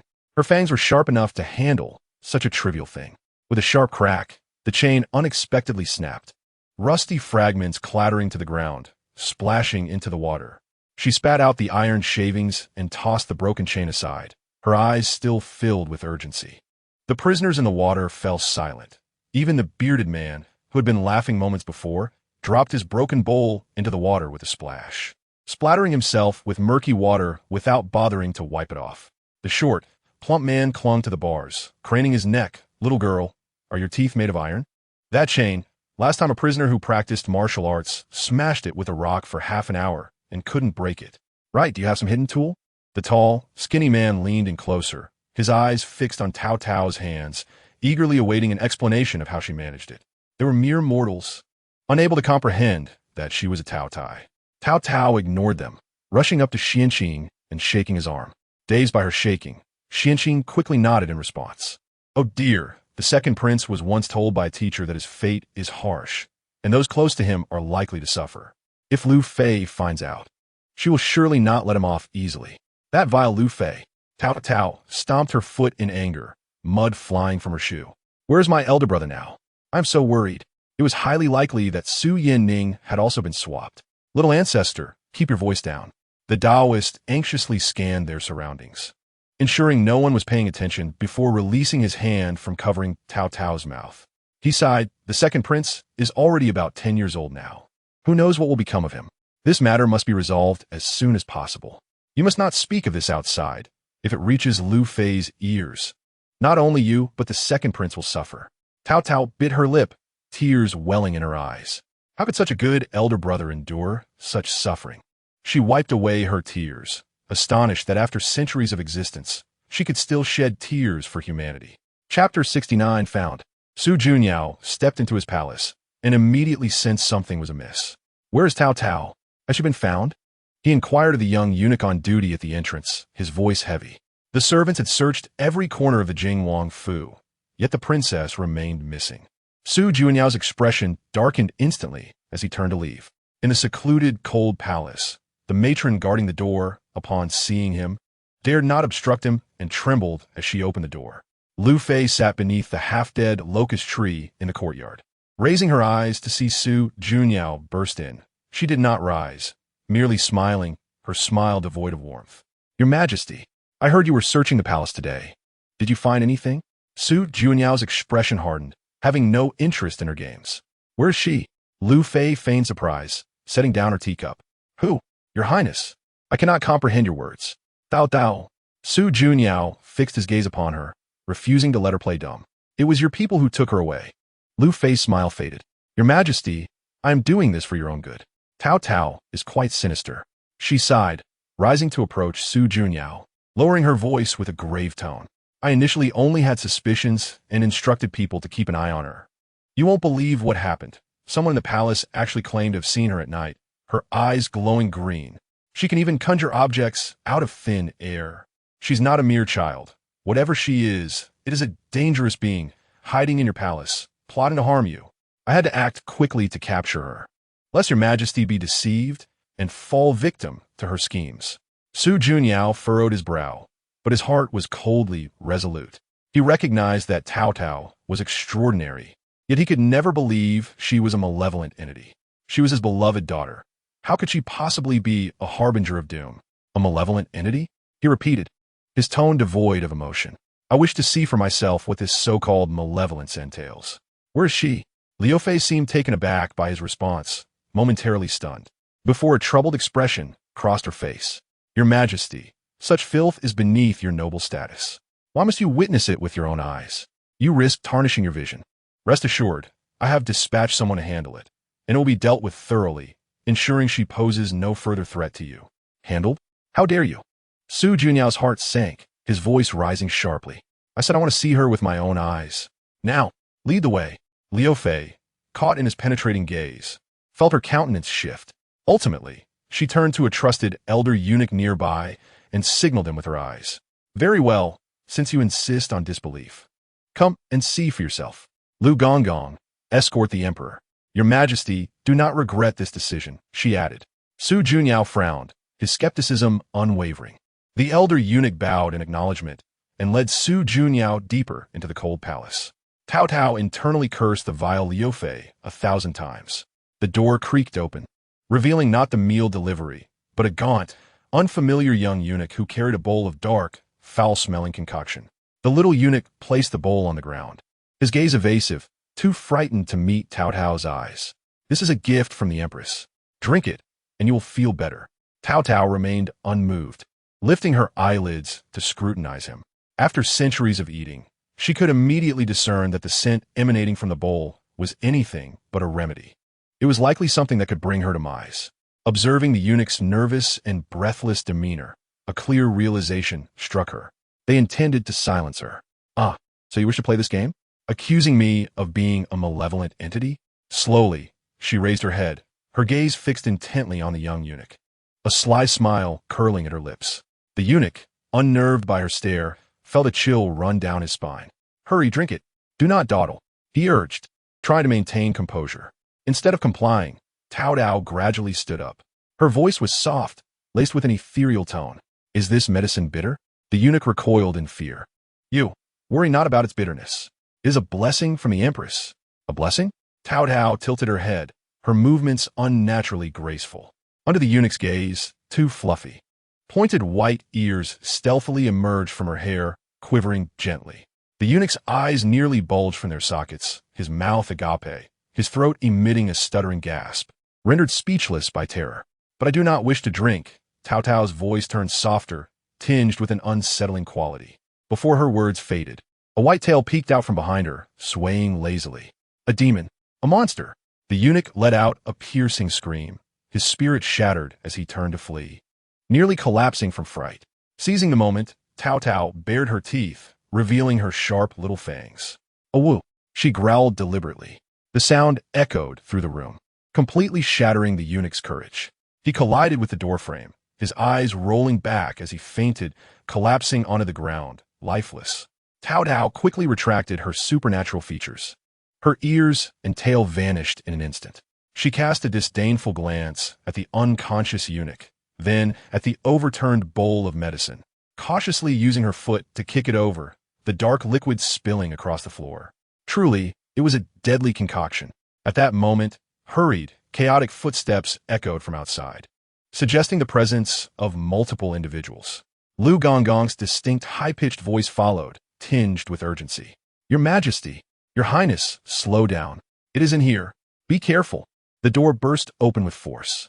Su Junyao stood at the threshold, his complexion pale, clearly having rushed over. His gaze fell upon the fainted eunuch and the spilled bowl of medicine, causing his heart to constrict. His eyes quickly darted to Taotao, who stood unharmed, a look of surprise on her face at his sudden appearance. Their gazes locked. Su Junyao's eyes scanned her form, confirming she was unscathed, and only then did his tense heart relax slightly. His attention shifted to Taotao's face. "Father," she mumbled, feeling self-conscious under his scrutiny, instinctively reaching to touch her mouth. She had bared her teeth a bit too forcefully earlier. She hoped she had not sullied herself. She also brushed her hair back, recalling that her earlier transformation might have disheveled her appearance. Su Junyao silently observed her, taking in her every small movement. The dim room cast shadows, and Taotao stood there, her eyes still slightly reddened from tears, appearing woefully innocent. There was no trace of malevolence. She seemed merely a girl who had suffered great injustice. Suddenly, he allowed a faint smile to escape. Taotao was stunned. Su Junyao extended his hand, his voice as calm and serene as ever. "What are you hesitating for? Come here." Taotao remained motionless, her mind buzzing with thoughts of her father's gentle smile. Had he seen her frightful demeanor, or had he not? What was the reason for his smile? Su Junyao's hand remained outstretched, and seeing her frozen in place, his brow furrowed slightly, not out of impatience, but seemingly out of a desire to avoid further conversation. He stepped forward, lifting her into his arms. Taotao stumbled, disoriented, as she followed him. As they passed the doorway, she caught sight of the fainted eunuch being hastily revived by Lu Gongong. A wave of anxiety washed over her, prompting her to instinctively shrink back. Yet Su Junyao, as if sensing her unease, continued forward without pause, casually remarking, "Clean this up." It was unclear to whom he spoke. The afternoon sun was glaring. Su Junyao woke briskly, and Taotao had to nearly run to keep up. However, he did not head toward the exit of the cold palace. Instead, he moved deeper into the courtyard where Liu Fei resided. Before they reached the courtyard gate, a woman's elevated voice pierced the air, sharp and agitated. "I only wish for your Majesty's well-being. That creature is a demon. You have all been deceived. Your Majesty is young and easily swayed by this monster. Are you also easily misled?" It was Liu Fei. Suddenly, another woman's voice interrupted her. "A demon? Liu Fei, how dare you?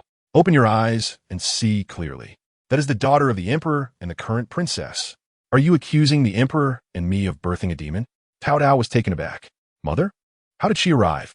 Su Junyao hesitated for a moment, then tightened his grip on Taotao's wrist, almost dragging her into the courtyard. Inside, Empress Xiezi stood with a stern expression, flanked by several palace maids. Liu Fei stood beneath the locust tree, her face flushed and agitated, pointing at Su Junyao and Taotao as they entered. "Evidence? What more evidence do you need? Lu Gongong, tell us what you saw." I saw the princess. She sprouted ears and a tail, white, sharp fangs, and howled. She is not human." Xiezi's gaze swept over, pausing momentarily on the hands of Su Junyao, holding Taotao before settling on Taotao's face. Taotao's heart skipped a beat, and she instinctively attempted to break free from her father's grip, only to find him holding her tighter. "Ears, a tail?" Finally, Su Junyao spoke, his tone devoid of discernible emotion as he turned his head to look at Taotao. She felt a shiver run down her spine, the area under his gaze prickling slightly. Then, before the eyes of all, Su Junyao raised his empty hand and reached toward Taotao's hair. Taotao held her breath, watching as his fingers brushed against her ear, gently flicking it. A small tuft of fluffy fur was dislodged from her hair.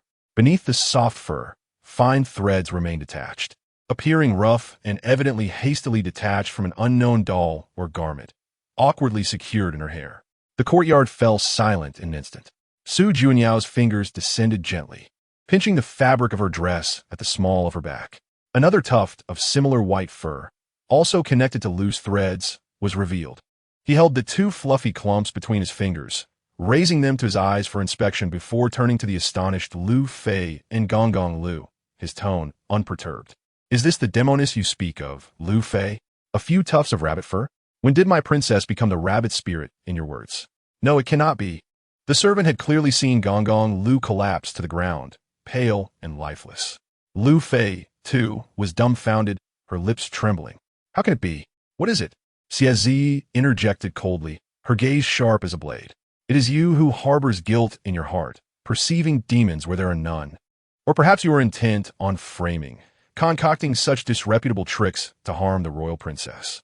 She stepped forward, accusing Lu Fei of unlawfully detaining the princess, employing private punishment, and even attempting to poison her. Lu Fei, have you grown weary of your cold palace, wishing to taste the torments of hell? I did not. Lu Fei shrieked, attempting to defend herself. For what reason? Su Junyao suddenly interrupted, releasing Taotao's hand and advancing 2 steps to stand before Lu Fei. For my benefit? He echoed her earlier words, a mocking curve forming at the corner of his mouth. It is always this phrase. How tiresome it sounds. He no longer regarded Lu Fei, turning instead to Xie, his tone regaining its calmness. Your Majesty, the cold palace is vast and tranquil. Since Lu Fei enjoys it so much here, let her remain forever. Assign reliable guards to ensure she does not meddle in affairs again. She shall be confined for life, never to leave the cold palace. Lu Fei appeared as if her very bones had been removed, collapsing entirely. Xie nodded slightly, signaling to the matron behind her. Instantly, someone stepped forward to drag Lu Fei away. The matter seemed resolved. Xie looked at Su Junyao, her expression softening with a hint of inquiry. Your Majesty, such a disposition may concern Lu Fei's maternal family, who still holds some influence from the previous dynasty. He lowered his gaze to his fingers, which had just plucked the fluff from Taotao, rubbing them gently. The coarse texture lingered at his fingertips. Suddenly, he raised his eyes, scanning the courtyard, observing the former servants of Lu Fei, ultimately resting on the overturned bowl of medicinal liquid on the ground. Gong Gong Lu, he spoke. The elderly eunuch just revived, scrambled to kneel properly. I am here. Su Junyao's tone remained devoid of inflection. Remain in the cold palace to serve your former master, lest you misinterpret or mishear anything outside and provoke greater calamity. Thank you, your Majesty. Su Junyao disregarded him, turning to Xie, his voice low yet audible enough for those present to hear. Did Lu Fei's father not receive a promotion to a half-rank position and was assigned to the transport office a year ago? Xie paused, quickly comprehending, and nodded. Indeed, Lord Liao is in his prime. The emperor favors him. The transport affairs are intricate, crucial to the nation. I have observed him acting somewhat impulsively of late. Perhaps family matters weigh heavily on him, sapping his energy. Demote him. Strip him of real power. The reason shall be his failure in educating his daughters, resulting in a tainted family reputation. Xie remained silent for a moment before ultimately responding, Yes, your Majesty is wise. Lord Lu must also understand the emperor's concern for preserving his family's honor. At this, Su Junyao lost all patience, turning to seize Taotao's wrist, lifting her up, regarding this troublesome daughter. Chapter 71. A brawl. Xie stood rooted in place, watching Su Junyao carry Taotao away, her heart heavy. The wind lifted the hem of her garment, bringing a chill. She suddenly recalled Su Yanning, who was still confined, and turned to a palace maid. Go check on the second prince. Your Highness, the second prince is not in his chamber. The guarding sentry was knocked unconscious. Xie's heart sank, her grip tightening on her sleeve. When did this happen? The sentry reported it was less than a stick of incense ago. She immediately realized that Su Yanning must have escaped during her conversation with Su Junyao. This obstinate child surely would not accept punishment. Suppressing her anger, she instructed, Send someone to find him discreetly. Do not alarm the emperor. However, matters were not so simple. Within half an hour, a palace maid hurriedly reported that several ministers' wives had submitted requests for an audience, all displaying anxious expressions. Xie felt a headache coming on. These half-grown children gathering together could only spell trouble. Just as she was about to send someone to investigate, a personal maid quietly ushered someone in through the side door. Yang Xiaobai. She recognized him, recalling how he occasionally rode horses and practiced archery, with Su yawning, panting heavily. Yang Xiaobai hastily bowed, lowering his voice. Your Highness, you must quickly find the second prince and the others. I just overheard my elder brother speaking. They seem to have arranged to meet someone at the abandoned horse racing grounds in the western suburbs. I fear for the second prince. Xiezi's heart raced. The abandoned horse racing grounds were rife with unsavory characters.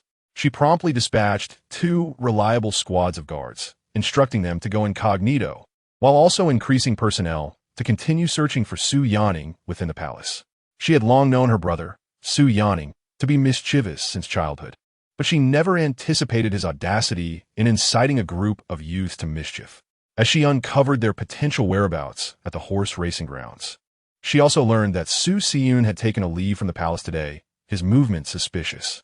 At the abandoned horse racing grounds, dust swirled in the air.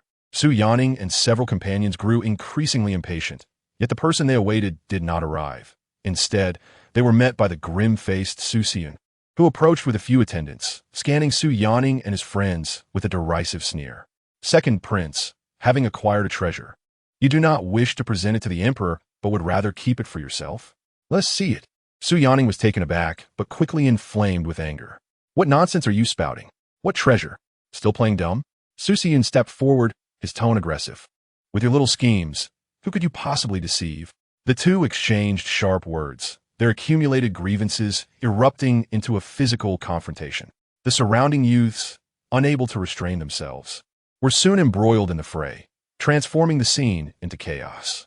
Fists flew, dust billowed, and shouts of anger and cries of pain melded together. When Su Yanin and his entourage arrived, they found themselves amidst this melee. Upon witnessing Su Yanning struck, blood trickling from the corner of his mouth, and Su Xiyun also bearing injuries, panting heavily, he motioned to his guards. Su Yanin stepped forward slowly, frowning, as if he had just arrived. What madness is this? The fighting parties halted, all bearing bruises, gasping for breath as they glared at one another. Su Yanan fives de mani Su Yanning. You left the palace without permission and gathered a crowd to brawl. Do you not realize your fault? Su Xiyun, his face pale with rage, pointed at Su Yanning. It was him. The guards seized Su Yanning, swiftly escorting him away, leaving Su Xiyun behind, nearly choking with indignation. The instigator who had incited Su Yanning was likely still hiding nearby. He led a few trusted companions around to the back of the racing grounds, apprehending a middle-aged man attempting to scale the wall to escape. The man, panic-stricken, was firmly bound by the guards. As the carriage halted before the palace gates, Su Yanin had just disembarked when a bright, cheerful voice rang out. Elder brother. Taotao rushed to embrace his leg, looking up with sparkling eyes. She was hungry. Su Yanin's previously stern demeanor softened at the sight of his sister. He instinctively reached into his sleeve, only to find it empty. He had forgotten to bring sweets while attending to business today. He bent down, unusually gentle as he patted Taotao's head. I forgot. I will make it up to you next time. Taotao pouted, but quickly brightened again, tugging at his sleeve and chattering animatedly. At this moment, Xiezi also approached. She first cast a glance at Su Yanning, who was lowering his head in fear to meet her gaze, then surveyed the other similarly disheveled youths, and finally settled her eyes on the unfamiliar man bound behind Su Yanning. Su Yanning gestured for the guards to manage the situation appropriately before following Xie inside. Taotao wished to accompany them, but was gently dissuaded by a palace maid. The empress need not worry. It was merely a few young men, incited by others, seeking to experience the so-called characters of the Jianghu, who almost fell into a trap. I have already captured the instigator. Su Yanning spoke succinctly. Xie Ji, being exceptionally astute, pondered Su Xiyun's character and surmised the situation with considerable accuracy. Weary, she waved her hand dismissively, stating, as long as no one is harmed. That is what matters. You may handle the subsequent matters as you see fit. I will speak to your father. Yes, I appreciate your concern, mother. Su Yanning bowed and withdrew. Taoist elder. Taotao called out to him. What troubles you?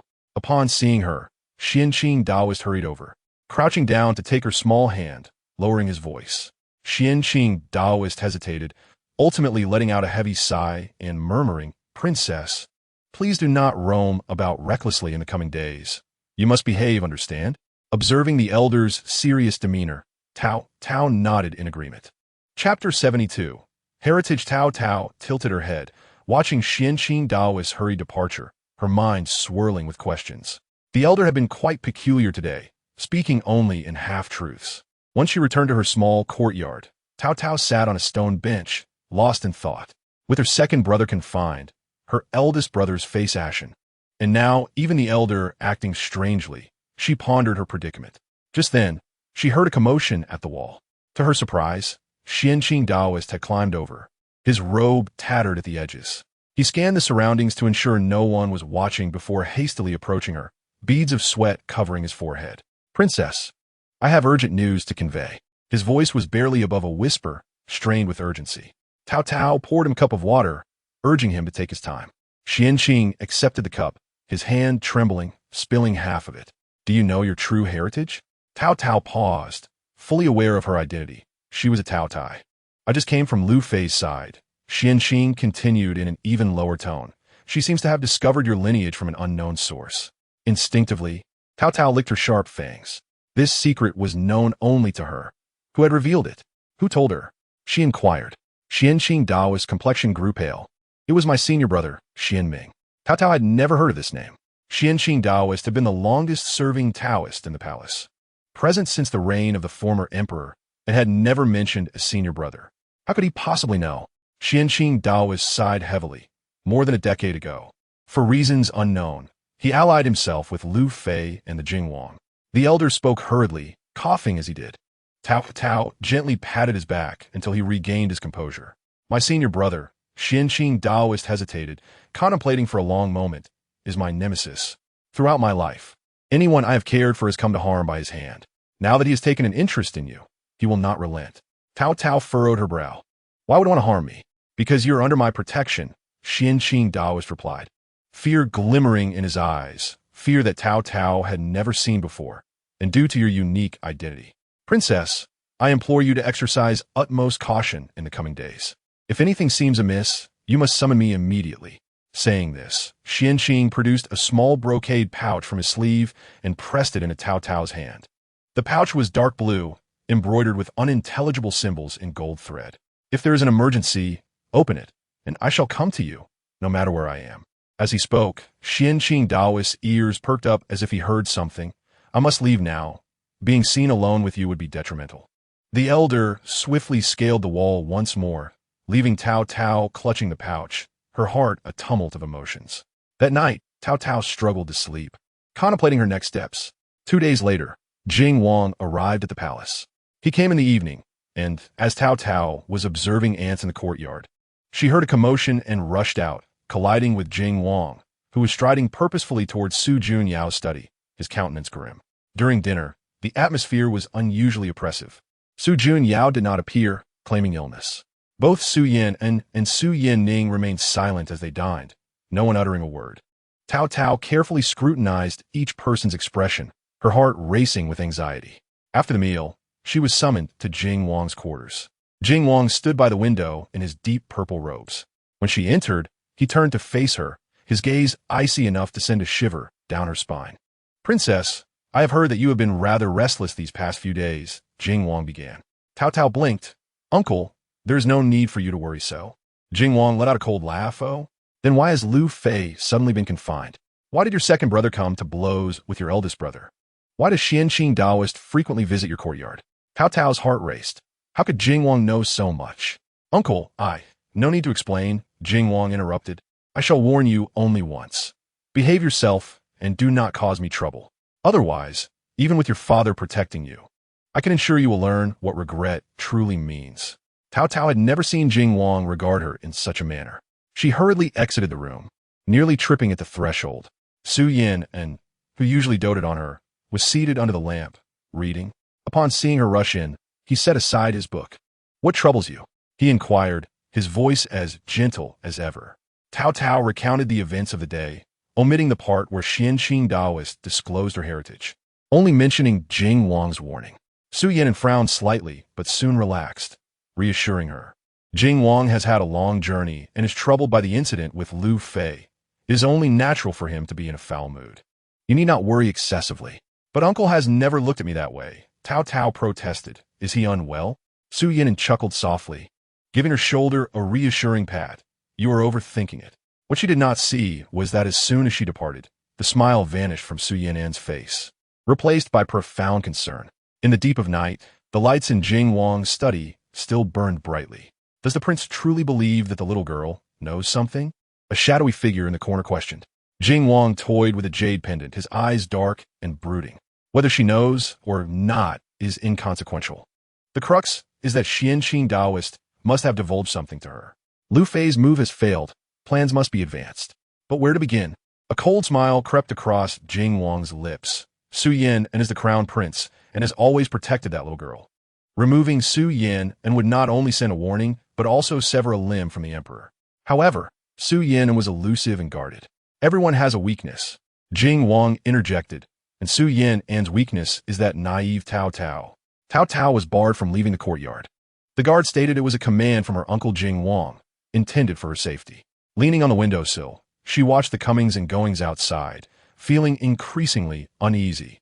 In the afternoon, seizing the opportunity during a guard shift change, she stealthily slipped out, hoping to speak with Su Yin. However, Su Yin was not at his residence. The young attendant informed her that he had been summoned by Jing Wang for a meeting early that morning. Taotao's heart sank, a sense of foreboding creeping in. She recalled the pouch Xianqing Daoist had given her, pulled it from her robe, and held it tightly, hesitating to open it. Just then, she overheard two passing eunuchs whispering. Have you heard? It seems the crown prince has encountered trouble. Shoo! Don't speak carelessly. The emperor has forbidden it. Taotao's heart leapt to her throat. She turned to seek clarification, only to collide with a wall of flesh. Jing Wang's guards. Princess, the prince requests your presence. One guard stated expressionlessly. Taotao clutched the pouch tightly in her hand. Chapter 73. To harm her, her nails dug into her palm. Alas, there was no choice but to follow. As she walked, her mind was a tempest of confusion. The palace had grown quieter. Yet beneath this silence lay an oppressive weight that was difficult to articulate. Xie remained silent, yet his heart was in turmoil. The one who falsely accused him, the sorcerer Xianming, not only escaped punishment, but was instead retained by the king of Jing to bestow blessings and exorcise evil within the palace. Taotao sensed something amiss. Upon reaching the study, the guards halted and she pushed the door open. Inside, besides the king of Jing, stood Xianming, his gaunt and shadowy figure stroking his beard while conversing quietly with the king. The moment they noticed Taotao's entrance, their voices fell silent. The king of Jing lifted his gaze towards her, his expression inscrutable. What do you hold in your hand, princess? Instinctively, Taotao tucked the silk pouch deeper into her sleeve, lowering her eyes. It is nothing, merely a trinket. Has the royal uncle summoned me for a reason?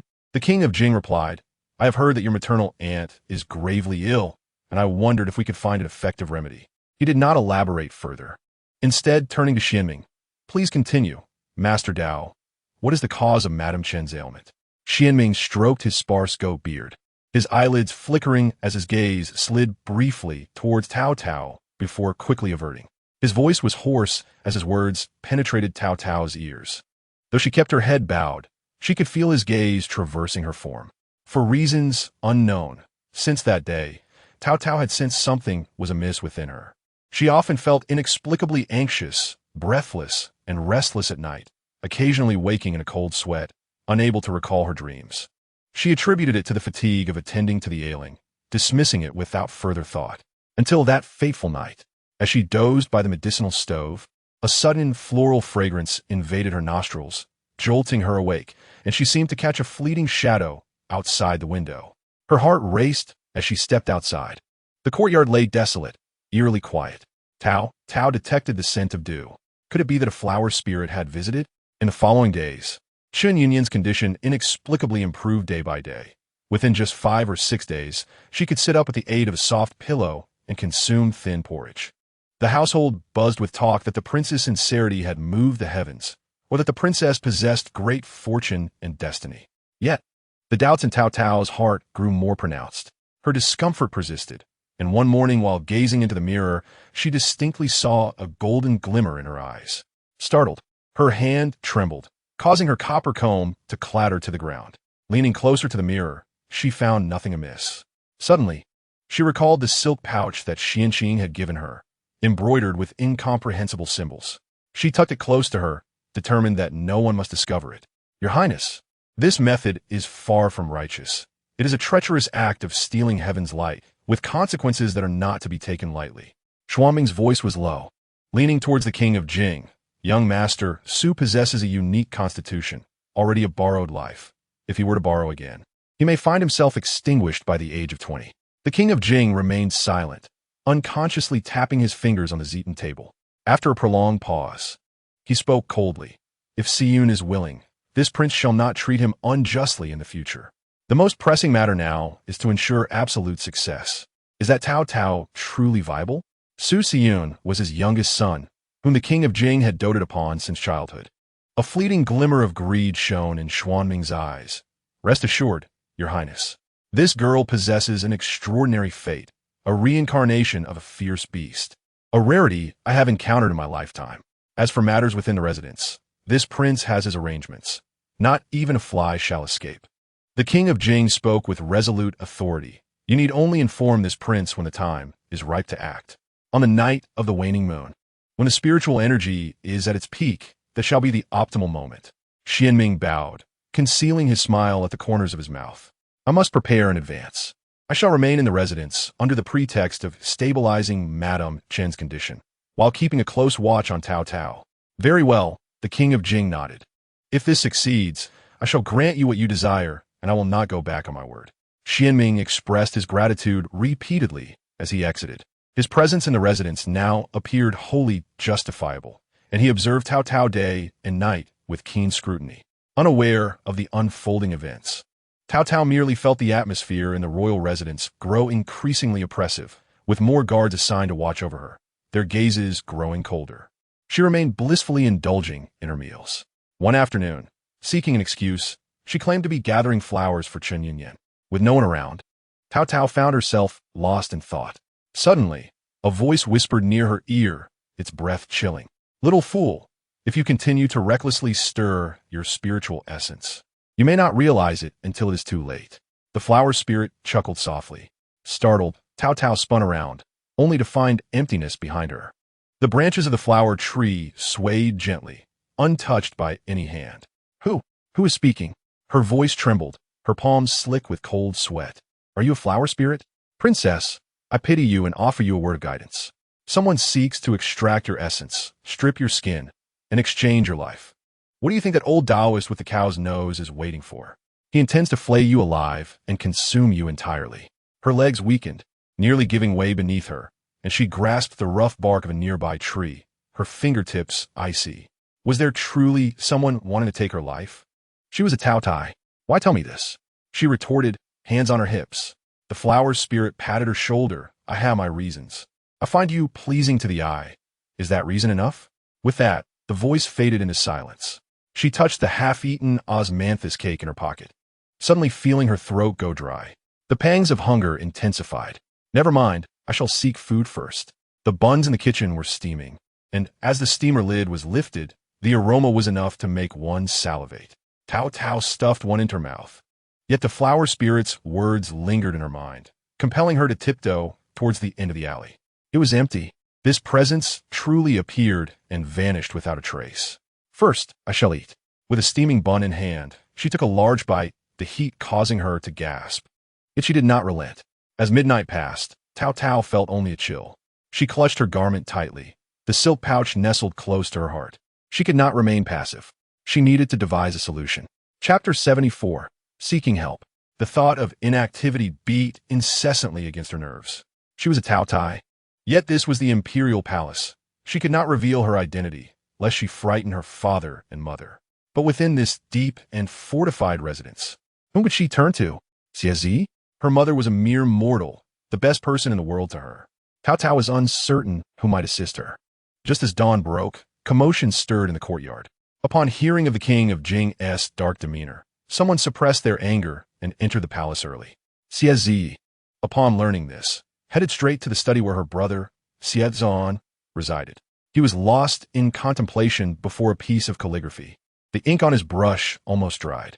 Brother, can't you stay a few days at the outer gardens? The two had recently been at odds. Xiezan set down his brush his expression devoid of emotion. Decorum? Z. That element has long ceased to exist between us. She does not wish to see me, and I have no desire to seek her out. The palace is full of rules and constraints. I cannot endure it. Xiezi glared at his lackluster demeanor, infuriated, and turned to leave. Su Junyao seemed accustomed to Chun Yunyin's extended stay in the palace, asking no further questions, merely nodding to permit her to remain for another 2 months, with all expenses unchanged. Since she was Xiezi's close friend, he could not afford to lose face by sending her away. Within days, Su Junyao planned a salt inspection, summoning 2 princes, Su Yinan and Su Yinning, along with the king of Jing's youngest son, Su Siyun.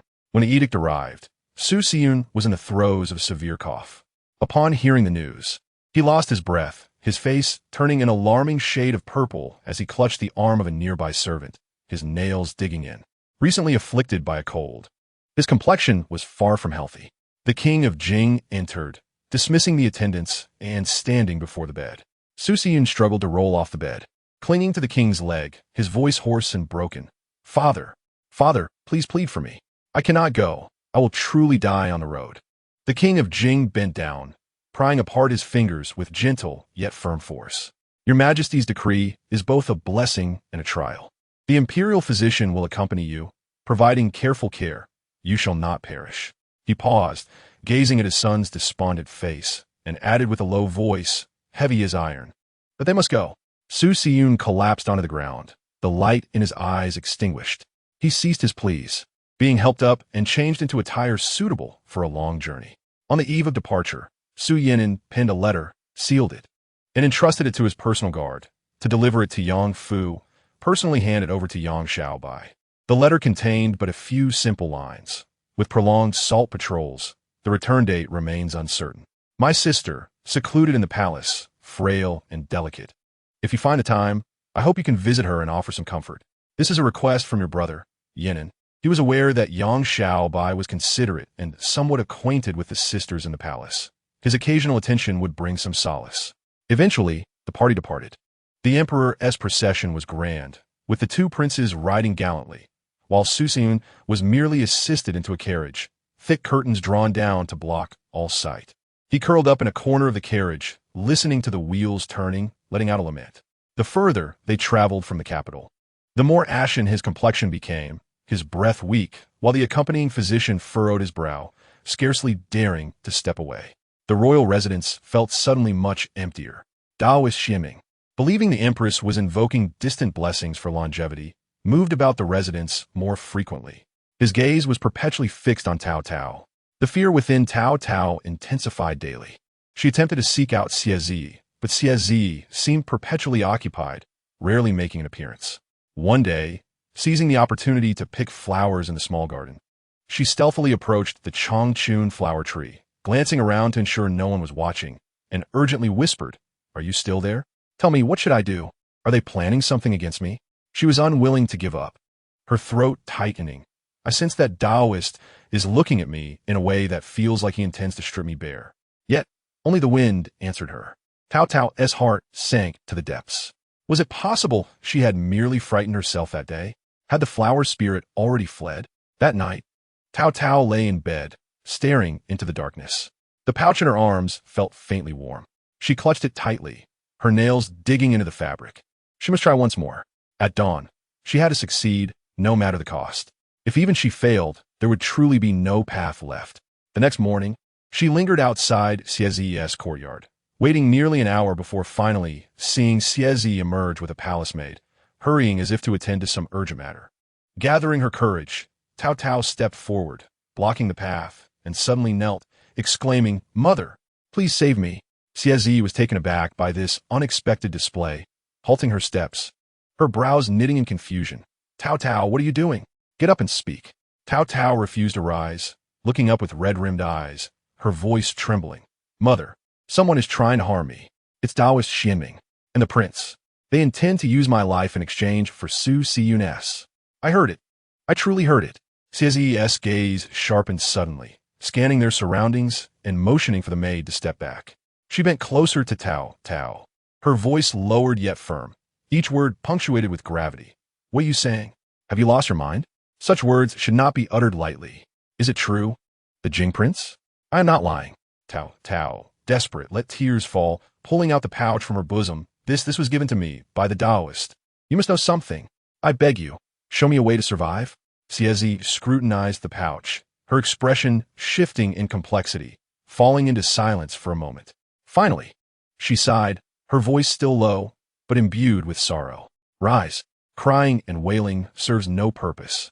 She reached out, pulling Taotao up, her fingertips icy. I do not know what you have heard, but to survive in the palace, one must learn to keep silent, to remain oblivious. She leaned closer. I can only tell you that I overheard Taoist Xianqing say to keep that pouch close, never to part with it. As for anything else, heed my words, otherwise, you may find your end come sooner. Chapter 75. Warmth. Recently, something felt amiss within the palace. In recent years, Su Junyao had been flourishing, dismissing many indulgent nobles and promoting numerous commoners, giving the court a refreshing appearance.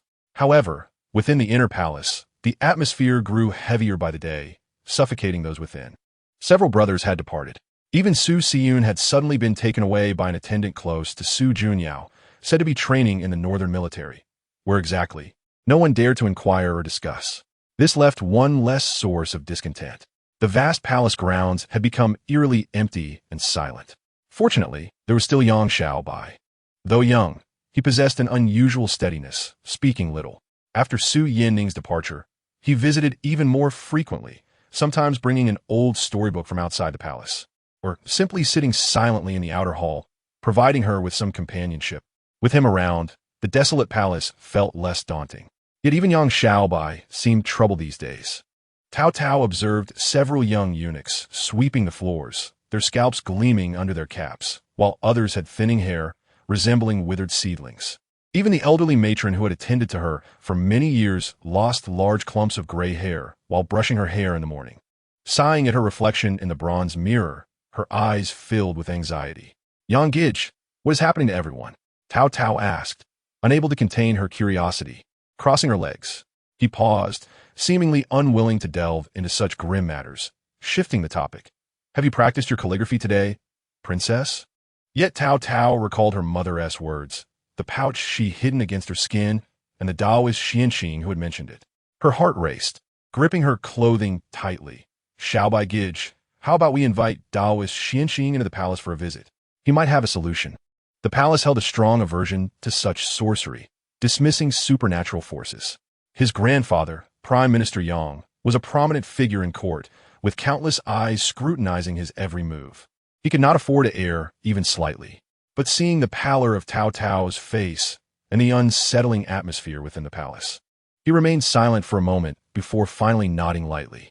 I will find a way to send a message, but it must be discreet, absolutely discreet. Taoist Xianqing arrived quietly. He appeared as he always did, slender in figure, clad in a worn robe and old shoes, yet his eyes sparkled with clarity. He exchanged few pleasantries, simply wandering near the palace gardens where Taotao resided, moving slowly, his steps unhurried, occasionally calculating silently with his fingers beside an ancient tree.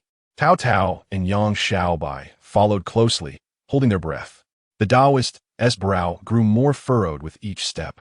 Upon reaching a long-abandoned well behind the western side hall, he bent down to scoop up a handful of damp earth from the well's edge, rubbing it between his fingers before bringing it to his nose and inhaling.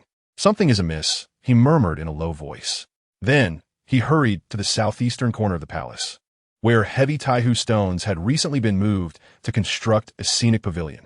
The Taoist stared at the newly cleared ground and the freshly laid stones, his expression darkening as if he could weep. Taoist, what is wrong? Taotao could not help but ask, her voice trembling. Taoist Xianqing turned to her, his gaze sweeping over her hand, which instinctively clutched her garment tightly over her chest. Beneath it lay the pouch. He sighed, weariness evident in his voice. Someone has altered the layout of the palace. What appears to be casual is, in fact, a carefully arranged trap of malevolent energy. From the placement of objects to the shifting of earth and stone, everything is out of alignment.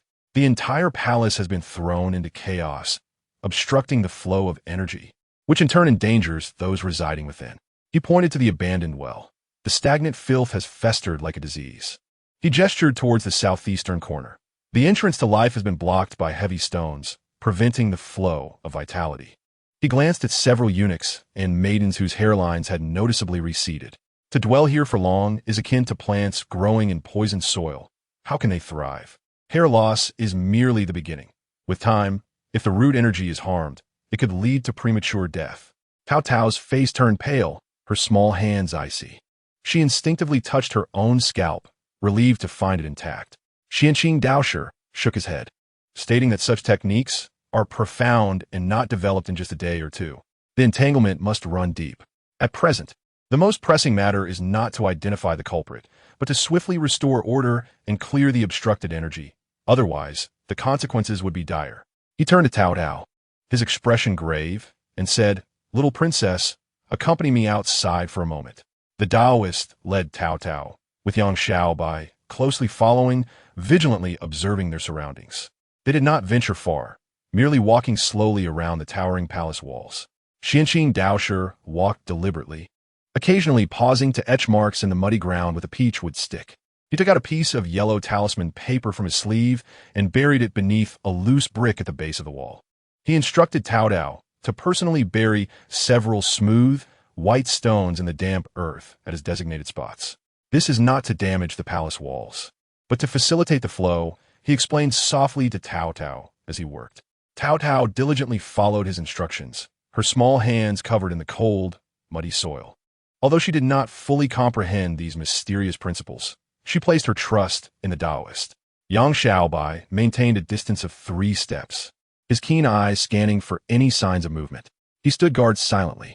After nearly an hour of labor, the Taoist straightened up, beads of sweat forming on his forehead, slightly steaming.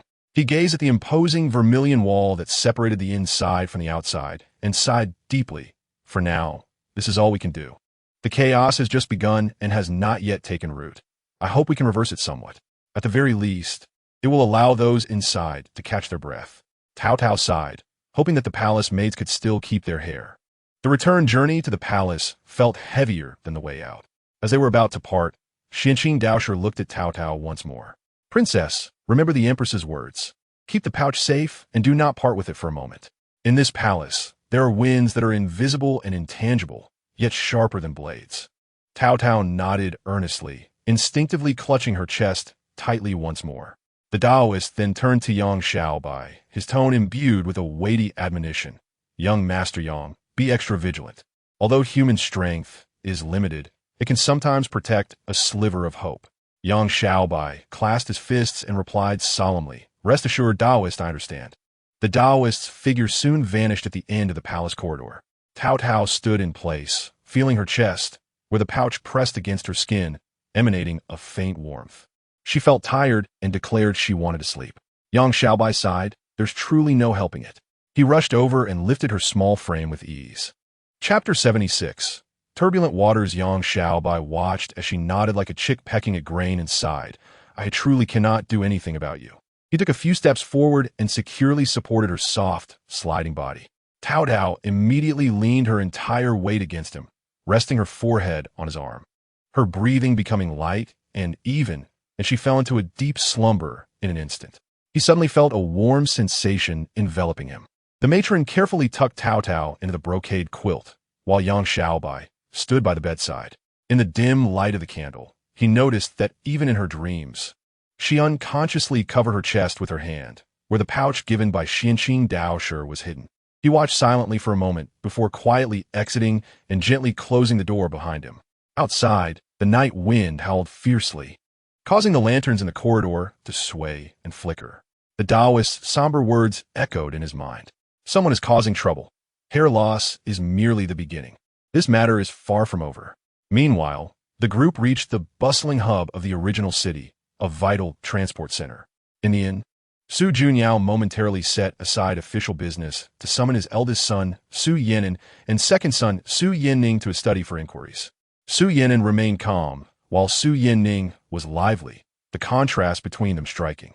What had they seen and heard on their journey southward? Su Junyao lifted his teacup, surveying his 2 sons. Su Yinning spoke eagerly, his eyes sparkling. "Father, the original city dock is even livelier than the capital. There are countless ships, and and the porters shout with great energy. I also saw so many fruits I have never encountered before. They smelled particularly fragrant. A faint smile graced Su Juanyao's lips as he turned to the silent Su Yinan. What about you, Yinan?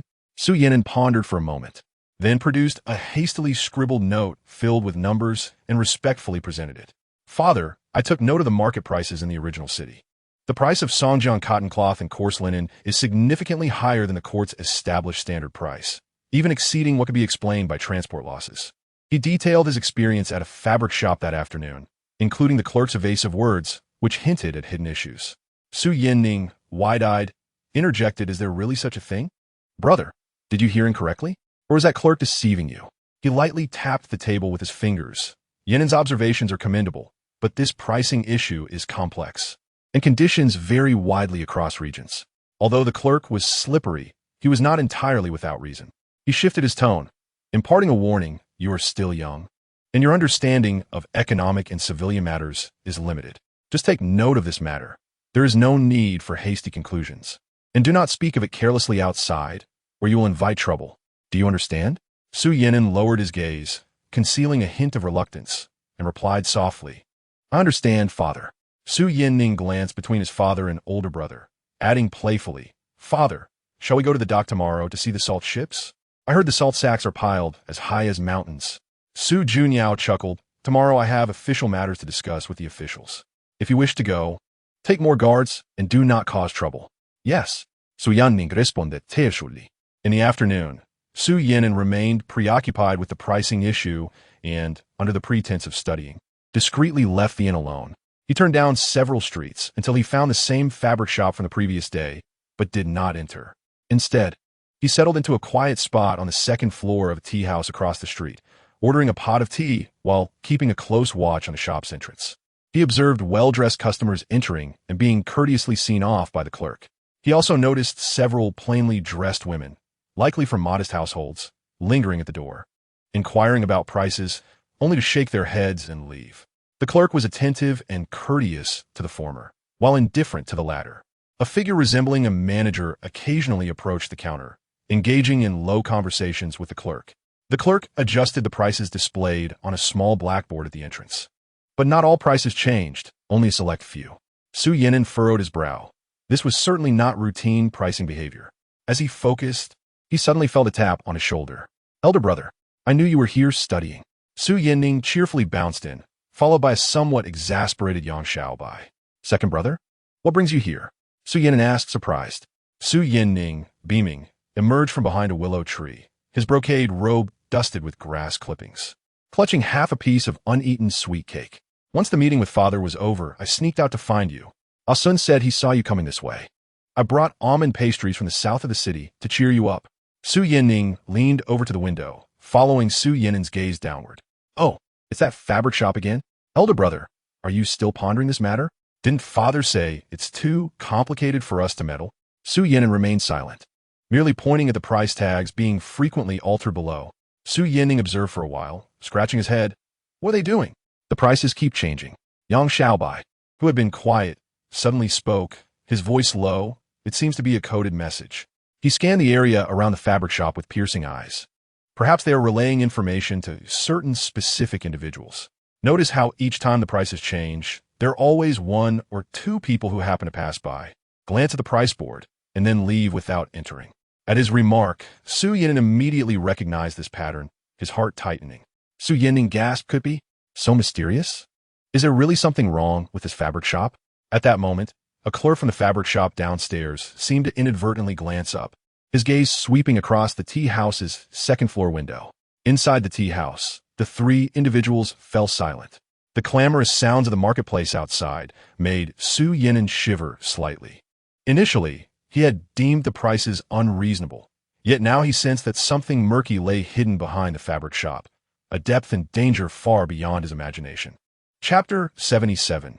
Reliance the tea house was momentarily enveloped in silence, save for the cacophony of the street market below. Su Yinan fixated on the cup of tea that had long since cooled, his fingertips unconsciously tracing the rim of the cup. The clerk's last glance, devoid of emotion, sent a chill down his spine. "Let's go," he suddenly uttered in a hushed tone. This place was no longer suitable for lingering. He rose first, his eyes warily scanning the staircase and the street-facing windows. Su Yin-ning, unusually quiet, obediently stood beside him, the playful smile on his face fading as he softly inquired, "Brother, are they truly up to no good?" "Uncertain," Su Yinan replied succinctly, hastening down the stairs to merge with the throng on the street. Yet, caution was never unwarranted. Upon returning to the inn, Su Yinan isolated himself in his room, staring blankly at a sheet filled with numbers, his thoughts becoming increasingly tangled. 1,000 miles away, the imperial palace presented an entirely different scene. Xie Ji had been feeling restless of late. Following the discreet visit and departure of Taoist Xianqing, she sensed an unsettling atmosphere within the Zhaohua Palace. The air felt stagnant. Even the calming incense that had burned for years seemed to have lost its efficacy, frequently rousing her from sleep with a racing heart. She instructed her servants, "Clear away these trinkets and ornaments, and find some simple and sturdy replacements from the storeroom. Also, change the incense. Use the most ordinary kind." Dabai led the others to busy themselves with the task. Taotao, disturbed by the commotion, emerged, rubbing her eyes to find her mother seated by the window, lost in thought as she gazed at the emptied shelves, her profile taut with tension. "Mother?" Taotao approached, whispering, "Why has everything been put away? Staying in the palace too long, with too many items cluttering the space, becomes bothersome. A change of scenery may bring a change of fortune." She refrained from mentioning Taoist Xianqing or the unsettling speculations. Yet the worry concealed in her eyes did not escape the notice of the perceptive child. Taotao looked up at her mother, then glanced around the empty palace, suddenly whispering, "Mother, is there something bad going on?" Xie paused, then forced a smile. "Don't think such thoughts, dear. It is merely a change of decor." Yet, Taotao remained unconvinced. She recalled Taoist Xuanqing's words, the intimate pouch she carried, and the palace maids who had lost their hair. A small voice within her insisted that something was indeed amiss. In the afternoon, Xie took a brief nap. Taotao sat alone in the corridor, observing several ants busily transporting a small piece of cake crumb that had originated from somewhere unknown. She watched intently for a long while before an idea struck her. She then crushed her saved meat jerky into tiny fragments and scattered them in several places near the windowsill and behind the potted plants. After completing her task, she nestled herself with a picture book on the threshold, appearing to bask in the sun while keeping a vigilant eye on the sugary crumbs and meat bits. Initially, only a few ants swarmed around the sugar. Later, a thin little raccoon emerged from an unseen corner, cautiously approaching the meat fragments with a twitching nose and quickly devouring them. Taotao held her breath, watching intently. The little creatures displayed no unusual behavior. They ate, licked their lips, and dispersed. Unwilling to give up, she repeated this routine on the second and third days. Just as she was about to convince herself that she was overthinking, an incident occurred on the fourth afternoon. That day, she scattered the food as usual. The little raccoon arrived a bit late, having eaten a few bites of the meat, when suddenly it seemed startled, abruptly lifting its head. Its fur bristled slightly as it turned cautiously towards the direction of the Zhaohua Palace's main hall, emitting a low growl, and then, contrary to its usual behavior, it abandoned the food and scampered away.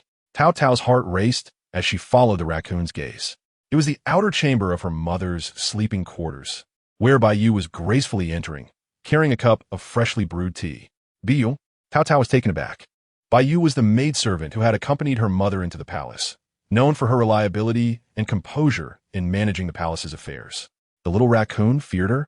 For the next 2 days, Taotao remained watchful.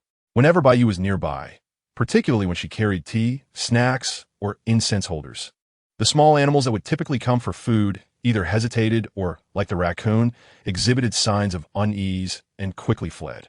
Conversely, on 2 occasions when Baiyu was absent and other maidservants attended, the animals returned to their usual behavior.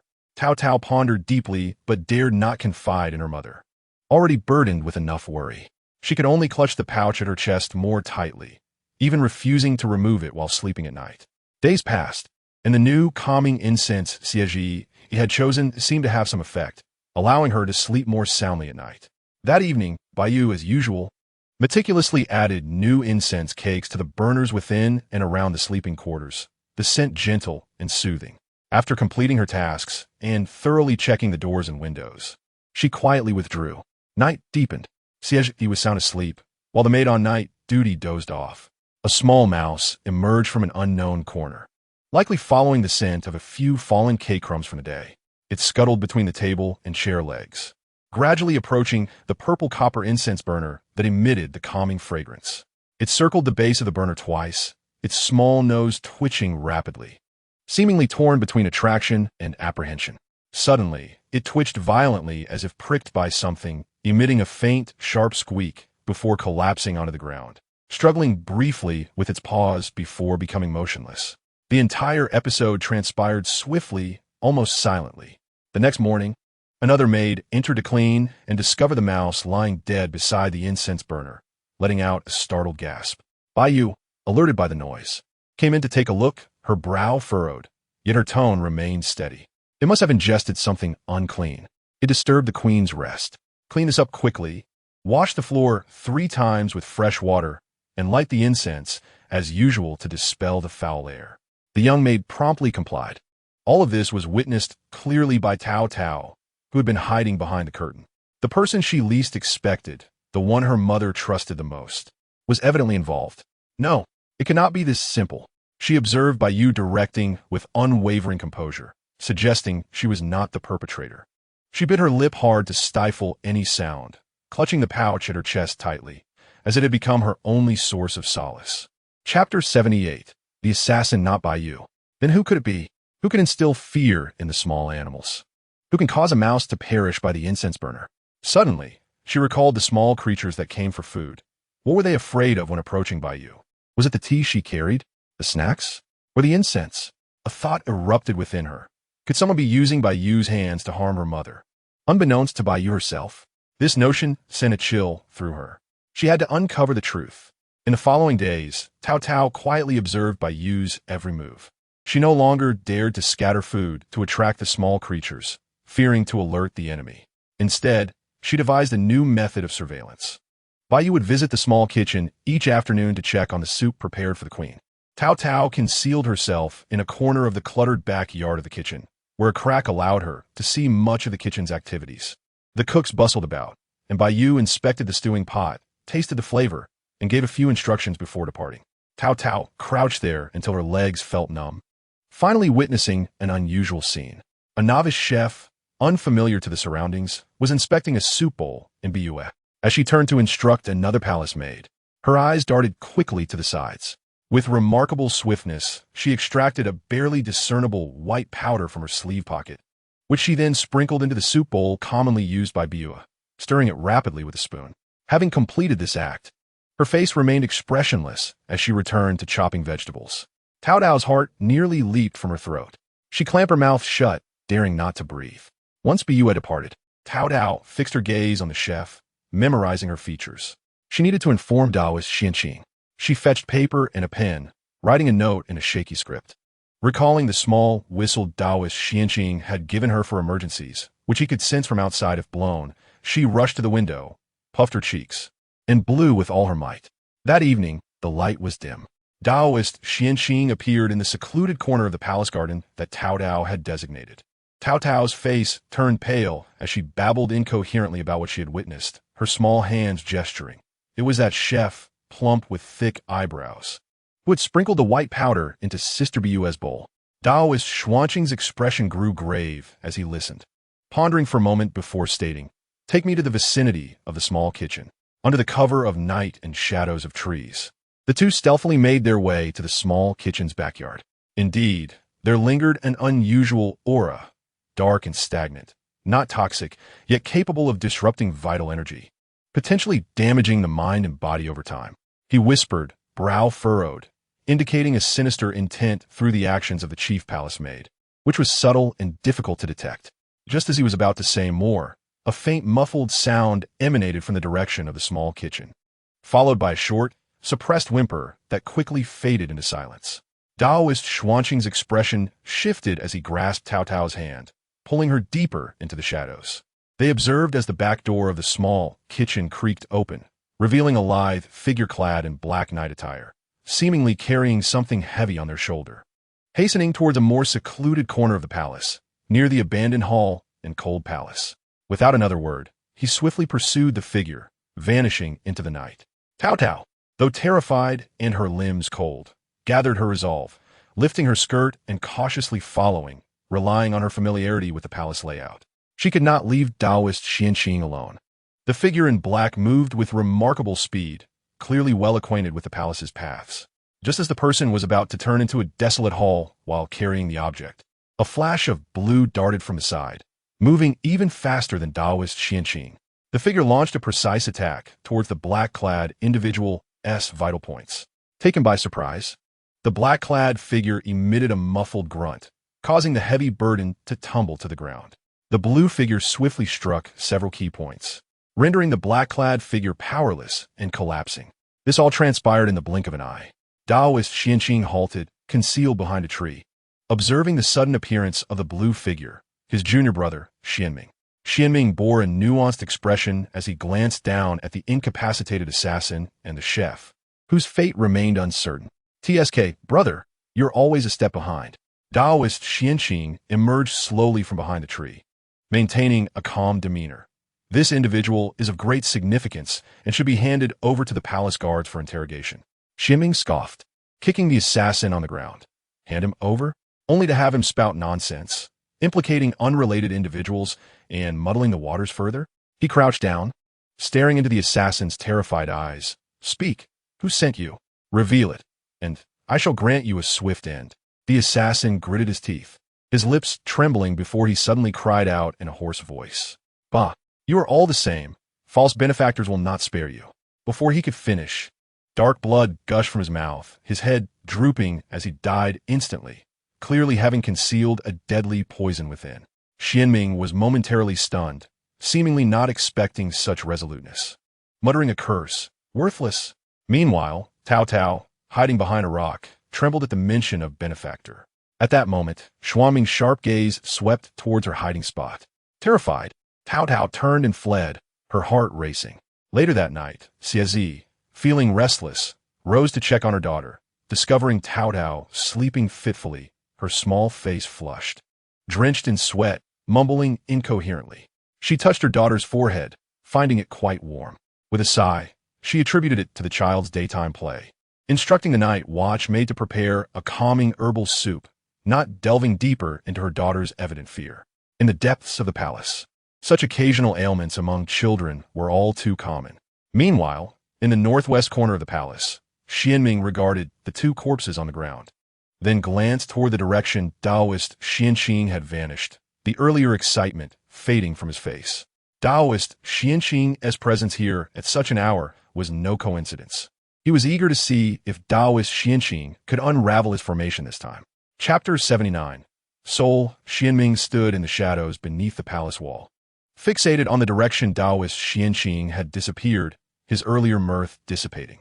This old master, sneaking into the secluded northwest corner of the palace at such an hour, was certainly not merely taking a stroll. Crouching down, he touched a spot of still wet blood, bringing it to his nose, detecting a metallic scent with a hint of chill. He tore open the clothing of one corpse, revealing a dark handprint over the heart, the flesh sunken in, exuding a sinister aura. The old fellow had not lost his touch. Standing upright, he surveyed his surroundings. This location had been meticulously chosen, with the heart of the formation concealed beneath a specific brick, shielded by the palace's inherent dragon energy and malevolence, ideally unnoticed. How had Taoist Xianqing approached? Unless he was not here for the formation, but for something else. Xianming stepped forward, crushing the pool of blood beneath his foot. Let him run, then. The formation was already activated, and the bait had been set. He was eager to see if Taoist Xianqing could break through his formidable array of grievances. Using souls as kindling could pull even the deities from the heavens.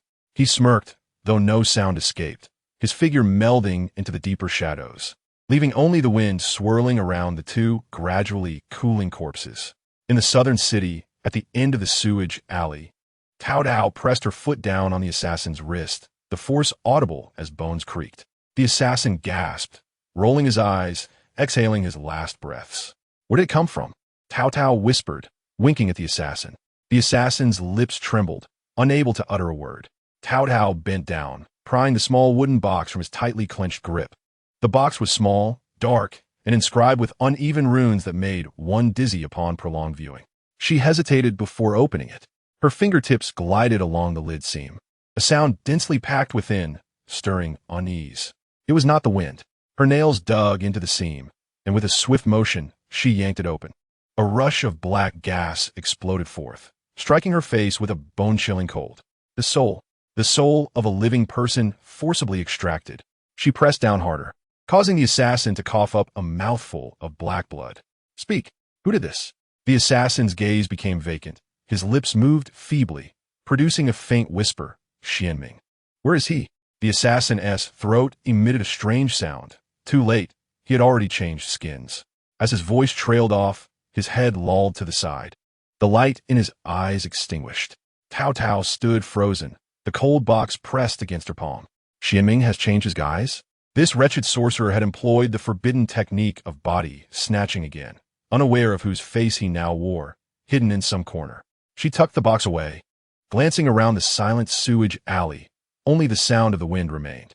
She needed to inform the old Taoist quickly. In the western city, within an abandoned land temple, the flickering oil lamp cast elongated shadows of Taoist Xianqing. He opened his palm, revealing a half-burnt talisman, which he had found beside the corpse in the northwest corner of the palace. Fingers grazed the edge of the talisman paper, the lingering aura causing his brow to furrow deeply. He recognized the technique employed in crafting this talisman. Many years ago, within the confines of the imperial palace, he had encountered similar marks. That occasion was to suppress a concubine attempting to harness the souls of palace maidens for her cultivation. The essence of that rune was this insatiable pattern, a voracious desire that could only consume and not release. Had Xianming already infiltrated the palace? With whom had he conspired? What was his intention in setting up this malevolent formation and extracting so many souls? Xianqing carefully stored the talisman paper and extinguished the oil lamp. Darkness enveloped the temple entirely. He needed to locate the heart of the formation swiftly. The commotion stirred by Xianming was certainly not trivial. On the official road, 30 li from the capital, chaos reigned. Salt bags had been slashed open, white granules mingling with dirt, trampled into disarray. Su Junyao surveyed the distressed residents before him and raised a hand to halt a servant poised to draw his blade. The price of salt was dictated from above. Seizing this cart of salt would not save the lives of the entire village. Su Junyao spoke with a steady voice, striving not to provoke these desperate individuals, for that could summon the soldiers, and then the situation would escalate beyond mere hunger. The leader of the group, with cracked lips trembling, raised his hoe, his hand shaking. There was no way out. Death awaited regardless. Stealing salt might buy them a few grains of rice, extending their lives for a couple more days. Indeed, better to die swiftly than to starve. The crowd stirred restlessly, hoes and hatchets wavering in the air. At that moment, a horse galloped wildly from the direction of the capital. The servant atop the steed nearly tumbled off, his face ashen, rushing to Su Junyao, breathless. "Your Majesty, it is dire. The fifth young master of the Jing Wang family has gone missing on the road." Su Junyao's heart sank sharply. "Su Siyun? Clarify." The servant handed over a muddy jade token. "I found this, but he has vanished, and we searched the vicinity thoroughly." Yet Su Junyao grasped the jade token, his fingertips icy. If Su Siyun were lost, how would he explain himself to the Jing Wang? Almost simultaneously, another horse arrived. Su Yinan dismounted swiftly, his face ashen, leaning close to whisper in his ear, "Father, concerning the salt price, it seems we have stirred the Jing Wang's ire. He has been manipulating the salt market for personal gain, and he is surely aware of our investigation into the accounts. Su Siyun's disappearance is a warning." Jing Wang. Su Junyao gazed at the gaunt, desperate villagers before him, a chill creeping up his spine. He inhaled deeply, turning to the bewildered villagers, his voice deepening. "You must leave immediately, retreat to the depths of the mountains, and hide for as long as you can." The villagers stood in shock. "As for the salt, you may keep a little for your survival. I will handle the rest." Su Junyao's tone grew urgent, with no time for explanations. "If you do not leave now, it will not be me who arrives, but the Jing Wang's enforcers. They will not hesitate to kill." The villagers were engulfed by fear. They exchanged glances, and with a shout, they abandoned their pursuit of the salt, dropping their tools and scattering into the distant woodlands, disappearing in an instant. "Father." Su Yinan watched the empty official road, anxiety gnawing at him. "I know," Su Junyao interrupted, his gaze sharp and piercing. He mounted his horse. The night fog began to thicken. The figure of Taoist Su Qing appeared beneath the high walls surrounding the palace. Taotao clutched the icy wooden box, scanning the surroundings. Chapter 80. The Residual Talisman. Beneath the outer wall of the palace, Taoist Su Qing pondered deeply. Xueming was cunning. The heart of the formation would not be in plain sight. The old Taoist's gaze was keen, missing no trace of anomaly. The two corpses in the northwest corner. The residual talisman. Xueming had set this formation requiring a significant number of souls. Once this malevolent array activated completely, it could very well strip the entire imperial city of its essence. He must act swiftly. Taotao crouched in the corner of the palace wall. The despairing chill emanating from the box intensified. She surveyed her surroundings. The night was eerily silent. Even the wild cats had ceased their cries. Xueming had changed his guise and could be hiding anywhere. The killer's dying words echoed in her mind. A change of skin. Whose face does this demon now wear? She needed to find a place to closely examine this box. Perhaps, besides the lingering resentment, there were other clues. On the official road, Su Yinan lashed the reins mercilessly, the wind howling in his ears. The horse galloped breathlessly. Meanwhile, at the salt cart surrounded by villagers, the atmosphere shifted dramatically, just as the villagers, intimidated by the Jing Wang's threats, were scattering in panic. A figure suddenly burst forth from behind the piled goods of the salt cart. It was Su Yining. He moved with remarkable speed, swiftly incapacitating two nearby villagers guarding the cart and quickly severing the ropes binding several of the guards. Protect the salt cart. Form a formation. Su Yining shouted decisively, his voice leaving no room for dissent. The guards, well trained, immediately formed a makeshift defensive circle against the salt cart, weapons drawn and gleaming, momentarily halting the agitated villagers. The leader of the group, seeing this, reddened with rage and raised his hoe, preparing to charge. However, Su Yining did not retreat. Instead, he advanced, snatching a guard's waist knife, not aiming it at the leader, but hurling it forcefully. The knife landed precisely inches from the leader's feet, the hilt quivering. Think carefully. With that blow, your entire village would not perish from hunger, but face the wrath of obliteration. Su Yining's voice rang clear, cutting through the clamor. Robbing official salt is akin to rebellion. How many heads do you possess to lose? Your mothers, wives, and children will all follow you to the guillotine. Fear and hesitation flickered across the villagers' faces. Seizing the moment, Su Yining continued rapidly. We can spare some salt for your survival, but the rest must be destroyed. No traces must remain. Otherwise, none of you will survive. The leader, glancing at the gleaming knife before him, then at the shining weapons of the guards, and the fear etched on the villagers' faces, swallowed hard. Will you keep your word, young master? I never deceive the common folk. Su Yining affirmed resolutely, but you must immediately divide the salt and hide it, and everyone must coordinate their stories. Today you have not seen us, nor have we seen you. If news leaks, each one present will be implicated, and none can escape. This is your only path to survival. The leader and several key villagers exchanged glances, finally nodding earnestly. Su Yining quickly instructed the guards. Hurry. Assist them in pouring the majority of the salt into that deep dish. Quickly. He understood the urgency. The Jing Wang's men could arrive at any moment. The situation transformed in an instant as villagers and guards alike frantically poured the white salt into the darkness. Just then, the sound of urgent hoofbeats echoed from afar. Su Yining's expression changed, seizing a crossbow arrow from a guard and without hesitation aimed at the night sky. Pulling the trigger. Crack! Su Junyao, approaching rapidly, reined in his horse abruptly, his expression shifting dramatically upon seeing the signal. It is Yining. Something has happened. It is a signal from the officials. Flee! Someone shouted, and the villagers, who had just concealed a small amount of salt, erupted into chaos, abandoning all else, crying out and scattering into the depths of the mountains, instantly vanishing into the darkness. The approaching horsemen slowed their pace, clearly apprehensive. Su Yining, gasping for breath, signaled the guards to immediately erase any traces at the scene, particularly the two corpses killed in the villagers' internal strife. They must be removed. Moments later, Su Junyao arrived with his servants.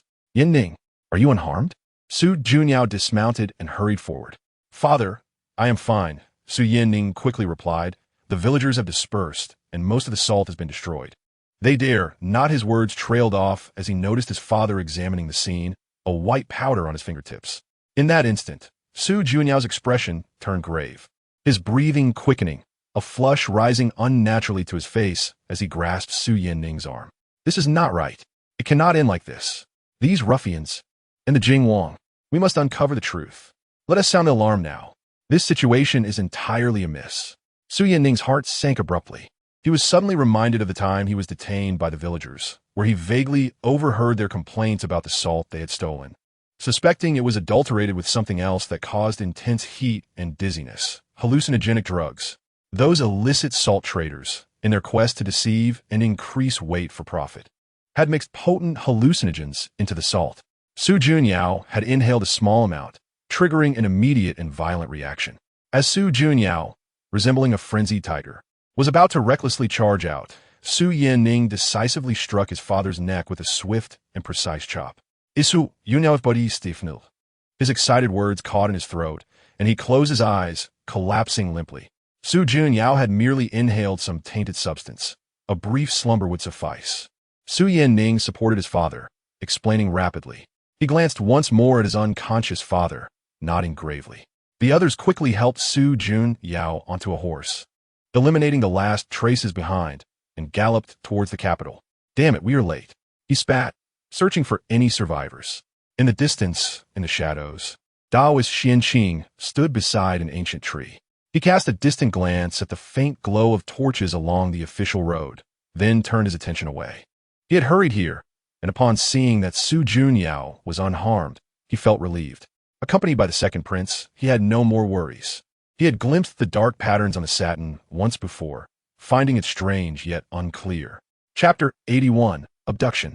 The night was deep, with only the sound of the wind outside the window. Su Junyao lay on the couch, his breathing weak, his complexion an abnormal shade of ashen gray. Just days ago, he had been perfectly fine, but now he had suddenly collapsed, as if no remedy could save him. Taoist Xianqing arrived in the afternoon, his withered fingers resting on Su Junyao's wrist, furrowing his brow tighter with each press. He requested clean water to wash his hands, producing 3 smooth copper coins, and cast them 6 times on the incense altar.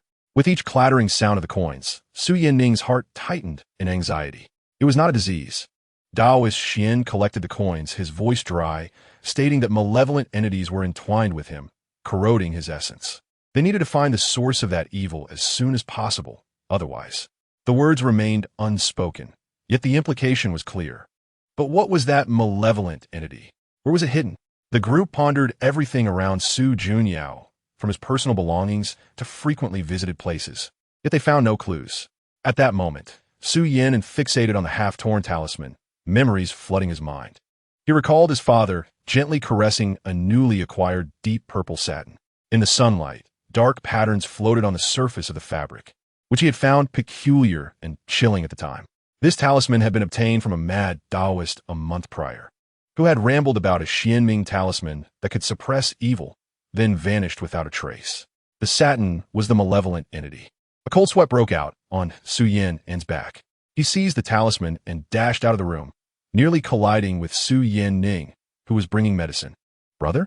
Father may not be sick, Su Yinning gasped, rapidly relaying his discovery that satin sent by Li Ji likely harbored problems. Su Yinning's face turned pale. I mentioned wanting to use it for tailoring just a few days ago. The brothers exchanged a glance, both filled with dread. If that object truly harbored evil, lingering even for a moment was perilous. There was no time to waste. Su Yin resolved that with no leads in the city, they would take their father and venture out to find that mad Taoist. He might know the origins of this talisman and how to dispel it. This was a risk. Su Junyao was in dire condition, and the area outside the city was chaotic. However, staying in the inn could mean waiting for death. Without hesitation, Su Yan ning akret alriget. The two swiftly gathered some belongings and medicinal herbs. Su Yin tucked the talisman securely on his person. Su Yin acquired an inconspicuous green-covered cart, instructing the guards to secure the home. As dawn broke, the cart quietly slipped out the back door.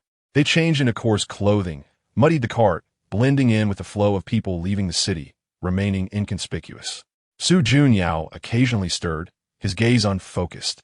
quickly drifting back into unconsciousness. He held tightly onto a bundle in his arms, containing a few old garments and an unremarkable wooden box. After traveling for half a day, the sun became scorching. The cart jolted violently over a pothole, and Su Yin suddenly heard a strange gasp from his father's throat. He looked down, his heart tightening. Su Junyao's eyes were wide open, his lips turning purple, breathing rapidly, with visible patches of bright red, rashes emerging on his neck and hands, hot to the touch. Ning, air. Stop the cart. Something is wrong. The cart came to a sudden halt. Su Ning lifted the curtain to look, his face draining of color. It was an acute allergic reaction. It came on fiercely. The two scrambled to administer water and medicine, but the effects were minimal. Su Junyao soon convulsed and lost consciousness entirely. They were in the middle of nowhere with no village in sight. They needed to find shelter. Su Ning's voice trembled. His father could not endure any more jostling. Su Yin gritted his teeth, carrying his father on his back. There was an abandoned temple ahead. The brothers hurried forward, trudging through the terrain. Fortunately, not far behind the temple were a few scattered households. An elderly farmer, kind-hearted, offered a side room, and the old man rushed to the neighboring village to fetch a doctor. Su Yin laid his father on the earthen kong, diligently wiping him down with a damp cloth to cool him off, his heart racing with anxiety. The doctor arrived, declaring it a dangerous acute illness, prescribing some herbs to reduce the fever, leaving their survival to fate. After 2 grueling hours, Su Junyao's high fever subsided slightly, but he remained unconscious. Suddenly, chaos erupted outside with the sound of horses' hooves and barking dogs, mixed with rough shouts. Search! I saw them running this way, just now. They must be nearby. Su Yin's heart sank. Pursuers! How could this be? People emerged from the house. The sound of banging on the door echoed in the courtyard. The old farmer panicked and responded outside. Su Yin peered through a crack in the window, his heart sinking further. The courtyard was illuminated by torches, with 7 or 8 knife-wielding thugs that resembled neither soldiers nor officials, but rather rogue soldiers or mercenaries. The scar-faced leader was interrogating the old farmer. Have you seen 2 men with a sick person? On horseback. The old farmer repeatedly insisted he had not. Su Yin suddenly comprehended. They were coming for him. The target was clear. The sinister forces behind that satin were more toxic and urgent than anticipated. He could not endanger this household. Yin Ning, he whispered urgently, you stay with father and hide well. I will go out and draw them away. Brother, no, there are others behind. The ruffians outside were immediately alerted. Pursue. The sounds of footsteps and flames quickly surrounded them. He ran towards the thorny path, branches scratching at his face and hands. Behind him, the shouts continued to pursue, the torchlight flickering through the trees. Desperate to flee, his lungs felt as if they would burst, fixated on a single thought, get far from the temple. As far as possible. He ran for an unknown duration, the sound behind him gradually fading. He hid behind a large rock, his chest heaving, holding his breath to listen. Footsteps approached, 2 men cursing as they walked. Damn, that kid can really run. Scarface said, if we can't catch him alive, a head will do. Split up and search. Their voices receded. Without warning, a cold hand gripped his mouth and nose from behind. The strength was like a vice around his wrist. A robust arm tightly constricted around Su Yin's chest, making his throat constrict, unable even to emit a muffled groan. The person behind him employed some method, rendering Su Yin's frantic kicking and back slamming ineffectual, the grip only tightening further. He was yanked backward violently, his back scraping against the ground as dry branches and dead wood, his clothing torn open, sharp pricks piercing his flesh, causing a burning pain. The trees in his vision rapidly receded, the moonlight obstructed by shadows, until soon, all light was extinguished, plunging him into an impenetrable darkness. Yet the woods behind remained eerily silent, as if the earlier struggles had never occurred, gradually becoming indistinct in the night.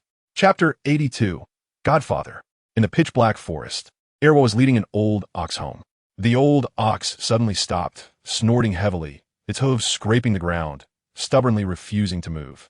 After uttering a few harsh words, he suddenly heard a crack from the bottom of the slope, reminiscent of a dry branch snapping, or perhaps something rolling down.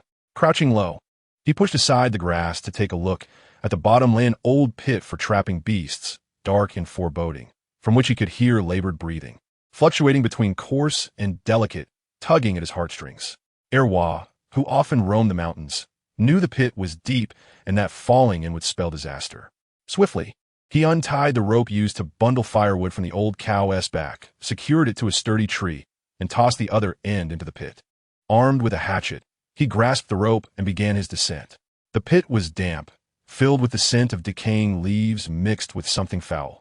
The moonlight barely penetrated, rendering the darkness impenetrable. Erwa struck a match, illuminating the area, and caught sight of a man curled up in a corner. His body frighteningly hot, his clothes tattered, a gash on his forehead bleeding profusely, rendering him unconscious.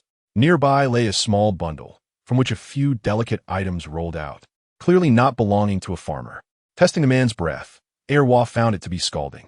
He spat into his palm, rubbed his hands together, and with great effort managed to hoist the man onto his back, securing them together with a rope, and began the arduous climb up the pit wall. The old cow above shuffled uneasily. After tending to the wounds and checking his pulse, Chun Longjong shook his head. An evil wind has taken advantage. The external injuries are not severe, but whether he survives this fever is up to him. After administering several doses of medicine and cooling his body with cold water, the dreadful heat finally subsided a bit by dawn, though the man remained unconscious, his breathing more stable. Erwa dozed at the door, only to be awakened by Chun Longjong, who handed him a piece of silver. Go to the town and report to the authorities. Just say you found someone. The silver felt heavy in his hand, its brightness a sight he had never witnessed before. In the palace, Taotao was tugging at Xie Ziyi's clothing. Her eyes read like a rabbitess. Xie Ziyi's heart tightened. She too had been restless these past few days, having dreamt the night before of Su Junyao, covered in blood, calling out to her from the darkness, which had drenched her in cold sweat. Looking at her daughter's swollen eyes and recalling the horror of her dream, any lingering hesitation turned into panic. She crouched to support Taotao's shoulders. Mother believes in you. I will go find your father and take care of this matter. Quick in her movements, she gathered a small bundle containing Su Junyao's old inkstone and brush. Although he was a martial artist, he had a passion for writing. Xie Yuan noticed her pale face and sighed. Go on. I will look after Taotao. Xie gently patted Taotao's head, turned, and hurried away, her footsteps swift and urgent, soon disappearing from sight. Unbeknownst to her, shortly after she left, the little girl slipped out of her grandfather's courtyard, clutching a small cloth tiger and chasing after her mother. She remembered what Dao Zhang Xianqing had said. A blood relative must be present when recognizing a godfather. She feared her mother might forget and felt compelled to keep watch. The man rescued from the pit remained unconscious at Chun Longjong's home for 2 days. On the afternoon of the third day, he slowly opened his eyes, his gaze initially unfocused before gradually sharpening. His throat parched and hoarse, he asked, Where's this place? Erwa, who had been standing nearby, jumped up and quickly fetched warm water. The man was Su Junyao, leaning against the headboard. Piecing together fragmented memories, he had become separated from several children. Thank you, sir and young brother, for saving my life. His voice was faint but carried an unyielding strength. I am Lu Yao. Let's keep this matter under wraps for now. Chun Longjong and Erwa exchanged a glance, a sense of unease settling in. This name and demeanor were not those of an ordinary person. At that moment, a woman's frantic voice called from outside. Is Chun Longjong here? Have you seen a tall, foreign man around 35 or 6? Su Junyao on the bed jolted at the sound, which was all too familiar to him. Xie had inquired all the way here, guided by her intuition, and found her way to the doctor's home. Her face was covered in dirt, hair disheveled, and her eyes bloodshot, frantic with worry. Before Chun Longjong could respond, a voice from the inner room called out, suppressing excitement and weakness. Xie? Xie froze, then rushed into the room, her tears flowing as she saw the pale-faced man on the bed. The couple, reunited after a harrowing ordeal, had much to say. Su Junyao expressed his gratitude to Erwa and Chun Longjong for saving him. Xie, now aware of the peril her husband had faced, gripped his hand tightly, anxiety flooding her. Once her emotions settled, she suddenly recalled Taotao's words and that nightmarish vision. She hurriedly retrieved the old inkstone and brush from her bundle, her voice still choked with emotion. Junyao, you don't know, but Taotao insisted that Dao Zhang Xianqing advised her that you were in danger and needed a godfather to resolve it. She insisted I bring your belongings. I didn't believe it at first, but that dream was too terrifying. Now, It seems it might actually be true. Su Jun Yao gazed at the inkstone, his expression turning solemn. After a moment of contemplation, he addressed Chun Longzhong earnestly. Sir, I have a humble request. My daughter is young and believes in the Taoist words. You have saved my life, and I owe you a debt of gratitude. If you do not mind, may I recognize you as my adoptive father? It would reassure the child and fulfill our wish to repay your kindness. Though still injured, he could only speak briefly before needing to pause. Chun Longzhong was taken aback, hastily shaking his head. How could that be? It is fitting, Su Jun Yao replied, his tone gentle yet firm. Without you and Erwa, I would have perished in the wilderness. This debt must be acknowledged. He glanced at Xie Yi, who echoed his plea to Chun Longzhong. The old doctor, observing this extraordinary couple, recalled the vague demeanor of the elders when the officials had come, and he understood that this connection was likely more than mere gratitude. Their identities were certainly remarkable. With a resigned sigh, he nodded, very well, I am honored. As the words of kinship settled in, a shout from outside broke the moment. Ji, are you there? Taotao is missing. She has disappeared in the blink of an eye. Xie Yi's face drained of color, and she sprang to her feet, ready to rush outside. Upon seeing Taotao, she exclaimed, Taotao, what are you doing here? Taotao, hands on her hips, chest out, declared, I have come to recognize my godfather. In the 83rd chapter, Blessing, Taotao and Xie Yi went to the inn. Taotao lay lazily on the floor, refusing to get up. Xie Yi's face flushed with a mix of anger and urgency, desperate to pull her daughter away immediately. Taotao, however, was unperturbed. Tugging at Xie Yi's sleeve, she sighed like a little adult. Mother, please don't hide it from me. Earlier, when father couldn't be found, you cried secretly every night, your eyes swollen. Our journey here has been so smooth, not encountering a single villain. It must be because father is secretly protecting us. I suspect he is here. Am I right? Xie opened her mouth, her throat tight with emotion, unable to utter a word. The journey had been unusually peaceful. Though she had harbored doubts, the urgency of finding Su Jun Yao had overshadowed them. Having just parted with him, now he was missing again. At that moment, her daughter's innocent words pierced through her worries, and she turned abruptly, her shoulders trembling slightly. Meanwhile, 30 miles outside the city, in the damp earthen prison of Heifengzhai, Su Jun Yao leaned against the cold wall, gasping for air. The bandit leader, Jean de Bala, had just paid another visit, spitting as he spoke. Young master, still unwilling to write this letter? Is it so difficult to have your family bring 1,000 taels of silver to ransom you? Su Jun Yao's face bore fresh bruises, his lip cracked. He closed his eyes, reopening them to reveal an enduring weariness, yet a defiance remained. I told you, my family does not have that much cash on hand. Holding me captive is futile. Futile? Jean de Bala chuckled menacingly, his rough fingers almost poking Su Jun Yao's nose. Do you think I'm a fool? You could pluck a hair, and it would be thicker than our waists. I see you're itching for a fight. He spat again, but did not strike, merely glaring at him fiercely. You have one last night to think it over. You can either leave comfortably with your money, or stay here to feed the rats. With that, the bandit leader cursed and exited, the heavy wooden door slamming shut and locking, cutting off the dim yellow light from outside. In the ensuing silence, only the sound of scurrying rats and his own labored breaths broke the stillness. Cold, hungry, the sting of his wounds burned. Su Jun Yao curled up slightly, knowing that Jean de Bala would not relent easily. Tomorrow would likely bring even harsher torment. Silver is not impossible to gather, yet he understands all too well that this band of brigands is insatiable. Should he show any sign of weakness, it would lead to an endless cycle of extortion, drawing him deeper into a quagmire. He cannot utter those words. In the darkness, he laboriously raised his hand, which was chafed by the rough ropes, and touched the object hidden in his bosom. There lay a slightly worn silver hairpin, a daily adornment of Xie Yi, which he had inexplicably taken along when he left.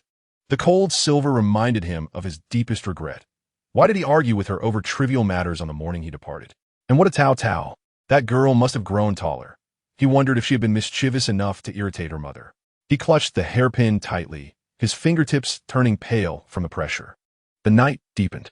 A faint creak echoed as the heavy chain of the cell door seemed to stir. Su Jun Yao became instantly alert, holding his breath, every muscle in his body tense. Was Jean Gabba planning to take action under the cover of night? Or perhaps to silence him? The door opened slightly, and a small shadow slipped inside. Bathed in the faint moonlight, Su Jun Yao discerned that it appeared to be a child, holding something in hand. The shadow edged closer and squatted before him, a faint sweet fragrance wafting through the air. "Hey," came a voice tinged with childish innocence.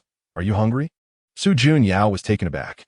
The child extended the item in their hand, revealing a steamed bun wrapped in a clean cloth, still emanating a slight warmth. "Eat up. I noticed they didn't bring you any food." Su Jun Yao did not reach out, warily eyeing the indistinct figure in the darkness. "Who are you?" The child seemed to pout.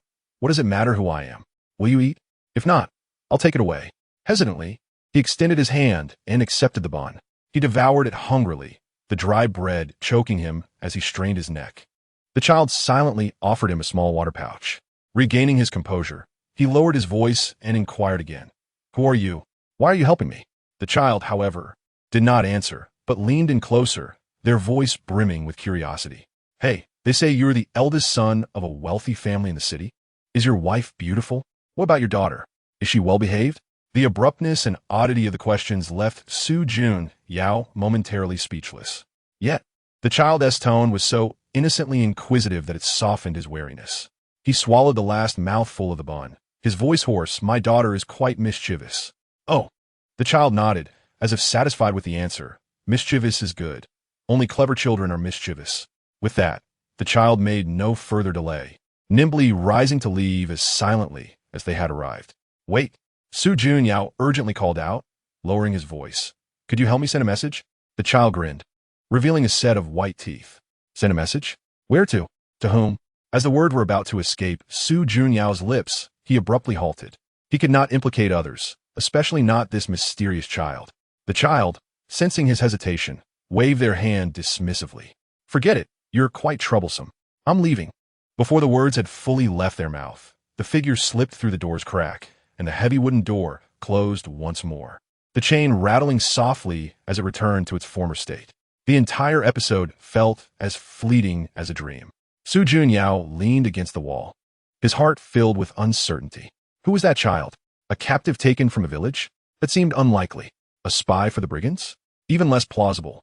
Meanwhile, in a bustling corner of a tavern in the county town, Xie was frantically covering Taotao's mouth. "Little ancestor, don't speak nonsense." Her face burned. The gazes of those around her prickled her nerves. Taotao struggled to pry her mother's hand away, her small face flushed and her eyes wide with indignation. "I'm not talking nonsense. Father is right here. I can smell him.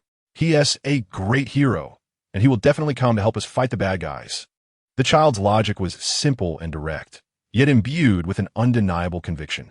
Xie gazed into her daughter's remarkably bright eyes. A sudden, inexplicable belief surged within her. She recalled the unusual smoothness of their journey thus far, and her daughter's earlier words about their father secretly protecting them. An absurd yet exhilarating thought burst forth uncontrollably. Could he really be nearby? She abruptly stood, disregarding the curious stares of those around her, dropped a few coins, and took Taotao by the hand, heading for the exit.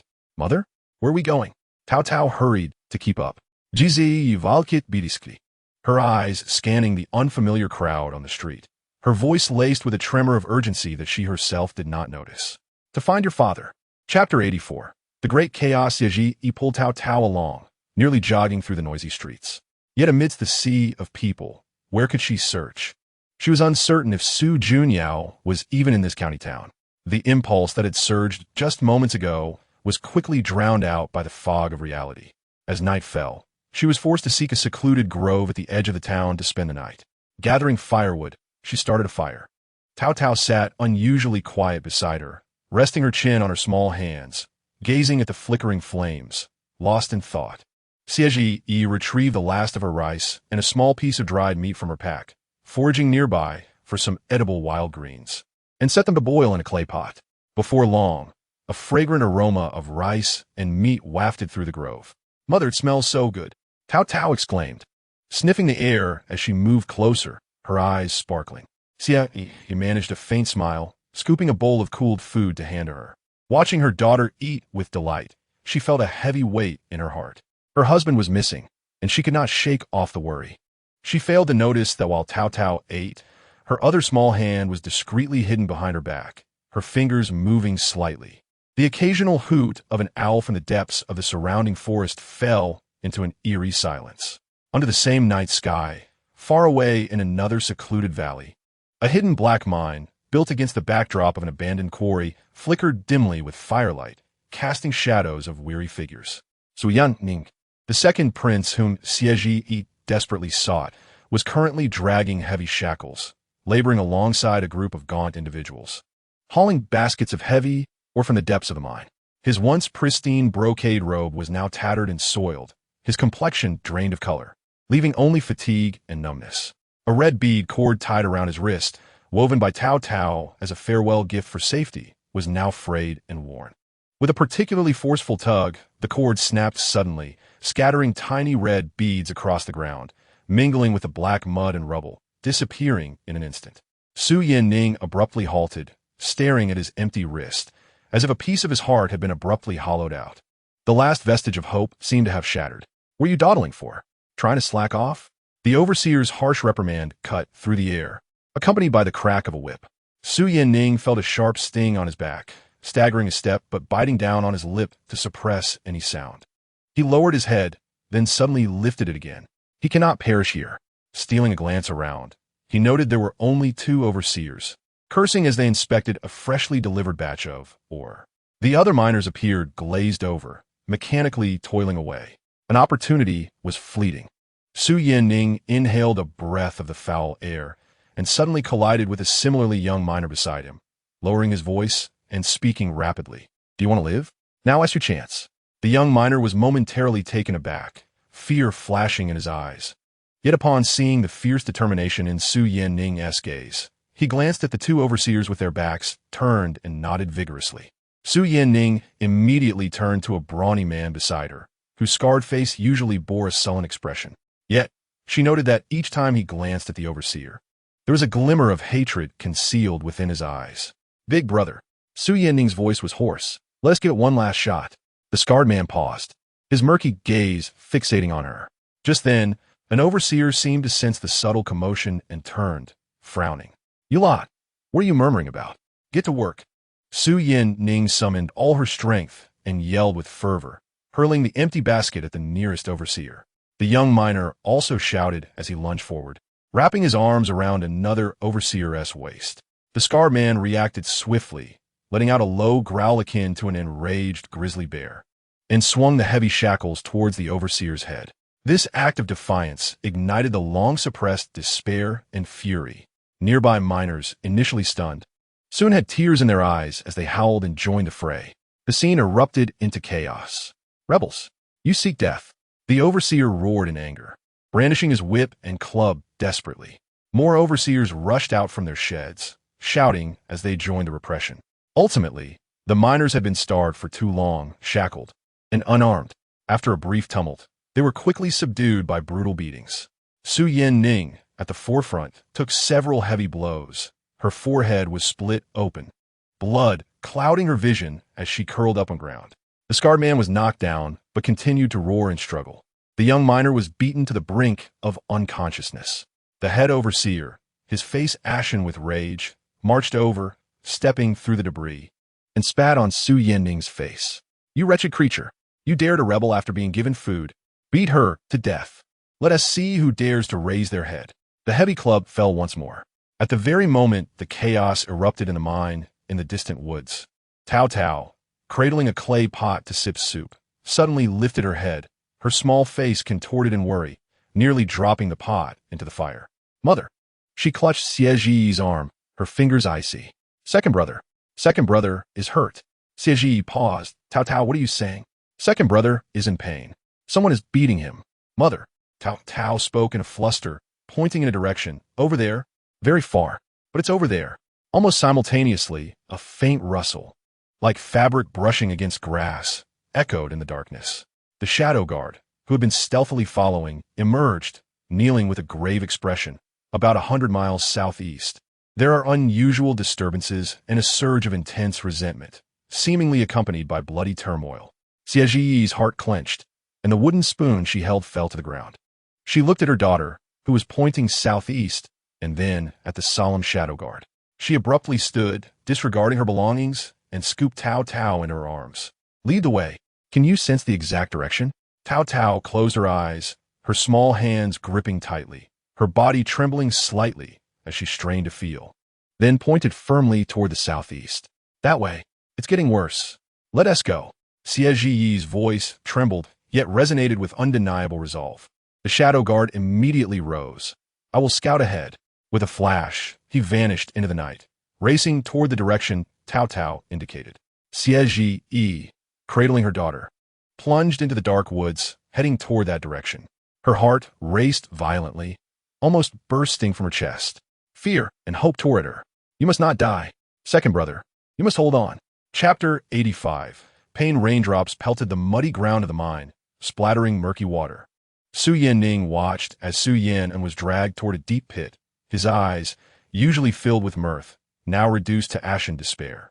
The leader's face twitched with rage as he cursed, the whip in his hand poised to strike anyone who dared pause. No more waiting.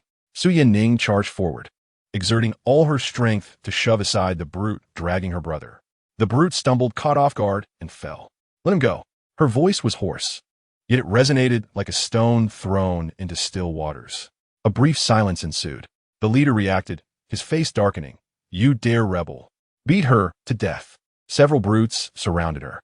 The whip sliced through the air, and Su Yanning felt a searing pain across her back. Taotao huddled close, fiercely shielding her second brother. Fear caused her to tremble, yet a fiercer instinct, born from despair, ignited a fierce determination within her chest. She grabbed a sharp shard of stone from the ground and waved it wildly. Whoever comes, I will fight to the death. The miners, their faces numb, began to show flickers of awareness.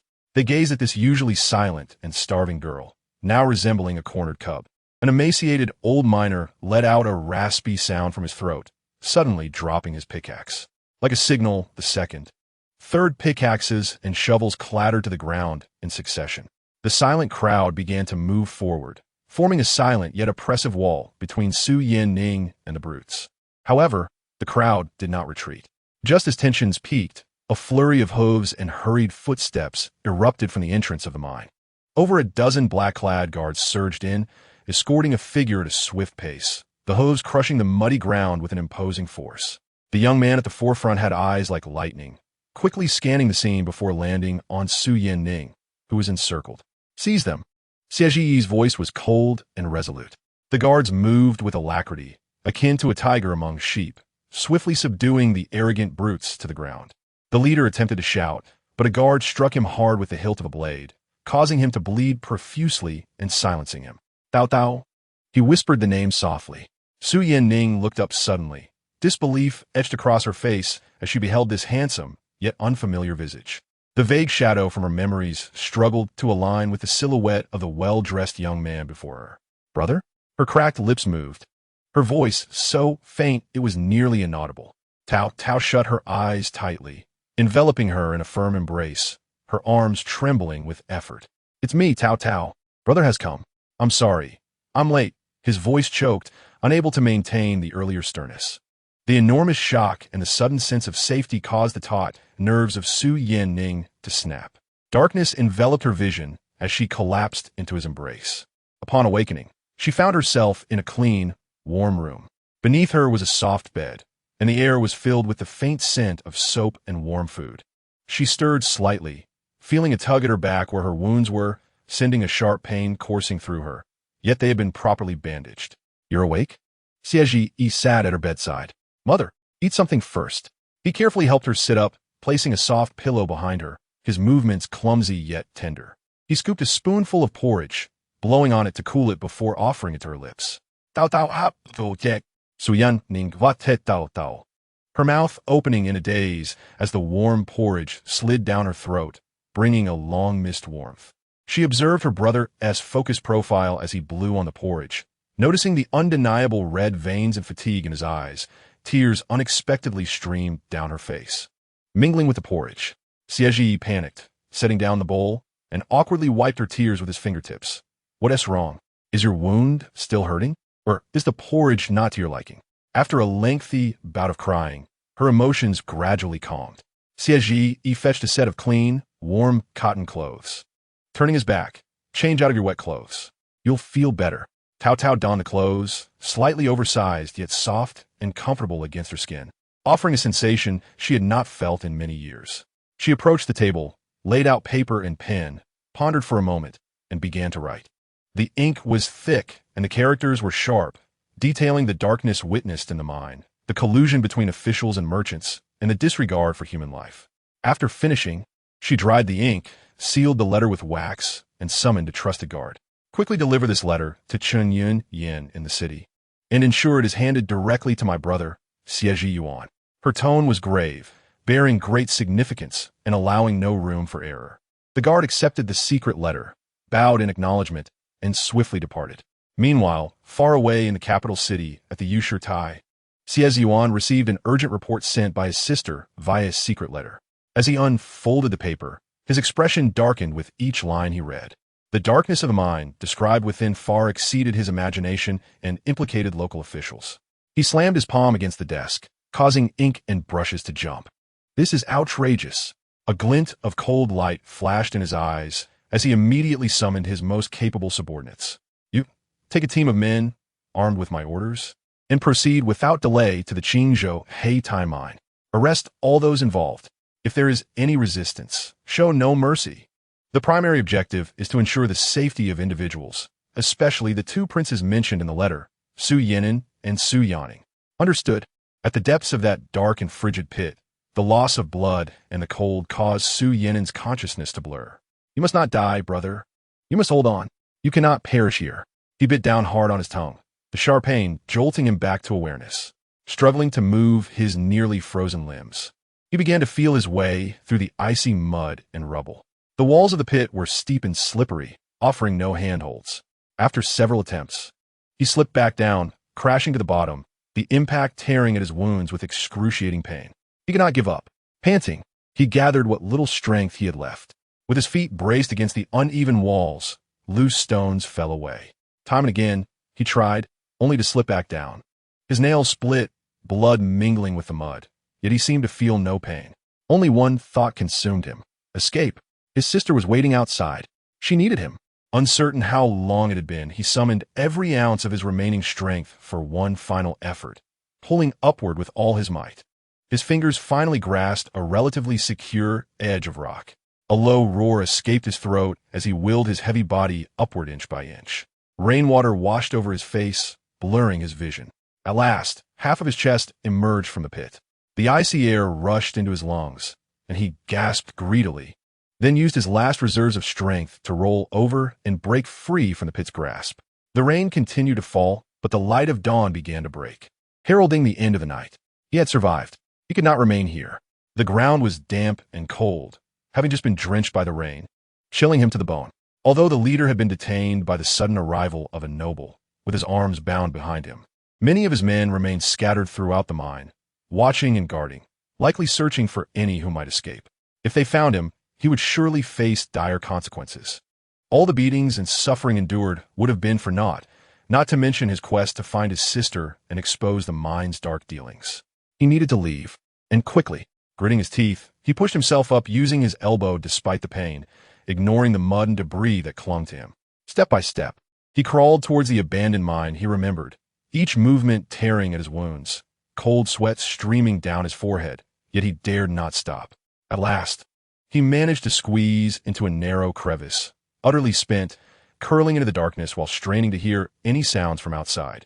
Once he confirmed he was temporarily safe, a wave of relief washed over him, and he felt himself begin to sway. He pinched his thighs sharply, forcing himself to stay awake. Had his sister really come to protect him, wrapped in a cloak and carried away? Was it really Taotao? He had to get out, to confirm Taotao's safety, and to expose the horrors of the mine. As dawn broke and the rain subsided, Su Yinan tore a strip from his tattered clothing to bind his still bleeding wounds. He navigated out of the abandoned mine, avoiding the main road. He had to reach Lihuan County, the nearest location with governmental presence. Meanwhile, in the capital, in a corner of the palace, an elderly man with white hair and beard held a whisk, his brow furrowed in concern. Taoist Xianxing walked through the quiet palace corridors. following a young eunuch into the cold palace where Lu Fei resided. "Your Highness," he greeted respectfully. Lu Fei looked up, her eyes lacking warmth. "What brings you here today?" "Taoist? I observed the stars last night and noticed a dark light flickering beside the Ziwei constellation, as if foreign energy was stirring, which could bode ill for the palace." Taoist Xianxing spoke calmly, his gaze inadvertently drifting over Lu Fei's face. "I have come to pay my respects, and I hope to perform a small ritual in the palace to dispel any misfortunes and ease the hearts of the people." Lu Fei replied coldly, "I appreciate your trouble. Taoist, what ritual do you require? How should I cooperate?" "A quiet room will suffice. I will burn incense and chant scriptures," Taoist Xianxing said, lowering his eyes. He might also need to inquire about some old palace matters to understand the source of the misfortune before completely cleansing it. His words were convoluted, and a flicker of wariness crossed Lu Fei's eyes. "Very well. You may prepare in the side chamber. I will tell you everything I know." Taoist Xianxing bowed once more and exited. As he turned, his brow furrowed even tighter.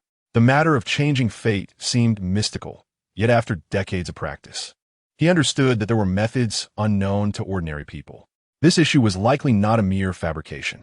Su Yinan stumbled through the mountains for 2 days. He drank from streams in the rain when thirsty and nibbled on wild fruits and roots when hungry. His wounds burned, and his body fluctuated between chills and fever. On the afternoon of the 3rd day, he finally spotted the low walls of Lihuan County. Blending in with the crowd entering the city, his beggar-like appearance drew little attention. The guards at the gate waved him away in disgust. The county office lay to the east of the city, dragging his nearly numb legs.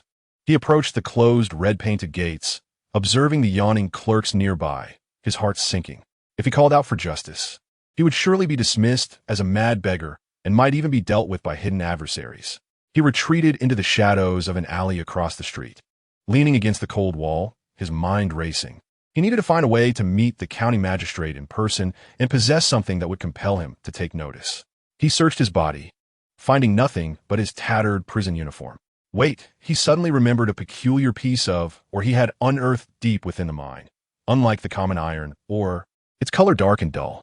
Sensing something was amiss, he had surreptitiously tucked it into a hole in his trousers when the overseer wasn't looking. He quickly felt for the trouser leg, and there it was, the cold, hard stone still intact. Clutching the ore, he tore a cleaner strip from his chest, bit his finger to draw blood, and laboriously wrote a few words. "Qingzhou mine, illicit smelting, hundreds of wronged souls, seeking audience with the heavens." He tightly wrapped the cloth around the ore. This opportunity would only present itself once. A rather impressive carriage pulled up to the side gate of the county office. A steward clad in satin disembarked. Seizing the moment, Su Yinan summoned his final strength, dashed forward, and collapsed to his knees, raising the blood-stained letter and her high above his head, shouting, "The grievances of Qingzhou mine are immense. I implore you, noble sir, to take a glance. Just one glance. If I speak falsely, I will accept 1,000 deaths." His sudden appearance startled the steward, and nearby attendants rushed to remove him. Wait! The carriage curtain was drawn back, revealing a man in his 40s peering out. He assessed Su Yinan's haggard condition, then glanced back at the steward, his brow furrowing deeply. The Qingzhou mine was a hot potato, entangled with various interests. A mere county magistrate could hardly afford to get involved. "Get him out of here." He instinctively waved his hand. "Sir." Su Yinan raised his head sharply, his eyes bloodshot. "That is not ordinary iron ore. It is contraband. Illicit smelting is akin to treason. If this matter comes to light, those who fail to report it will share the same fate." The county magistrate's hand froze in midair, his expression shifting dramatically. He fixed his gaze on the item in Su Yinan's possession and then back at the fierce light in Su Yinan's eyes. The charge of treason was too grave, capable of crushing his modest office and perhaps the entire Lihuan County. He took a deep breath, quickly scanned his surroundings, and whispered to the steward, "Take him inside. Quickly. Don't let anyone see." Half an hour later, a carriage quietly departed Lihuan County under the cover of darkness, heading towards the capital. Inside, Su Yinan was wrapped in old clothes provided by the steward, cradling a report penned in the county magistrate's own hand, sealed with an official stamp, along with the incriminating or. The county magistrate dared not touch the matter himself, nor suppress it. He could only expedite the delivery of this hot potato and the evidence to the capital, hoping to distance himself from the impending turmoil. The carriage jolted as Su Yinan leaned against the wall, pain surging through him like a relentless tide. He clutched the documents and in his arms tightly. They represented hundreds of lives and the hopes of his sister. Outside, the night was dark, yet he felt he could discern the blurred silhouette of the capital. A chill breeze seeped through the gaps in the carriage, causing him to shiver, though he held his belongings even closer. His fingertips brushed against the official seal on the document, the faint glimmer in his heart far brighter than the darkness outside. The sound of hooves clattered against the gravel road, each echo urging him closer to the capital. He stifled a pained smile, envisioning his sister's expression upon seeing him. The weight in his arms was both heavy and warm, making every ounce of fatigue worthwhile. Around the same time, Xiezi had settled the slumbering Taotao, instructing her confidant to keep a close watch over her, before heading alone to an inconspicuous courtyard in the city. In the study, the candle flickered with a wavering light. As Xiezi pushed open the unassuming wooden door, Su Junyao was illuminated by the dim glow, intently studying a worn map of the city's defenses. He looked up, his expression devoid of surprise, as though he had anticipated her arrival. "Is she settled?" he inquired, his voice raspy and tinged with fatigue from days of sleeplessness. "Yes," Xiezi replied, moving to the table to pour herself a cup of cold tea. She gulped it down, but the icy liquid did little to soothe her parched throat. With Taotao asleep and someone watching over her, the time was ripe for action tonight. Su Junyao's finger pressed firmly on a location on the map, the position of a prison. Sun Lian's men are already 20 miles outside the city. When we act, he will feign an attack on the east gate to draw the guards away. He paused, glancing at her. What about Jinyu? He has infiltrated the place. Posing as a servant delivering food, Xiezi replied, setting down her teacup, her voice lowered further. He claims to have a method to temporarily incapacitate those inside. Su Junyao's brow furrowed slightly, but he said nothing more, merely nodding in acknowledgement. We strike at the midnight hour. The night air was laced with a biting chill. The guards outside the prison had noticeably increased, the torches crackling and casting a cold light upon the weapons. Suddenly, indistinct shouts and the clamor of battle echoed from the direction of the east gate, the flickering flames illuminating the night sky. The guards outside the prison stirred restlessly, and the leading sergeant barked orders, dispatching half his men to provide aid. In that fleeting moment, when the remaining guards were distracted, several shadows stealthily emerged from the dark alley. The sound of heavy objects hitting the ground was abruptly heard. Dressed in sleek black attire, Xiezi wielded a short blade, dripping with blood, kicking aside the obstructing corpse as she swiftly retrieved keys from the fallen guards. The prison doors swung open, and the imprisoned individuals looked up in confusion.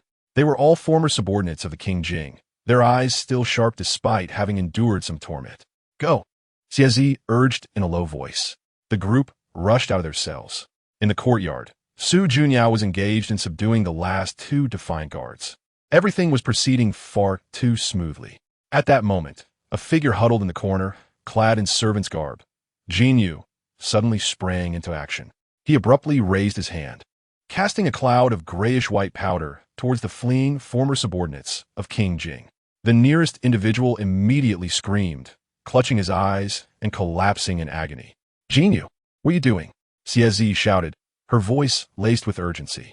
Jinyu's face had lost its usual gentleness, replaced by a nearly frenzied hatred as he fixed his gaze upon Su Junyao.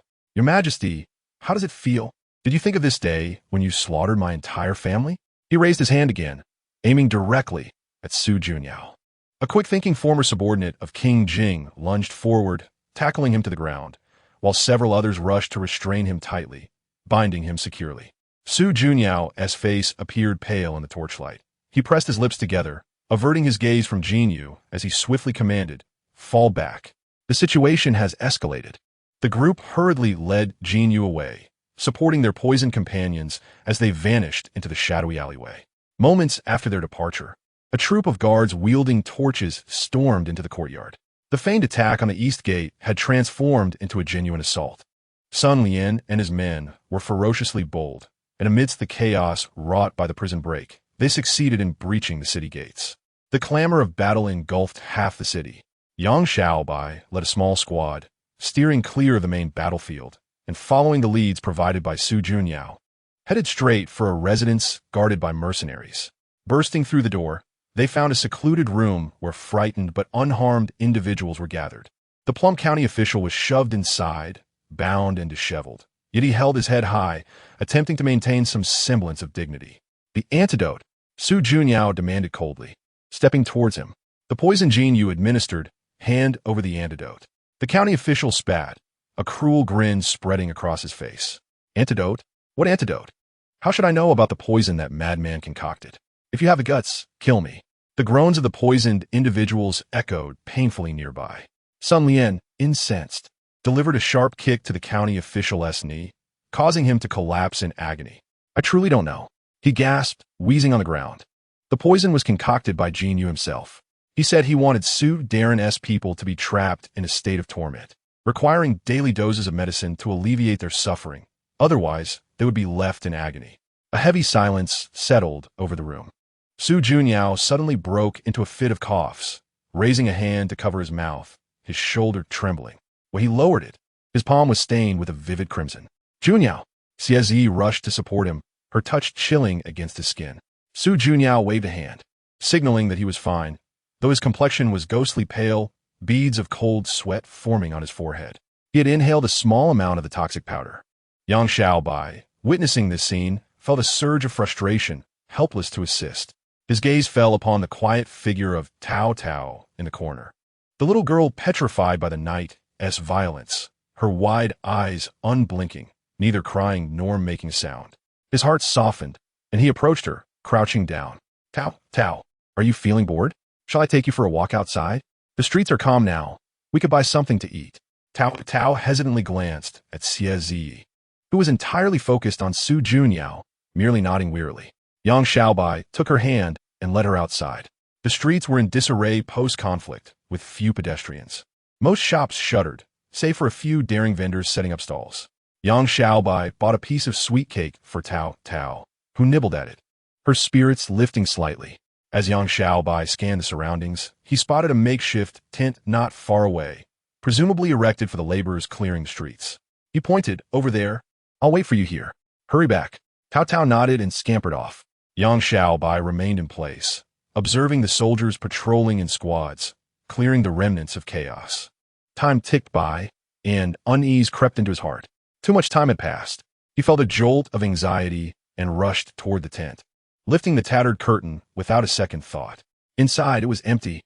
A tear in the grass mat at the back let in the biting wind. On the ground lay only a half-eaten piece of sweet cake. Yang Xiaobai's blood ran cold in an instant. He burst out of the tent, scanning the area desperately. The long street was desolate. The small figure he sought was nowhere to be found. "Taotao!" His voice startled the crows resting on the eaves, sending them flapping into the gray sky. Chapter 88. Lost. The courtyard was eerily quiet. Su Junyao had been ill these past few days. The door that once stood ajar was now half closed, allowing only a dim light to filter through. Inside, there was little sound, occasionally interrupted by his suppressed coughs, each one muffled as though trapped within cotton, causing the guard station outside to feel a tightening in their chests. Just after Xie heard the old doctor declare that Su Junyao could last no more than a day, Yang Xiaobai burst in, his face pale and haunted. "Where is Taotao?" she asked, her voice tense. Yang Xiaobai's legs buckled beneath him as he knelt, ashen-faced. "She's lost. I just turned my back for a moment, and there was a hole behind the tent. She's gone." Silence enveloped the room. Su Junyao, lying on the bed, furrowed his brow deeply. Xie's mind whirled as she struggled to maintain her composure. Where exactly did this happen? Were there any traces left behind? Yang Xiaobai spoke with urgency and gestured emphatically. Xie immediately summoned two confidants, instructing them to search along the straw hut and discreetly inquire without drawing attention. Once they departed, she turned her gaze to Yang Xiaobai on the ground, her tone unyielding. "Get up. Now is not the time for weakness." Inside the room, Su Junyao struggled to prop himself up, breathing heavily. Taotao. Su Junyao closed his eyes, his throat moving as he rasped, "They're coming for me." "Perhaps." Xie adjusted the blanket's corners, adding, "But if you die, they will gain nothing. Only by keeping you and Taotao alive can we negotiate. Hold on. Only then can we find her." Su Junyao ceased speaking, his chest rising and falling violently. Xiezi paused, and Yang Xiaobai had already dashed out.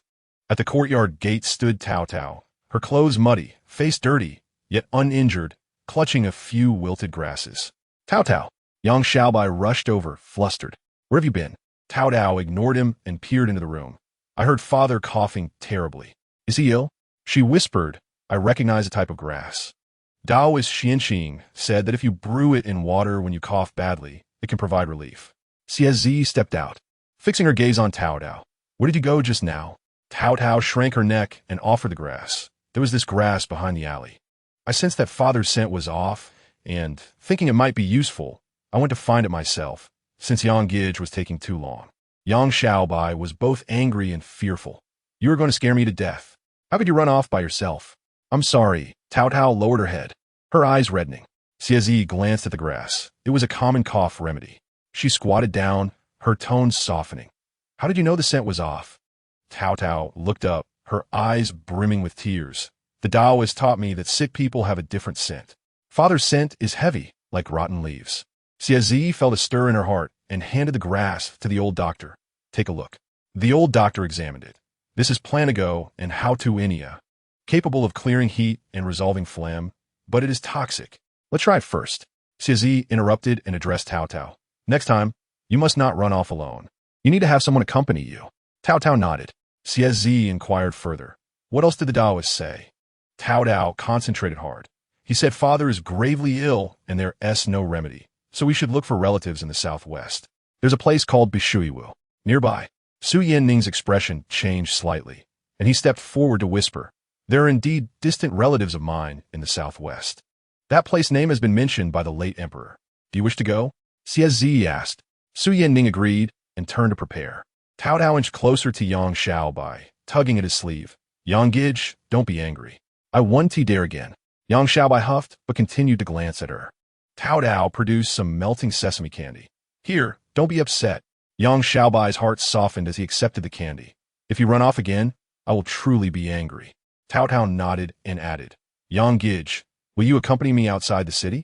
The Taoist buried something before, claiming it could help father, and I recognized the way. Yang Xiaobai hesitated, looking at Xiezi. After a moment of contemplation, she nodded.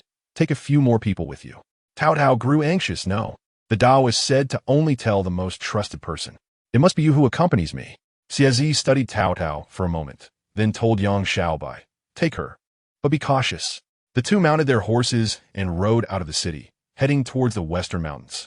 Upon reaching a hollow in the mountains, Taotao pointed to a stone beneath an old pine tree. Right here, dig 3 feet.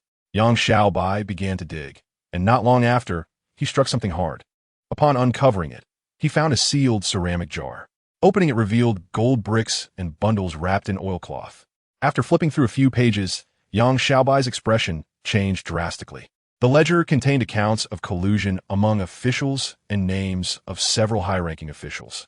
He hurried to find Xiezi, handing her the ledger, his voice tense. Your Highness, please look at this. As Xiezi perused the contents, her expression darkened. This ledger implicated too many, and exposing it would create a stir in both the court and the populace, detrimental to Su Junyao. Where did this come from? Her gaze was sharp as a knife. Yang Xiaobai glanced at Taotao. She allowed me to dig it up, saying it was left by Taoist Xianxing.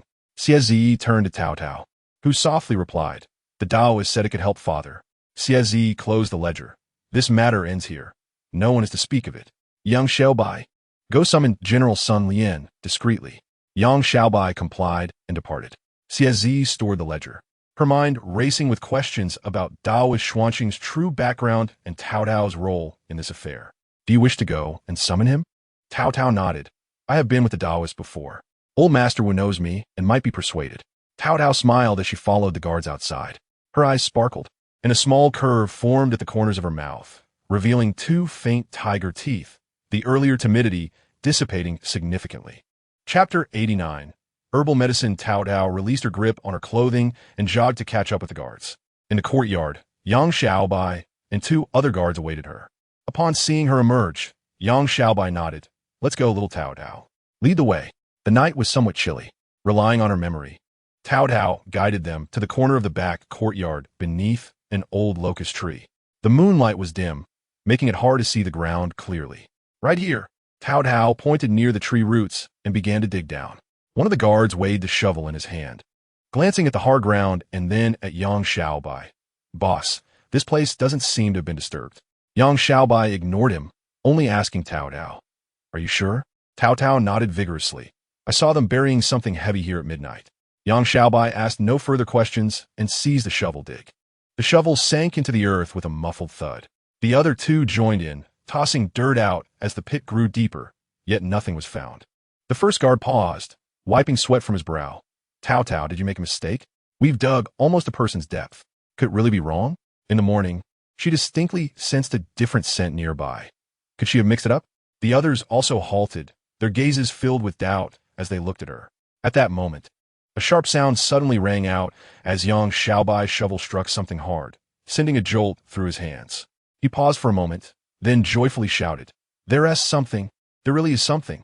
Taotao quickly lifted her head, her previously anxious expression brightening as she hurried to the edge of the pit. "Quick, dig some more." The group regained their focus and hastened their efforts. Soon, a large wooden box caked in mud was pried loose, followed by a second and third, until a total of 5 boxes were dragged out. The boxes were locked, and Yang Xiaobai used the back of his knife to smash the locks. As he lifted the lids, gasps filled the air. Under the moonlight, the boxes were crammed with gold, silver ingots, and jewel-encrusted jewelry, dazzling to the eyes. The other boxes were similarly filled, and in the last one, gold ingots rested atop several thick ledgers. Yang Xiaobai picked one up, flipping through it, and his expression darkened. He closed the ledger and stared at the pile of boxes in silence. "You two stay here. No one is to touch anything." His voice was low and somber. "I will go find Lord Sunday." Yang Xiaobai quickly departed to locate the steward, Sun Lian. Sun Lian had already retired for the night and appeared quite irritable upon being awakened. But after hearing Yang Xiaobai's account, his sleepiness vanished, and his expression turned even graver than Yang Xiaobai's. "Quick, take me there." Sun Lian hastily threw on some clothes, his voice tense. "Seal the boxes, move everything to the storeroom, and increase the guards. Whoever dares speak of tonight's events will pay with their life." Sun Lian barked orders, pointing at the two who had dug the pit. "You two, guard this pit closely. No one is to touch it." After organizing everything, Sun Lian finally relaxed a bit and hurried off to his study, seemingly to draft a memorial. In the side hall, a small lamp flickered. Ncizi remained by the bedside, watching Su Junyao, who was in a deep slumber. Yang Xiaobai approached quietly, lowering his voice, "Your Highness, the princess led us to unearth something. Lord Sun is taking care of it." Xiezi turned her head. Her complexion was pale, and she appeared quite fatigued as she merely nodded in acknowledgement. At that moment, Yang Xiaobai's gaze fell upon Xiezi's right hand, which hung limply. A few dark red stains marred the pale blue sleeve, resembling dried blood. His heart tightened. "Is the princess injured? When did this happen? How did I not notice at all?" Xiezi, sensing his gaze, instinctively retracted her hand into her sleeve, avoiding his eyes, and quietly asked, "What do you know? Where is Taotao?" At that moment, Taotao was following a guard, stepping cautiously through the palace alley. She tightly clutched a small cloth bag at her arms, containing several strangely shaped herbs. After her father's illness, she had heard the old maid speak of folk remedies that could save lives, so she had taken note. Discovering these in the corner of the house, she had secretly hidden them away, not expecting they would prove useful after all. They arrived at Dr. Wu's residence. After a knock on the door, a yawning young apothecary emerged. "Who is it? It's the middle of the night. The master has retired for the evening. I am Taotao, urgently seeking Dr. Wu." Taotao anxiously peered inside. The apothecary rubbed his eyes, scrutinizing the little girl and her escort, and scoffed. "No urgent matter warrants a visit at this hour. What do you have in your arms?" Taotao opened her cloth bundle. "Say this, let the doctor take a look. It might cure an ailment." The apothecary leaned in for a closer inspection, frowning. "Isn't this just some wild grass growing in the corner? It looks a mess. What could it possibly cure? You aren't here to cause trouble, are you?" He began to shut the door. "Wait," Taotao exclaimed, pressing her hand against the door. "Just let the doctor have a glance. Just one glance." As they argued, a hoarse voice came from within. "What is all the noise about?" Dr. Wu, draped in his robe, stepped out and paused at the sight before him. The apothecary quickly explained, "Sir, this little girl insists that this wild grass can cure ailments and wishes to see you." Dr. Wu's gaze fell on the grass in Taotao's hands, and his previously drowsy expression suddenly turned serious. He took a few steps closer, grasped a piece of the grass, examined it under the lamp, and sniffed the leaves. His expression grew increasingly grave, his brow furrowing. After a moment, he abruptly fixed his sharp gaze on Taotao, asking, "Where did you find this grass?" Lowering his head to inspect it further, Dr. Wu murmured, "The ancient texts mention it. It is rare, resembling common weeds, and easily mistaken. Its juice is potent, but it may counteract certain severe poisons." He suddenly looked up, his tone urgent. "The Emperor's pulse has been perilous these past few days, as if he has been afflicted by sinister toxins. If we use this grass, there may yet be hope. Quickly, we must gather more." Taotao's eyes brightened at this.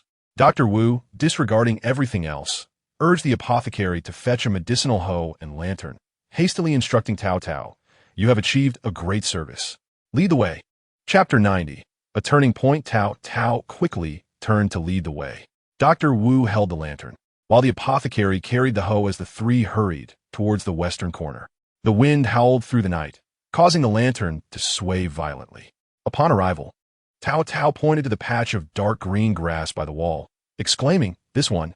Dr. Wu crouched down for a closer look, pinched a leaf, sniffed it, and nodded, "This is it." He instructed the apothecary to carefully dig up a few plants, wrapping them in cloth along with the soil. Xie remained by the bedside, weary yet unable to sleep. Su Junyao's breathing was faint, and his complexion appeared ashen in the candlelight. The door was pushed open, and Dr. Wu entered with a chill, followed closely by Taotao and the apothecary. Xie immediately rose. "Your Highness, Doctor." Wu bowed slightly, producing the cloth bundle. "The princess has found this medicinal herb. We may try it. I will prepare the medicine now." Xie glanced at the grass and then at Taotao's expectant face, nodding, "Thank you, Doctor." Approximately half an hour later, Dr. Wu entered with a bowl of dark medicine, his expression grave. "Your Highness, the medicine is ready. However, this herb is rare. I have only followed the ancient texts, and I cannot guarantee its efficacy." Xie stared at the bowl of medicine, pausing momentarily before reaching out to take it. "I will administer it." Carefully, she cradled Su Junyao's head, using a small spoon to feed him the medicine. The concoction was bitter, and though Su Junyao was unconscious, he furrowed his brow but swallowed it nonetheless. After administering the medicine, silence enveloped the room, punctuated only by the occasional crackle of the candle. All three fixated intently on the bed. Time dragged on slowly. After a spell, Su Junyao's previously rapid and shallow breaths seemed to ease slightly, and his tightly furrowed brow relaxed a bit. Though he had not awakened, his ashen complexion seemed to hint at a glimmer of vitality. "Doctor." Wu approached to take his pulse, feeling for a long while before exhaling deeply. "The pulse appears steadier. It is working." Taotao grasped Xie garment, her eyes shining with hope. Xie's tense shoulders relaxed slightly as she whispered, "Thank you, Doctor." At that moment, commotion erupted outside, with hushed voices indicating that Sun Lian was instructing his men. Yang Xiaobai entered quietly, reporting, "Your Highness, Lord Sun has led his men to excavate over 50 boxes of treasure and a dozen boxes of ledgers from the pit. They are all sealed and secured." Xie merely nodded, her gaze unwavering from the bed. No one in the room managed to sleep that night. As dawn approached, Su Junyao's breathing grew more stable. Dr. Wu prepared another bowl of medicine to administer while keeping watch. Just as daylight broke, a sudden clamor erupted outside. Footsteps echoing chaotically. A small guard rushed in, panicked, "Your Highness, Prince Jing has brought several court physicians, claiming they must take the Emperor's pulse." Before he could finish, Prince Jing, accompanied by 5 or 6 physicians, stormed in, exuding an imposing presence. Sun Lian followed closely, his expression anxious, evidently having failed to intervene. "Your Highness." Prince Jing's tone was concerned, yet his eyes scanned the bed sharply. "I heard the Emperor's condition worsened last night. I was anxious, so I specially summoned the head of the Imperial Medical Institute and several skilled physicians to thoroughly examine the Emperor." The accompanying physicians echoed their concerns, insisting on a collective consultation, but their eyes scrutinized Dr. Wu, tinged with skepticism and disdain. Xie rose to stand before the bed, her complexion pale, yet her tone calm. "I appreciate your concern, Prince and esteemed physicians. The Emperor has just taken his medicine and is resting. Dr. Wu has been monitoring him, and it is not convenient to disturb him now. Dr. Wu? The head of the Imperial Medical Institute cast a scornful glance at Dr. Wu. Who is this person? The Emperor's health is paramount. How can we entrust it to someone of unknown origin? Your Highness, we must take the pulse together to ensure peace of mind. Indeed, Prince Jing interjected, stepping forward. Your Highness, it is not a matter of doubting your chosen physician. However, given the Emperor's illness in recent days, the esteemed physicians of the Imperial Medical Institute are more knowledgeable about medical principles. More minds are better for deliberation. As tensions mounted, heavier footsteps echoed outside, more authoritative and resounding. Yang Xiaobai, who was guarding the door, tightened his grip on his sword. Several Imperial Guard soldiers entered first, taking positions on either side, followed by a solitary figure who stepped forward slowly. The newcomer, around 40, bore a stern countenance, his gaze sweeping across the room with an inherent authority. What is the commotion? His voice was not loud, yet it commanded silence throughout the room. The Emperor requires tranquility, and you all are causing a disturbance. What manner of behavior is this? Prince Jing's expression shifted, evidently recognizing the man, and his tone softened. Ah, it is Commander Yuan.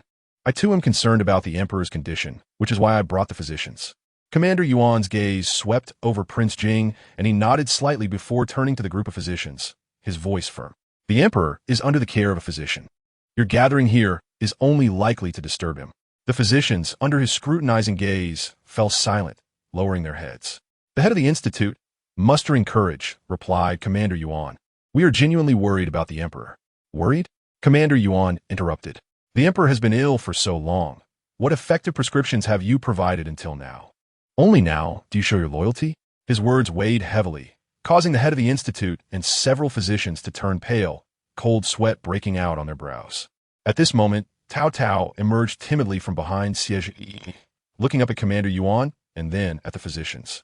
She spoke softly, Uncle Yuan, Father just drank Dr. Wu's medicine, and it seems he is improving a bit. But perhaps having the royal physician take a look would be even better? She recalled the royal physician, who had treated her cold previously and was quite kind, with medicine that was not bitter. Commander Yuan glanced down at Taotao, his expression softening slightly, then turned his gaze to the physicians, finally resting on an elderly physician who had remained silent and frowning. Royal Physician Wang. Royal Physician Wang stepped forward, bowing Commander Yuan. You, Commander Yuan, gestured at him. Go inside and take the pulse. The rest of you, wait outside. Royal Physician Wang complied, moving to the bedside as Dr. Wu silently stepped aside. Royal Physician Wang examined Su Jun Yao's pulse carefully, checking his eyes and tongue, contemplating for a considerable time. Sir Wu, Dr. Wu murmured, I am curious about the medicine you used. Royal Physician Wang inquired, his tone devoid of disdain, only curiosity. Doctor. Wu briefly described the appearance and origin of the medicinal herb. Royal Physician Wang listened attentively, nodding occasionally, and finally sighed. I have indeed seen records of something similar in ancient texts. I thought it was merely a legend. You have shown remarkable boldness and meticulousness, which I admire. As he spoke, Royal Physician Wang inclined his head respectfully towards Dr. Wu, his tone sincere. Should opportunities arise in the future, I hope to learn more from you about the intricacies of this herb. Though the Emperor's condition shows promise, subsequent care must remain cautious. Perhaps we can work together to devise a reliable treatment plan. Chapter 91. Progress. Listening from the side, Siege felt her expression soften, watching Su Junyao with a newfound glimmer of hope in her eyes. Taotao stood there, observing the adults engaged in conversation, her small hands stealthily retrieving a little cloth pouch from within her bosom. She tiptoed and tugged at the sleeve of a nearby court physician, whispering, Uncle Tai, do you smell this? Doctor, we used this to brew medicine for my father. The physician, irked by recent events and taken aback by the child's intrusion, brusquely brushed her off, saying, go play elsewhere. But upon realizing she was a princess, he quickly apologized. Forgive my rudeness, Your Highness. Siege immediately turned her attention to them, furrowing her brow. Without saying much, she approached, took Taotao's hand, and gently led her behind herself. Casting a cool glance at the physician, feeling somewhat uncomfortable, the physician averted his gaze. Taotao, be obedient and do not disturb the physicians, Siege said softly. She took the tightly clenched cloth pouch from Taotao's grasp, her fingers brushing against the dried grass leaves within. After a moment, she announced that His Majesty needed to rest and requested everyone to wait outside. Captain Yuan left 2 guards at the door and exited himself, although Prince Jing was reluctant. He followed the group of physicians out. However, Chief Physician Wang remained behind, quietly discussing the prescription with Dr. Wu. The room fell silent. Xie walked over to a small table where Dr. Wu had just prepared the medicinal pot and herbs. Over the next 2 days, Xie brewed the medicine herself, not allowing anyone else to intervene. Dr. Wu found it a bit peculiar, but seeing the Emperor's pulse stabilize day by day and the long comatose Su Jun Yao occasionally mutter a few words, he surmised that perhaps the Empress was simply cautious about others and refrained from questioning further. On the afternoon of the 3rd day, Su Jun Yao finally opened his eyes. Though lacking strength, his gaze was clear. Xie, who had been keeping watch, felt her eyes well up with tears as she tightly clasped his hand. Chief Physician Wang and Dr. Wu hurried over to check his pulse. Chief Physician Wang stroked his beard thoughtfully and nodded. Your Majesty is truly fortunate. Though the pulse is still weak, the poison seems to be subdued. Dr. Wu, your prescription is remarkable. Yet Dr. Wu furrowed his brow, having checked the pulse for some time and glanced at the medicinal stove, puzzled. This is odd. According to my prescription, the recovery shouldn't be this swift. Unable to restrain his curiosity, he moved to the medicine jar, picked up the remnants, and sniffed them carefully. Suddenly, he exclaimed, turning to Xie, Your Highness, this medicine seems different from what I previously used. Xie maintained a calm demeanor, producing the small cloth pouch from her sleeve and presenting it to Dr. Wu. Dr. Wu, is this it? Upon examining it, Dr. Wu was taken aback indeed. How did this herb end up with you? I didn't use it in the past 2 days. I substituted it in the medicine, Xie softly explained, glancing at Taotao, who was anxiously watching her father. That day, when Taotao almost got reprimanded, I decided to use the herb she found. The true credit belonged to Taotao. Had she not recognized this herb and insisted on trying it, the outcome could have been different. The room fell silent, with Chief Physician Wang, Dr. Wu, and the just-awakened Su Jun Yao staring in astonishment at the little girl.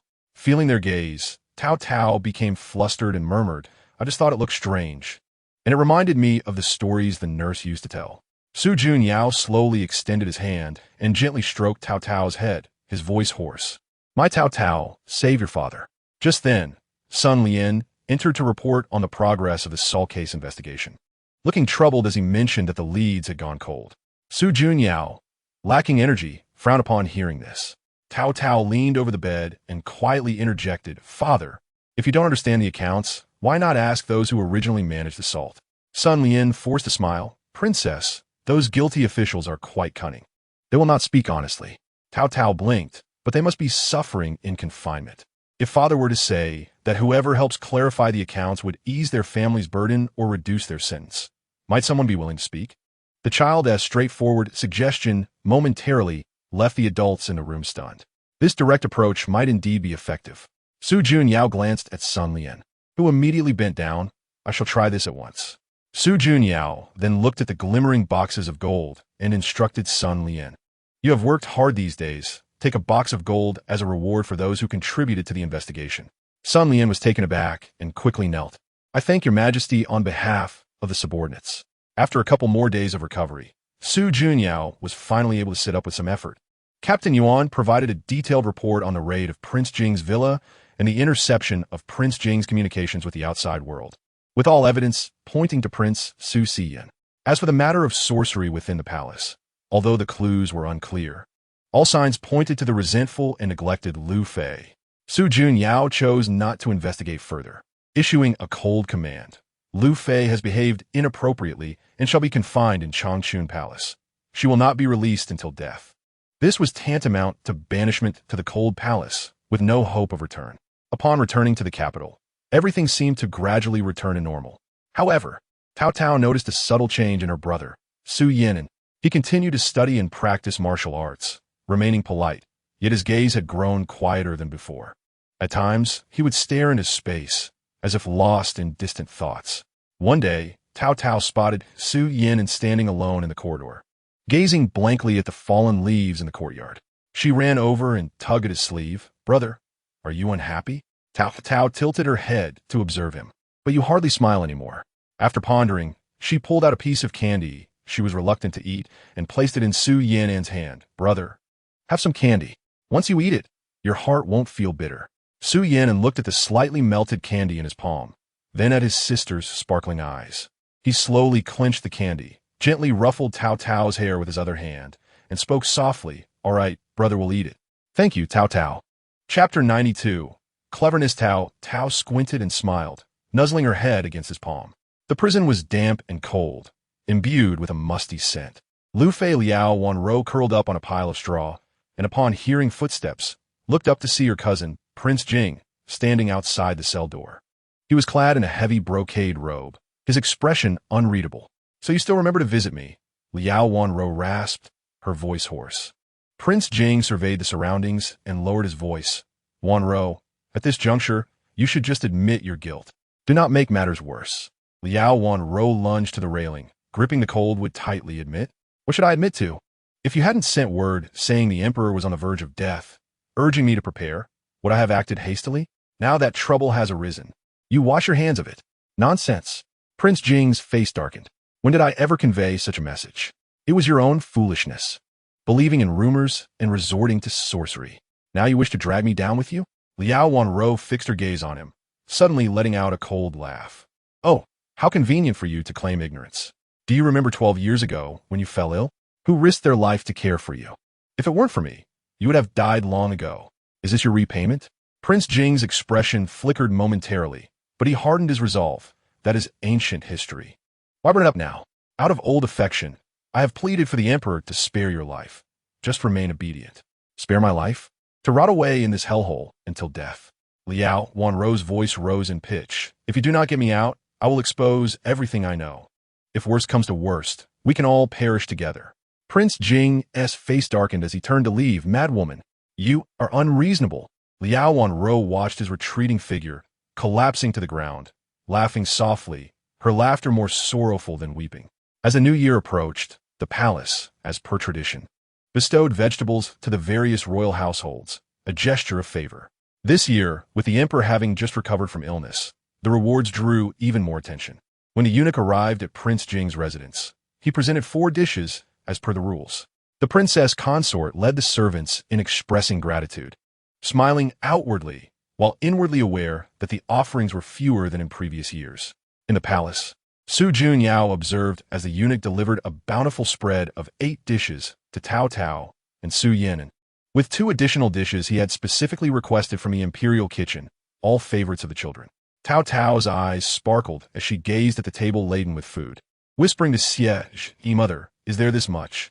Siege gently patted her head. Your father loves you both. Su Junyao said little, simply stating, eat. He regarded his 2 children with warmth in his eyes. Following this illness, he had come to cherish those who genuinely cared for him. After the new year, the Taishui resumed classes. Yang Xiaobai was also sent by his family to study. As the son of a military family, he felt out of place among the scholarly offspring of officials. On the day of the poetry examination, Yang Xiaobai, having struggled for a long time, finally produced a piece that was read aloud by a doctor from the Taishui, provoking laughter from the entire hall. A few scions from prestigious families deliberately mocked him, exclaiming, "Is this even poetry? A 3-year-old could compose better." They derided, "A mere martial man. What business does he have at the Taishui?" Yang Xiaobai's face flushed crimson. His fists clenched tightly, yet he dared not retaliate. At that moment, Su Yan'an, accompanied by Taotao, happened to pass by. Hearing the laughter from within, Taotao peered through the window and caught sight of Yang Xiaobai's embarrassment. "Brother, they are laughing at Brother Xiaobai." She tugged at Su Yan'an's sleeve. Su Yan'an furrowed his brow and led Taotao inside. The room fell silent as the students rose to pay their respects. Ignoring everyone else, Su Yan'an approached Yang Xiaobai, took a glance at his derided poetry. It was indeed lacking in merit.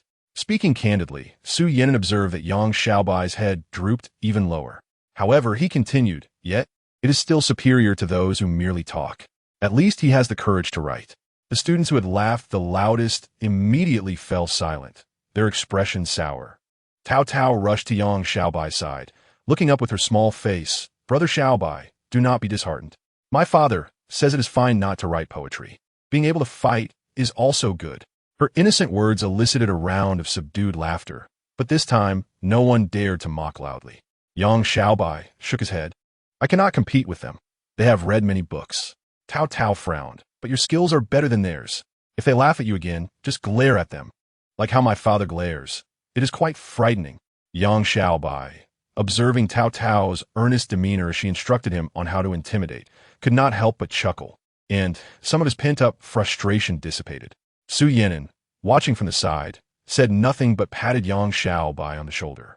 On their way back, Taotao continued to grumble. Brother Xiaobai is just too easy to bully. If someone laughs at me, I would just bite them. Su Yinan laughed at her. You're a little princess. You cannot bite. Then what should I do? Taotao asked, looking up. You have your brother here, Su Yinan replied. No one would dare laugh at you.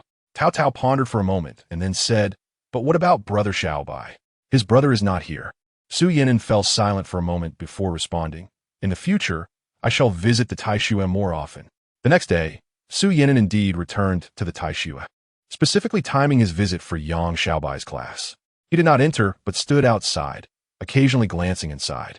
The students who enjoyed mocking others noticed the crown prince outside and immediately became much more subdued, no longer daring to trouble Yang Xiaobai. Understanding the situation, Yang Xiaobai approached Su Yinan after class, murmuring, Thank you, Your Highness. Su Yinan waved his hand dismissively. It was merely on my way. Taotao peeked out from behind Su Yinan, addressing Yang Xiaobai. Brother Xiaobai, you must be stronger, like my father. Yang Xiaobai forced a smile. He knew he was not cut out for such strength, but seeing Taotao's concerned gaze, he nodded slightly. I will try my best. Days passed by. Su Juanyao's health gradually improved. Although he was not yet as busy as before, he was capable of handling some state affairs. He summoned Sun Lian to inquire about the progress of the salt case. Sun Lian reported that using the method suggested by Taotao, several corrupt officials had confessed significant truths in hopes of reducing their sentences, leading to considerable advancements in the case. Su Junyao nodded. Taotao has fortuitously come up with a good idea. Sun Lian chuckled. The princess is clever, indeed. Su Junyao smiled before becoming serious. Now that we have leads, we must pursue the investigation to the end. No matter who is involved, we shall show no mercy. Understood, Sun Lian bowed in reply.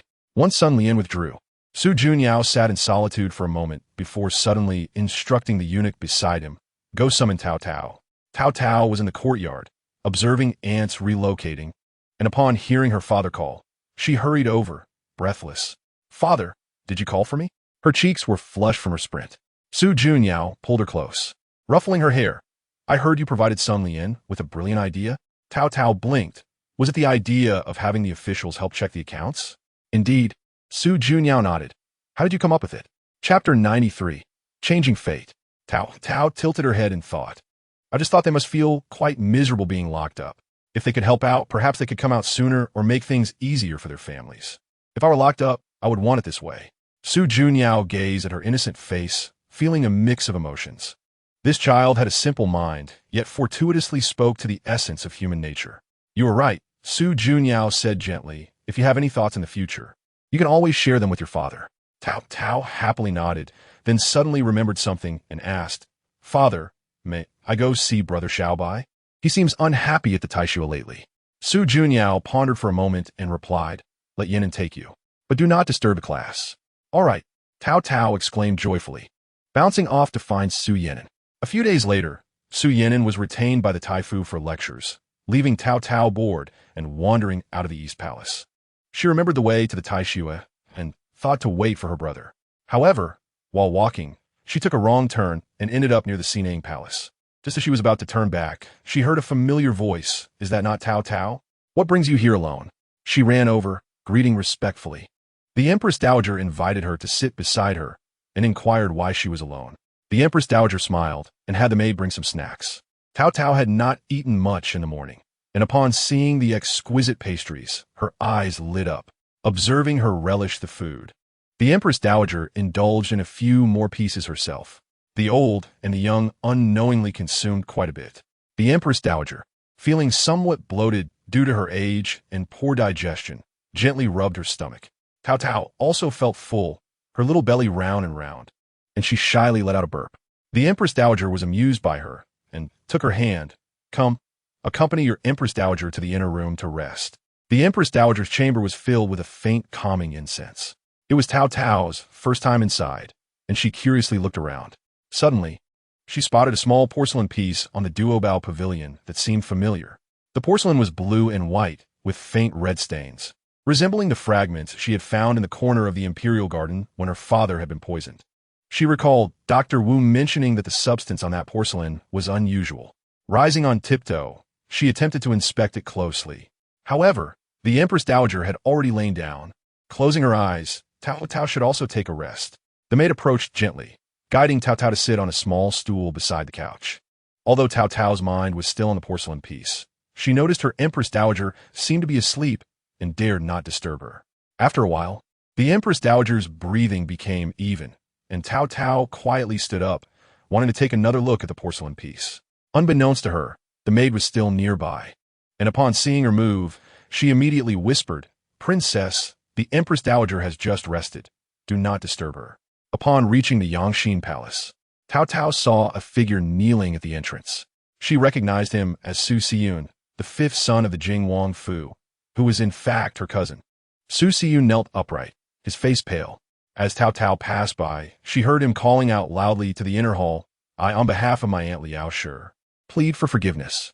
My aunt has foolishly committed a grave mistake, and I am willing to bear the punishment in her stead."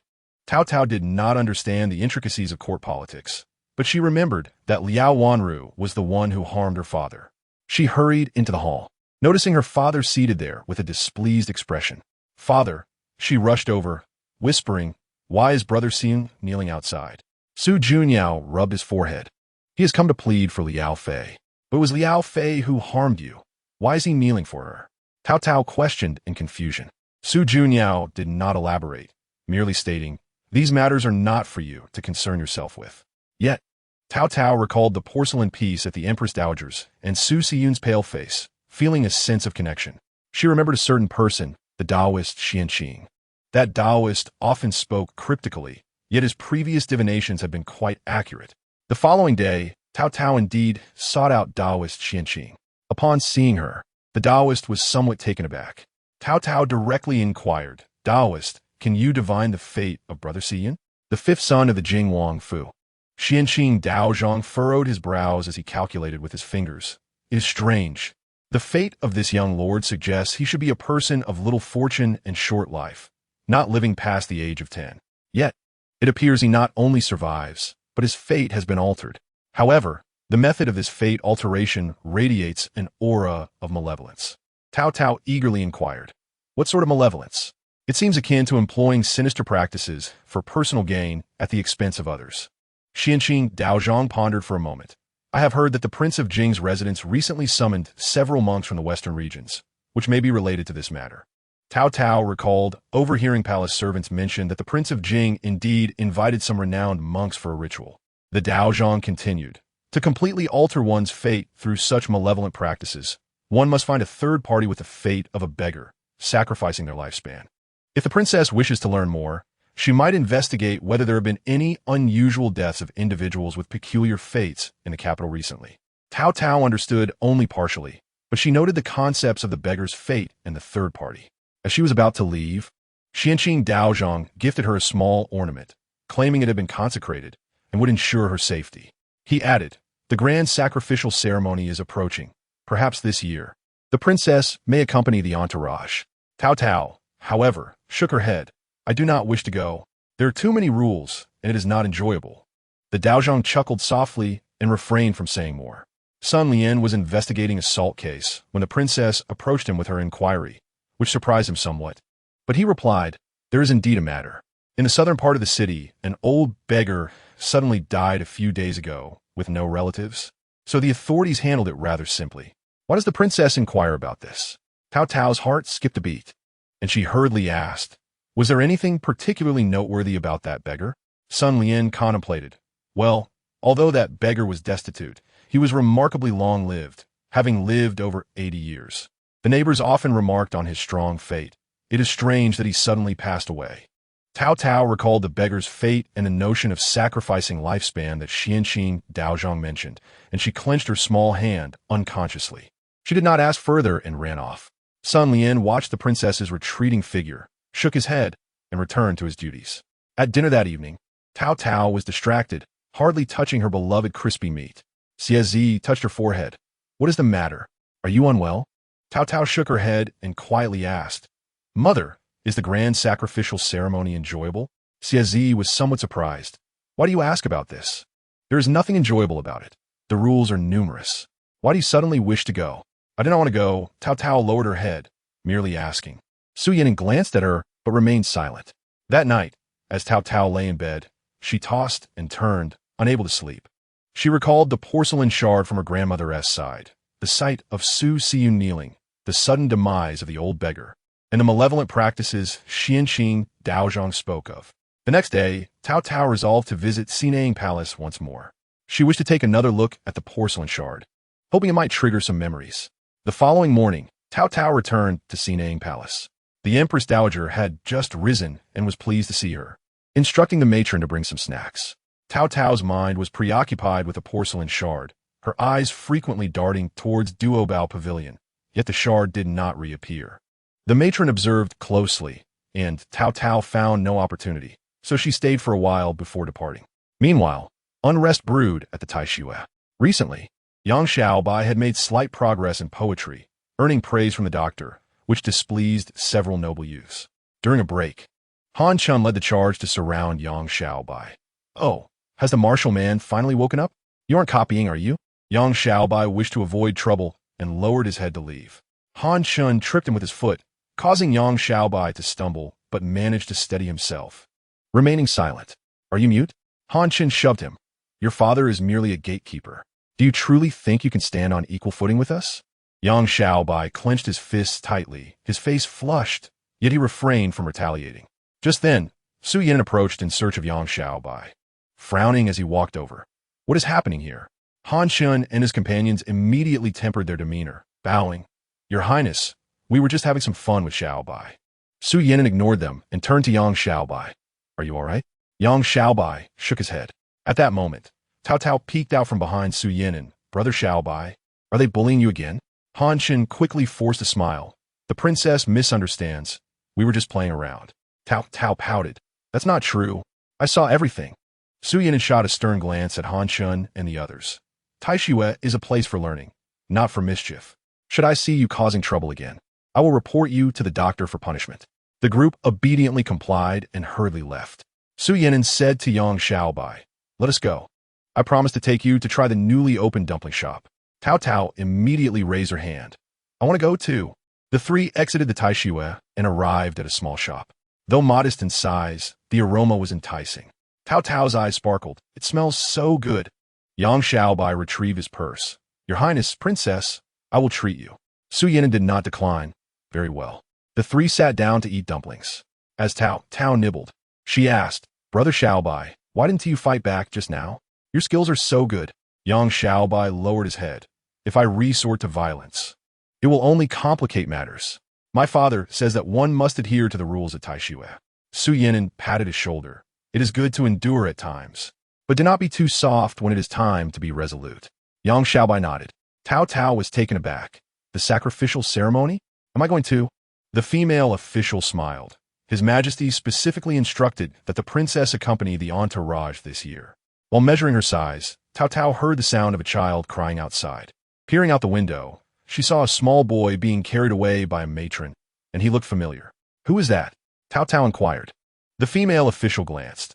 It seems to be the son of Wang Kong, Su Jing. His birth mother has passed, and he is raised by Wang Kang's concubine. He is likely throwing a tantrum again. Taotao remembered that Su Jing was her little brother, only 5 years old, and she rarely saw him. A few days later, while playing in the Imperial Garden, Taotao spotted Su Jing again. This time he was crouching behind a rockery, quietly crying. Taotao approached. What is wrong? Su Jing jumped in surprise, and upon seeing Taotao, he stuttered. Sister, my concubine mother is ill, and there is no money to hire a physician. Taotao was puzzled. But the palace physicians do not require money, do they? Su Jing shook his head. The palace people said my concubine mother does not have enough rations and must figure out a way herself. As they spoke, Taotao suddenly saw Su Jing dash away towards the East Palace. Curious, she followed, witnessing him reach the East Palace gate and attempt to rush inside, only to be stopped by the guards. I want to see my royal uncle. Su Jing cried out. The guard responded, Captain Yuan, the young lord insists on entering, claiming he has urgent matters for the crown prince. Yuan knelt down to inquire, What urgent matter do you have for the crown prince, young lord? Su Jing sobbed and hiccuped. My concubine mother is ill and needs money for a physician. Please help me, crown prince brother. Yuan hesitated for a moment, then pulled out a piece of silver approximately 5 taels and handed it to Su Jing. Take this to hire a physician. The crown prince is busy. Do not disturb him. Su Jing clutched the silver, bowed, and ran off. Taotao hid behind a tree, witnessing the entire scene. She contemplated and turned to find Xie. Mother, I saw what happened. Uncle Yuan gave my brother silver himself. Xie furrowed her brow slightly and instructed a palace maid. Go summon Captain Yuan here. When Yuan arrived, Xie asked him if he had given Su Jing silver. Yuan nodded in affirmation. Xie pondered for a moment, informed the Internal Affairs Office that henceforth, the young lord's rations are to be listed separately and directly submitted to me for review. Also, provide 20 taels of silver to the young lord, stating it is a reward from me. Yuan nodded, understood. Xie added, and that old matron, please send a physician to check on her. The expenses will be taken from my private account. Yuan glanced at Xie, then lowered his head. Your Majesty is kind-hearted. After Yuan departed, Taotao asked, Mother, why did Uncle Yuan give money himself? Xie stroked her head. Captain Yuan is a wise man. If he reported it directly, it would appear that Wang Kong is harsh towards the young lord, offending people. By personally providing silver, he maintains the dignity of all parties. Taotao seemed to understand, but not fully. A few days later, Xie summoned Yuan again. I believe the young lord is now 5 years old and should begin his education. There is a good academy in the southern part of the city, and the principal is an old acquaintance of mine. Let the young lord attend. It will spare him the grievances of the Wang residents. Yuan was taken aback. Your Majesty, is this not against the rules? Young lords typically study in the imperial study. Xie replied calmly. Rules are rigid. The young lord has a gentle disposition, and it is inevitable he will be bullied in the palace. It is beneficial to study elsewhere. A change of environment is good. I will speak to His Majesty about it. Yuan lowered his head, acknowledging, I understand. I shall make arrangements immediately. Upon hearing that Su Jing was to leave the palace for studies, Taotao hurried to see him. Su Jing was busy packing his small backpack, a rare smile illuminating his face. Taotao Jia, he whispered, thank you, and the Empress. Taotao handed him a bag of sweets, urging, take care out there. Su Jing nodded vigorously. That evening, Taotao overheard Xie conversing with Su Junyao about the matter. Su Junyao appeared somewhat surprised, but did not object, saying, you may arrange it, but ensure adequate security. Xie replied, Commander Yuan will personally select the escort. Lying in bed, Taotao mused that her mother seemed increasingly formidable, and Uncle Yuan, seemingly just a head of guards, actually had a hand in everything. She turned over, recalling the missing porcelain shard. Why did the Empress Dowager possess it? Was it related to Father's poisoning? Lost in thought, she drifted into a restless slumber. Chapter 95. Resentment that night. Taotao slept poorly, haunted by dreams of shattered porcelain and pale, haunting faces. As dawn broke, she awakened, her thoughts lingering on the taciturn yet fierce-eyed Su Jing. She sneaked into the secluded courtyard where the concubine of King Kong resided. Before she could enter, she heard Su Jing's voice inside, feigning a pitiful tone. It was just a little bump. It's the uneven tile's fault. Peeking through the door, she saw a matron tugging at Su Jing's hand, revealing a faint red mark on his knuckles, as he sniffled and pretended to cry. Oh, little prince, how careless of you. The matron chided lightly. Be more careful next time. Su Jing, glancing at her expression, implored, Matron, could we request another physician for my ailing mother? She coughed after taking her medicine yesterday. The matron's demeanor shifted to sternness. Prince, physicians are not summoned at whim. Funds are limited. We made an exception yesterday. Do you think this is like buying vegetables? Su Jing pouted on the verge of tears. Unable to hold back, Taotao burst through the door, exclaiming, You're lying. I saw you fall yesterday because you were running too fast. It had nothing to do with the tiles. You're just trying to trick the physician into coming again for your mother's cough. Su Jing froze for a moment, the grievance on his face evaporating, replaced by anger at being exposed. He whirled around to glare at Taotao, his gaze fierce and unchildlike, resembling a cornered puppy ready to bite. You're talking nonsense. He screamed. What do you know? I know. I saw it. Taotao retorted, feeling slightly intimidated by his glare, but standing her ground. Just then, a gentle voice called from the entrance, Su Jing. Su Jing stiffened, the fierceness dissipating, replaced by panic. He lowered his head, twisting the hem of his garment. Unwilling to meet Xie Ji's gaze, Xie Ji said little, instructing the matron, keep a close watch on the prince, before glancing at Su Jing. He is still young, do not overthink. Days later, Taotao could not shake the image of Su Jing's fierce yet fearful demeanor from her mind. After finishing her homework one afternoon, she slipped back to the courtyard. It was eerily quiet, even more desolate than before. She heard muffled coughs from a corner room, each sound grating on her heart. Approaching the window, she saw a young maid kneeling beside the bed, weeping. Auntie, please hold on a little longer. I will seek help. The figure on the bed stirred, voice weak and hoarse. No, it's useless, don't go. But your fever is worse. The maid cried, struggling for breath. Panic surged within Taotao, and she pushed the door open, hurry and call for the physician. The maid jumped in fright upon recognizing her, crying even harder, Princess. I asked the steward, but he said there is no money. Commander Yuan said the palace rules are strict. He intervened. Taotao, confused, questioned, why not intervene? When one is ill, they must see a physician. It's useless, the person on the bed murmured, staring blankly at the ceiling. It's all a matter of fate. Waiting for death. The maid collapsed at the bedside, weeping hopelessly. Taotao felt a wave of sorrow and turned to flee. Wandering aimlessly, she felt both anxious and trapped, ultimately finding herself in an even more desolate part of the palace. Few ventured here, and the walls were peeling. Startled, she quickly hid behind a tree, suppressing her voice. A storage room stood ajar, shrouded in darkness. A figure was turned away from the door, shoulders shaking violently, emitting suppressed sobs. It was Yuan. Taotao widened her eyes, witnessing Yuan clutching a gleaming object to his face, his body taut with tension. Just as she gasped in alarm, Yuan seemed to make a decision, dragging the shining object across his face. Ah! Taotao cried out in terror. Almost simultaneously, another figure rushed in, seizing Yuan's wrist. Su Yan, pale as a ghost and breathless, had evidently stumbled upon the scene. Yuan, startled, faltered, and the sharp object, a shard of porcelain, grazed his neck, instantly drawing blood.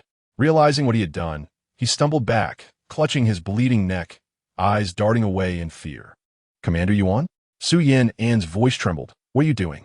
Yuan's lips quivered, unable to articulate a word, desperately covering his neck as blood seeped through his fingers. He abruptly shoved Su Yan away, staggering out the door, fleeing into the overgrown grass. Taotao remained frozen behind the tree, her face drained of color. Su Yan stood rooted, staring at the bloodied porcelain shard on the ground, his chest heaving, clearly shaken. After a lengthy silence, Su Yan finally took a deep breath, wrapped the shard in a cloth, and approached Taotao, reassuring her, it's all right, do not be afraid. Taotao grasped his sleeve, her voice quivering, brother, why would Uncle Yuan do this? Su Yan shook his head, his expression grave, I do not know. He glanced in the direction Yuan had fled. Let us keep this matter between us for now. Taotao nodded fervently. After a moment's hesitation, Su Yan agreed. The courtyard gate stood ajar, even more dilapidated than before. They pushed open the creaking door and approached the most secluded room. The door was not fully closed, and voices emanated from within. Su Yan knocked on the door. The voices abruptly ceased. After a moment, the door opened a crack, revealing half of Su Jing's wary face. Upon seeing them, he paused, his expression complex, slowly opening the door wider. The interior resembled his aunt's room, with old, damp furniture and a musty odor. Su Jing, clad in a tattered garment, had dirt on his small face, gnawing on a dry bun with fervor. Taotao felt a pang of sorrow at the sight of the cold, desolate room and her little brother eating alone. She softly asked, Su Jing, are you doing well? Su Jing halted his chewing, lowering his head in silence. When he finally looked up, the previous ferocity and grievance had vanished, replaced by an emotion uncharacteristic of a child, pure hatred. He forced a smile that resembled a grimace more than a genuine expression, his voice low yet laced with bitterness. Well, sister, do I look like someone who is doing well? His eyes scanned the dilapidated room, hatred threatening to overflow. They all await my demise, or wish for me to live like a wild dog. I know everything. Taotao recoiled at the intensity of his hatred, her heart racing. Su Jing averted his gaze, lowering his head once more, biting down hard on the cold bun, chewing furiously. Chapter 96. Trouble. Su Jing continued to gnaw on the cold bun. Su Yan furrowed his brow. Is this all you eat? Without lifting his head, Su Jing retorted, what else is there? Who provides me with anything better? He swallowed the remnants of the bun, suddenly looking up with a piercing gaze. Is the crown prince here to witness my misfortune? Taotao quickly interjected. No, we came to check on you. To see if I'm dead? Su Jing interrupted, a scornful twist to his lips. Rest assured, I won't die anytime soon. I have a tough life like a wild dog. Su Jing. Su Yan'an's voice turned stern. Speak respectfully. What sweet words can you offer? Su Jing sprang to his feet, causing the bun to drop to the ground. I'm nearly starving, and you still want to offer kind words? You both eat well and dress warmly. Of course, you can afford to speak prettily. He pointed an accusing finger at Taotao. And you, wasn't it your loose tongue that caused the empress to scold me? I have no hope left. Taotao was taken aback by his words, her eyes reddening. I didn't mean to. Su Yan stepped protectively in front of Taotao. He towered over Su Jing, looking down at him with a blank expression. Yet his gaze was icy. Try shouting at her again. Su Jing shuddered momentarily, then immediately straightened his neck, his eyes reddening with a mix of defiance and anger. I will shout. You all just know how to bully me. I went to find Xian Yang Yang, but the guards wouldn't let me in. They said the Yang Yang has no time to meet a child like me, who has lost his mother. My aunt is gravely ill, and we don't even have money to hire a doctor. The 5 taels of silver that Commander Yuan gave me are long spent. Who among you has ever cared for me? His voice trembled with rage, his frail chest heaving as he unleashed the pent-up grievances and fury within him. Su Yan observed him for a moment, and the coldness on his face gradually dissipated. Without uttering a word, he retrieved a small pouch from his bosom and pressed it directly into Su Jing's hands. The pouch felt heavy, filled with silver coins and banknotes. Take this. First, hire a doctor, and with the remainder, buy some food and necessities. Clutching the pouch, Su Jing recoiled as if scalded, staring blankly at Su Yan and then at the money in his hands. His lips moved, but no words escaped. Let us go. Su Yan said no more and gently tugged at Taotao. Taotao glanced at the still-dazed Su Jing and whispered, let us first find mother. Su Yan replied with an affirmative hum, leading Taotao away briskly. The two walked in silence, heading straight to find Xie. Xie was engrossed in reviewing the accounts when she noticed the troubled expressions on their faces and set aside her ledger. What is the matter? Su Yan succinctly recounted Su Jing's plight, mentioning his aunt's serious illness and the fact that Yuan had previously provided financial assistance but subsequently abandoned them. As Xie listened, her expression grew increasingly grim. Upon hearing the final details, she slammed her hand on the table, exclaiming, "This is outrageous." She promptly summoned a female official, commanding, quickly summon the imperial physician to attend to the concubine of the Wang Shizi. Acquire medicine from the palace and charge it to my account. Also, bring in the person in charge of the Naiwafu. I will inquire how the Shizi's provisions are managed. Allowing a child to subsist on stale buns and dwell in a dilapidated house. The female official hurried off to execute her orders. Still incensed, Xie instructed Su Yan and Taotao, come, let us go and take a look. At that moment, Su Junyao entered and, sensing the atmosphere, inquired, what has transpired? Xie recounted the situation again, her demeanor still frosty. Su Junyao furrowed his brow upon hearing it. Is this truly the case? Let us go and investigate. A large group of them proceeded to the decrepit courtyard. The imperial physician had already arrived and was attending to Su Jing's and inside the house. A young maid knelt outside the door, trembling in fear. The person in charge of the Naiwafu also arrived, sweating profusely as he knelt in the courtyard. Xie ignored the official for the moment and first inquired about the physician's assessment. The physician emerged, reporting, Yang Yang. The patient is suffering from a condition brought on by repressed emotions, compounded by a prolonged illness and exposure to cold. The fever is severe and poses a significant danger. If treatment is delayed for another day or two, it may be too late. Xie closed her eyes briefly to suppress her anger. She must be treated.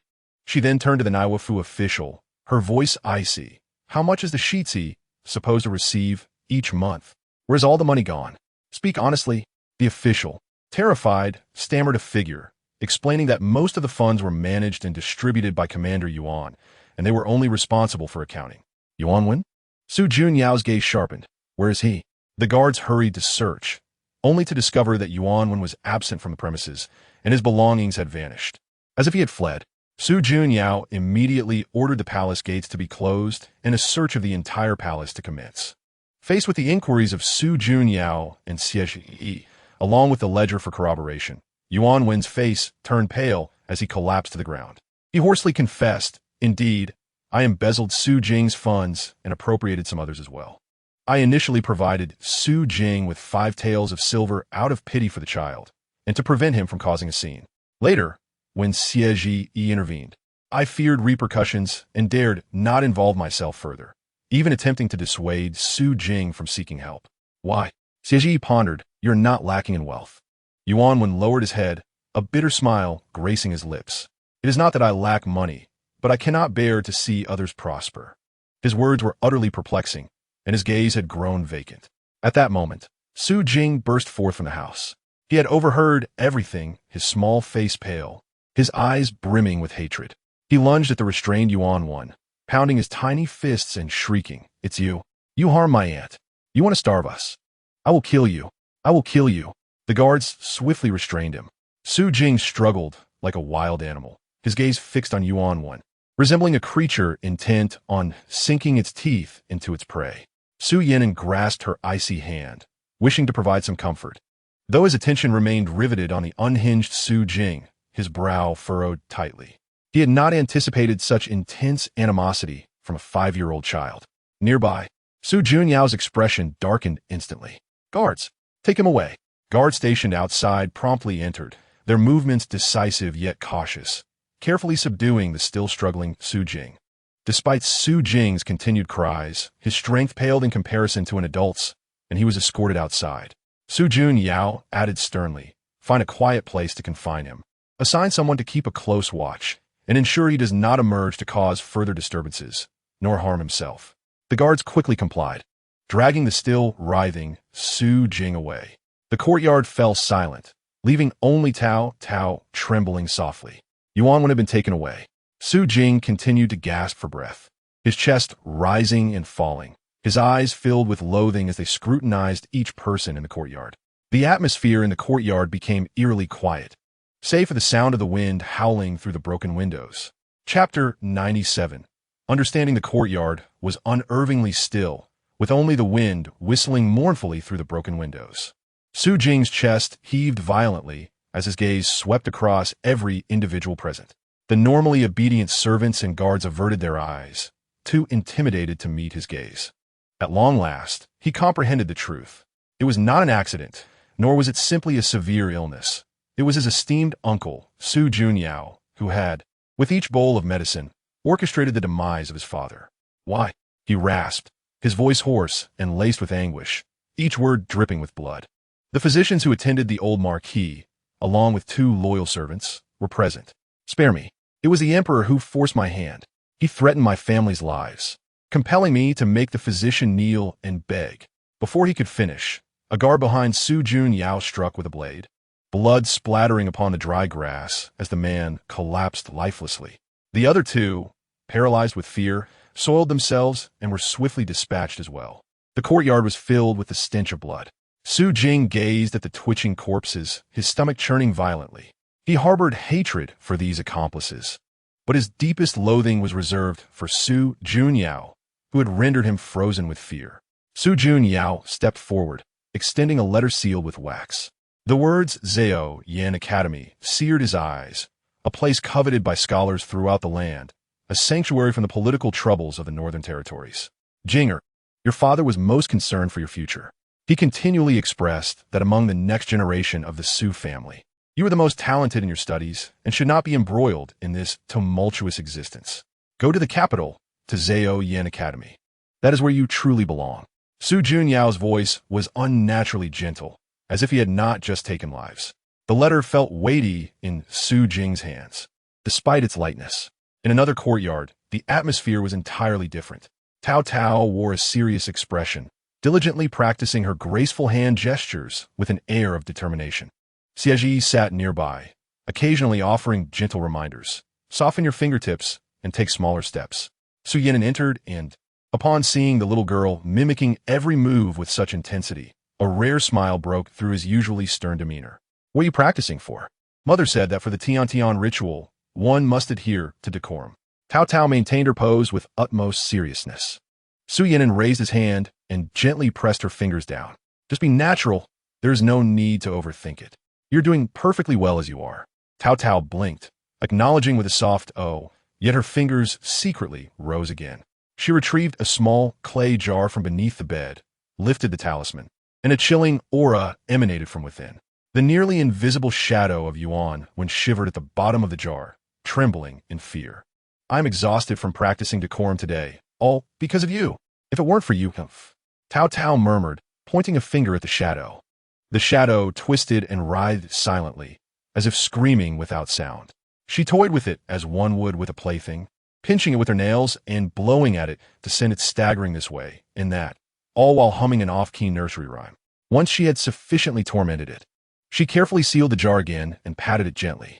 Behave well and wait for me to find more little friends to keep you company. A flicker of an unsettling light shone in her eyes, for there were already more than one such jar in her possession. Xie presented new garments, specially made for the Tian ritual. The fabric was fine, the colors vibrant, yet the hem was excessively long, nearly dragging on the ground. How can one walk in this? Taotao held her hem with a puzzled expression.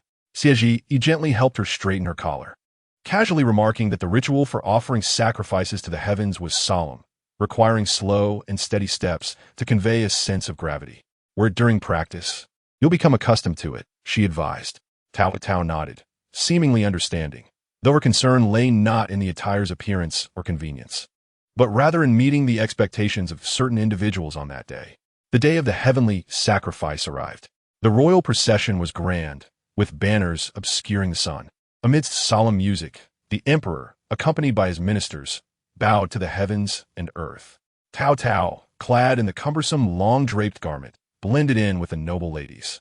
Her small face was slightly tilted under the weight of an ornate headdress, yet after days of practice, she walked steadily, standing out among the anxious or clumsily moving children. The altar was elevated, the white marble steps frigid to the touch. The aged Empress Dowager, after the officiant had completed the formalities, cast her gaze downward and gradually made her way toward Taotao, extending her hand to draw her closer. A hushed murmur of surprise rippled through the crowd. The Empress Dowager personally led the little girl up the sacrificial altar, countless eyes fixated on Taotao, some filled with astonishment, others with curiosity or jealousy. Su Junyao stood before the ministers, his head bowed, obscuring his expression. In the crowd, Su Jing clenched his fists. The wind was stronger atop the platform. After the rituals concluded, everyone retreated except for the Empress Dowager, who dismissed the others, leaving only Taoist Xianqing and the tightly held hand of Taotao. Taoist, what do you think? The Empress Dowager's voice lost its gentleness, now tinged with a sharpness. Taoist Xianqing's gaze flickered like lightning across Taotao before he slowly nodded. The spiritual channels have opened. She possesses a rare constitution of turbidine. However, given her youth, she must be carefully guided. The Empress Dowager nodded in satisfaction, her fingers stroking the back of Taotao's hand with a pressure that made the little girl frown, though she dared not pull away. Have you found the one I seek? The Empress Dowager inquired of the Taoist. She paused, her tone peculiar. In this world, only those with ability can ascend. Yet he must prove himself worthy of that ascent. Her gaze shifted to Taotao, her eyes burning with a fervor that was unsettling. Perhaps it rests upon this child. I do not seek a power broker, but a sovereign who can align with the will of heaven. Taotao tilted her head, absorbing these cryptic words. Chapter 98. The Crown Prince. The Empress Dowager fixed her intense gaze upon Taotao, her fervor unsettling. It may very well depend on you, child. I do not desire a mere subject, but a sovereign who can align with the will of heaven. Taotao nodded vigorously, her small face taut with determination, though she did not fully comprehend the significance of these words. The Empress Dowager leaned down, lowering her voice further. Listen closely, child. I wish to name Su Yin as the Crown Prince. This is a secret you must keep. Should it be revealed, the unspoken implication hung heavily in the air. Taotao quickly shook her head. Taotao will not speak. The Empress Dowager straightened, donning her benevolent visage once more, her voice rising slightly. Enough, the child is weary. Let her rest. What is the purpose of exhausting such a young one with a heavenly sacrifice? The matron beside her hastened forward, guiding Taotao away. The noble ladies below observed Taotao's early departure with expressions that were a complex mix of emotions. A few days later, a vegetable vendor arrived at the palace, dressed in tattered clothes and a worn straw hat, yet his eyes sparkled with clarity. Taotao, playing in the courtyard, instantly recognized him as Taoist Xianqing. The Taoist glanced around to ensure no one was watching before approaching her. Has anything notable happened in the palace recently? Taotao tilted her head in thought. There's a Lord Zhang who sends gifts to Chief Stewardly daily to secure a place for his child in the academy. And an old nurse from the Liu family has wept several times for her nephew to be appointed as a companion reader for the prince. The Taoist frowned. All for the sake of their children's futures. How intriguing. He paused. Tonight, go to the abandoned courtyard in the west. I've heard a palace maid has been frequenting there under suspicious circumstances. Taotao's eyes brightened. Such clandestine affairs intrigued her the most. That night, she stealthily slipped into the abandoned courtyard. Indeed, a palace maid was furtively digging something in the corner.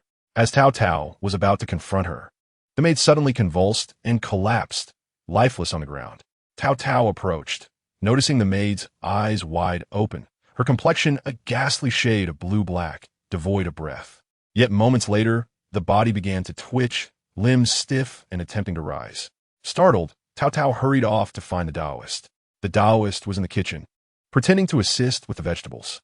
Upon hearing Taotao's account, his expression shifted to one of grave concern. This is dire. She has likely fallen victim to some malevolent sorcery. This is not a typical death. The Taoist spoke solemnly. It has been induced by someone using dark arts. The following day, the Taoist returned, his countenance even more serious. I investigated and discovered that a beggar named Hao Lan in the city has suddenly become wealthy. He is said to have acquired his fortune inexplicably, purchasing property and living extravagantly. Taotao blinked in surprise. A beggar has struck it rich? How peculiar. The Taoist continued. I have learned that this Hao Lan was once destitute, suddenly elevated to wealth. Strangely, the officials who brought gifts for their children to enter the academy have all fallen ill instead. Taotao began to grasp the implications. Are you suggesting that this prosperous beggar is connected to the ill-fated children? The Taoist nodded. I suspect it relates to some malevolent ritual of exchanging fates. Someone has traded the destinies of the impoverished for the fortunate lives of those noble offspring. As they spoke, the Taoist recalled something.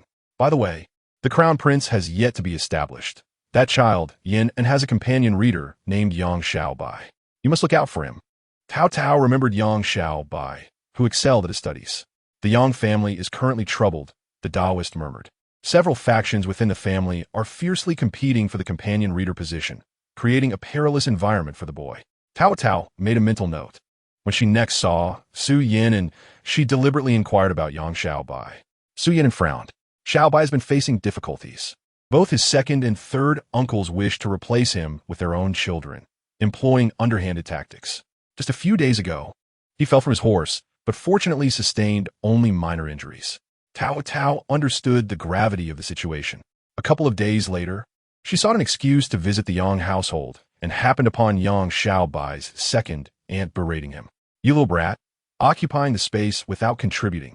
You won't let your brother have this fine opportunity. Yang Xiaobai kept his head down, silent, as the woman threatened to strike him. Taotao stepped forward. Stop. The woman, startled to see a palace child, quickly donned a smile. Little girl, you misunderstand. This is a family matter. Taotao glared at her. Yang Xiaobai is the crown prince's companion reader. Bullying him is tantamount to slapping the crown prince's face. The woman's expression changed, and she fell silent. Taotao pulled Yang Xiaobai aside and whispered, Be careful. There are those who do not wish you well. Yang Xiaobai looked up at her, his eyes shining.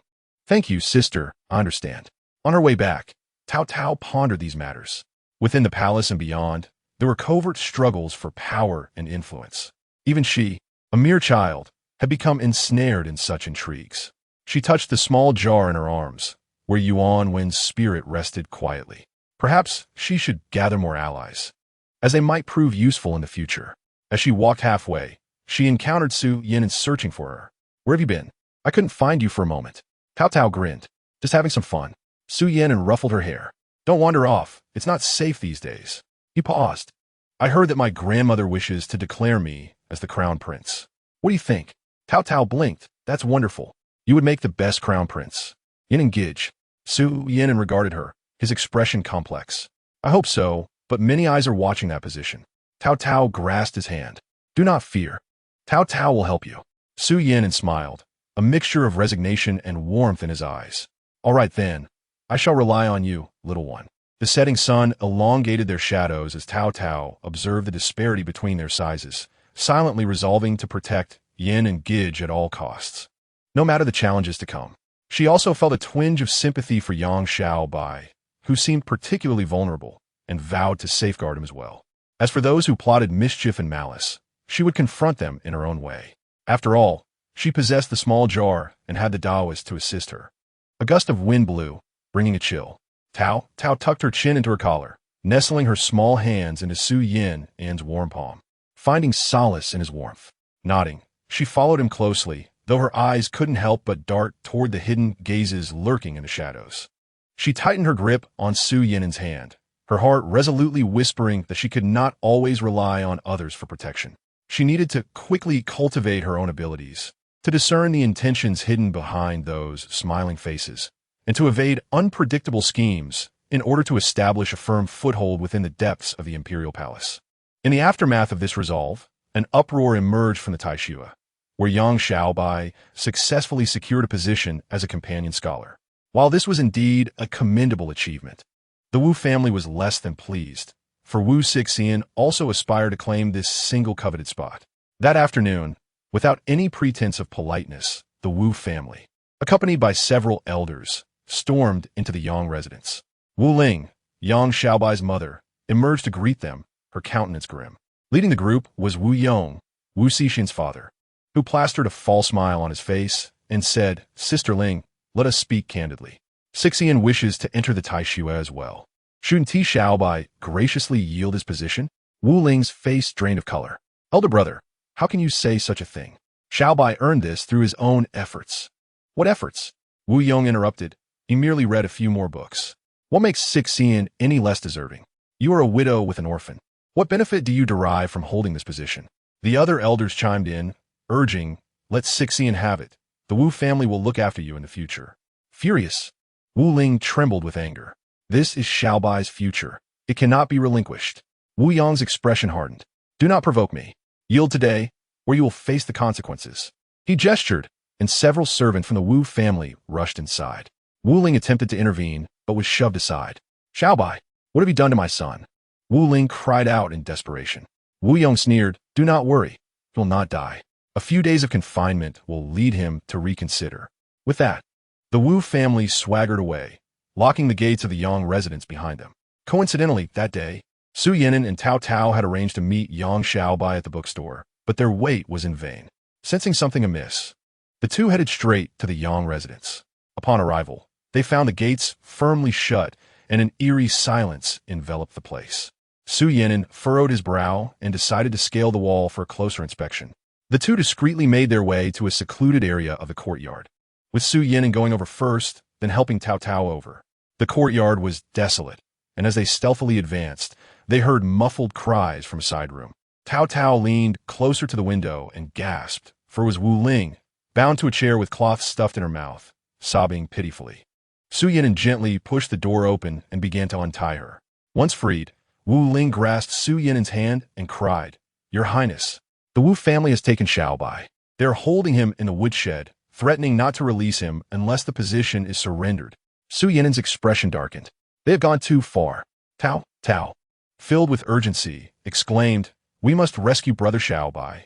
The three stealthily approached the woodshed, where two Wu family servants were dozing off at the entrance. Su Yinan signaled to Taotao, creating a distraction. The servants stirred, mumbling as they approached. Once they had moved away, Taotao slipped to the woodshed door. It was locked, and she called softly, Brother Xiaobai, are you in there? From within, Yang Xiaobai's voice replied, Taotao, what are you doing here? Hurry, leave. There are too many of them. Do not fear. We are here to save you, Taotao declared, suddenly remembering something. She retrieved a token from her pocket, a birthday gift from the emperor, which she had carried with her ever since. Holding the token aloft, she proclaimed, "I am a princess. Do you dare to obstruct me?" The two servants, recognizing the royal insignia, were momentarily stunned. At that moment, Su Yinan and Wu Ling joined them, the former clutching several papers he had found in Wu Yong's envelope, detailing the Wu family's scheme to usurp the position and their dealings with officials.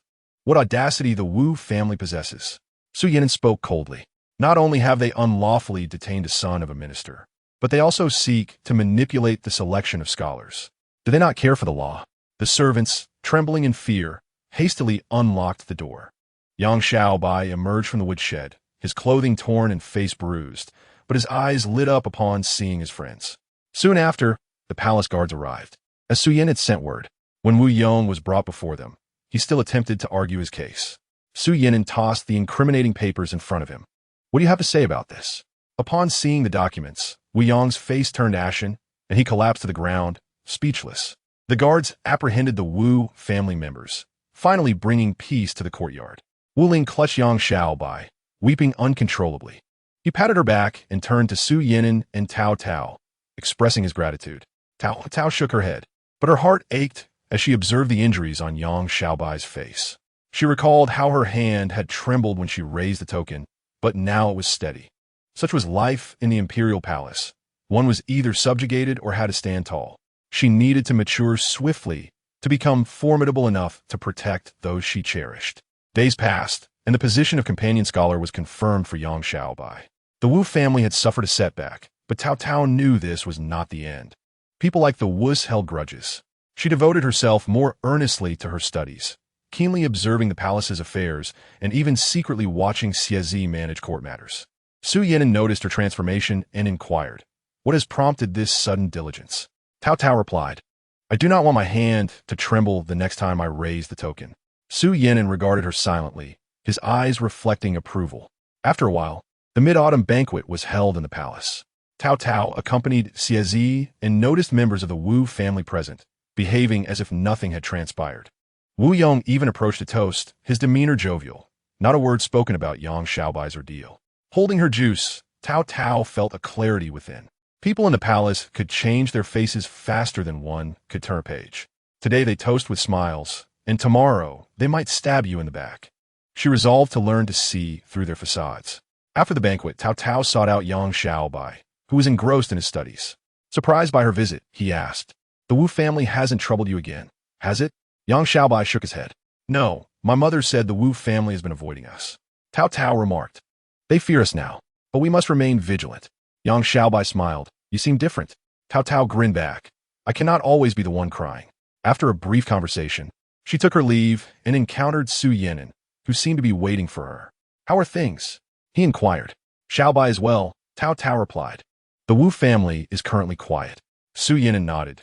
"The emperor has declared that if the Wu family stirs trouble again, they will face the loss of their titles." Taotao was taken aback. "Is it truly that serious?" Su Yinan looked at her. "In the palace, sometimes one must act decisively. Otherwise, some individuals fail to learn."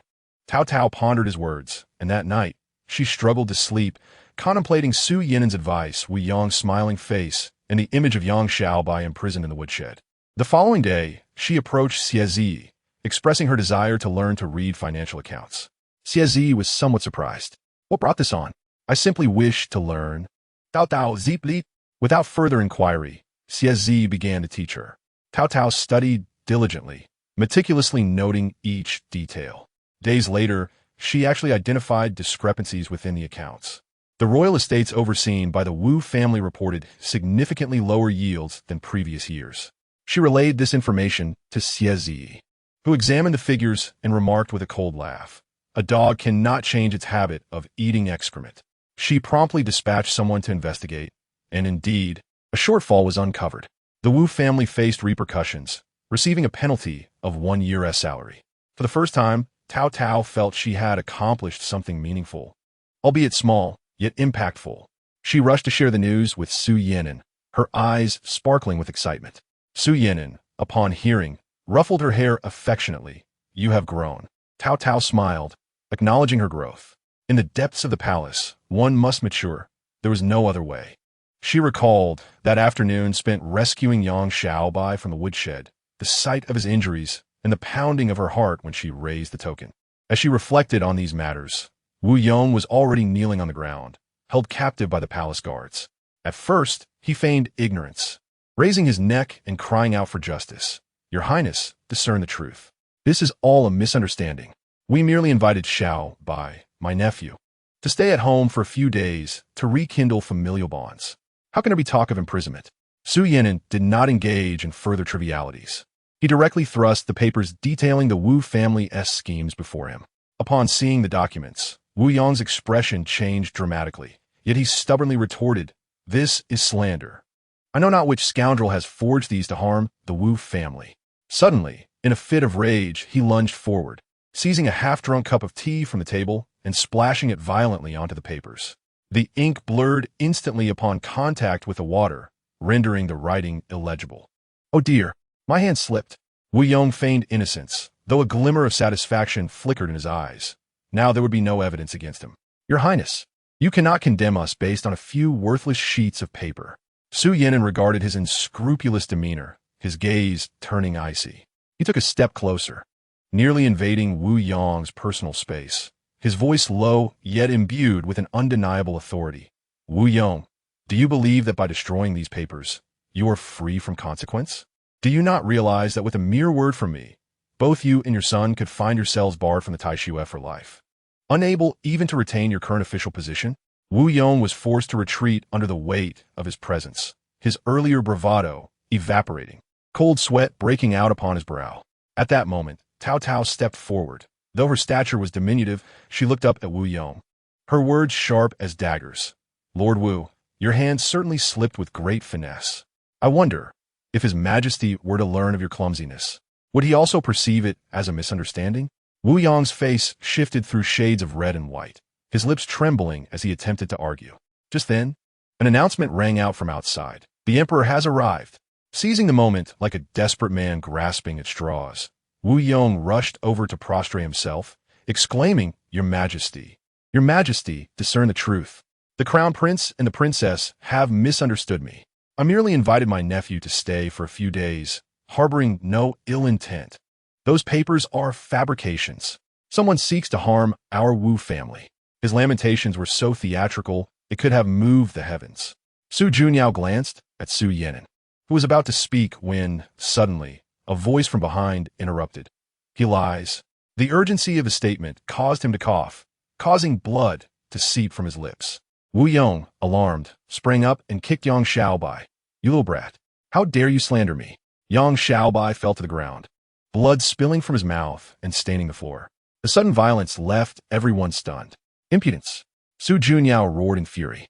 Wu Yong, now paralyzed with shock, gazed at the blood on the ground, then at the furious emperor. His legs weakened, he collapsed, stammering, "No, Your Majesty. He was the one who accused me first. I lost my composure." "You lost your composure?" Su Yinan let out a cold laugh, retrieving another piece of paper from his robes. "Then perhaps you should examine this one. Can you maintain your composure with this?" It was a testimony, marked with a red handprint, detailing how a servant of the Wu family, after being captured by the guards, confessed everything, how Wu Yong had instructed them to imprison, starve, and intimidate. The evidence was irrefutable. Wu Yong was rendered utterly speechless, his mouth agape, unable to utter a word. Su Yinan bowed respectfully to Su Junyao. "Father, Wu Yong has not only unlawfully imprisoned the son of a court official, coerced others for his own gain, destroyed evidence, and harmed individuals before the emperor, but he has also attempted to disrupt the selection at the Taishuo. His actions are heinous. I implore you to punish him severely." Su Junyao surveyed the crumpled Wu Yong on the ground, then glanced at the bloodied Yang Xiaobai, who was being supported by Taotao, his expression a stormy hue. "Wu Yong, do you have anything else to say?" Wu Yong lay prostrate, trembling violently, only able to bow his head repeatedly. I know my crimes. I was foolish." "You are foolish." Su Junyao's voice was sharp. "Seize his official robes and imprison him. Investigate all members of the Wu family thoroughly. The position at the Taishuo shall remain with Yang Xiaobai. Whoever dares to entertain thoughts of usurping it will meet a dire fate." The guards advanced, dragging the feeble Wu Yong away like a beaten dog. The courtyard fell silent at last. Taotao took out a handkerchief and carefully wiped away the blood from the corner of Yang Xiaobai's mouth. He looked at her and managed a weak smile. "Thank you." Taotao shook her head, saying nothing. She stared at the pool of blood on the ground, her heart heavy. This palace, this power, truly devours people. She must become even stronger to endure it. Su Yinan approached and patted Yang Xiaobai's shoulder. "It is over now. They will not dare to bully you again." Wu Ling stood nearby, wiping her tears and repeatedly expressing her gratitude. The tempest had temporarily subsided, but all understood that the enmity had been forged. Though the Wu family had fallen into misfortune like a centipede, it would not die easily. What lay ahead remained uncertain. As they exited the Yang residence, night had fallen. Su Yinan suddenly remarked, "You performed admirably today." Taotao looked up at him. "What was commendable? When you brandished the token, you displayed no panic. When confronting Wu Yong, you showed no fear." Su Yinan regarded her, his gaze reflecting a newfound maturity. Taotao did not respond, her fingers unconsciously scraping the chipped edge of the stone bench. She understood that while Su Yinan's words appeared as praise, they concealed deeper implications. After a prolonged silence, she finally spoke. "I felt both panic and fear. I simply knew that I could not reveal them at that moment." A faint smile graced Su Yinan's lips, as if he acknowledged her insight. Yet, Taotao excused herself, skipping her lessons to visit the Fu Lu. In the dimly lit back alley of Fu Lu, the small room rented by Xianqing was stifling, making it difficult to breathe. The table and floor were littered with strips of cloth of varying lengths, some folded into peculiar shapes, while others were carelessly tangled. Xianqing sat amidst the chaos, his eyes sunken and his complexion haggard, as though he had not slept for several nights. When Taotao pushed the door open, he did not raise his head, his voice hoarse. "Still no progress. Each time I believe I have grasped the key, it all falls apart upon testing." Taotao did not interrupt him. She bent down to pick up a crookedly folded strip of cloth at her feet. It was cut from very thin cotton and had been folded in a manner she had seen Xianqing attempt many times, always falling apart at the final step. She pinched it between her fingers, examining it closely, suddenly recalling how her aunt used to fold a paper box to hold embroidery patterns, a complex structure that relied on a cleverly inverted fold to maintain its integrity. Without a word, she smoothed out the strip, folded in half, then pulled one corner diagonally and pressed it down, finally tucking the small tip into a gap she had intentionally left open.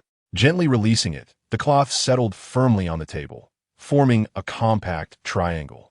He exhaled deeply, the tension in his shoulders dissipating instantly. He looked up at Taotao, the bloodshot veins in his eyes gleaming with light. "How did you come up with that?" "My aunt taught me," Taotao replied. "When something cannot be folded, try applying force in the opposite direction." She lingered for only a moment. Just before exiting, she paused, recalling something, and turned to Xianqing. "This place is too conspicuous. It would be wise to find a more secluded spot. There are winds gathering. We should avoid them." Xianqing, still holding the cloth, stared blankly for a moment before slowly nodding. Chen Yinyan greeted her with a smile, though it did not reach her eyes. She took Taotao's hand and led her inside, instructing someone to brew tea, her movements betraying an underlying anxiety. The palace had been tumultuous of late. After a few casual exchanges, Chen Yinyan lowered her voice, her fingers nervously twisting the handkerchief. "Another person was dragged out yesterday. They say it was for offending a noble. But who does not know it was merely due to past associations with the Wu family?" Before she could finish, a shiver ran through her. Taotao pushed the pastries toward her. "Aunt, your debts of gratitude for entering the palace have long been repaid. The waters in the palace are deep, and you have no offspring to rely on. Why remain in such a perilous place?" Chen Yinyan's complexion paled. "But where can I go?" Staring into her teacup as the leaves danced, she remained silent for a long time, finally murmuring, her voice trembling, "You speak the truth." Taotao reached out gently, placing her hand over Chen Yinyan's icy hand. "We must act swiftly. The day of the spring hunt is fast approaching." The royal hunting grounds were adorned with banners, filled with the sounds of the crowd and the neighing of horses. Taotao donned a sleek riding outfit, yet she showed no intention of joining the fray, instead opting to sit in a shaded area by the tent, observing the scene. In the arena, Yang Xiaobai, clad in dark riding gear, skillfully drew his bow while galloping on horseback, his arrows finding their mark with unerring accuracy, eliciting waves of applause. His gaze swept across the stands and momentarily locked with Taotao's, a subtle, elusive smile gracing his lips before he turned his horse and dashed deeper into the woods. The sun grew increasingly fierce. Taotao felt a hint of dryness in her throat and was about to call for someone to fetch water when a maid in a pale, pink palace dress approached. Her head bowed, carrying a plate of pastries. "Princess, do have some snacks," she offered. Taotao glanced at the delicacies, delicate crystal lotus cakes that still emitted a slight warmth. She recognized this maid as one who served the Junju Yurong. "Where's the Junju?" Taotao inquired. "The Junju is currently in the arena. Noticing you sitting alone, she specially sent me to deliver these." The maid replied respectfully, keeping her head lowered.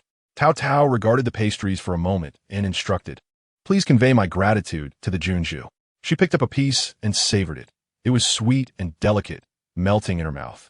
After consuming a small portion, she wiped her hands with a cloth. The maid had quietly withdrawn without her noticing. At first, it was merely a slight dizziness, akin to the fatigue of prolonged exposure to the sun. Taotao raised her hand to press against her temples, contemplating whether she should retreat into the tent to rest. Just as she was about to rise, an overwhelming wave of drowsiness surged forth unpredictably, distorting her surroundings and tilting her vision. Distant shouts seemed to reach her ears, muffled as if through a thick barrier. She heard Su Yanen's voice piercing through, urgent and grave. "Taotao." She wished to respond, yet no sound emerged. Her body lost control and fell backward, toppling a few items, the plate of unfinished pastries crashing to the ground, shattering into fragments. Chapter 102. The competition. When Taotao awakened, the tent was dimly lit, still tinged with the bitter scent of herbs. Her eyelids felt heavy, and after a struggle, she managed to open them, first noticing the grayish-blue fabric of the tent above, one she did not commonly use. "Awake?" A voice inquired softly from nearby. Turning her head, she saw Sever seated on a small stool by the bedside, peeling a pear, the skin cascading down the knife's edge in a long, unbroken strip. "I, Taotao, can barely speak, my throat dry and coarse." Sever set down the pear and knife, handing her a cup of warm water. Taotao took a few sips from her hand, the burning sensation in her throat easing slightly. "How long have I been asleep?" "Just under half an hour," Sever replied, wiping her mouth with a handkerchief. "Your performance was quite convincing. It startled many." At that moment, the tent flap was drawn back, and Su Junyao strode in, his face still bearing traces of anger, followed closely by the bowing Baiyu. "How is it?" he asked, his voice taut. "I just woke up and drank a bit of water." Sever moved aside. Su Junyao sat at the bedside, scrutinizing Taotao's face. Was it the pastries sent by Yurong? Taotao lowered her gaze, responding softly, "Yes." "Where's she?" This question was directed at Sever. Her tone remained even, as if discussing a mundane matter. "The physician has examined you and said it was merely a case of excessive heat and sun exposure. A little rest will suffice." The broken plate of pastries had been discreetly removed without leaving a trace. Su Junyao's expression softened slightly, though his brow remained furrowed as he muttered, "Outrageous." It was unclear whether he was addressing anyone in particular or merely speaking to himself. He turned to Taotao. "You rest. I will handle this matter." With that, he stood and left, the breeze lifting the tent flap slightly. The tent fell silent. Baiyu returned with a basin of warm water, wrung out a cloth, and offered it to Taotao to wash her face. Her movements were gentle, and after a moment's hesitation, she quietly remarked, "Do not blame me for speaking out, but the Junju has harbored a grudge for many years." Taotao raised her eyes to meet her gaze. Years ago, before the current emperor ascended the throne, the late emperor had intended for the Junju to marry him. At that time, the Junju was of suitable age and had expressed her feelings to the emperor. However, she was outright rejected without any room for negotiation. Later, the emperor married the empress, and the Junju too found a husband. But I fear she has never truly moved past this. Taotao paused in her actions. So, the pastries were not merely for her, but primarily a message directed at Su Junyao, with her being merely the pretext. Sever resumed, peeling the pear, cutting it into small pieces, and placed them on a white porcelain dish, sliding it toward Taotao. "Have some to soothe your throat." Taotao picked up a piece of pear, but did not eat it, merely twirling it between her fingers. "Mother, thank you." Sever picked up the small knife used for peeling, meticulously cleaning the blade with cloth. Her tone flat, yet a glint of coldness flickered in her eyes. Thank me for what? She still sprinkled salt in my tea last time, and I have yet to settle that score. As the sun neared the horizon, its golden red light cast a warm hue over the distant mountains and forests. Taotao spotted Su Yinan standing beneath an ancient locust tree not far away, surrounded by several classmates from the Taishu, their voices drifting over, neither too loud nor too soft. They say your chess skills have improved. Have you forgotten us, old classmates? One inquired. Not at all, Su Yinan replied casually. Talking is one thing. How about a game? I just acquired a set of warm jade chess pieces. Let us wager on that. A second chimed in with a laugh. You dare bring out just a set of pieces? I will add my ancestral Zetan wood chessboard. I'll stake that precious Qingyu brush mountain from the previous dynasty. Amid the teasing, there was a hint of testing and provocation. With the Wu family's downfall, the Su family now appeared stable, yet the court's affairs were unpredictable. These individuals were merely attempting to gauge Su Yinan's standing. Su Yinan did not respond immediately, his gaze sweeping over the crowd until it landed on Taotao approaching.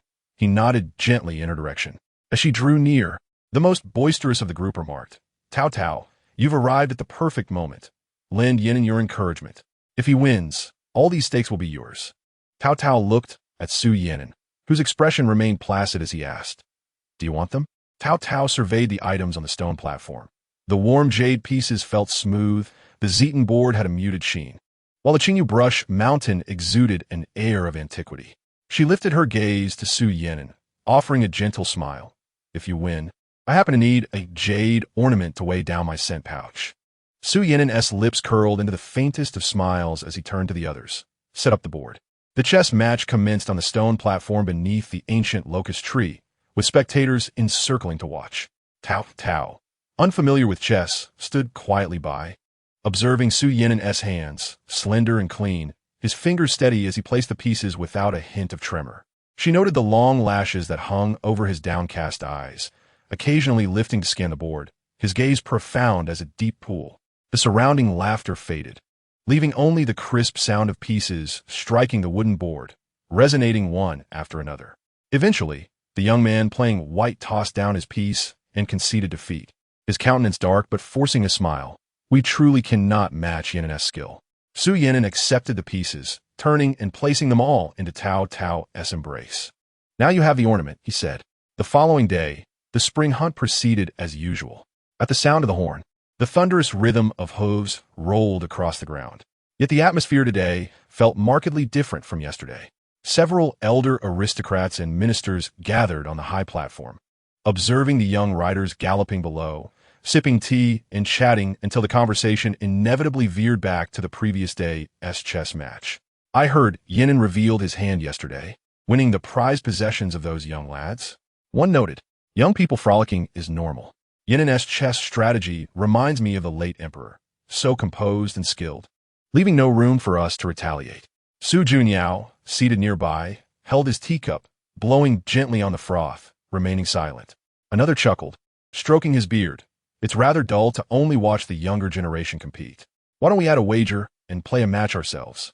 Let us see if Yinan truly inherited the late emperor's legacy. He turned to Su Junyao, seeking his opinion. What do you think, Your Majesty? The words seemed casual, yet the implications were significant. They sought to leverage the chess match to probe the royal family's standing and ascertain how much weight this young man, Su Yinan, could bear. All eyes turned to Su Junyao, who set down his teacup, the cup lightly clinking against the tray. He smiled faintly, revealing no discernible emotion. Is this a game for children that all you adults are so interested in? Ah, chess is an elegant pastime, irrespective of age, came the reply. Su Junyao raised his eyes, directing his gaze towards Su Yinan, who was busy adjusting his bowstring below the platform. He called out Yinan. Upon hearing his name, Su Yinan looked up. Come up, Su Junyao instructed. The esteemed elders wish to assess your skills in chess. Su Yinan set down his bow and ascended the high platform, clad in a dark-hued riding attire that accentuated his stature. After listening to the rules, his expression remained unchanged, and he merely clasped his hands in respect, saying, I fear my humble chess skills may disappoint the esteemed elders. Chapter 103. Flustered Taotao clutched a handkerchief embroidered with a small rabbit. Sprinting into Xie Zi's tent. Upon entering, She pouted and threw herself into her mother's embrace, her voice tinged with tears. "Mother, someone deceived me." Xie, who was altering a small garment for Taotao, noticed her daughter's reddened eyes and promptly laid aside her work, holding her tightly while gently patting her back. "Take your time. Who has bullied our Taotao?" she asked softly, her heart sinking. Su Junyao had gone to the chess platform this morning to play against several senior officials. It was unlikely he would send a young eunuch to summon Taotao. She stroked the top of Taotao's head and gently inquired, "What did that young eunuch look like? Did he say anything else?" "He was short, with a mole on his face," Taotao recalled. "He only said that father was looking for me, nothing more." Xie immediately summoned Bue, instructing her to gather information nearby, to find a short eunuch with a mole on his face and inquire whether anyone had seen Taotao being led away. Xie tightened her grip on the handkerchief, a flicker of coldness flashing in her eyes. Recently, at a palace banquet, Yurong had treated Taotao poorly after she accidentally spilled her tea. It was unfathomable that she would stoop to targeting a child. Should Taotao foolishly interrupt Su Junyao's game with the senior officials, the gossip would not only tarnish Taotao's reputation for understanding decorum, but would also reflect poorly on her as a mother. Biwa nodded and promptly left for the open area outside the tent. Several noble ladies were seeking relief from the heat nearby. Upon hearing that someone had bullied the princess, they quickly gathered, chattering animatedly. "This is too wicked, targeting a child. We must investigate thoroughly. What if our children encounter such situations?" One of them exclaimed. "I think I saw a young eunuch in gray clothing heading west." Yurong, anxious, began to pace. If the young eunuch were apprehended and revealed her instigation, her standing among the noble women in the capital would be irrevocably damaged. She abruptly halted, turning to her maid. "Quickly find that young eunuch, give him 50 taels of silver, and instruct him to leave the city immediately. If he cannot leave, find a place for him to hide, and ensure he is not captured." The maid, not daring to delay, dashed out. Yet Yurong remained uneasy, biting her lip as she adjusted her attire and made her way towards Xie's tent. She needed to devise a plan to dissuade Xie from further investigation. Upon entering the tent, she found Xie peeling grapes for Taotao. Yurong feigned calmness and took a seat. "Sister Zi, I heard you're searching for the person who deceived Taotao. This matter isn't significant enough to warrant such a commotion. If the emperor learns of it, he might think we are causing trouble here." Xie looked up at her, her tone measured. "Sister Yurong, Taotao is but 5 years old.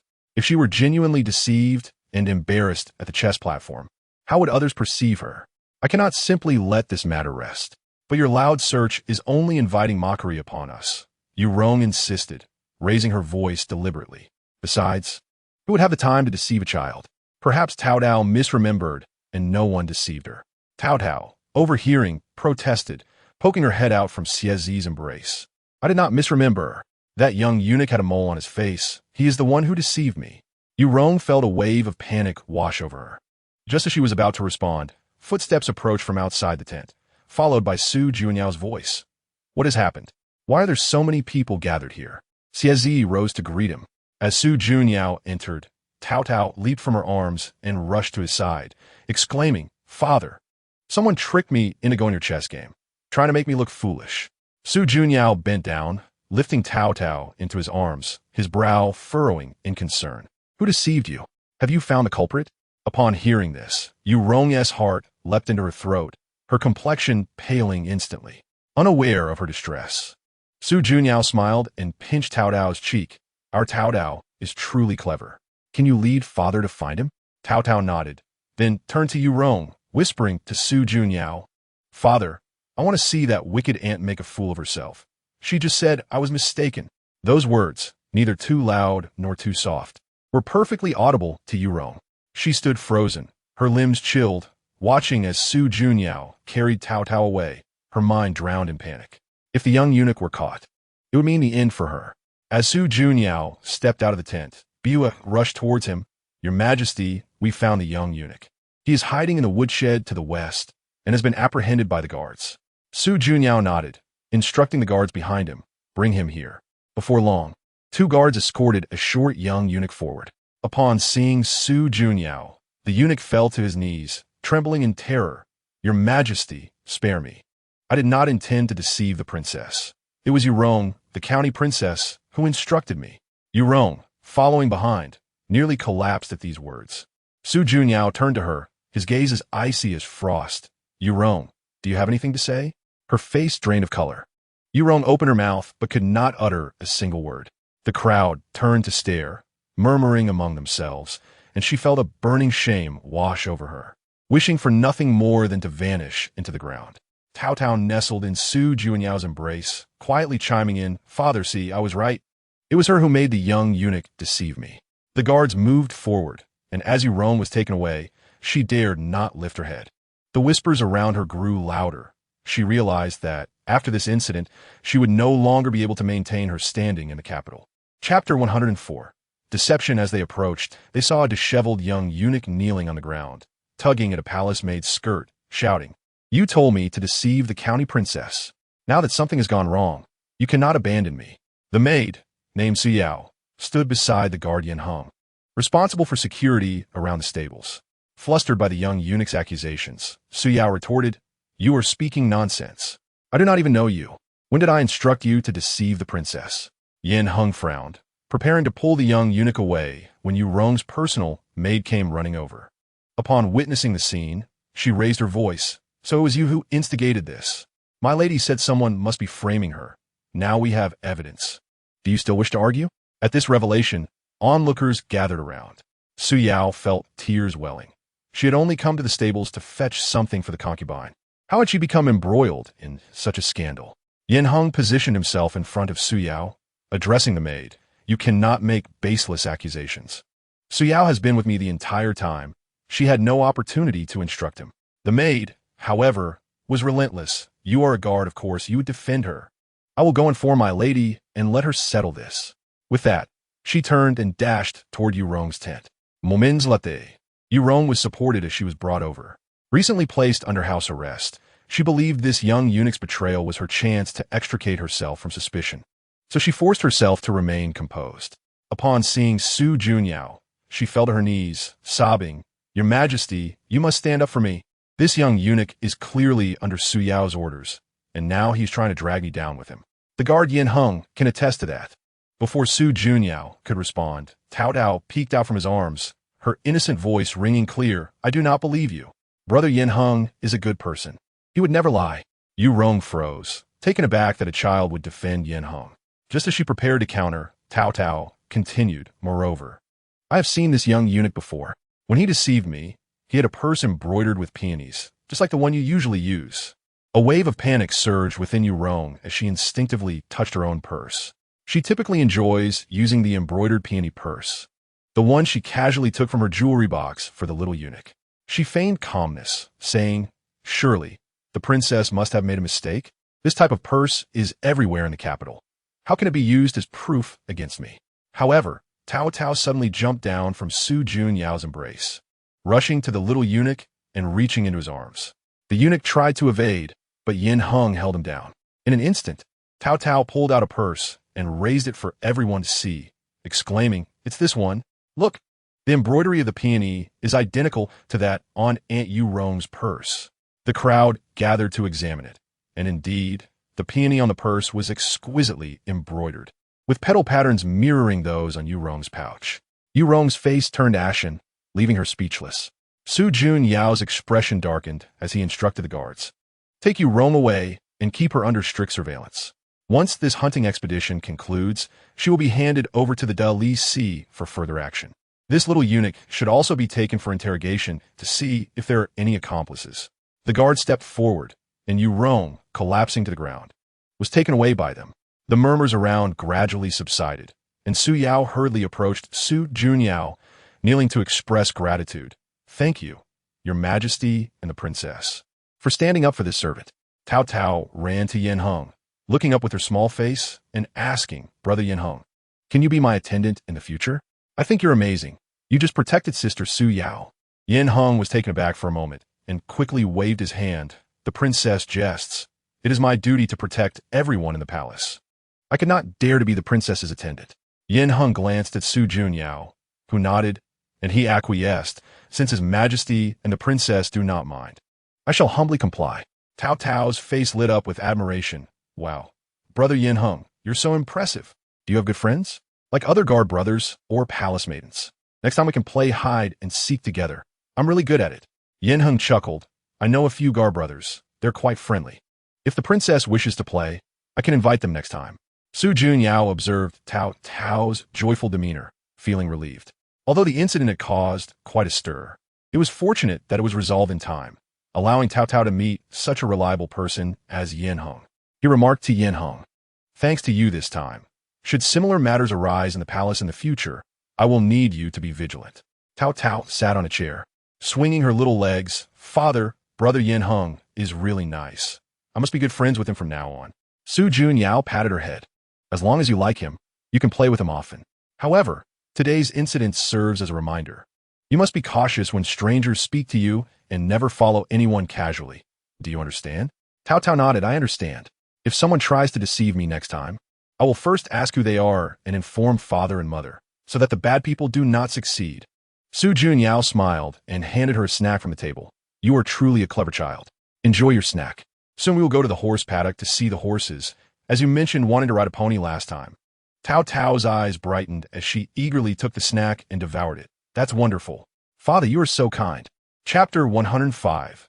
Little trinkets. When Yin Hung received permission to leave the palace, he felt an unusual tug in his heart, a mix of relief and tension. It was naturally good to temporarily escape this confined space, but the thought of dealing with that little ancestor made him feel uneasy. He adjusted his collar, took a deep breath, and stepped outside. Taotao was already waiting at the palace gate, her eyes sparkling with excitement, holding on to a reluctant Su Yinan. Su Yinan, Taotao's brother, was of a gentler disposition and often found himself led by Taotao. Hurry up, hurry up. I've waited so long that the flowers have wilted. Taotao stamped her feet. Yin Hung forced a smile and bowed. I apologize for making the princess wait.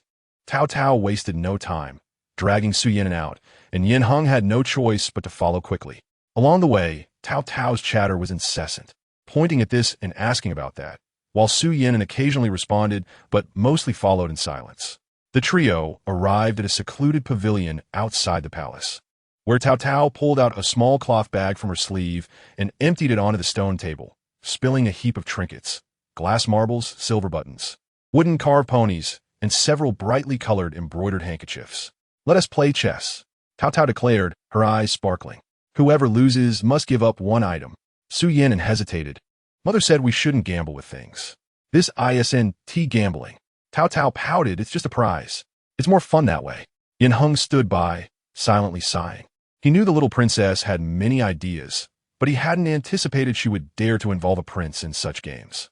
Unable to resist Taotao's enthusiasm, Su Yinan sat down to play. After several rounds, Taotao won more than she lost, and the pile of trinkets before her grew into a small mountain. Su Yinan, sweating profusely, became increasingly anxious, ultimately losing even the small jade token and purse he wore at his waist. Upon returning home, Xieji immediately noticed something was amiss with her son. Su Yinan's evasive gaze and the emptiness at his waist raised her suspicions. Anur, where is your jade token? Xieji inquired softly. Su Yinan stammered, finally admitting, I lost it while playing chess with Taotao. Xieji's face instantly changed, and she ordered someone to check her son's belongings. This inquiry revealed not only the jade token was missing, but also the pouch gifted by the Empress Dowager, the silver buttons awarded by His Majesty, and even a token for entering and exiting the palace. Meanwhile, Taotao was gleefully toying with her items when a palace maid hurriedly approached Xie, politely but firmly requesting the return of all items. Taotao's face fell, and she reluctantly began to hand over her treasures one by one. Only after the maid had counted everything and left with repeated thanks did she pout, clearly displeased. I clearly won, she murmured under her breath, then suddenly had an idea. The next day at the horse paddock, with the sun shining brightly, Taotao spotted Su Junyao walking while exercising a horse, accompanied by several ministers. She ran over, greeting him with a bow, then tugged at Su Junyao's sleeve. Father, can I play rock, paper, scissors with my brother? I just want to play with those little things. Nothing expensive. Su Junyao raised an eyebrow, glancing at the nearby Minister Liang and the others, smiling helplessly. What scheme are you up to this time, my child? Just for a little while. Taotao shook his hand. If I lose, I'll return the items to Brother Su, and if I win, I can keep playing a bit longer. Minister Liang chuckled from the side. The little princess certainly knows how to think ahead. Taotao turned to Minister Liang. Then would you like to join us, Minister Liang? It's so much fun. The ministers were amused and readily expressed their willingness to join the little princess in her game. Thus, by the horse paddock, a group of high-ranking officials formed a circle, playing rock, paper, scissors with a little girl. Rock, paper, scissors. Taotao extended her tiny hand, and Minister Liang's paper covered her rock. She giggled, pulling a small silver button from her pocket and placing it in Minister Liang's hand. Now it's your turn, Minister Li. She turned to the next participant. The atmosphere grew increasingly lively as officials who had been standing at the periphery joined in the fun, occasionally laughing and cheering. Taotao enjoyed herself thoroughly, losing more than winning, yet remained undeterred, her spirits only heightened. Su Yin, initially instructed by his mother to stay indoors, could not resist peeking out upon hearing the commotion. Seeing the crowd gathered at the paddock, lively and vibrant, he hesitated for a moment before quietly slipping out. At that moment, the Empress Dowager happened to pass by the paddock, drawn by the sounds of laughter, and paused to observe. From a distance, she saw a group of officials gathered together, with what appeared to be a small child at the center, causing her to frown slightly. A palace maid tiptoed to take a look. It seems Princess Taotao is playing games with several ministers. The Empress Dowager's frown deepened, and she promptly ordered, "Go and check." In the midst of the game, Taotao was fully engaged with Minister Li, completely oblivious to the Empress Dowager's arrival. It wasn't until the surrounding area fell silent and the ministers bowed that she finally turned around, realizing. Grandmother! Taotao's eyes sparkled with a sudden realization, and she hastily concealed the small trinket she held behind her back. The Empress's gaze swept over the assembled crowd, finally settling on Taotao. "What are you doing?" Taotao replied in a hushed voice, "We are playing rock, paper, scissors." The Empress's tone was mild, yet commanding, causing everyone present to hold their breath. How inappropriate for court officials to engage in a child's game in broad daylight. Lord Liang and the others lowered their heads, refraining from speech. The Empress paused for a moment, her expression softening slightly, yet she maintained her stern demeanor. "But you cannot make noise here and disturb the tranquility of the palace." Just then, Su Yin arrived, and upon seeing the Empress, he was startled and nearly slipped away, but she called out to him, "Come here." Su Yin approached with trepidation, his hands trembling as he bowed. The Empress glanced at the two children and suddenly sighed. "Very well." She turned to the ministers. "You may return to your duties." The ministers, as if granted a reprieve, quickly bowed and withdrew. Only then did the Empress address Taotao. "Those items must still be returned. However," she paused, "if you truly wish to play, you may come to my palace another day, and I shall play a few rounds with you." Taotao's face lit up with joy as she rushed forward to embrace the Empress's leg. Grandmother is the best. Chapter 106. The commotion as the Empress's words faded. Taotao beamed with delight, her small body leaping to hug the Empress's leg. The elderly lady was taken aback by this sudden display of affection, causing her to sway slightly, while the palace maid quickly stepped forward to support her. "Oh dear, this little ancestor," the Empress chided. Yet her hand had already affectionately stroked Taotao's head. The ministers exchanged glances, and Lord Liang stepped forward with a smile to diffuse the situation. "Your Majesty, the little princess is innocent and lively. It is a joy for us to witness." Taotao turned to the ministers who had played with her earlier, and suddenly remembered something. She pulled out a small cloth pouch from her sleeve and diligently retrieved the small items she had won, returning them one by one. "Lord Li, your silver button. Lord Wang, your jade pendant. Lord Liang, yours." When she reached Lord Liang, she paused, holding a tiny gold nugget in her hand. Blinking up at him, Lord Liang chuckled. "Princess, keep it a play. It is of no real value." The ministers laughed heartily. Yang Xiaobai, who had been standing at the periphery, glanced at Su Yin and beside Xie. Noticing the child nod slightly, he stepped forward leisurely, adding, "I shall join in the fun as well." Yang Xiaobai produced a few copper coins from his sleeve, speaking gently, "Let's play a few rounds with the princess." Xie Yi stood not far away in the shade, her hand gently resting on Su Yin and shoulder. Her gaze fell upon her daughter, a faint smile gracing her lips. Pay attention. Your sister is going to bring us honor today." Su Yin nodded, though he seemed only half comprehending, his eyes fixed on the game. Taotao was already engrossed in playing with the ministers, her small hands alternating between clenched fists and open palms, chanting, rock, paper, scissors. Remarkably, Taotao was having exceptional luck today. After several rounds, a small stack of copper coins had accumulated before her. The ministers, though losing more than winning, were all laughing joyously. The little princess is truly fortunate. Lord Liang chuckled as he placed 3 more copper coins on the table. Yang Xiaobai, having lost the most, remained unperturbed, remarking, "I see the princess's luck. She is destined for great blessings." Amidst the merriment, a herald's voice suddenly announced, "His Majesty has arrived." The crowd quickly composed themselves and bowed. Isu Yunyao's told forth. Scanning the scene before his gaze landed on the pile of copper coins in front of Taotao, his eyebrows raising slightly. What is going on here? Taotao's eyes brightened, and she rushed to tug at her father's sleeve. "Father, we are playing rock, paper, scissors. Will you join us?" Su Jun Yao glanced at the ministers, a smirk playing on his lips. My esteemed ministers seem to be quite spirited. Lord Liang quickly interjected, "Your Majesty, the little princess is indeed favored by fortune. We willingly concede."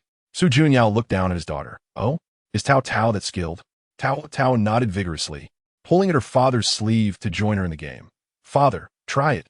With no choice but to oblige, Su Junyao squatted down to face her.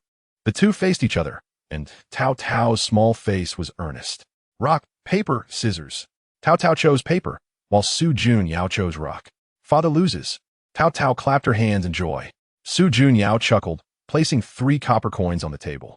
In the next round, Taotao chose scissors, and Su Junyao chose paper.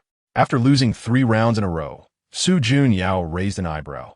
Taotao's luck is indeed remarkable today.